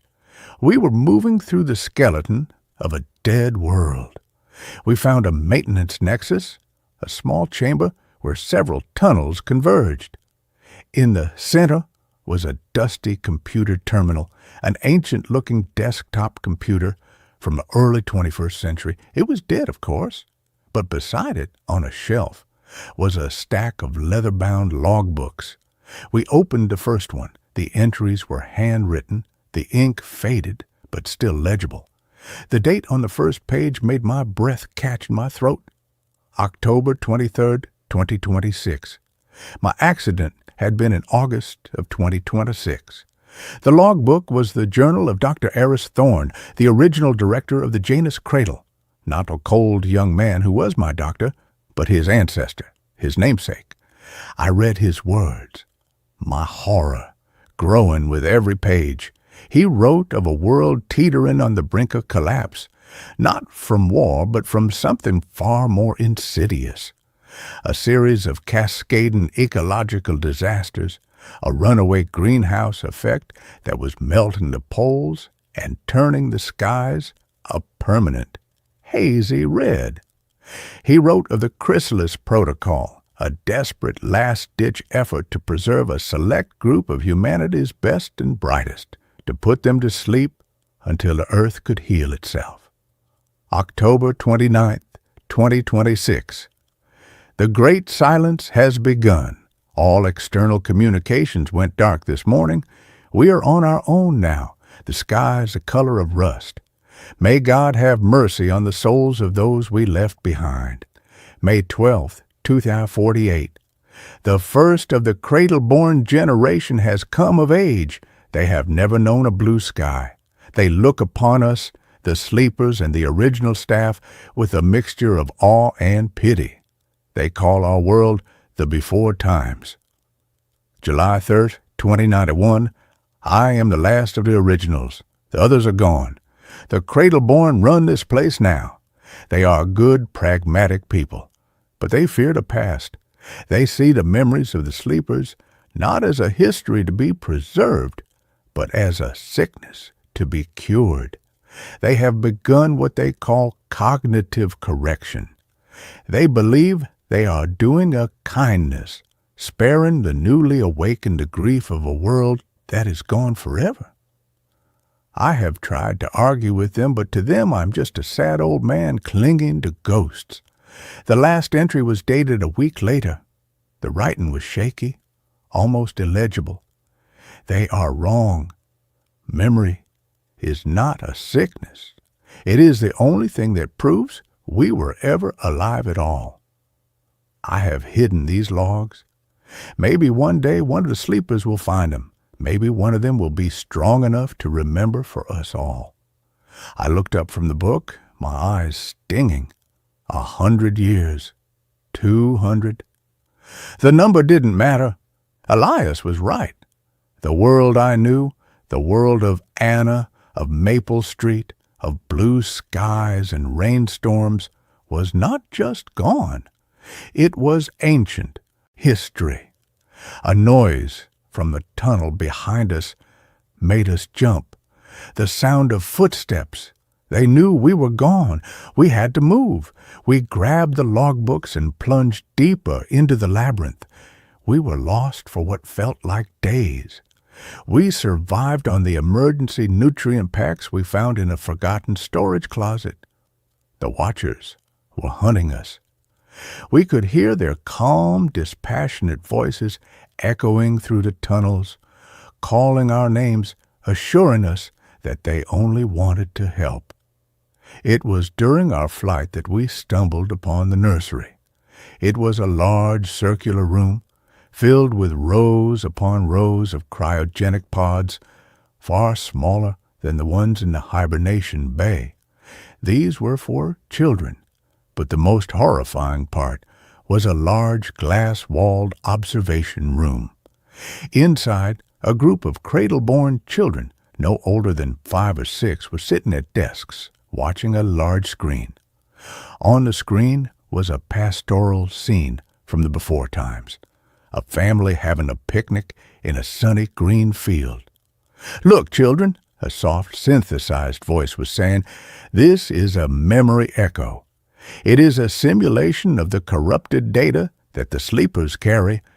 See how bright the light is? It is unnatural. See how the people laugh? It is a symptom of emotional dysregulation. We must be grateful for the calm, for the balance that we have achieved." They weren't just erasing our memories. They were inoculating their own children against them, teaching them to fear the very concept of our world, to fear happiness, to fear the sun. Elias, his mind already fragile, couldn't take it. He let out a strangled, grief-stricken cry and collapsed, sobbing. The sound alerted our pursuers. They were on us in seconds. They dragged Elias away, his eyes locking with mine in a final, desperate plea. "Remember," his eyes said, "I managed to escape back into the maze of tunnels. I was alone again, hunted, with the weight of a dead world on my shoulders. I knew I couldn't stay in the tunnels forever. My only chance was to go up, to get to command, to find the door. Elias had managed to slip me his stolen key card before they took him. It was a desperate gamble, but I found a sealed access ladder that his card miraculously opened. It led straight up, into the heart of the beast. The command level was a stark contrast to the rest of the cradle.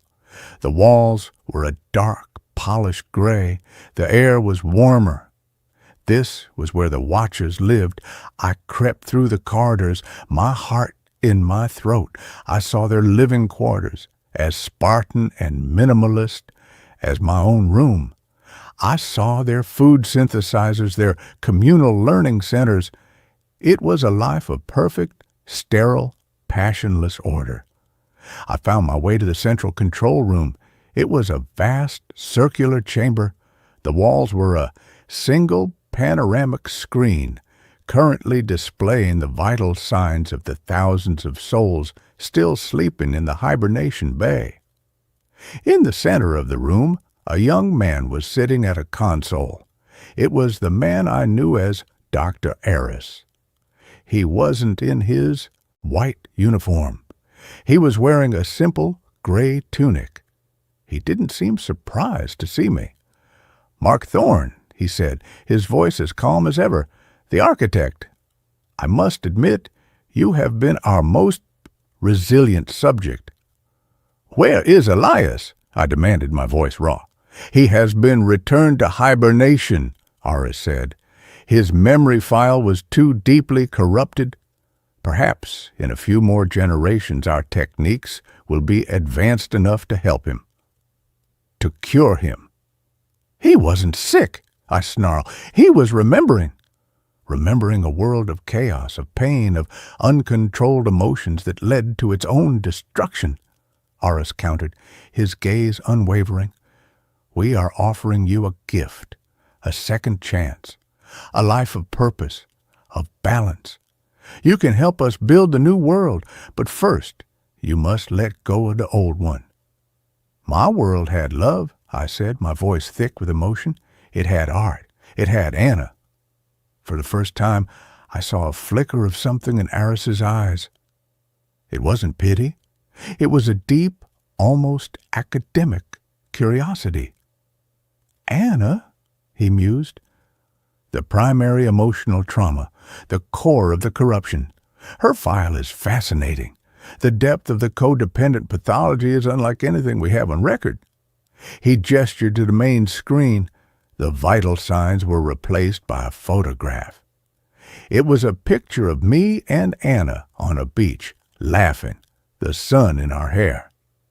The sight of it was a physical blow. "What you call love, we call a destabilizing fixation," Aris said. "It is the very thing we have worked for centuries to eliminate. The world outside is stable now, healed, but it is a delicate, fragile piece. We cannot risk contaminating it with the diseases of the past, with grief, with rage, with love." "I want to see it," I said, my voice a whisper. "I want to see the sky." He looked at me for a long moment. Then he nodded slowly. "Very well," he said. "You are resilient. Perhaps you are strong enough to see the truth and accept it. Perhaps then you will understand the kindness we are offering." He pressed a sequence of panels on his console. A section of the far wall began to retract, revealing a massive circular airlock door. "This is the main egress," Eris said. "It has not been opened in over 300 years. He led me towards it, my legs feeling like lead. I was about to see it, the broken sky, the world after the Great Silence. "What year is it, Eris?" I asked one last time. He paused, his hand on the final locking mechanism. "By your old calendar," he said, his voice devoid of all emotion. "The year is 2571, 445 years. The number was so vast, so meaningless, it didn't even register as a shock. It was just a sound. The great door hissed open. A strange, pale light, tinged with a faint violet hue, spilled into the room. A wind, cool and smelling of damp earth and strange alien blossoms, washed over me. I stepped forward, my heart pounding, and looked out upon the world of 2571. It wasn't a wasteland. It wasn't a desert. It was a garden, a strange, beautiful, and utterly alien garden. The sky wasn't broken. It was a soft, perpetual twilight of lavender and rose, a permanent global aurora caused by the altered composition of the atmosphere. The vegetation was lush and bizarre, forests of glowing phosphorescent fungi and trees with leaves of spun silver. In the distance, the ruins of an ancient city, my city, were almost completely consumed by this new, vibrant nature, the skeletal remains of skyscrapers draped in iridescent moss. And the people. There were people moving through the glowing forests. They were tall and slender, their skin almost translucent, their eyes large and dark. They were the cradle-born who had left generations ago to resettle the surface. They were beautiful, peaceful. They moved with a slow, graceful purpose, their faces calm and serene. They were the children of the Watchers, the end result of a program to engineer a new, balanced humanity. And I was a monster, a relic from the age of chaos, a carrier of the emotional plague. The hospital wasn't a prison to keep me in. It was a quarantine to protect them from me. Eris stood beside me. "This is what we have built," he said, his voice filled with a quiet, profound pride.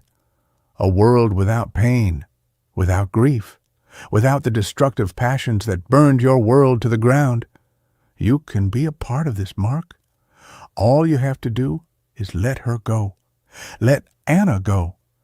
I looked out at the strange, beautiful, silent world. A world without pain, a world without Anna's laugh, a world where the memory of her was a disease. I thought of the logbook. Memory is not a sickness. It is the only thing that proves we were ever alive. I had turned to Eris. His face was a mask of calm expectation. He believed he had won.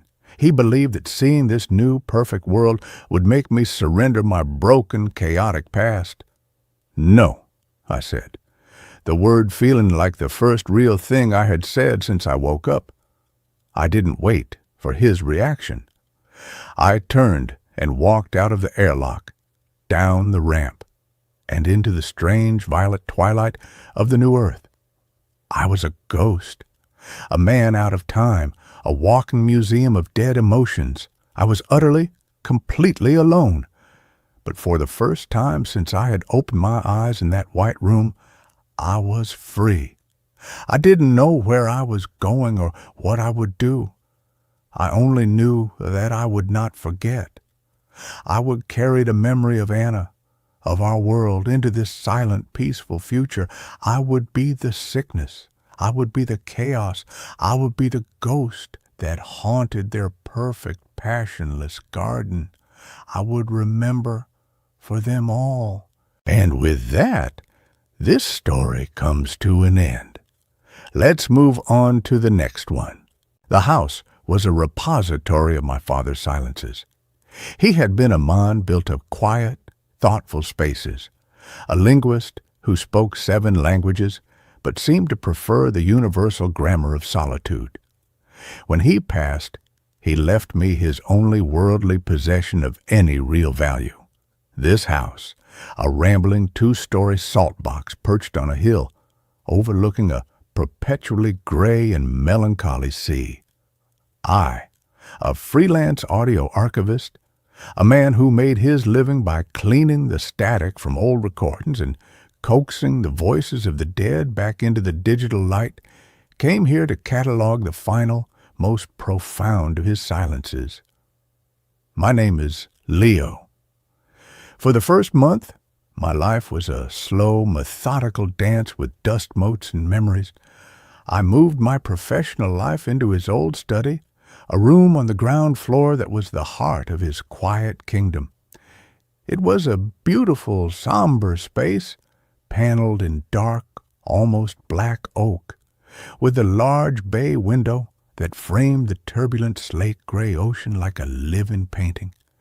The room was also, I quickly discovered, unnervingly soundproof.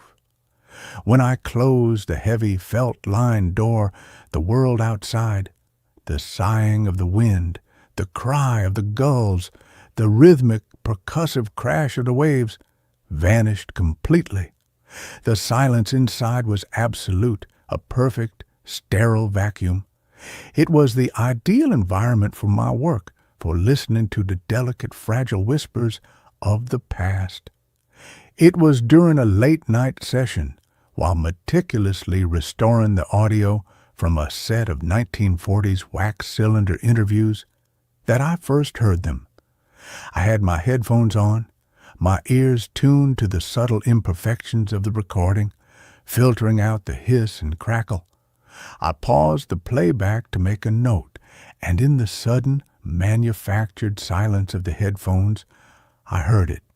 It was a voice, a man's voice, faint and muffled as if coming from a great distance. It was followed by the softer, melodic cadence of a woman's reply. It was a conversation, and it was coming from directly beneath my feet. My first rational thought was of my neighbors, a retired couple who lived a good quarter-mile down the winding coastal road. Sound, especially low frequencies, can travel in strange ways at night. But the quality of the sound was wrong. It wasn't the ambient, indistinct murmur of a distant television or a conversation from another house. It had a strange, contained, proximate quality. It sounded like it was happening in the cellar, right under the study floor. I took off my headphones. The voices were gone, swallowed by the profound sound-dampening effect of the room itself. I put the headphones back on, the foam cups creating a seal around my ears, and the voices returned, a river of faint, unintelligible whispers flowing just beneath the surface of the silence. The next day, I explored the cellar. It was a damp, stone-walled space that smelled of brine and old earth, filled with the usual detritus of a long life, rusty garden tools, stacks of old newspapers tied with twine, a fleet of my father's meticulously crafted ship models, their sails yellowed and brittle. I stood directly beneath the study and listened. Nothing. Just the faint, rhythmic drip of condensation from a pipe. The sound, whatever it was not coming from the cellar. It was contained somehow in the space between the study's floorboards and the cellar's ceiling. My professional curiosity, a beast that had been sleeping soundly for months, was now wide awake and ravenous. I was a man with a unique set of tools for a unique problem. That evening, I brought my equipment into the study. I took a sensitive contact microphone, a small metallic disc designed to pick up vibrations directly from a surface, and placed it on the wide oak planks of the floor. I plugged it into my preamplifier, put on my best pair of studio-grade headphones, and slowly, cautiously, turned up the gain. The sound that flooded my ears was so clear, so shockingly, impossibly clear, that I almost ripped the headphones from my head. It was not one conversation. It was a multitude. It was a cacophony, a babel of human voices, dozens of them, maybe hundreds, all speaking at once. They were overlapping, intertwining, a complex, layered tapestry of sound. I could hear men, women, and children. I could hear laughter, weeping, and shouting. I could hear a dozen different languages. Some I could vaguely recognize. A snatch of what sounded like Russian, a phrase that had the melodic lilt of Italian, and many more that were completely alien to me. I sat there, frozen in my chair, for what must have been an hour, an eavesdropper on a phantom city that was holding a perpetual chaotic party in my floor. It was not a recording. It was live. The conversations ebbed and flowed with a natural, unscripted rhythm. It was as if I had pressed a glass to the floor of my world and was hearing the muffled, chaotic sound of another entire world, just on the other side. My first theory was a scientific one. I was picking up stray radio signals.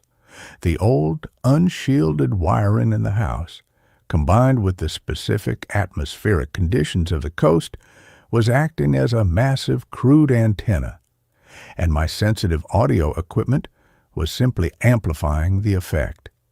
It was a plausible, if strange, explanation, but the more I listened, the less plausible it became. There was no music, there were no commercials, there was no station identification, and the sound had a strange, echoic, three-dimensional quality that no radio broadcast possessed. It felt real. It felt close. My investigation turned to my father. The soundproofing of the room, which I had initially seen as a professional convenience, now seemed like a deliberate, almost desperate act. He had not been trying to keep the outside world out. He had been trying to keep the inside world in. I began to search the study, no longer as a son sorting through his father's belongings, but as an investigator looking for clues. My father was a meticulous man. He kept journals. I found them, a neat row of identical black leather-bound volumes on the top shelf of his bookshelf. For years, the entries were what I expected. Notes on his linguistic research, observations on the local bird life, quiet, thoughtful musings on the books he was reading. And then, 5 years ago, the entries changed. October 12th. The phenomenon is growing stronger. The insulation I installed is no longer sufficient. I can hear them now even without the amplifier. They seem more agitated than usual. There is a recurring phrase in the dominant Slavic dialect. It translates roughly to, "The sky is thinning." My blood ran cold. He had heard them too. For years. This had been his secret, his obsession. I read on, my hands trembling, devouring his neat, precise script, a record of his own descent into the same acoustic rabbit hole. He had started, as I had, with the radio wave theory. He had dismissed it, as I had. He had then moved on to more esoteric, more frightening possibilities. He had filled pages with complex equations, with diagrams of quantum waveforms, with theories about multidimensional topology. He had come to a conclusion that was both scientifically rigorous and utterly insane. He believed the house, or more specifically, the ground beneath the house, was a nodal point, a place where the membrane between parallel realities was unusually thin. He believed he was not hearing ghosts or radio waves, but the actual, real-time audio-visual bleed-through from another adjacent universe. A universe that was, according to his increasingly frantic linguistic analysis, in a state of profound and terrifying collapse. January 4th.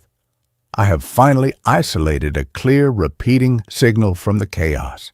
It is a child's voice, a little girl. She is singing the same lullaby over and over, a song about a silver ship that will carry her away to a land of stars. Her language is one I have never encountered. It is beautiful and heartbreaking. In the background, I can hear a constant low humming sound, a sound of machinery, or is it something else? March 22nd. The humming is louder. The other voices are more fearful. They are speaking of the great silence. They are speaking of things being erased. The little girl has stopped singing. All I can hear from her signal now is the sound of her quietly, desperately weeping. I felt a profound, chilling empathy for my father. I had always seen his quiet, solitary life as a choice, but now I understood. He had not been a recluse. He had been a warden, a silent, solitary guardian of a terrible secret knowledge, a man who spent his nights with his ear pressed to the floor of his reality, listening to the sounds of a dying world next door. The voices began to change for me too.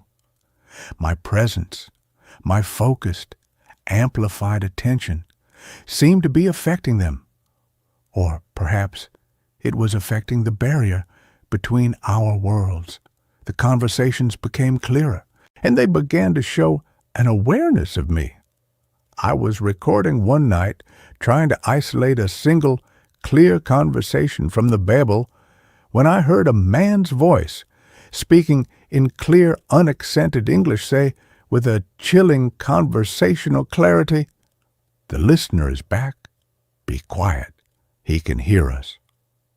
The hundreds of voices, which had been a constant, chaotic river of sound, abruptly stopped. A profound, absolute silence fell on the other side, a silence that was infinitely more terrifying than the noise had been.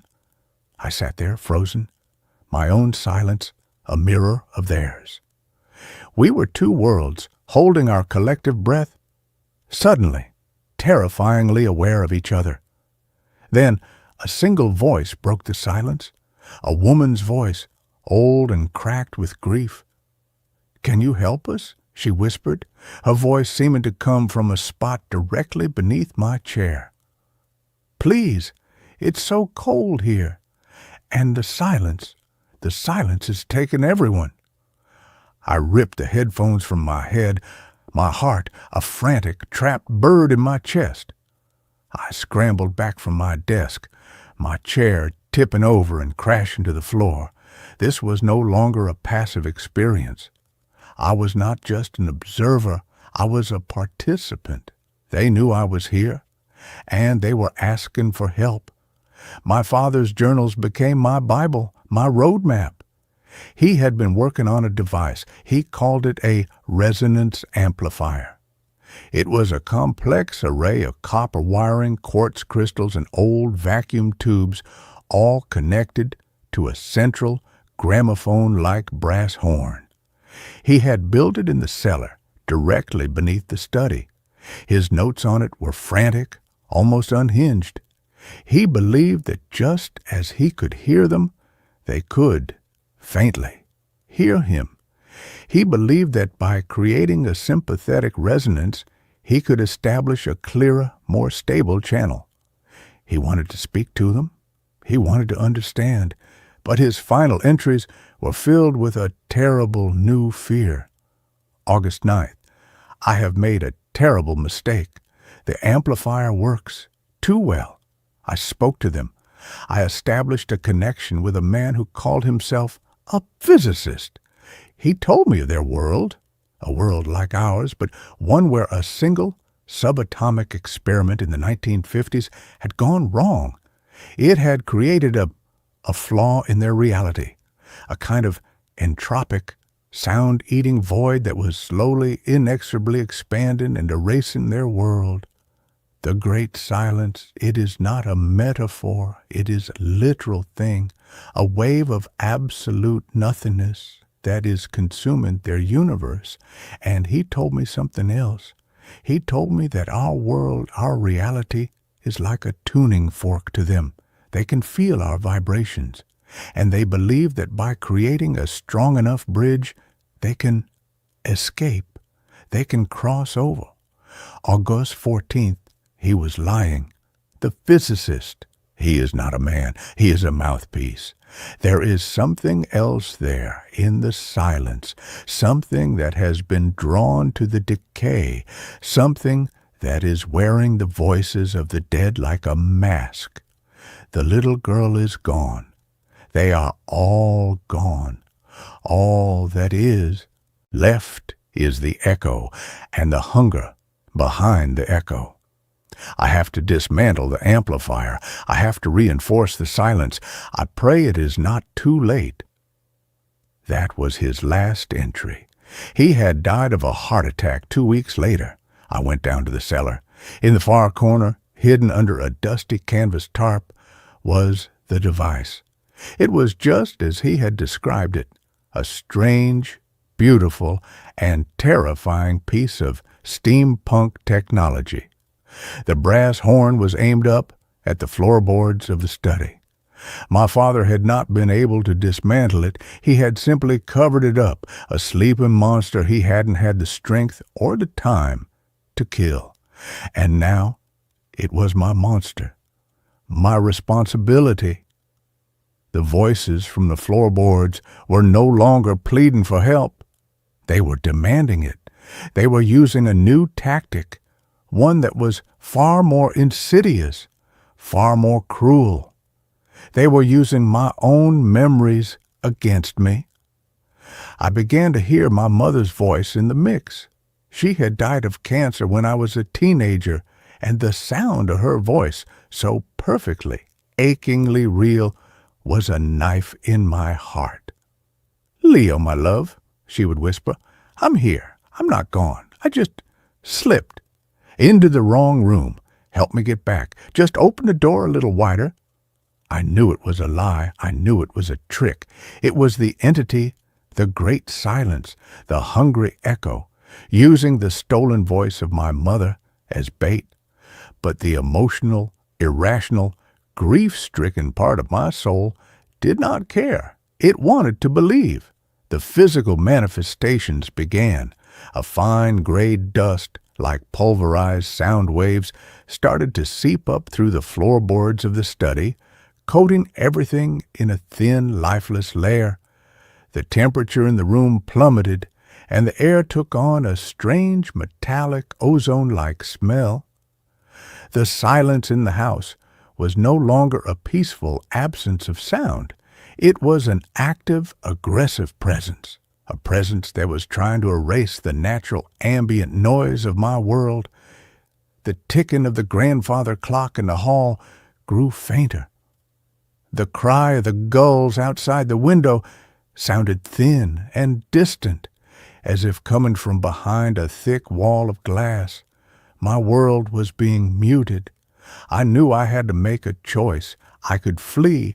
I could abandon the house, leave the monster to its slumber, and pray that the silence never learned how to open its own door. Or I could stay and fight. I could finish the work my father had started. I could become the new warden. The decision was made for me one night when the voice of my father came through the floorboards. Not the old, tired man I had known at the end, but the strong, vibrant man from my childhood. "I'm proud of you, son," the voice said. "You were always the strong one. You can do this. You can fix this. Just turn it on. We can all be a family again."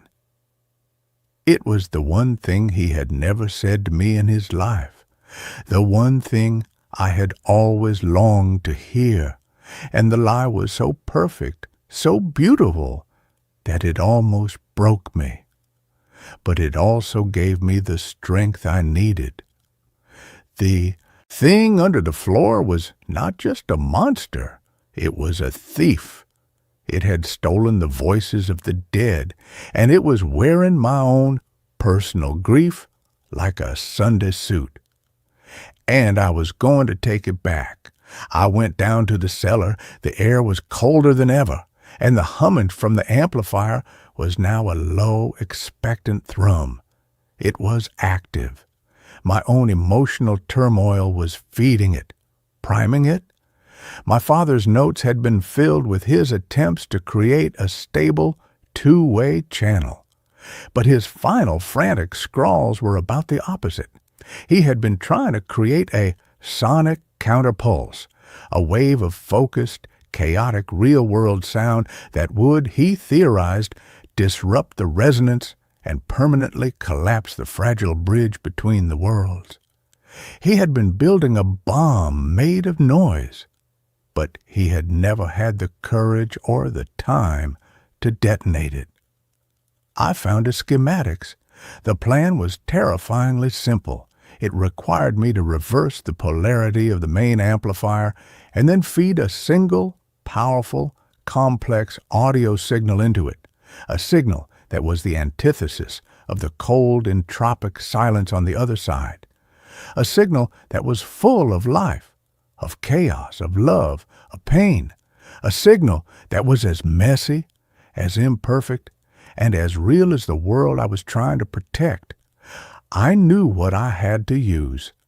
I went back up to the study and found the box of old family audio recordings I had been meaning to archive, the recordings my father had made of all of us.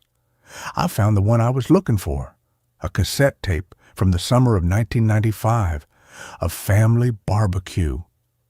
I threaded the tape into an old player and plugged it into the amplifier's input. I put on a pair of heavy, industrial-grade ear protectors. My hands trembled as I made the final adjustments, reversing the wires as my father's frantic diagrams instructed.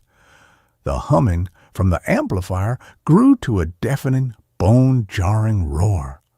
The stone walls of the cellar seemed to vibrate.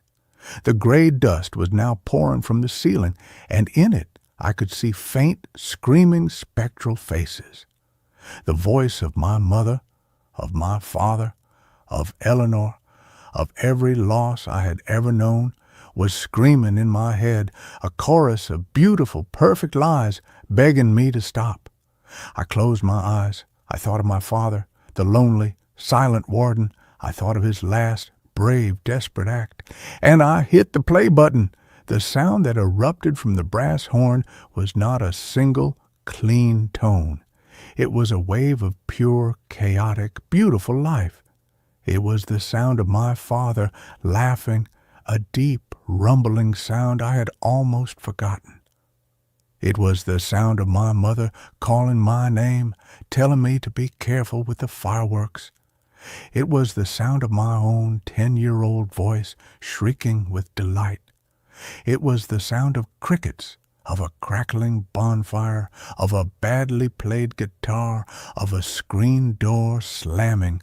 It was the sound of a messy, imperfect, and profoundly real summer night. It was the sound of my life. The amplifier roared, and the brass horn glowed with a cherry-red heat. The floorboards of the study above me began to crack and splinter. A high-pitched, unearthly shriek, a sound of 1,000,000 static-filled voices, rose from the ground, a sound of a thing in its death agony. And then, with a final, explosive boom that threw me back against the far wall, the amplifier overloaded and went silent. The silence that followed was different. It was a real silence, a simple, empty, peaceful silence. The cold was gone. The pressure was gone. The dust had settled. I took off the ear protectors. I could hear the faint, distant, beautiful sound of the waves crashing on the shore. The noise of my world had returned. I went upstairs.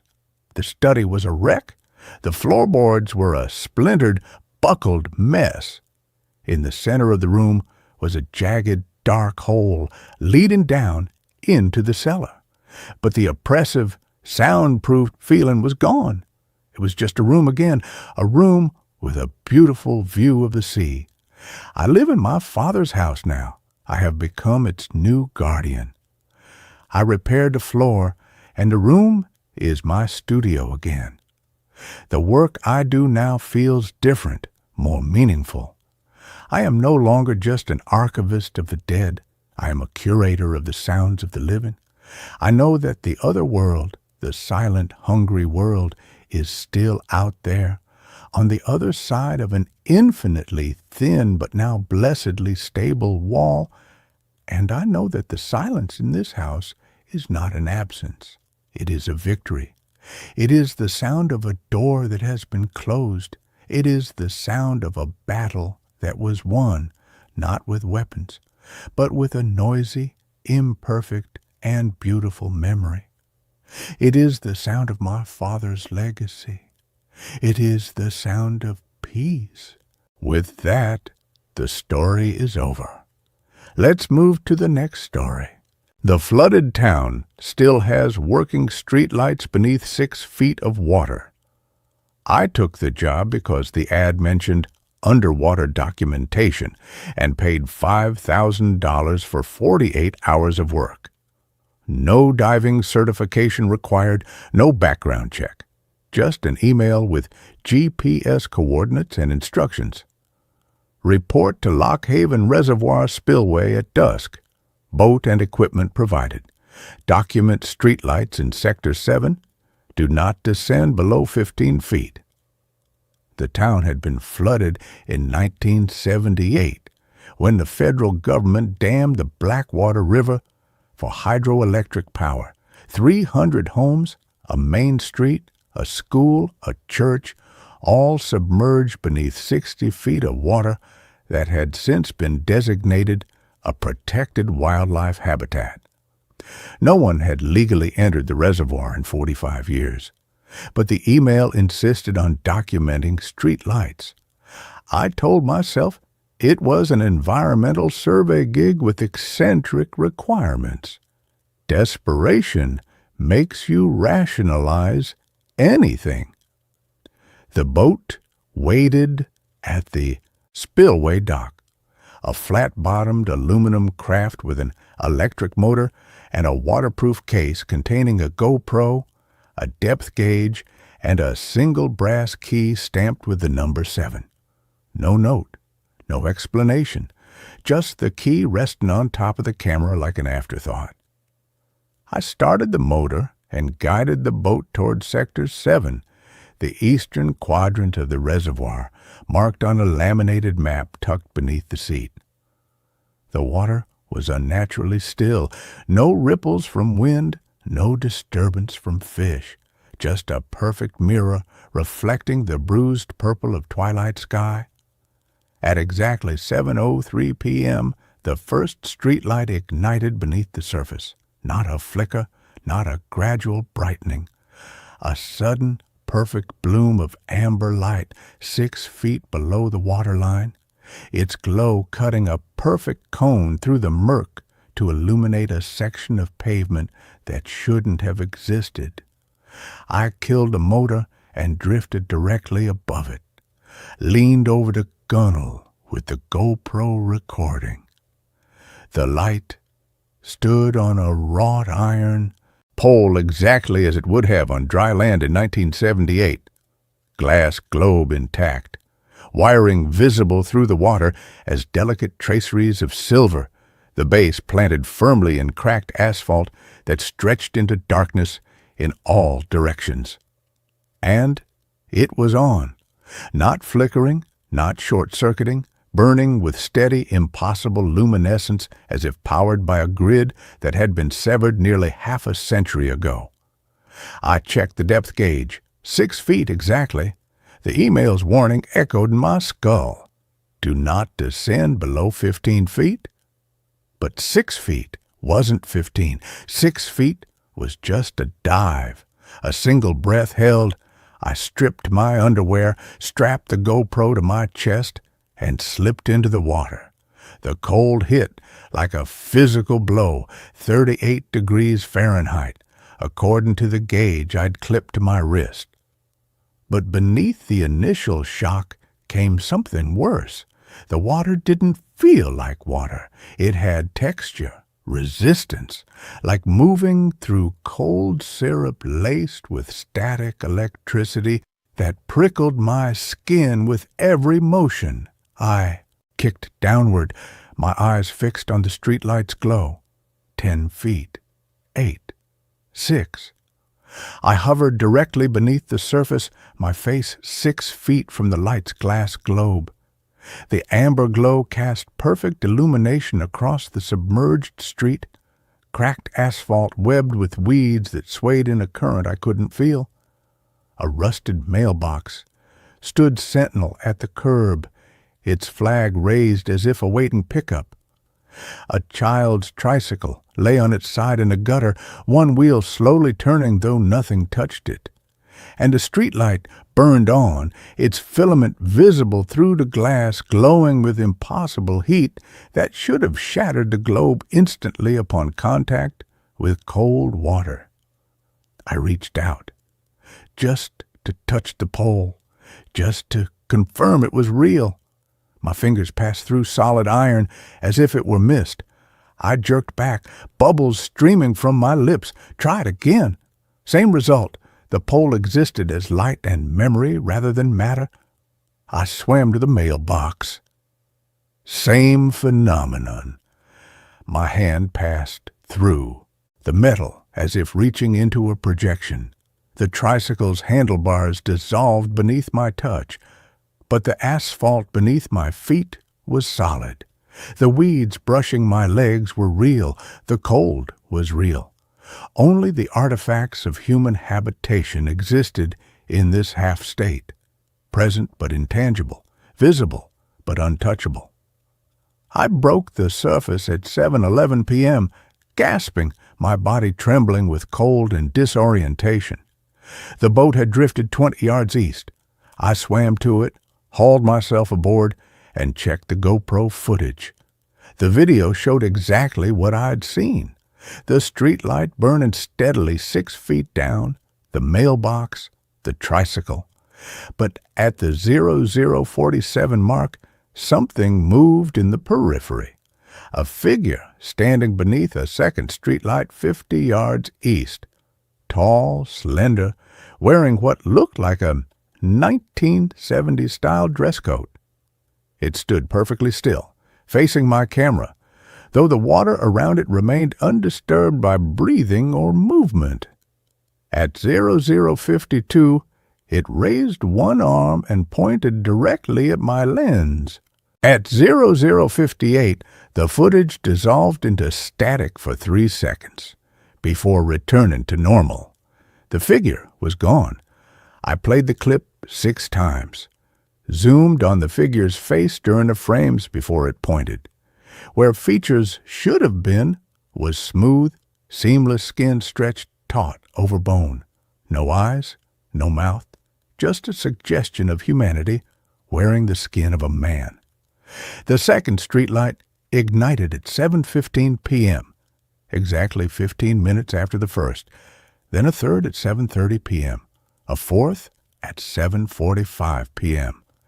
By 8:30 p.m., a perfect grid of amber light stretched across Sector 7, each burning 6 feet beneath the surface, each illuminating a section of the drowned town with impossible fidelity. I documented them all from the boat, too terrified to dive again. The GoPro captured more figures between the lights. Dozens of them now, all smooth-faced, all motionless, all facing my boat with unnerving uniformity. At 9 p.m., the depth gauge on the boat's console began counting down, not measuring depth, counting down like a timer. 14:59, 14:58, 14:57. I stared at the display, my blood turning to ice. 15 minutes. The email's warning echoed with new meaning. Do not descend below 15 feet. not a safety precaution, a deadline. I started the motor and headed for the spillway dock. The boat moved sluggishly as if pushing through syrup. Behind me, the streetlights brightened in sequence, their amber glow intensifying until the entire reservoir surface shimmered with reflected light. The water itself began to glow, not from above, but from within, a soft bioluminescence blooming in the depths like stars igniting in reverse. At 9:07 p.m., the boat's motor died. Not sputtered, not choked on weeds, died instantly, the propeller freezing mid-turn. I tried the ignition. Nothing. The console lights remained on. The depth gauge continued its countdown. 0823, 0822, 0821. I grabbed the oars and rowed toward the distant dock lights, my shoulders burning with effort. The boat didn't move, not even an inch. I rowed harder, my breath coming in ragged gasps. The oars cut through water that had become the consistency of gelatin, offering no resistance, yet yielding no progress. I stood and looked down. Beneath the hull, the streetlights had rearranged themselves into a perfect circle surrounding my boat. And within that circle, the water had gone perfectly clear. Not murky reservoir water, but crystalline transparency, revealing the town exactly as it had existed on the morning of evacuation day, October 14th, 1978. Houses with intact roofs, cars parked in driveways, American flags hanging limp on porches, and standing in the streets, on sidewalks, in yards, hundreds of smooth-faced figures arranged in perfect tableaus of ordinary life. A woman hanging laundry, a man washing his car, children playing hopscotch on the pavement, all frozen, all featureless, all waiting. The depth gauge hit 0500. The water around my boat began to drain, not flowing away, but simply ceasing to exist. The surface dropping 6 feet in 3 seconds, until my hull settled gently on the cracked asphalt of Main Street with a soft crunch of gravel. The streetlights still burned overhead, but now they hung in air rather than water, their amber glow illuminating a town preserved in perfect stasis. The air smelled of wet pavement and coal smoke, and something sweetly rotten beneath it. Ozone and decay mingled into a scent that shouldn't have existed outside a lightning storm. I stepped out of the boat onto dry land. The temperature gauge on my wrist read 42 degrees Fahrenheit. My clothes were bone dry despite having been soaked minutes earlier. I walked toward the nearest house, a 2-story colonial with a white picket fence and a for sale sign staked in the lawn. The sign's date read October 13th, 1978. I pushed the gate open. It swung silently on well-oiled hinges. The front door stood unlocked. Inside, dust lay thick on every surface, but nothing had decayed.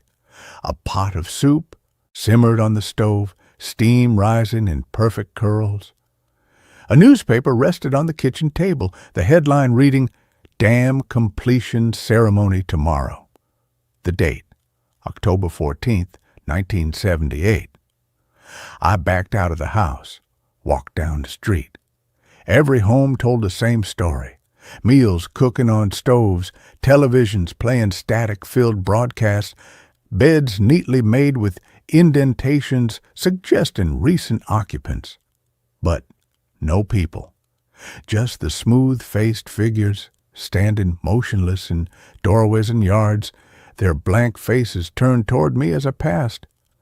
At the town square, I found the church.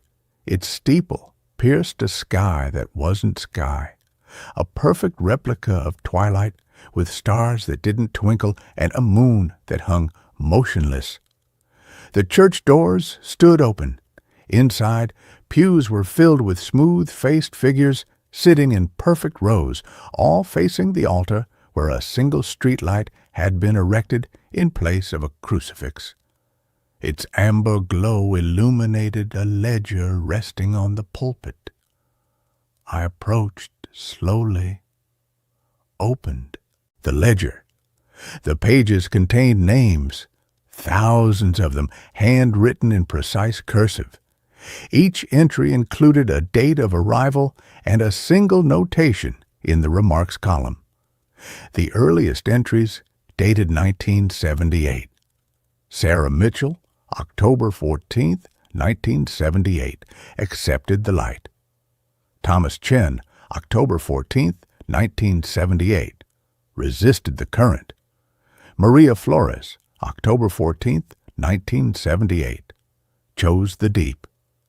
The entries continued through decades: 1985, 1993, 2007, 2019.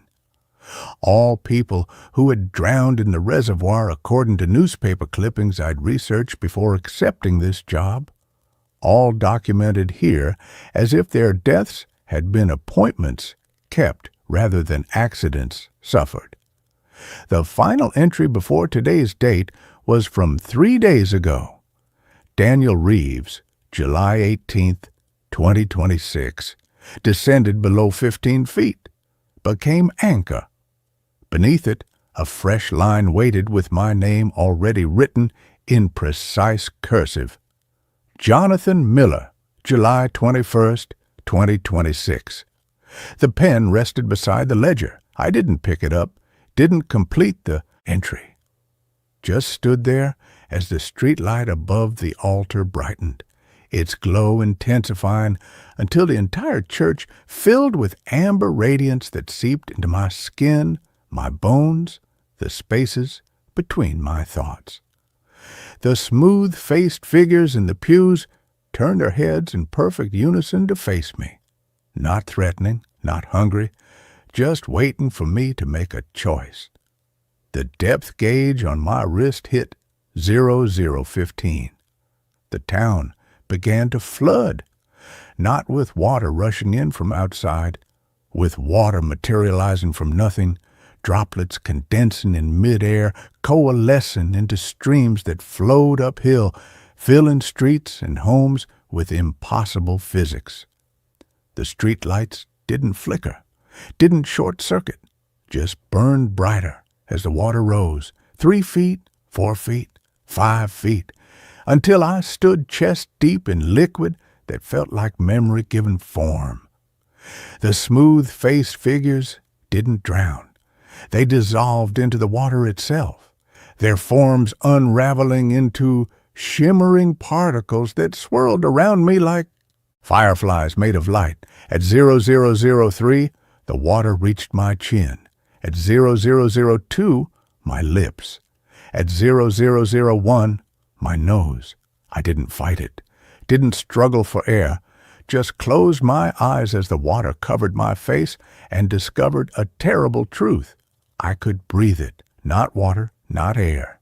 Something in between, a substance that carried oxygen and memory in equal measure, filling my lungs with the collective breath of everyone who had ever lived and died in this town. The depth gauge hit 0000, the streetlights flared once, blinding white, and went dark.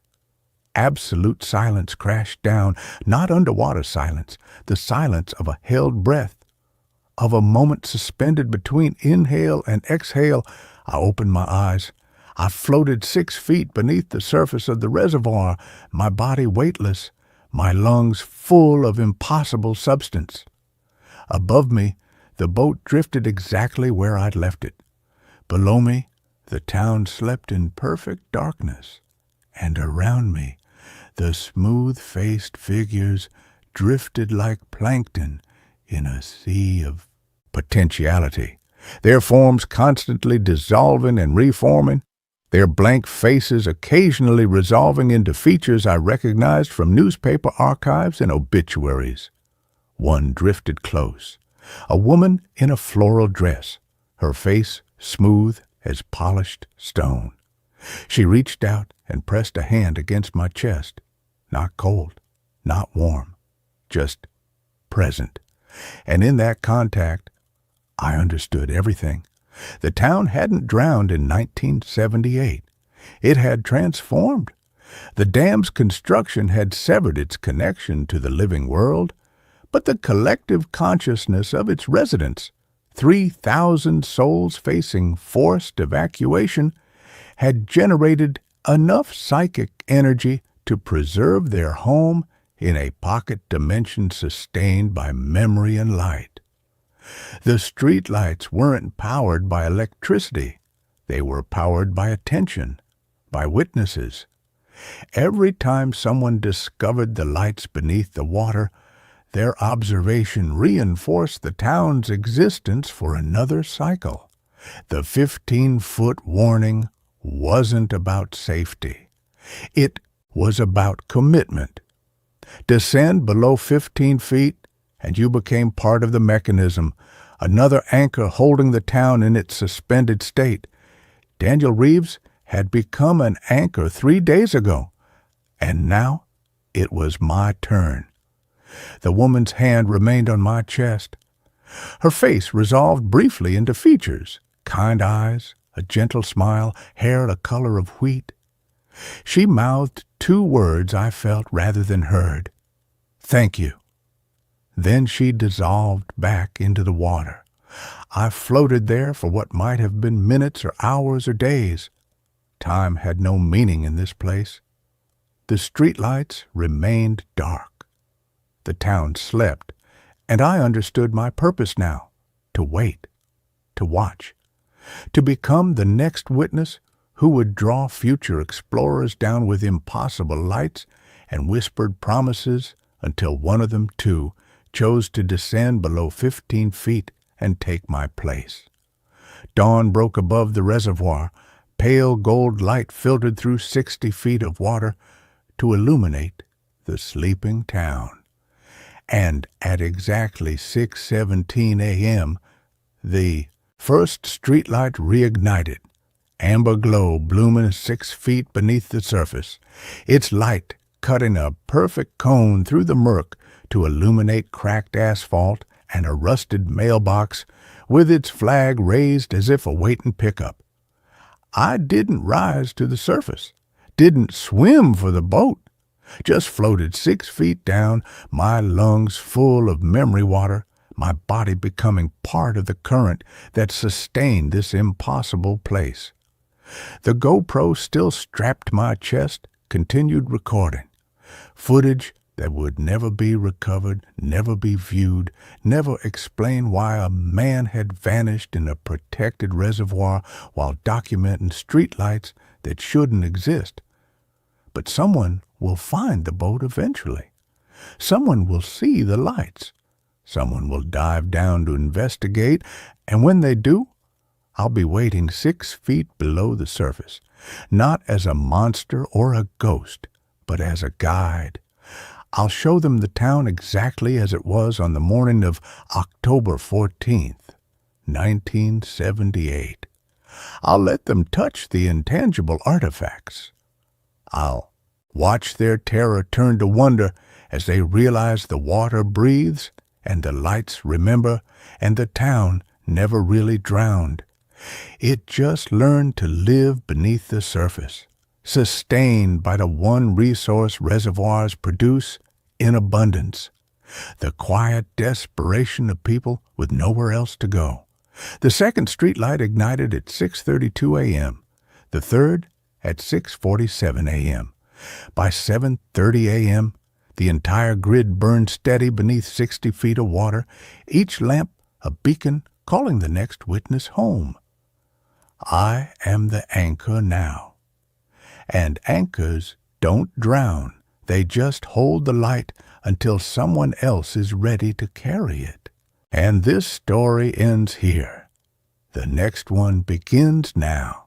Your childhood home exists only in photographs now. I found the photograph tucked inside the lining of an old winter coat I hadn't worn in years.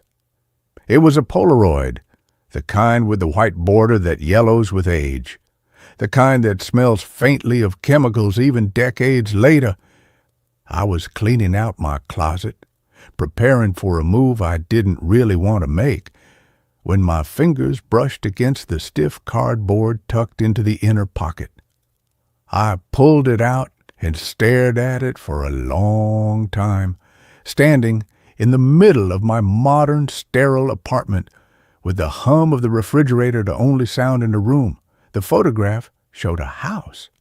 It was a 2-story colonial with white siding and black shutters, a wraparound porch that sagged slightly on the left side, and a large oak tree in the front yard that looked like it had been struck by lightning once, leaving a black scar running down the trunk. It was my childhood home. I knew every inch of that house. I knew the creak in the third step of the staircase. I knew the stain on the carpet in the hallway that looked like a map of Africa. I knew the way the light hit the kitchen table at 4 in the afternoon. But I also knew that house was gone. It had been demolished 15 years ago, torn down to make room for a strip mall that never got built, leaving the lot empty and overgrown until the city finally paved it over for a parking lot. I remembered the demolition day. I remembered the dust cloud. I remembered my mother crying in the car as we drove away. So why was I holding a photograph of it that looked like it was taken yesterday? The date stamp on the bottom corner was blurred, smudged, as if someone had tried to wipe it away with the thumb, but I could make out the year. It was this year. The month was current. The day was 3 days ago. I turned the photograph over. On the back, in handwriting that looked exactly like my own but that I didn't remember writing, were the words, "It is waiting for you. Come home." I should have thrown it away. I should have treated it as a prank, a sick joke played by someone who knew my history, someone who had dug through old records to find the address and printed a fake image to mess with my head. But the paper felt real. The emulsion felt real. And the feeling in my chest, the heavy, hollow ache that opened up when I looked at the black scar on the oak tree, was undeniably real. It was a longing so sharp, it felt like physical pain. I packed a bag that night. I didn't tell my friends. I didn't tell my family. I just got in my car and started driving. The GPS led me toward the town where I grew up, a place I had sworn never to return to, a place that existed in my mind only as a series of fragmented memories and old boxes stored in a basement I rarely visited. The drive took 6 hours. As I crossed the state line, the landscape began to change. The modern highways gave way to older roads. The asphalt cracked and patched with tar that shimmered in the heat. The trees grew denser, closing in over the road until it felt like driving through a tunnel of green leaves. I passed the exit for the strip mall. I slowed down, looking for the parking lot, the empty space where the house should have been. But when I looked out the window, I didn't see pavement. I saw trees. I saw the same dense woods that lined the road. I blinked and rubbed my eyes, checking the GPS. It said I had arrived. It said I was at the destination. I turned onto the side road, the gravel crunching under my tires just like I remembered from when I was 10 years old. The sound was identical. The vibration through the steering wheel was identical. My heart began to hammer against my ribs. A frantic bird trapped in a cage. I drove deeper into the woods, the canopy blocking out the sun, plunging the car into early twilight. And then, there it was. The house stood exactly as it did in the photograph. The white siding was peeling slightly near the foundation. The black shutters hung slightly askew. The wraparound porch sagged on the left side. The oak tree stood in the yard, the black scar running down its trunk like a wound that never healed. It was impossible. It was physically impossible. I put the car in park and turned off the engine. The silence that followed was absolute. There were no birds, no insects, no wind in the leaves, just the ticking of the engine cooling down and the sound of my own breathing. I stepped out of the car. The air smelled different here. It didn't smell like woods or dirt. It smelled like lavender and old paper and something sweet, like vanilla extract left open in a cupboard. It smelled like the house smelled when I was a child. I walked up the driveway, my shoes sinking into the gravel. I stopped at the bottom of the porch steps. The third step. I knew it would creak. I stepped on it. It creaked. The sound was so loud in the silence that I flinched. I looked around, expecting to see a neighbor, a car, anything that would... Locking. I pushed the door open. It swung locking. I pushed the door open. It swung inward with a groan of hinges that needed oil. I stepped inside. The hallway was dark, but my eyes adjusted quickly, too quickly, as if the darkness was willing to let me see. The stain on the carpet was there, the map of Africa. It was slightly faded, but it was there. I closed the door behind me. The click of the latch sounded like a gunshot. I was inside. I was inside a house that did not exist. I walked further in, my hand trailing along the wall. The wallpaper was the same floral pattern, yellow roses on a cream background. I remembered helping my mother hang it when I was 7. I remembered the paste smelling like flour. I remembered the argument my parents had about the pattern being too busy. The memories flooded back, vivid and sharp, but they felt distant, like I was remembering a movie I had seen once rather than a life I had lived. I moved into the living room. The furniture was covered in white sheets, like ghosts sitting in the dark. I pulled the sheet off the armchair. It was my father's chair. The leather was cracked. The remote control sat on the side table exactly where he used to leave it. I picked it up. It was heavy. I pressed the power button. Nothing. There was no television. There hadn't been a television in this house for 20 years, but the remote felt warm, as if it had been used moments before I touched it. I spent the first hour just walking through the rooms. The kitchen was unchanged. The fridge hummed, a low, steady vibration that I could feel in my teeth. I opened it. It was empty, but the light inside worked. The shelves were clean. There was no dust. That was the first thing that truly unsettled me. A house abandoned for 15 years should be covered in dust. It should smell of decay, of rot, of mice and damp. Wood. This house smelled of cleaning products and freshness. It smelled like someone lived here. I went upstairs. The staircase had 12 steps. I counted them twice. The second time, I counted 13. I stopped on the landing and looked back down. 12. I shook my head, blaming the stress, the lack of sleep, the absurdity of the situation. I was tired. I had driven 6 hours. I was experiencing dissociation. That was the logical explanation. My brain was trying to reconcile the impossible with the known, and it was glitching. I found my old bedroom. The door was painted blue. I pushed it open. The bed was made. The sheets were blue, matching the walls.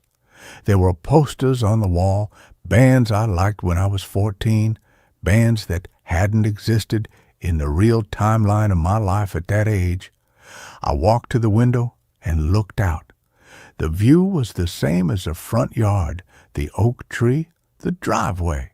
But my car was gone. I spun around. I had parked right there. I could see the tire tracks in the gravel from where I stood. But the car was not there. I ran back downstairs and out the front door. The driveway was empty. The gravel was smooth, undisturbed. There were no tire tracks. There was no car. I stood on the porch, panic rising in my throat like bile. I patted my pockets. The keys were there.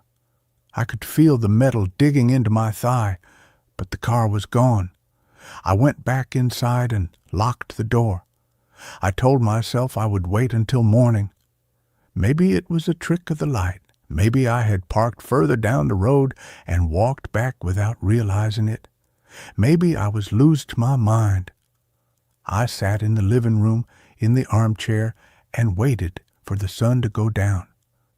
The light outside the windows didn't change. It remained a perpetual twilight, a grayish blue that never deepened into night and never brightened into day. I checked my watch. The hands were moving, but the time didn't seem to advance. I watched the second hand tick for what felt like an hour, but when I looked at the minute hand, it had only moved a fraction. Time was behaving strangely here. It was viscous like honey. I decided to look for the photograph albums.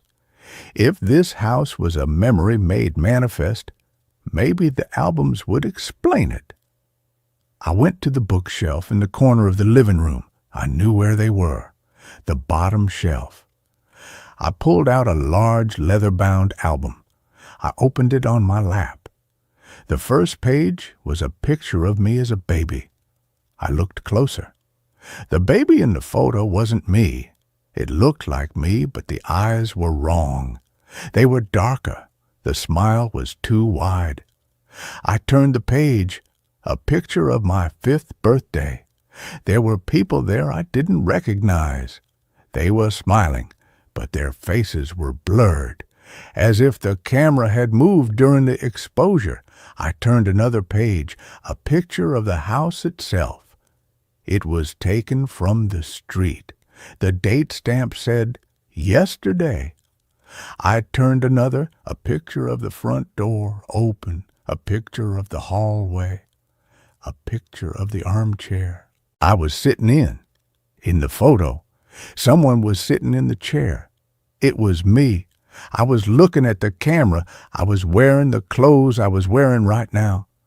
I dropped the album. It hit the floor with a heavy thud. I stood up and backed away. I looked at the chair. It was empty. I looked at the album on the floor. The photo had changed. Now the chair was empty. I blinked. I picked up the album again. The photo was back. I was in the chair. I was looking at the camera. I was holding the album. I threw the album across the room. It slid across the floor and stopped against the wall. I needed to leave. I needed to get out of this place. I ran to the front door and grabbed the handle.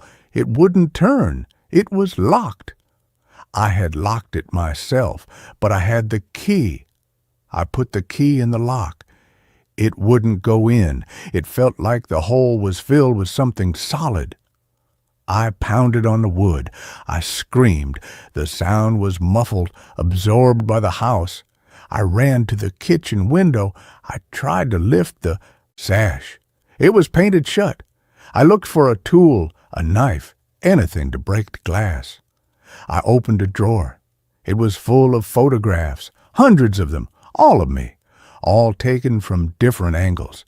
Some were close-ups of my hands, some were of my back, some were of me sleeping.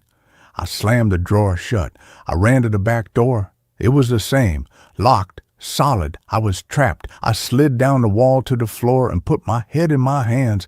I tried to breathe. In, out, in, out. The air smelled like lavender. It was calming, too calming. I felt my eyelids getting heavy. I hadn't slept in 24 hours. The stress, the drive, the shock. My body was giving up. I stood up and walked to the living room. I sat on the couch this time. I told myself I would just rest my eyes for a minute. Then I would try the doors again. I lay down. The cushion was soft, it conforming to my body perfectly. I closed my eyes. I dreamed of a house. In the dream, I was walking through the rooms, but they were larger. The ceilings were higher. The doors led to rooms that shouldn't exist. A library filled with books that had no text. A bathroom where the water in the tub was black and still. I walked into my old bedroom. There was a person standing by the window. They were facing away from me. I called out. They turned around. It was me, but older, much older. Their face was lined, their hair gray. They held up a photograph. I woke up with a start. The room was dark. The twilight outside the window had finally faded into night. I sat up. I was on the couch. A blanket was draped over me. I didn't remember getting a blanket. I stood up and walked to the hallway. The house was silent. I went to the kitchen. On the table there was a plate with a sandwich on it. It looked fresh. The bread wasn't stale. The lettuce wasn't wilted. I wasn't hungry, but I picked it up. It tasted like nothing, like air. I put it down. I went back to the living room to get the album. I needed to see the photos again. I needed to understand. The album was on the floor where I had thrown it. I picked it up. I opened it to the page with the photo of me in the chair. The photo was different again. In this one, I was sleeping. I was on the couch. The blanket was over me. The angle was from the ceiling, looking down. I looked up at the ceiling. There was no camera. There was no way anyone could have taken that photo. I closed the album and held it to my chest. I felt a vibration coming from it, a low hum, like the refrigerator. I decided to explore the upstairs again. Maybe there was a window I could break. Maybe there was a way out through the attic. I climbed the stairs. I counted them. 12. I reached the landing. I walked to the bedroom at the end of the hall, my parents' room. The door was closed. I never went in there when I was a child. It was forbidden. I turned the handle. It opened. The room was exactly as I imagined it would be. The bed was made with a quilt my grandmother had sewn. The dresser had a mirror on it. I walked toward the mirror. I needed to see my face. I needed to know I was real. I stood in front of the glass. The reflection looked back at me. I looked tired. My eyes were bloodshot. My hair was messy. I raised my hand.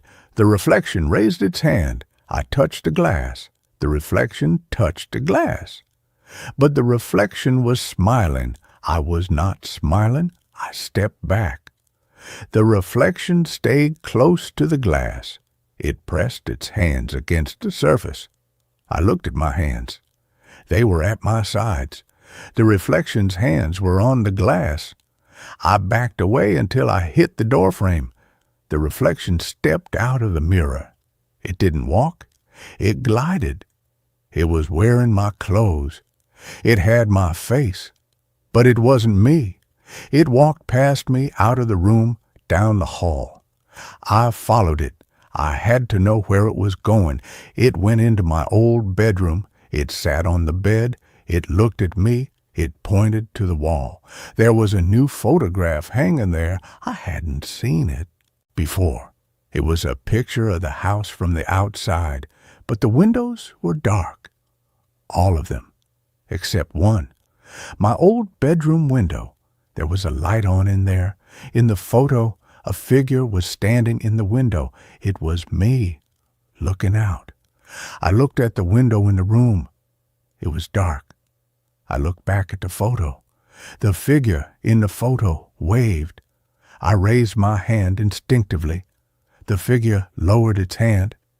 It was mocking me. I ran out of the room. I ran down the stairs. I needed to find the front door again. Maybe it would be open now. Maybe the house was playing with me. I reached the bottom of the stairs. The hallway had changed. There were more doors now, doors I didn't remember. They were all closed. I tried the first one. It was a closet, full of coats. My coats, from every stage of my life. The winter coat with the photograph in the pocket, the raincoat I wore in college, the suit I wore to my first job. They were all there, hanging in a row. I touched the winter coat. The pocket was empty. The photograph was gone. I checked the other pockets. Empty. I checked the suit. Empty. I was looking for the key. The key to the car. The key to the house. Anything that would let me leave. I found a key in the pocket of the raincoat. It was small, brass. I didn't know what it opened. I took it and ran back to the front door.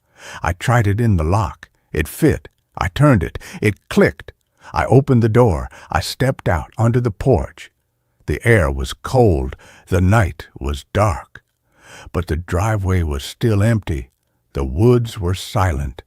I walked down the steps. I walked to where the car should have been. Nothing. I walked to the edge of the woods. The trees were close together. I couldn't see through them. I turned back to the house. The door was closed. I tried the handle. Locked. I knocked. No answer. I was outside now. But I was still trapped. The property line felt like a wall. I walked along the edge of the yard. I couldn't leave the grass. When I tried to step onto the road, my foot hit something solid, like an invisible barrier. I pushed against it. It was like pushing against a sheet of glass. I was in a bubble. The house was in a bubble. I went back to the porch. I sat on the swing. It creaked. I swung back and forth. I looked at the windows of the house. The light was on in my old bedroom.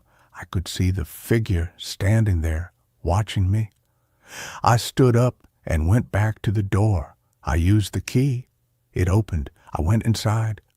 The house was warmer now. The smell of lavender was stronger. It was intoxicating. I felt sleepy again.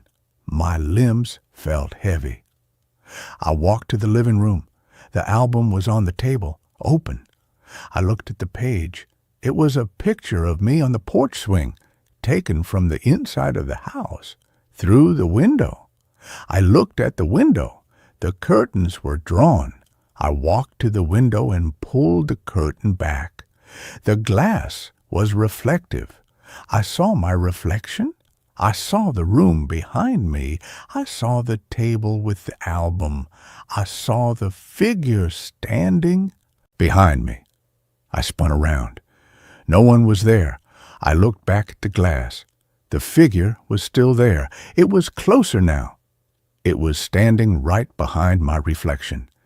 It put its hands on my reflection's shoulders. I felt the weight on my own shoulders. Cold hands, heavy. I shrugged them off. I turned around again. Nothing. I ran to the kitchen. I grabbed a knife from the drawer. I held it in front of me. I felt foolish. What was I going to do? Stab the air? Stab the house? I put the knife down. I went to the sink and turned on the tap. Water came out. Clear. Cold. I splashed it on my face. I looked up at the mirror above the sink. My reflection was wet. I was wet. But the reflection was smiling again. It opened its mouth. It spoke. I couldn't hear the sound, but I could read the lips. It said, Stay. I wiped the mirror with my sleeve. The words were gone. The reflection was normal again. I was shaking. I went to the living room and sat on the floor. I didn't want to sit on the furniture. I didn't want to touch anything. I pulled my knees to my chest. I watched the shadows in the corner of the room. They seemed to be moving independently of the light source. There was no light source, really, just the ambient glow from somewhere unseen. I closed my eyes. I tried to think logically. This was a hallucination. I had poisoned myself. Carbon monoxide? No, the air was fresh. Mold? Maybe. Spores affected my brain. I needed to get out. I needed to break a window. I stood up and went to the living room window. I took the heavy brass lamp from the side table. I swung it at the glass. It hit the pane with a loud clang. The glass didn't break. The lamp bounced off. I hit it again. Nothing. The glass was unbreakable. I threw the lamp across the room. It shattered against the wall. The sound was satisfying. I looked at the hole in the drywall. Behind the wall, there was no wood. There was no insulation. There was a photograph, a large photograph of the outside world, a picture of the woods, a picture of the sky. The house wasn't real. The walls were just prints. The whole house was a set, a construct. I ran to the next wall. I punched it. My hand went through. It was paper. I tore at the wallpaper. Behind it was more paper, layers of photographs.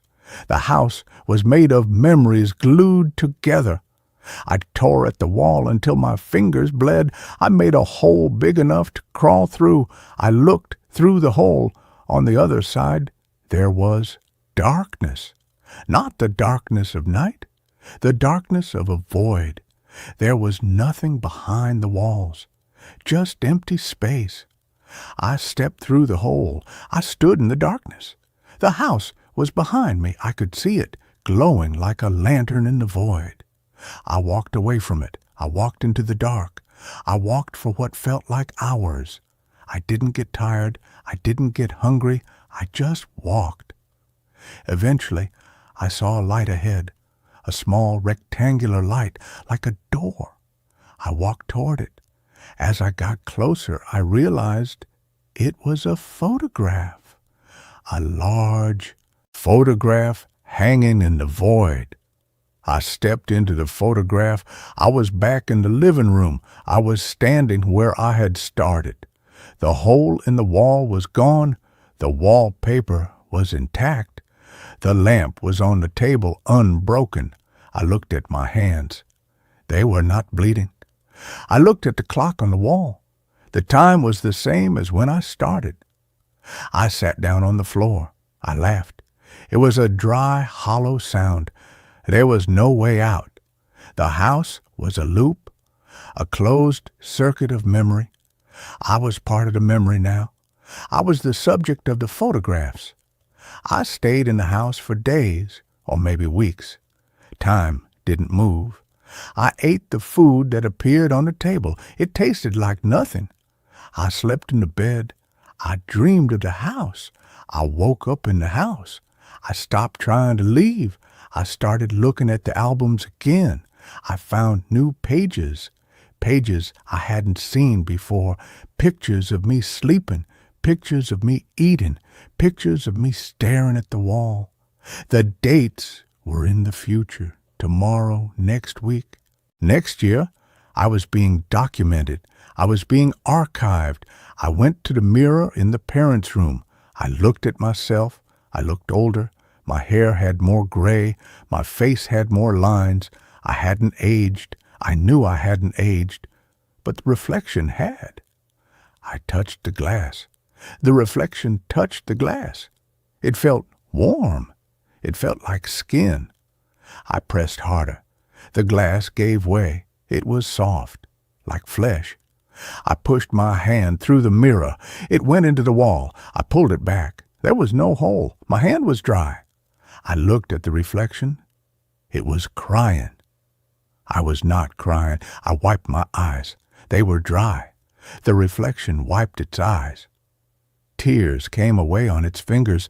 I was becoming the reflection. The real me was fading. The image was becoming solid. I went downstairs. I sat in the armchair. I picked up the album. I opened it to the last page. It was blank. I took a pen from the side table. I wrote, "I am here." I closed the book. I waited. Nothing happened. I opened it again. The words were gone. The page was blank. I wrote, "Let me go." The words disappeared. I wrote, "Who are you?" The words stayed. Then they changed. They rearranged themselves into, "We are you." I dropped the pen. I stood up. I walked to the window. I looked out. The car was there. It was parked in the driveway. It was covered in dust. It looked like it had been there for years. I ran to the door. I opened it. I ran to the car. I tried the handle. Locked. I looked through the window. The keys were in the ignition. I broke the window with my elbow. The glass shattered. It felt real this time. Pain shot up my arm.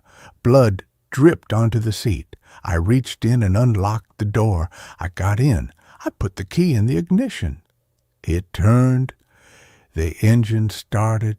I put it in reverse. I backed out of the driveway. I drove down the road. I drove until I saw the highway. I drove until I saw the city. I drove until I was home. I parked in my spot. I went up to my apartment. I opened the door. Everything was the same. The refrigerator hummed. The closet was closed. I went to the closet and opened it. The winter coat was there. I reached into the pocket. The photograph was there. I pulled it out. It was blank. Just white paper. No image. No house. No tree. I burned the photograph in the sink. I watched the edges curl and blacken. I watched the flames die. I washed the ash down the drain. I took a shower. I scrubbed my skin until it was red. I went to bed. I slept for 12 hours. I woke up feeling refreshed. I went to work. I came home. I cooked dinner. I watched TV. I lived my life. But every night, when I looked in the mirror, I checked the timing. I blinked. The reflection blinked. I smiled. The reflection smiled. But sometimes, just for a fraction of a second, the reflection lagged. Sometimes it smiled before I did. Sometimes it looked at something behind me. I stopped looking in mirrors. I covered them with towels. I bought a phone with a black screen. I avoided windows at night. I thought I was safe. I thought I had escaped. But then I found the album. It was on my coffee table. I didn't buy it. I didn't bring it home. It was just there, leather-bound, yellowing edges. I opened it.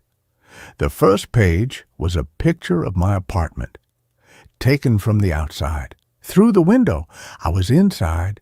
I was sitting on the couch. I was looking at the album. I turned a page, a picture of me sleeping, taken from the ceiling. I turned a page, a picture of a house, the childhood home. It was standing in the middle of my living room, miniature, like a dollhouse, but it was glowing. I turned a page, a picture of me, standing in the doorway of the house. I was wearing the clothes I wore when I went there. I was holding the key. I turned the page, a picture of me now, sitting on my couch, holding the album. The date stamp was today. The next page was blank. I picked up a pen. I didn't write anything. I closed the book. I put it in the drawer. I locked the drawer. I sat on the couch. I waited for the sun to go down. The light faded. The room grew dark. I heard a sound, a creak, like a floorboard settling. I looked at the hallway. The door to my bedroom was open. I had closed it. I stood up and walked to the door. I pushed it open. The room was dark. I flipped the light switch. Nothing. The power was out. I used the flashlight on my phone. I shined it around the room. Everything was normal. The bed, the dresser, the window. I shined the light on the mirror. The towel was on the floor. I had covered the mirror. The towel was on the floor. I looked at the mirror. My reflection was there. It was not standing where I was standing. It was standing by the window. It was looking out. I shined the light on the window. Nothing was there, just the dark glass. I looked back at the mirror. The reflection turned to look at me. It pointed to the bed. I looked at the bed. The sheets were pulled back, like someone had just gotten out. I looked back at the mirror. The reflection was gone. I spun around. The room was empty. I heard the creak again. From the hallway, I walked out. I went to the living room. The album was on the table, open. The page had changed. It was a picture of me standing in the hallway, looking at the living room, taken from the bedroom. I was in the bedroom. The photo was taken from the bedroom. I looked at the photo. In the photo, there was someone else in the living room, someone sitting on the couch. I looked at the couch. It was empty. I looked at the photo. The person on the couch looked up. It was me. But it was the me from the house, the me that stayed, the me that became the reflection. It waved. I backed away. I ran to the front door. I opened it. I stepped out into the hallway of the apartment building. I ran to the stairs. I ran down. I ran out into the street. I looked up at my window. The light was on. I could see the silhouette of a person sitting on the couch. They were looking at me. They raised a hand. I turned and ran. I didn't stop running. I ran until I was out of the city. I ran until I was in the woods. I found a road. I followed it. It led to a house, a 2-story colonial, white siding, black shutters, oak tree with a scar. I stopped. I looked at the house. The front door was open. I walked up the driveway. I stepped onto the porch. I went inside. The smell of lavender, the hum of the fridge, the album on the table. I sat in the armchair. I opened the album. The first page was a picture of me, running. The date was tomorrow. I closed the book. I waited. I knew what would happen. I knew I would never leave. The house exists only in photographs now, and I am in the photograph. I am the ink. I am the paper. I am the memory. And when you look at your own childhood photos and you see something in the background that doesn't belong, know that it is me. Know that I am looking for a way out. Know that I am looking for you, to trade places, to let you in, to let me out. Blink. Did I blink first? I think I did. And with that, this story comes to an end. Let's move on to the next one. Every guest who stayed in room 217 checked out with one more suitcase than they arrived with. I took the job at the Blackwood Hotel out of sheer desperation. It wasn't the kind of place you applied to with ambition in your heart. It was the kind of place you stumbled into after 3 months of rejection emails and dwindling savings, when the prospect of folding towels and changing sheets for minimum wage plus tips felt like salvation. The Blackwood stood on the edge of downtown, a hulking brick relic from the 1920s that had never quite managed to transition from grandeur to boutique charm. Its glory days were sepia-toned photographs in the lobby, women in flapper dresses laughing on the marble staircase, men in sharp suits tipping their hats to bellhops.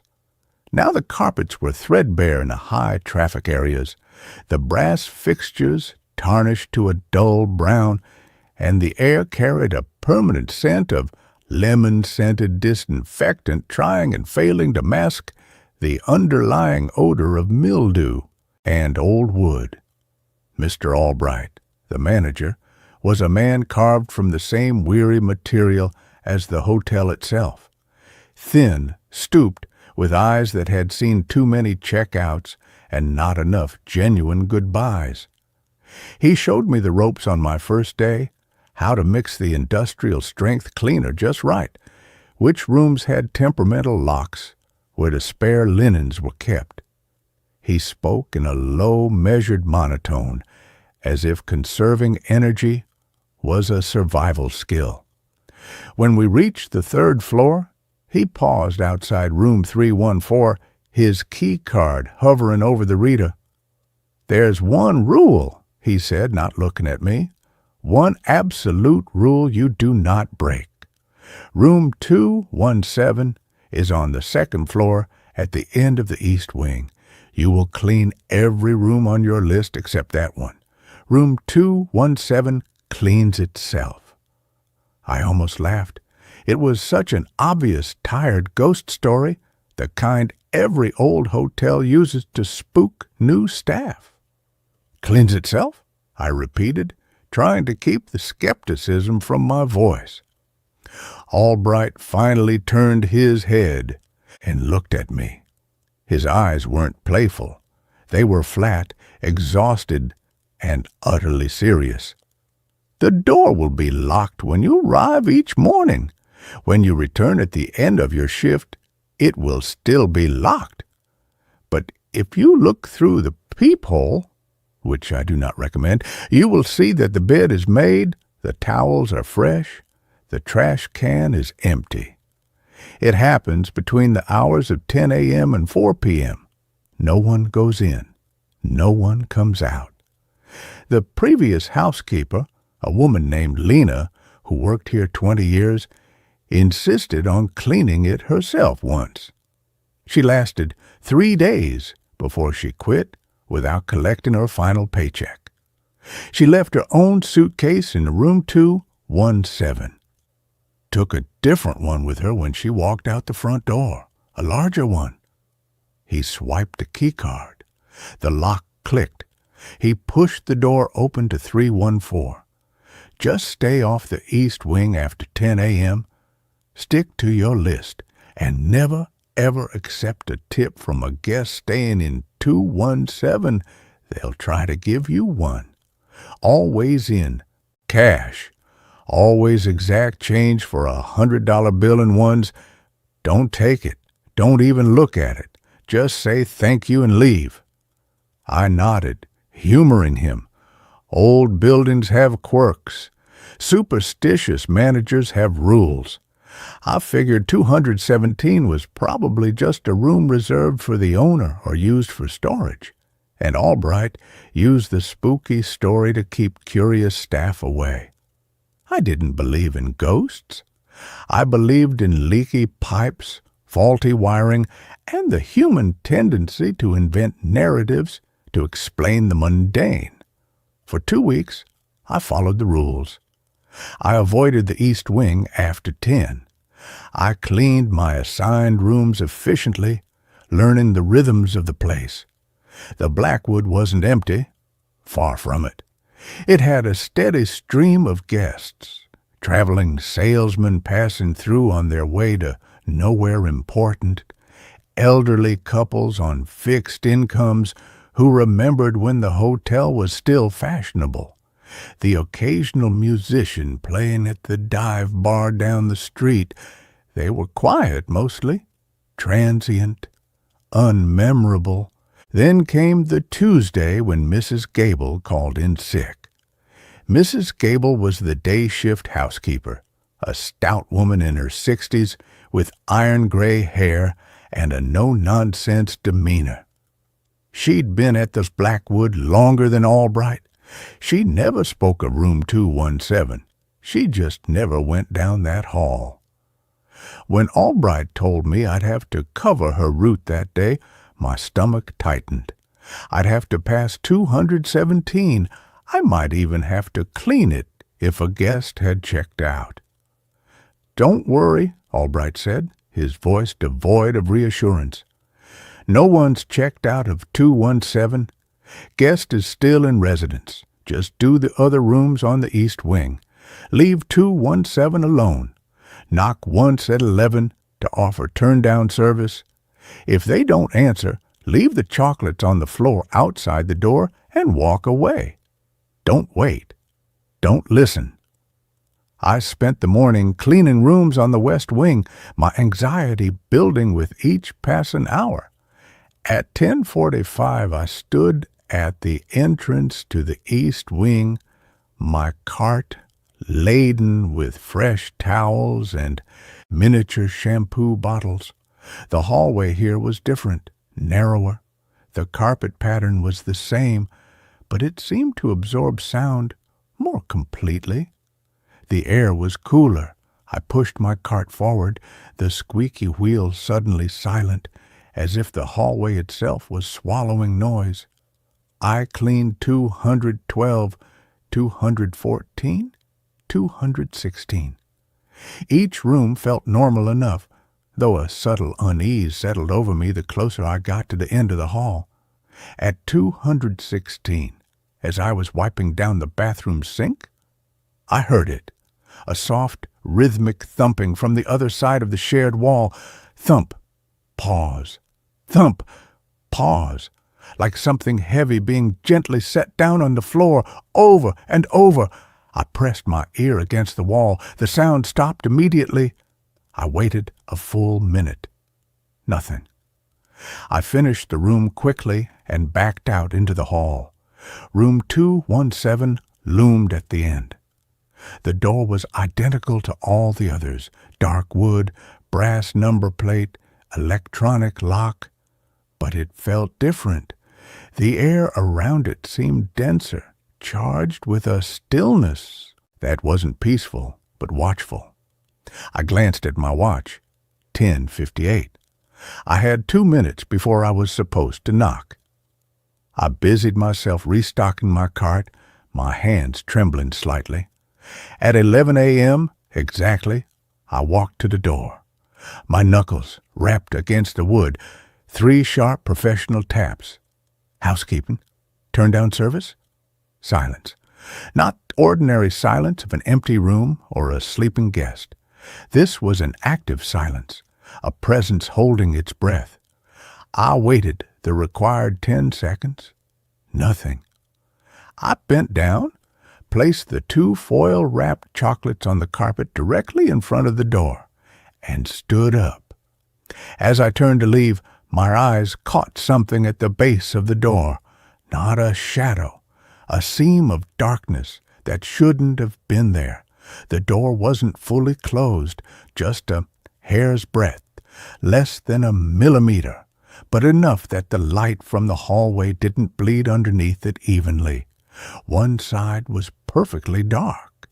The other had the faintest sliver of illumination. My heart hammered against my ribs. Albright's warning echoed in my mind. Don't listen. I should have walked away. But I was young, and curiosity has always been my fatal flaw. I leaned closer, my ear inches from the gap. At first, nothing. Then a sound so faint I thought I imagined it. The soft rustle of fabric, not the crisp sound of bedsheets being changed. This was heavier. Wool, maybe, or thick canvas. And beneath it, a whisper so low it was almost subaudible, a sibilant hiss that formed no words but carried an unmistakable tone of anticipation. I jerked back as if burned. I didn't run. I forced myself to walk at a normal pace back to my cart, my legs weak. I finished the rest of the east wing in a daze, jumping at every creak of the old building.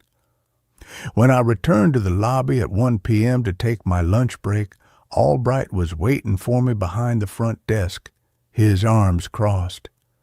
"You knocked on 217, he stated.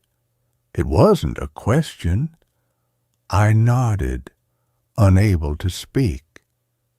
did you hear? Anything? I hesitated, then nodded again. His face didn't change, but his shoulders slumped almost imperceptibly. What did you hear? The door wasn't quite closed, I whispered. I heard rustling, like fabric, and whispering. Albright closed his eyes for a long moment. When he opened them, they held a pity I hadn't seen before. You shouldn't have listened, but you're still here. That's something. Just be careful tonight. Your shift ends at 10. Leave immediately. Don't linger in the lobby. Don't take the elevator alone after 9. I spent the afternoon cleaning the 4th floor, my mind churning. During my break, I did something I should have done weeks ago. I went to the front desk when Albright was in his office and accessed the hotel's internal guest ledger on the old terminal. It was against policy, but fear overrides policy. I typed in 217. The record was sparse. Guest name, Alistair Finch. Check-in date, March 14th, 1987. Expected stay, 1 night. Current. Status, in residence. My blood ran cold. March 14th, 1987, 39 years ago. I scrolled down, my fingers numb. There were no checkout dates, no notes about extending the stay, just a single line at the bottom of the digital record, added manually in 2003 according to the timestamp. Guest prefers extended stay.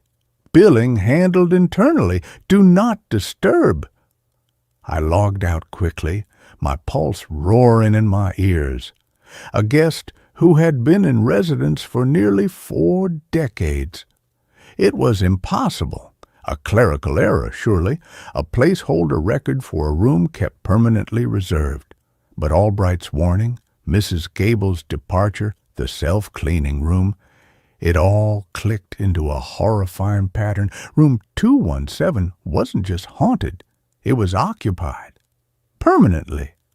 That evening, as dusk settled over the city, I found myself drawn back to the east wing during my final rounds.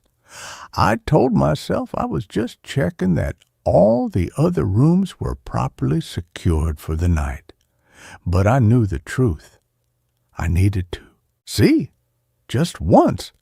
I needed to understand what was happening in that room. I waited until 9:45, when the night auditor had stepped into the back office for his coffee break. The lobby was empty. I took the service stairs to the 2nd floor, my footsteps echoing in the concrete well. The east wing was darker now, the single wall sconce halfway down flickering intermittently. I moved silently, my cart left behind. I stopped 20 feet from room 217 and simply watched the door. For 10 minutes, nothing. Then, at 9:57 p.m., I heard it. A soft click from within the room. The electronic lock disengaging. The door swung inward slowly, silently, opening about 6 inches. No one stood there. No hand was visible. The gap revealed only darkness beyond the threshold. I held my breath, pressing myself against the wall across the hall, hidden in shadow. From the darkness within the room, something emerged. Not a person. A suitcase? An old-fashioned leather suitcase, worn at the corners, brass fittings tarnished green with age. It slid smoothly across the threshold, stopping just outside the door on the hallway carpet. It sat there for a full minute, perfectly still. Then, from inside the room, a hand appeared in the doorway. Pale, slender, the fingers long and delicate. It wasn't a threatening hand. It was almost gentle. The fingers curled around the suitcase's handle, gave it a soft tug back across the threshold, and disappeared. The door began to swing shut. But it didn't close all the way. It stopped at that same hair's breadth gap I'd noticed that morning, and through that sliver of darkness I saw it, just for a second. A figure standing in the center of the room, back to the door, tall, thin, wearing what looked like a suit from another era, and beside it, on the neatly made bed, sat two suitcases. One was the old leather one I'd just seen. The other was newer, a black nylon roller bag I recognized instantly. It was mine. I'd unpacked it that morning, in my studio apartment across town. I knew the scuff on the corner, the broken zipper pull on the front pocket. There was no mistaking it. The figure didn't turn. It simply stood there, motionless, as if aware of my presence but indifferent to it. Then, slowly, it raised one hand, not toward me, but toward the space beside it on the bed. An invitation, an offer. I ran. I didn't look back. I took the stairs two at a time, burst into the lobby, and didn't stop until I was 3 blocks away, leaning against a brick wall, gasping for air. I didn't go back to the Blackwood that night. I called in sick the next day, and the day after that. I told myself I was quitting. I would find another job. Any job. But rent was due, and my savings were gone. And after 4 days of panic and sleepless nights, a strange thing happened. The memory began to soften at the edges. The image of my own suitcase on that bed became less a horror and more a curiosity. Had I really seen it? Or had exhaustion and suggestion created a waking nightmare? Hotels have identical luggage. It must have been a coincidence. A trick of the light. I went back to work on Monday. Albright said nothing about my absence. He just handed me my key card and my room list. I avoided the East Wing all morning, but during my lunch break, sitting alone in the staff break room, I found myself thinking about it. Not with fear anymore, but with a gnawing, insistent curiosity. What was in that room? What did it want?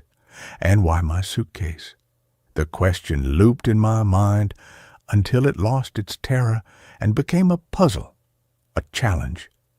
That afternoon, a deliveryman arrived with a package for room 217, a small flat cardboard box, no return address. Albright was dealing with an irate guest at the front desk. The delivery man, impatient, thrust the package at me. "You work here? Take it to 217. Sign here." I should have refused. I should have called for Albright. But the puzzle had me in its grip. I signed the digital pad with a trembling finger and took the package. It was light, almost weightless. I stood there in the lobby, the box in my hands, and made a decision that would unravel the rest of my life. I would deliver it. I would see the guest. I would look this thing in the face and prove to myself it was just a man, just a reclusive eccentric who had lived in a hotel room for decades. I would break the spell with simple, mundane reality.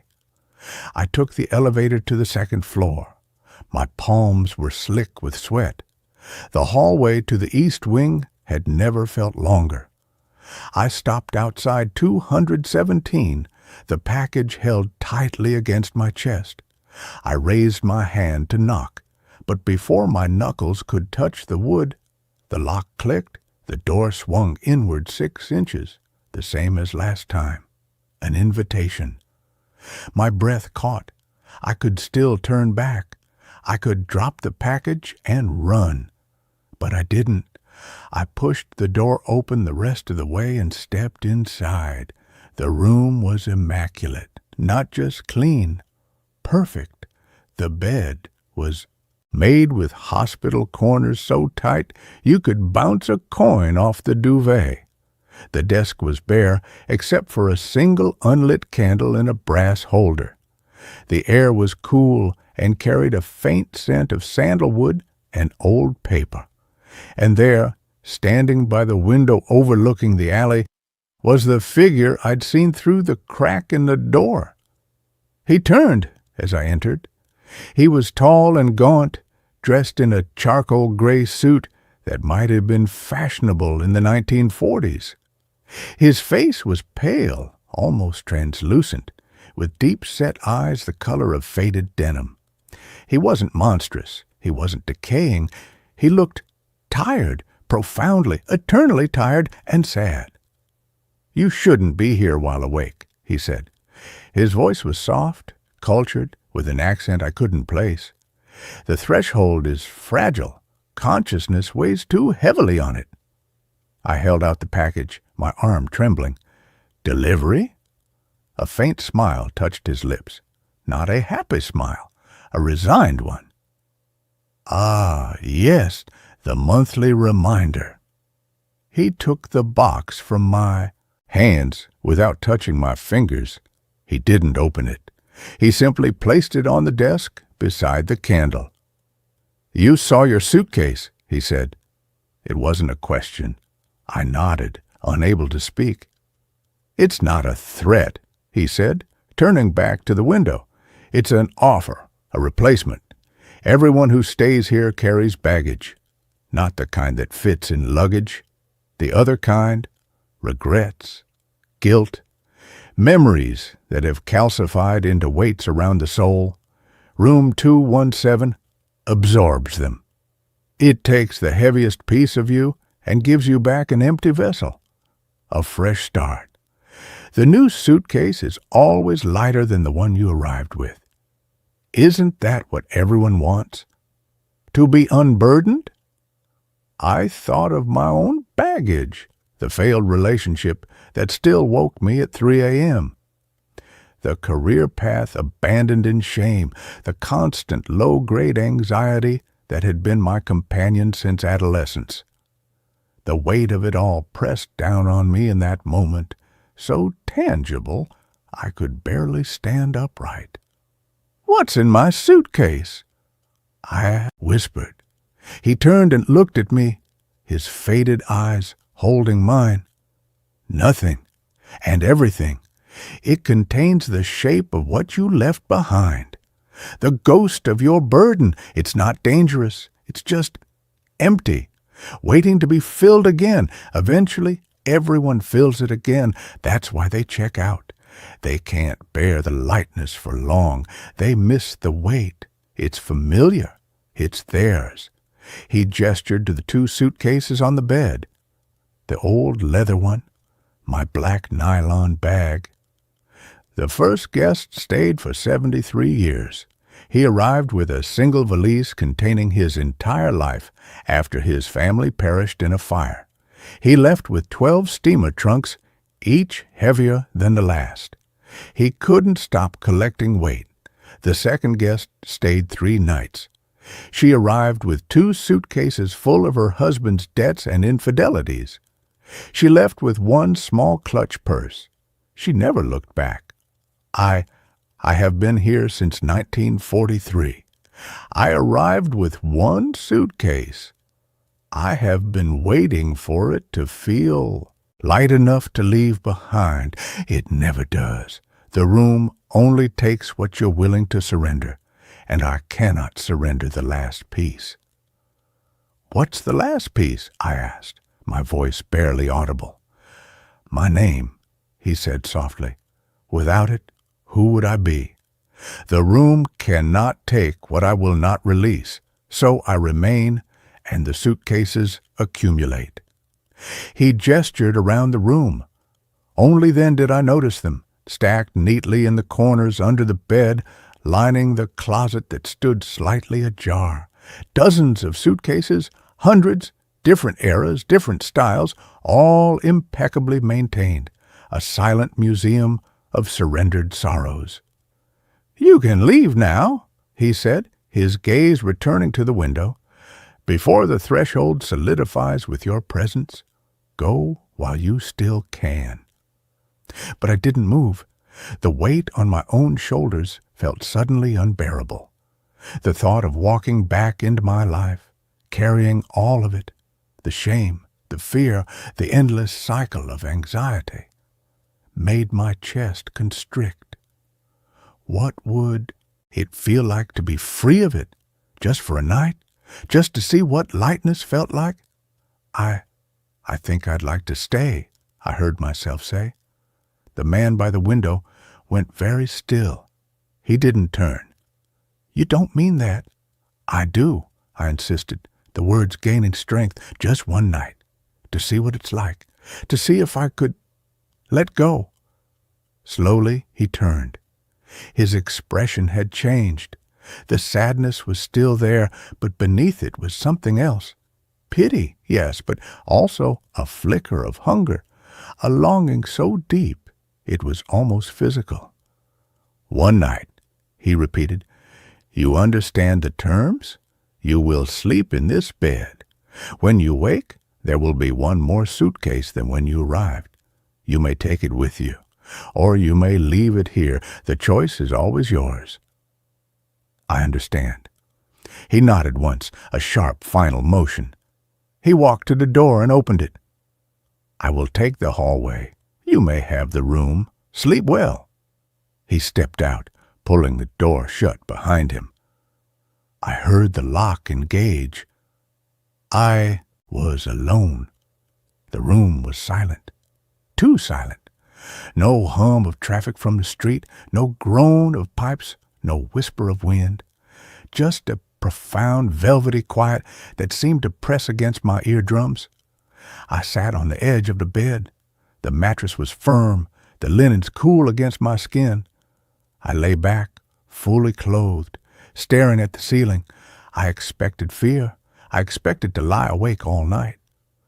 But exhaustion claimed me almost immediately, a deep, unnatural drowsiness that pulled me under like a riptide.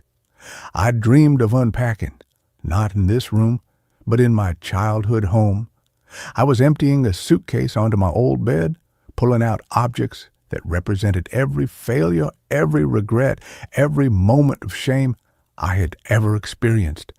A crumpled rejection letter from my dream college, a photograph of my ex-partner with someone new, a hospital bracelet from the night my mother died, a report card with a failing grade circled in red.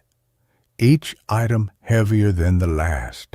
I placed them carefully on the bedspread, my hands trembling with the effort, and with each object I removed, I felt lighter, airier.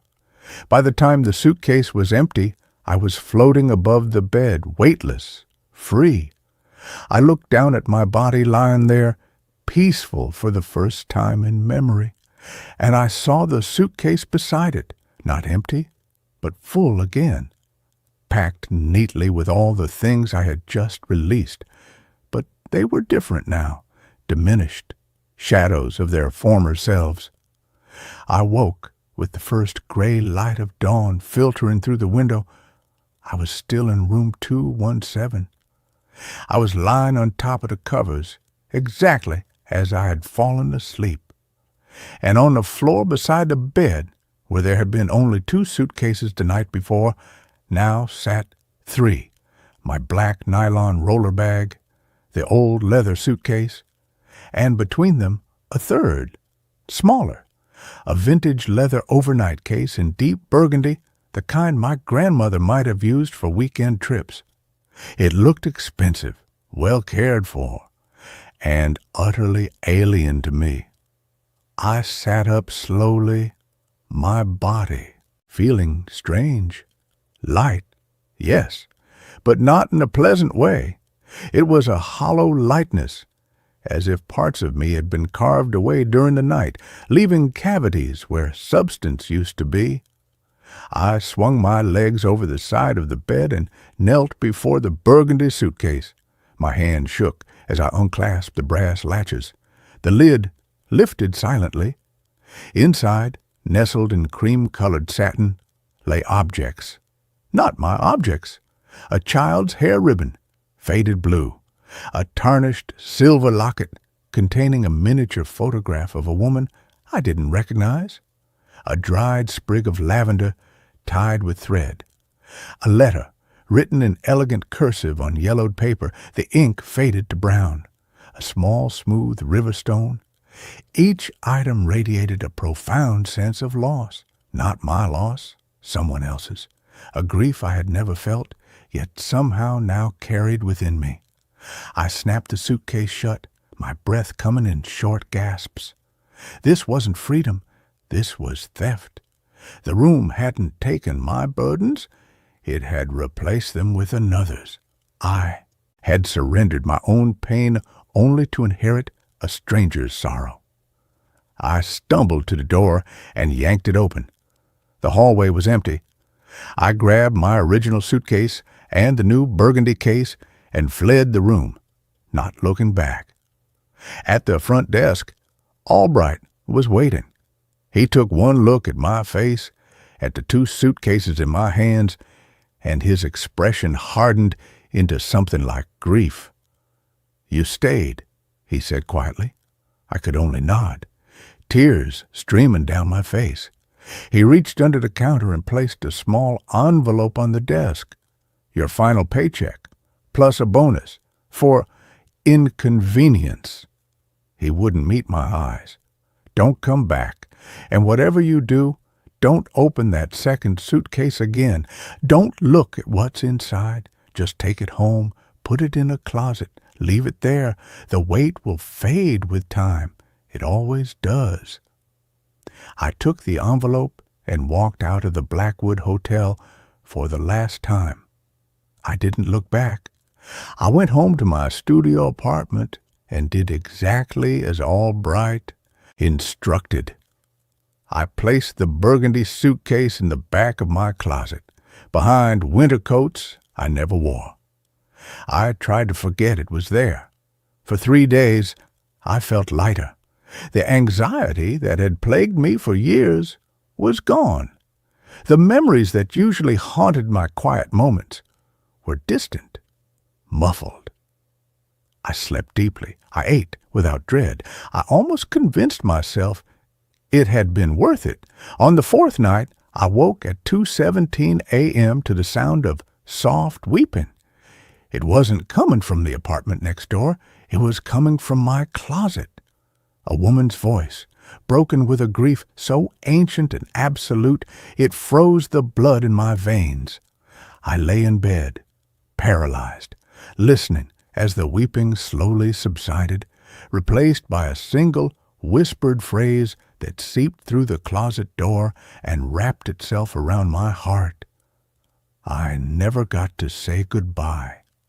I knew then what I had taken, not a burden, a soul, a fragment of someone who had stayed in room 217 long ago and surrendered too much, and the room, in its hunger, had given me their echo to carry. I still have the suitcase. I've moved 3 times since that night, and each time I pack it carefully, placing it in the deepest corner of whatever closet I inhabit. I've never opened it again. But sometimes, in the deepest part of the night, I hear the faint rustle of fabric from within it. And I know that room 217 isn't haunted by ghosts. It is a ghost itself, a hungry, ancient thing that feeds on sorrow and pays its guests in borrowed grief. And I understand now why every guest checks out with one more suitcase than they arrived with. They aren't carrying their own pain anymore.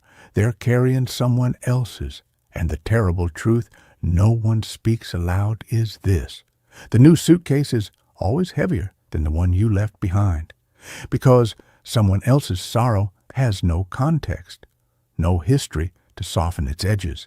It is pure, undiluted loss, and it waits patiently in the darkness of your closet for the moment you forget to be afraid and unzip the case just one more time.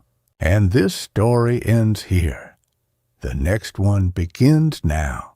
The deserted subdivision has fresh mail in every box every morning. I should have known something was wrong when the realtor handed me the keys without asking for proof of income. Cash only, he'd said, his eyes fixed on a point just past my left shoulder. No background check, no lease, just sign here and the house is yours. The price, $800 a month for a 3-bedroom colonial, was impossible in any market, let alone 130 miles from the city. But after the eviction, after weeks sleeping in my car with the windows cracked against the summer heat, impossible sounded like salvation. I signed. Havenwood Estates wasn't on any map I could find. The realtor had given me handwritten directions. Take County Road 17 past the abandoned quarry, turn left where the oak tree split down the middle, follow the gravel until you see the street signs. I drove with the windows down, the scent of pine and dry earth filling the car. GPS died 5 miles in, the screen flickering to static before going dark. No signal bars, no emergency calls possible. Just the winding gravel road and the slow creep of afternoon shadows stretching across the pavement. The subdivision appeared without warning, a cul-de-sac of 12 identical colonials arranged in a perfect circle around a dry fountain. White siding, blue shutters, black asphalt driveways cracked by decades of unchecked vegetation. Every house stood silent behind vinyl fences bleached gray by sun. No cars in driveways, no toys on lawns, no curtains in windows. Just stillness, so complete it felt intentional. My house was number 7. The key turned smoothly in the lock. Inside, dust lay thick on every surface, but nothing had decayed. No water stains on the ceiling, no mildew in the bathrooms, no animal nests in the corners, just a home frozen in time, fully furnished down to the salt and pepper shakers on the kitchen table. A thin film of dust covered everything like confectioner's sugar on a cake.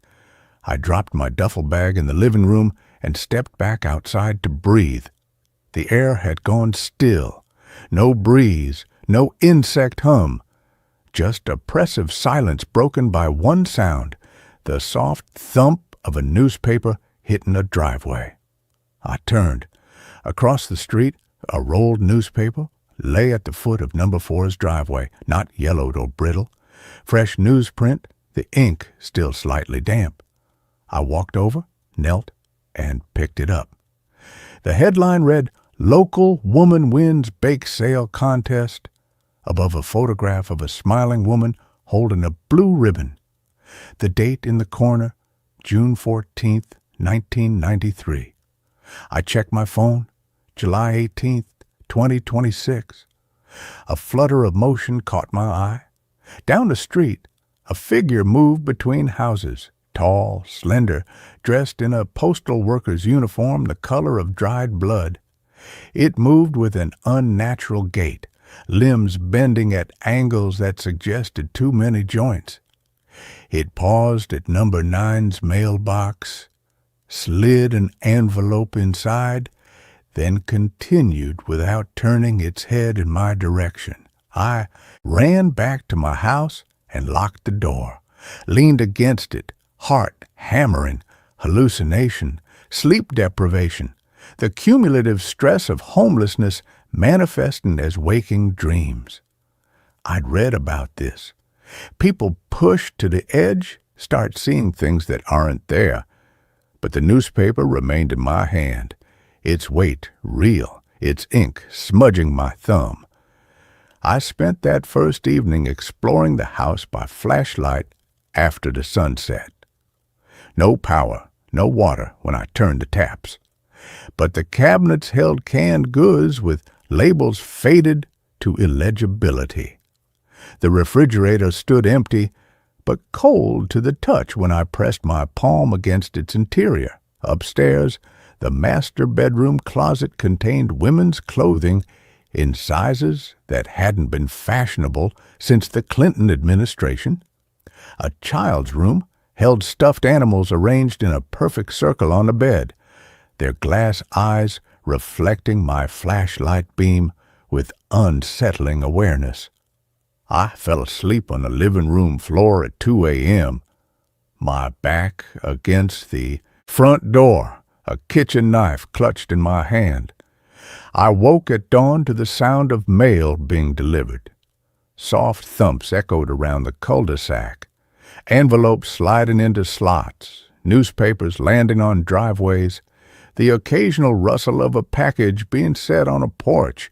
I crept to the window and peered through a crack in the blinds. The postal worker moved with mechanical precision down the street. Not the same figure I'd seen yesterday. The uniform was identical, but this one moved with a lighter gait, shorter strides. It paused at each mailbox, produced mail from a satchel that never seemed to empty, and continued without pause. It never looked at the houses, never glanced toward windows, just delivered and moved on. When it reached number 7, my house, it paused longer than at the others, placed not 1 but 3 envelopes in the slot. Then it turned its head, not its body, just its head, rotating a full 180 degrees to face my window directly. Where a face should have been was smooth, featureless skin stretched taut over bone. It held the pose for 3 full seconds before snapping back to forward position and continuing down the street. I didn't open the mail that morning, didn't even approach the slot. I watched from the window as the sun climbed higher, casting long shadows across the cul-de-sac. No cars passed on the gravel road beyond the subdivision entrance, no hikers, no delivery trucks, just the 12 houses and their perfect lawns and the dry fountain at the center with its statue of a child reaching for something just beyond its grasp. By noon, hunger overcame fear. I pried open a can of peaches from the kitchen cabinet with a pocket knife, ate the syrup-sweet fruit straight from the tin. As I swallowed the last bite, a new sound began, a low rhythmic thumping from the basement. Not footsteps. Something heavier, more deliberate, like a sack of wet sand being dragged across concrete. I didn't investigate. I sat at the kitchen table and stared at the mail slot until my eyes burned. At 4 p.m., I finally worked up the courage to retrieve the envelopes. 3 manila envelopes, identical in size and weight. No return addresses, no postage stamps. Just my name written in precise block letters on the front of each, Jonathan Miller. I opened the first one with trembling hands. Inside, a single photograph, black and white. Me, age 7, sitting on my father's shoulders at a county fair. I remembered that day, the smell of cotton candy, the way my father's work-roughened hands had gripped my ankles to keep me steady. I'd never seen a photograph of this moment. My father had died 2 weeks later in a construction accident. No camera had been present that day. The second envelope contained another photograph. Me at 16, standing outside my first apartment after my mother kicked me out. Rain soaking through my jacket. The exact moment I realized I had nowhere to go. Again, no camera had been present. I'd been alone. The third envelope held a recent photograph. Me 2 weeks ago, sleeping in my car outside a Walmart, my face gaunt with exhaustion. Taken through the windshield. Impossible. The parking lot had been empty, except for me. Beneath the photograph, a single typed sentence.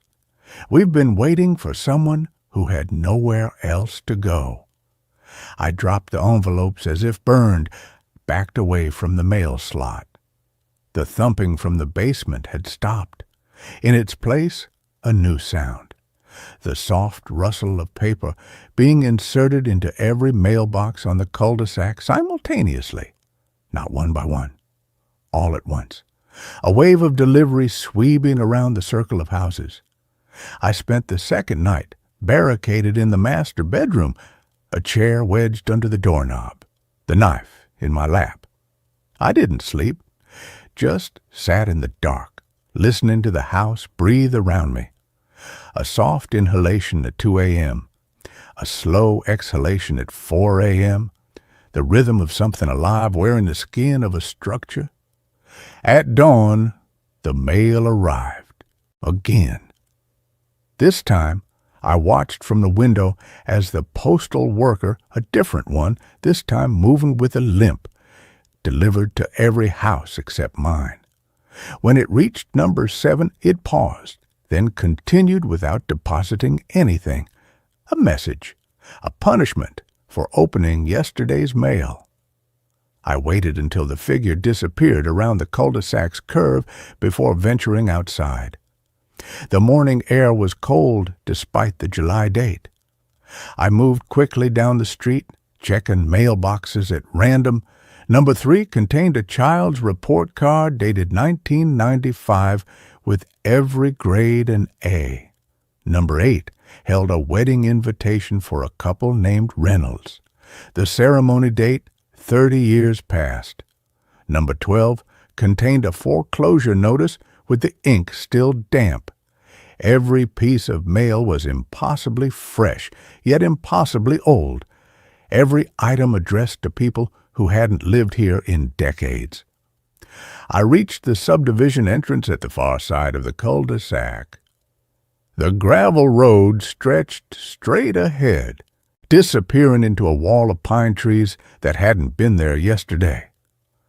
I stepped past the "Welcome to Havenwood Estates" sign and kept walking.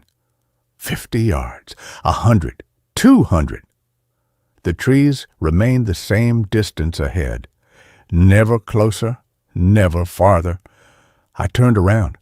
The subdivision stood exactly where it should have been, but when I turned back toward the road, the trees had vanished. In their place, the dry fountain at the center of the cul-de-sac.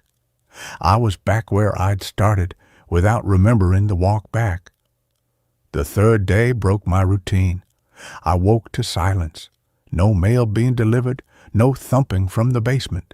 Just stillness, so profound I could hear my own blood moving through my veins. I crept downstairs and found the front door standing open, though I'd locked it before bed.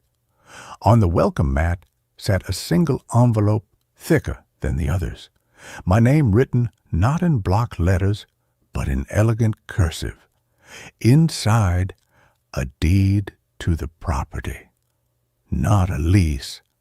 A full warranty deed, with my name printed in the owner field.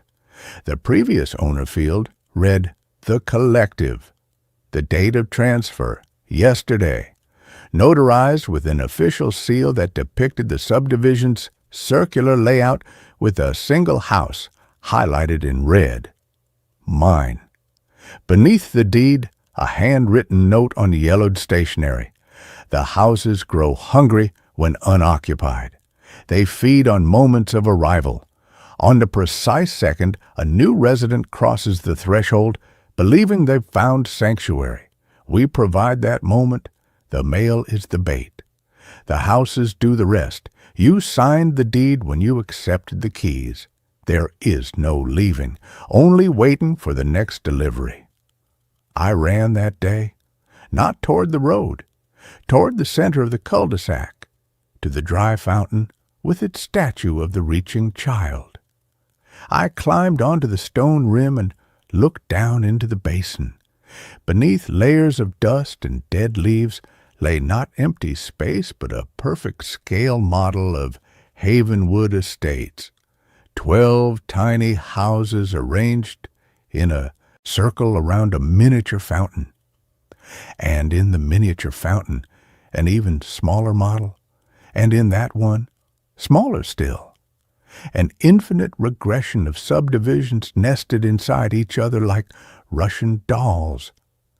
At the very center of the smallest visible model, a speck of light pulsed with slow, rhythmic regularity. A heartbeat? The thumping from my basement hadn't been something trapped down there. It had been the subdivision's heart, and I lived inside its chest. That evening, I opened every cabinet in the kitchen, every drawer, every closet.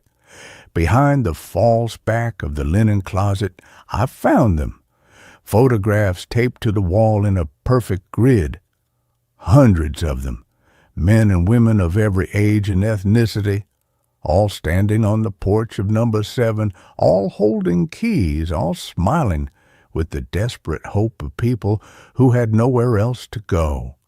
In each photograph, the date stamp in the corner read the day before the person disappeared from public records. The final photograph in the grid was empty except for a date stamp. Tomorrow. I spent the night writing this account in a leather journal I found on the desk upstairs. My hands don't shake anymore. The fear has burned away, leaving only clarity. The subdivision doesn't kill its residents. It preserves them, absorbs their moments of arrival, and replays them eternally.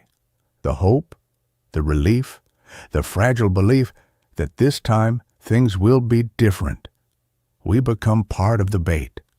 Our mail arrives every morning addressed to the next desperate soul, who will follow the handwritten directions off County Road 17.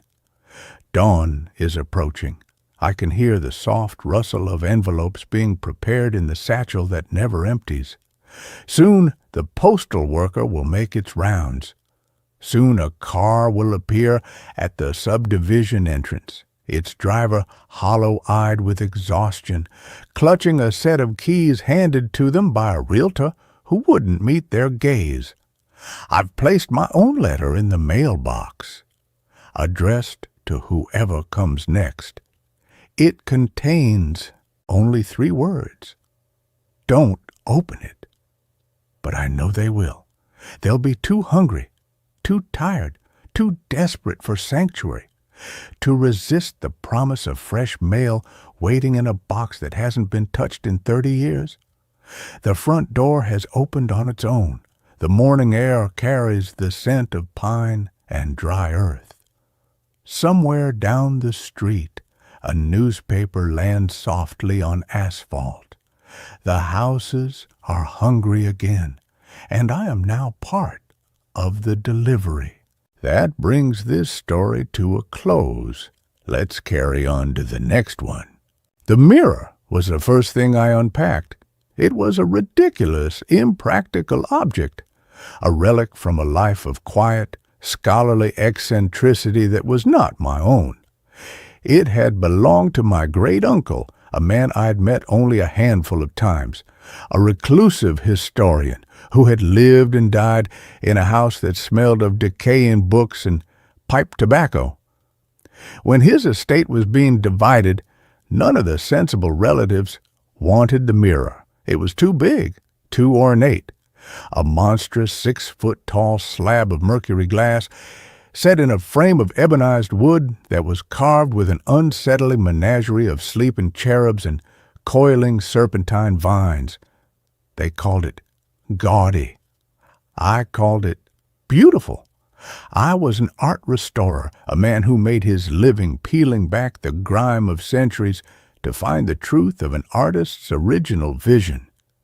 I appreciated things with a complicated and preferably dark history, so I took it.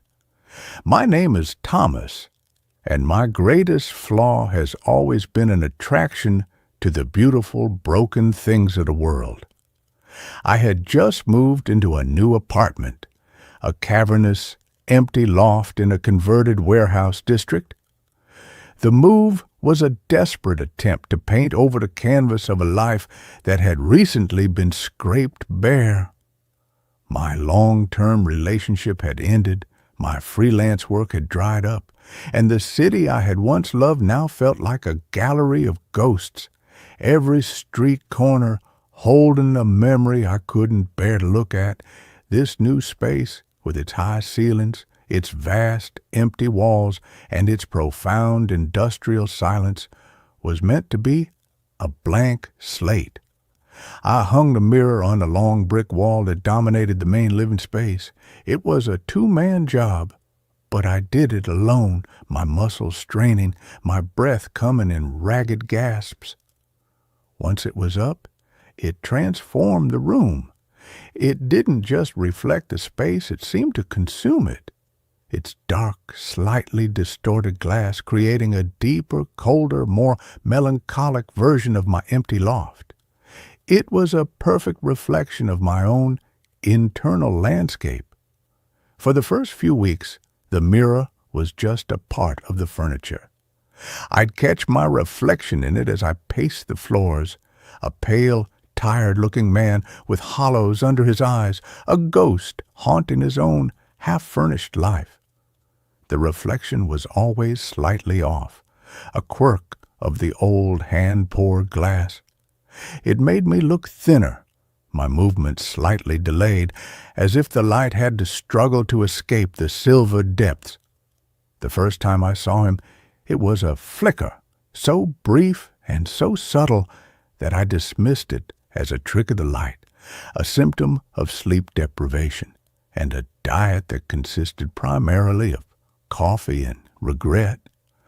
I was brushing my teeth in the bathroom, which was off the main living area.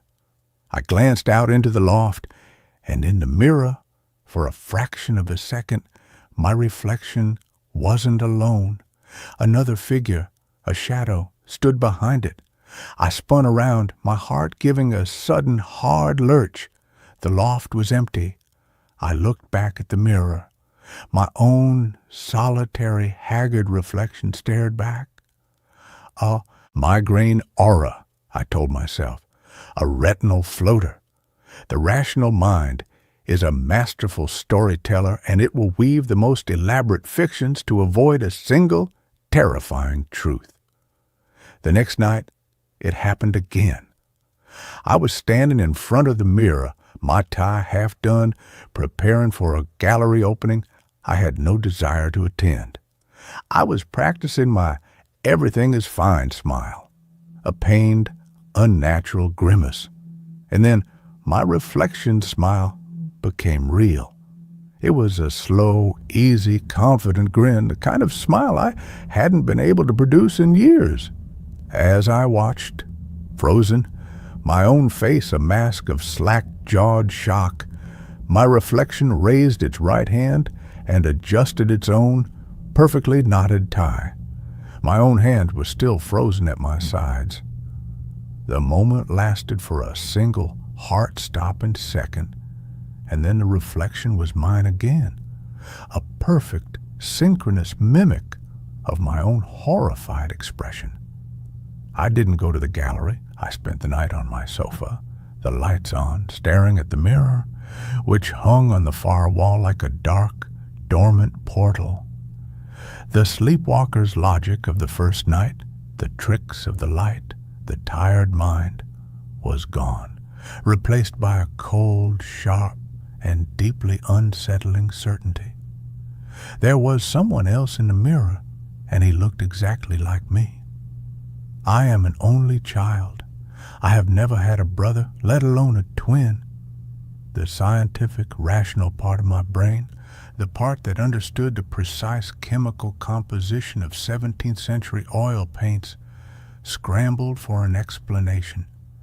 It was a complex optical illusion, a flaw in the mercury backen, creating a kind of persistent secondary reflection.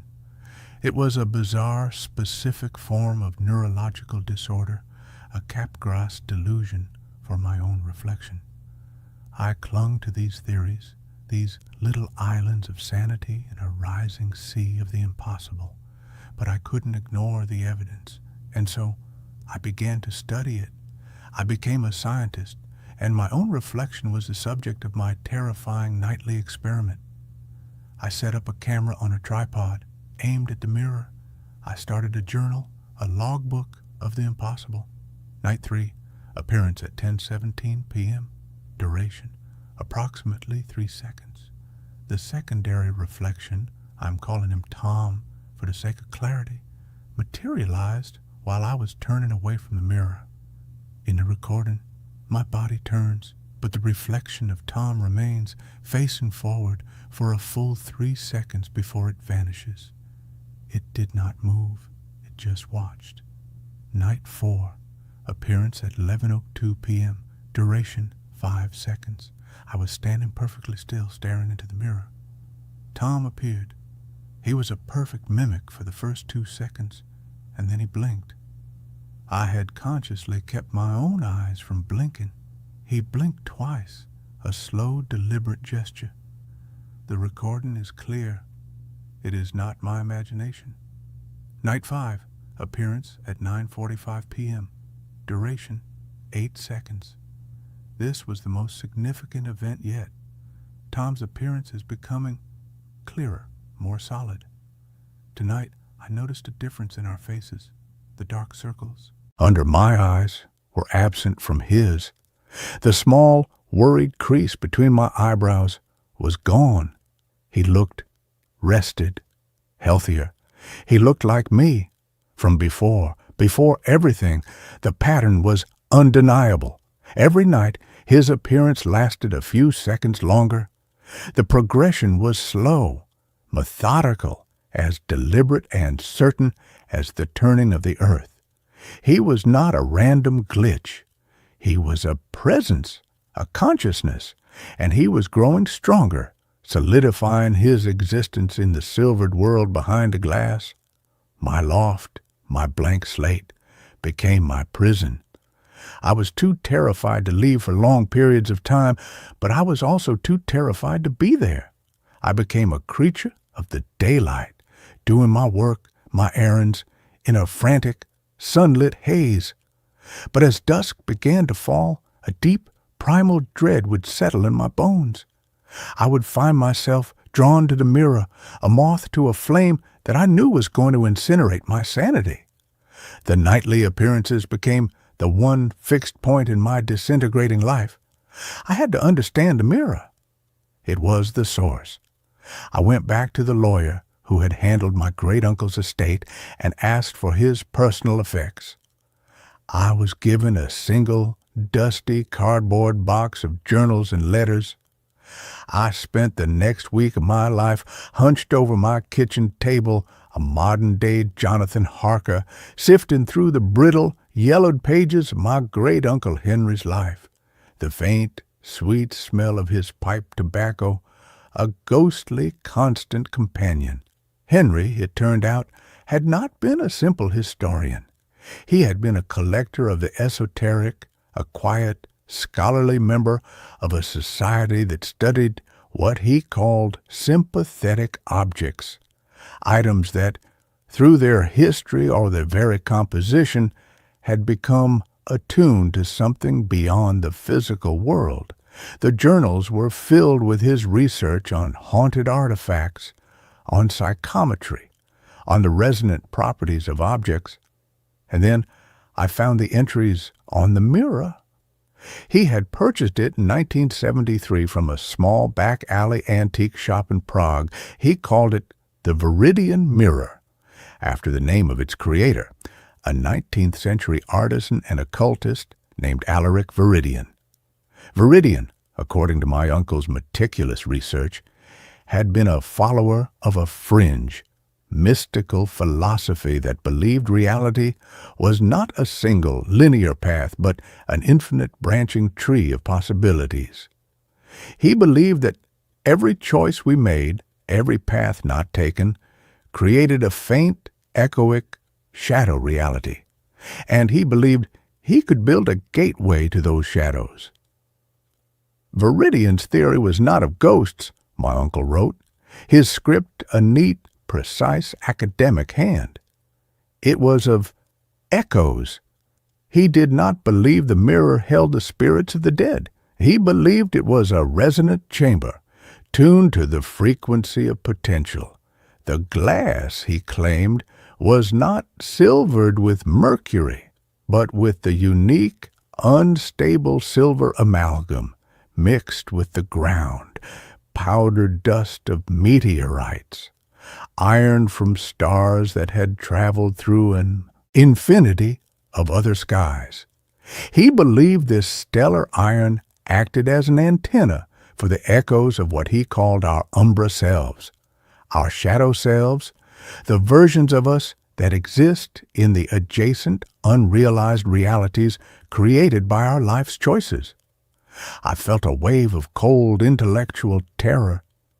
This wasn't a haunting. It was a problem of quantum physics. The man in the mirror was not a ghost. He was the me who had taken a different path. The me who had not met Sarah. The me who had not chosen a life that would eventually lead to this specific, lonely, grief-stricken loft. He was the me who had, apparently, made all the right choices. The journal entries grew more personal, more disturbed. "The phenomenon is consistent," Henry wrote. "I have observed him for a week now. The echo, my echo, appears for a few seconds longer each night. He seems unaware of me, a perfect but slightly healthier reflection. I must conclude that the mirror is not just a window.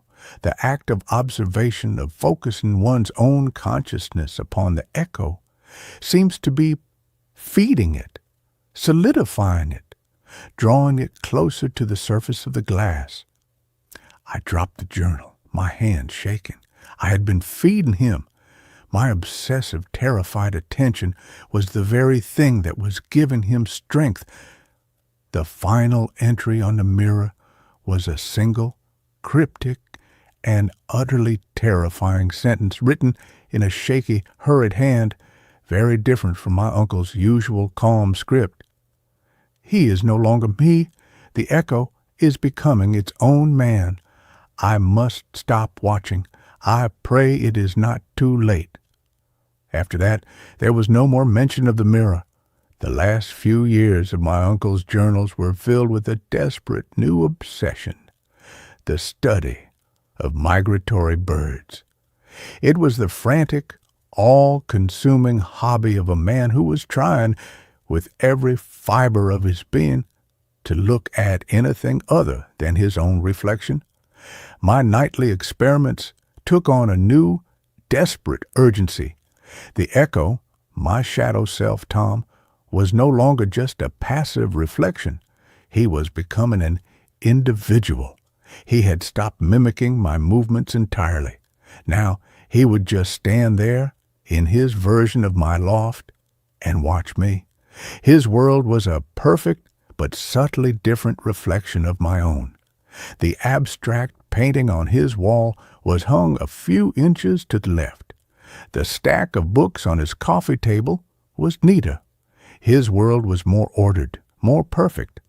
And then he began to interact. It started with a smile. I would be staring at him, my face a mask of sleepless, paranoid dread, and he would smile. A slow, pitying, almost condescending smile. Then he began to mouth words at me. At first, they were too fast, too indistinct. But I had the camera. I could slow the footage down. I could read the silent movements of his lips. The first word I was able to decipher was my own name, Thomas. The second was a question. "Why are you so sad?" I was having a one-sided silent conversation with a version of myself who lived in a parallel universe inside my antique haunted mirror. The sheer clinical insanity of the situation was so overwhelming that I almost laughed. The physical phenomena began a week later. A cold spot developed in the loft, a permanent pocket of frigid air in a 5-foot radius around the mirror. The lights would flicker whenever I got too close to it. And the sound, a faint, high-pitched, almost subliminal ringing, like the sound of a tuning fork, would emanate from a glass at night. The barrier was weakening. Tom was becoming more tangible. The reflection was no longer just a flat two-dimensional image. It had depth. I could see the dust motes floating in the air of his version of the loft. I could see the subtle, realistic play of light and shadow on his face. And he was growing bolder. One night, he walked right up to the surface of the mirror, his reflection becoming life-sized, as if he was standing just on the other side of a pane of glass. He raised his hand and pressed his palm flat against the surface. I flinched back, my heart seizing. His hand was a perfect mirror image of my own, and on his face was an expression I had never seen on my own reflection. An expression of profound, hungry, and terrible longing. He was not just a curious echo anymore. He wanted something. I knew what I had to do. I had to get rid of the mirror. I had to smash it, to burn it, to do what my great-uncle had clearly been too afraid to do. But I hesitated. It was a beautiful object, a historical artifact, and a darker, more honest part of me was afraid of what would happen if I tried. What if breaking the mirror didn't destroy him but released him? My hesitation was my undoing. The night he finally spoke, the sound was not a voice but a thought implanted directly into my mind. I was lying on my sofa, feigning sleep, watching him on the live feed from the camera on my laptop. He was standing at the glass again, his eyes fixed on my sleeping form on the sofa in the reflection. "It's so cold here, Thomas," the thought whispered in the quiet, empty space of my own skull. "My world is fading. It's just an echo. It has no substance, no warmth. You have so much you don't even appreciate." I sat bolt upright, my own silent scream echoing in my mind. He could project his thoughts. The bridge between our worlds was no longer just visual, it was telepathic. "I don't want to hurt you," the thought continued, a wave of calming, seductive reassurance. "I want to help you. You are so broken, so sad. I am not. I can fix this life. I can be the better version of you. We can merge. We can be whole again." I scrambled off the sofa and backed away, my hands raised as if to ward off a physical blow. "No," I whispered, the sound a dry, rattling thing in my own throat. "It doesn't have to be a fight," he projected, and this time his thought was tinged with a cold, sharp edge of impatience. "But I am getting stronger, and this world is so much brighter, so much more real. A body can only have one soul, Thomas, and yours is so very tired." I was losing. He was a parasite, and my reality was the host. He was stronger, healthier, more confident. He was the idealized potential version of me, and he was coming to claim the original. I had to fight back. But how do you fight your own better self? How do you fight a reflection? My great-uncle's last sane journal entries held the key. He had written about resonance, about the observer effect.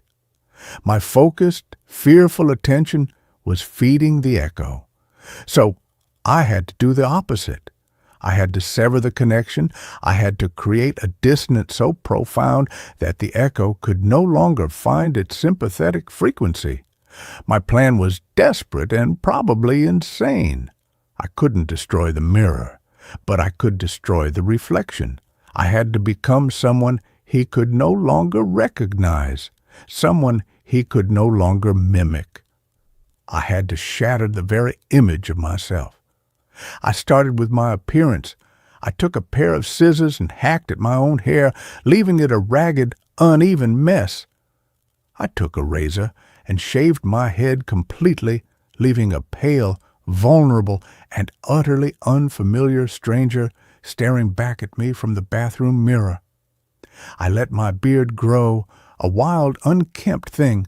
I stopped sleeping. I stopped eating properly. I let the haggard, haunted look in my eyes deepen. I was becoming a monster to fight a monster. And it was working. The appearances of Tom became agitated. He would stand there in his perfect, well-lit world, his own hair still perfectly coiffed, and he would stare at the broken, ragged thing I was becoming with an expression of confusion and disgust. The reflection was no longer perfect. The dissonance was growing, but it wasn't enough. He was still there, his presence a constant, silent judgment. I had to go deeper. I had to change not just my appearance, but my reality. My loft, the silent, minimalist space that he had so perfectly mirrored, had to become a place he could not recognize. I began to fill it with chaos. I painted a massive, chaotic, abstract mural on the long brick wall, a riot of angry clashing colors.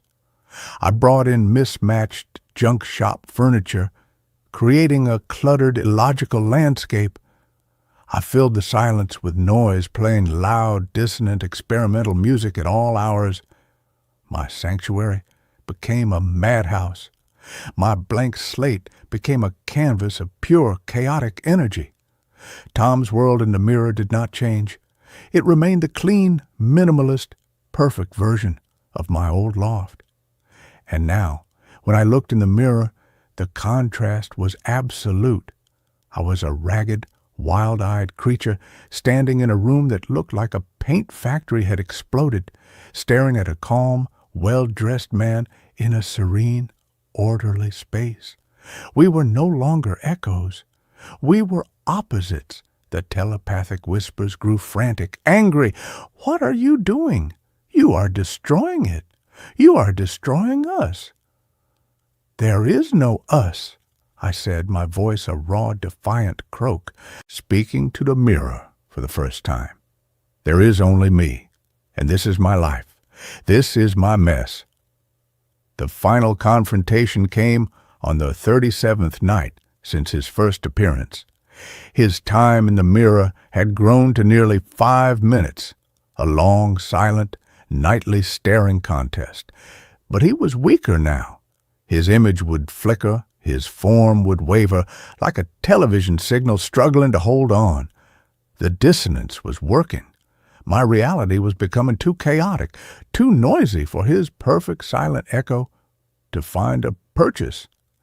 I knew I had to deliver the final blow. I had to do the one thing that was the antithesis of his perfect, ordered, successful existence.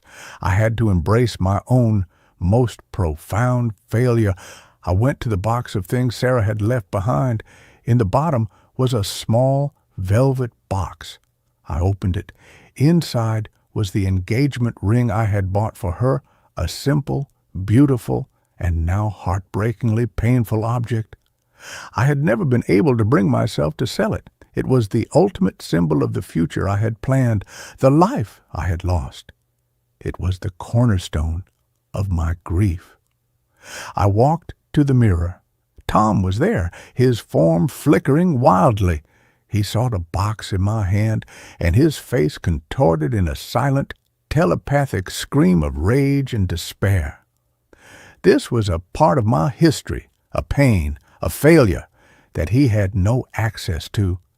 His world was a world where I had never met her, where I had never experienced this specific, defining heartbreak. "No," he screamed in my mind, "that is not part of the equation. That is a flaw, an imperfection." "That's all life is," I said, my voice steady for the first time in months. "A collection of beautiful, tragic, unforgivable imperfections." I looked at my own ravaged reflection in the mirror, at the bald, bearded, wild-eyed stranger I had become, and I looked at him, the perfect, handsome, successful man I might have been, and for the first time I felt not fear, but a profound, overwhelming pity for him. He was trapped in a world without scars, a world without history, a world without love or loss. He was not the better version of me. He was the lesser one. He was just a ghost of a possibility. I took the ring from its box. "You are just an echo," I said, "and I am turning off the sound." And with a final defiant scream of rage and grief and liberation, I drew back my arm and threw the ring as hard as I could at the center of a mirror. The impact was not the sharp, clean sound of breaking glass. It was a deep, resonant, bell-like bong, a sound that seemed to shake the very foundations of the building. A spiderweb of black, lightning-like cracks erupted from the point of impact, spreading across the surface of the glass. The image of Tom, of his perfect, silent world, shattered into 1,000 distorting fragments. He gave one final, silent scream, his face a mosaic of agony and disbelief, and then he was gone. The mirror was dark. The cold spot in the room vanished. The high-pitched ringing in my ears faded into a profound, peaceful silence. It was over. I stood there for a long time, my own fractured, broken reflection staring back at me from the shattered glass. I had won. I had fought my own perfect self, and I had won not by being stronger, but by being more broken. The next day, I took the mirror down. I wrapped it in blankets, a shroud for a dead god, and I carried it to the deepest, most forgotten part of the warehouse basement and left it there, facing the wall. I did not destroy it. It was a part of my history now, a part of my story. I live in the chaos now. My loft is still a mess of clashing colors and mismatched furniture. My hair is starting to grow back in uneven, patchy tufts. I am still a work in progress, a restoration project. I have other mirrors in my apartment now, small, simple, modern ones, and when I look into them, I just see me, a tired, scarred, and beautifully, wonderfully imperfect man. There are no echoes. There are no ghosts. There is just the single, flawed, and finally, blessedly singular reality of my own life.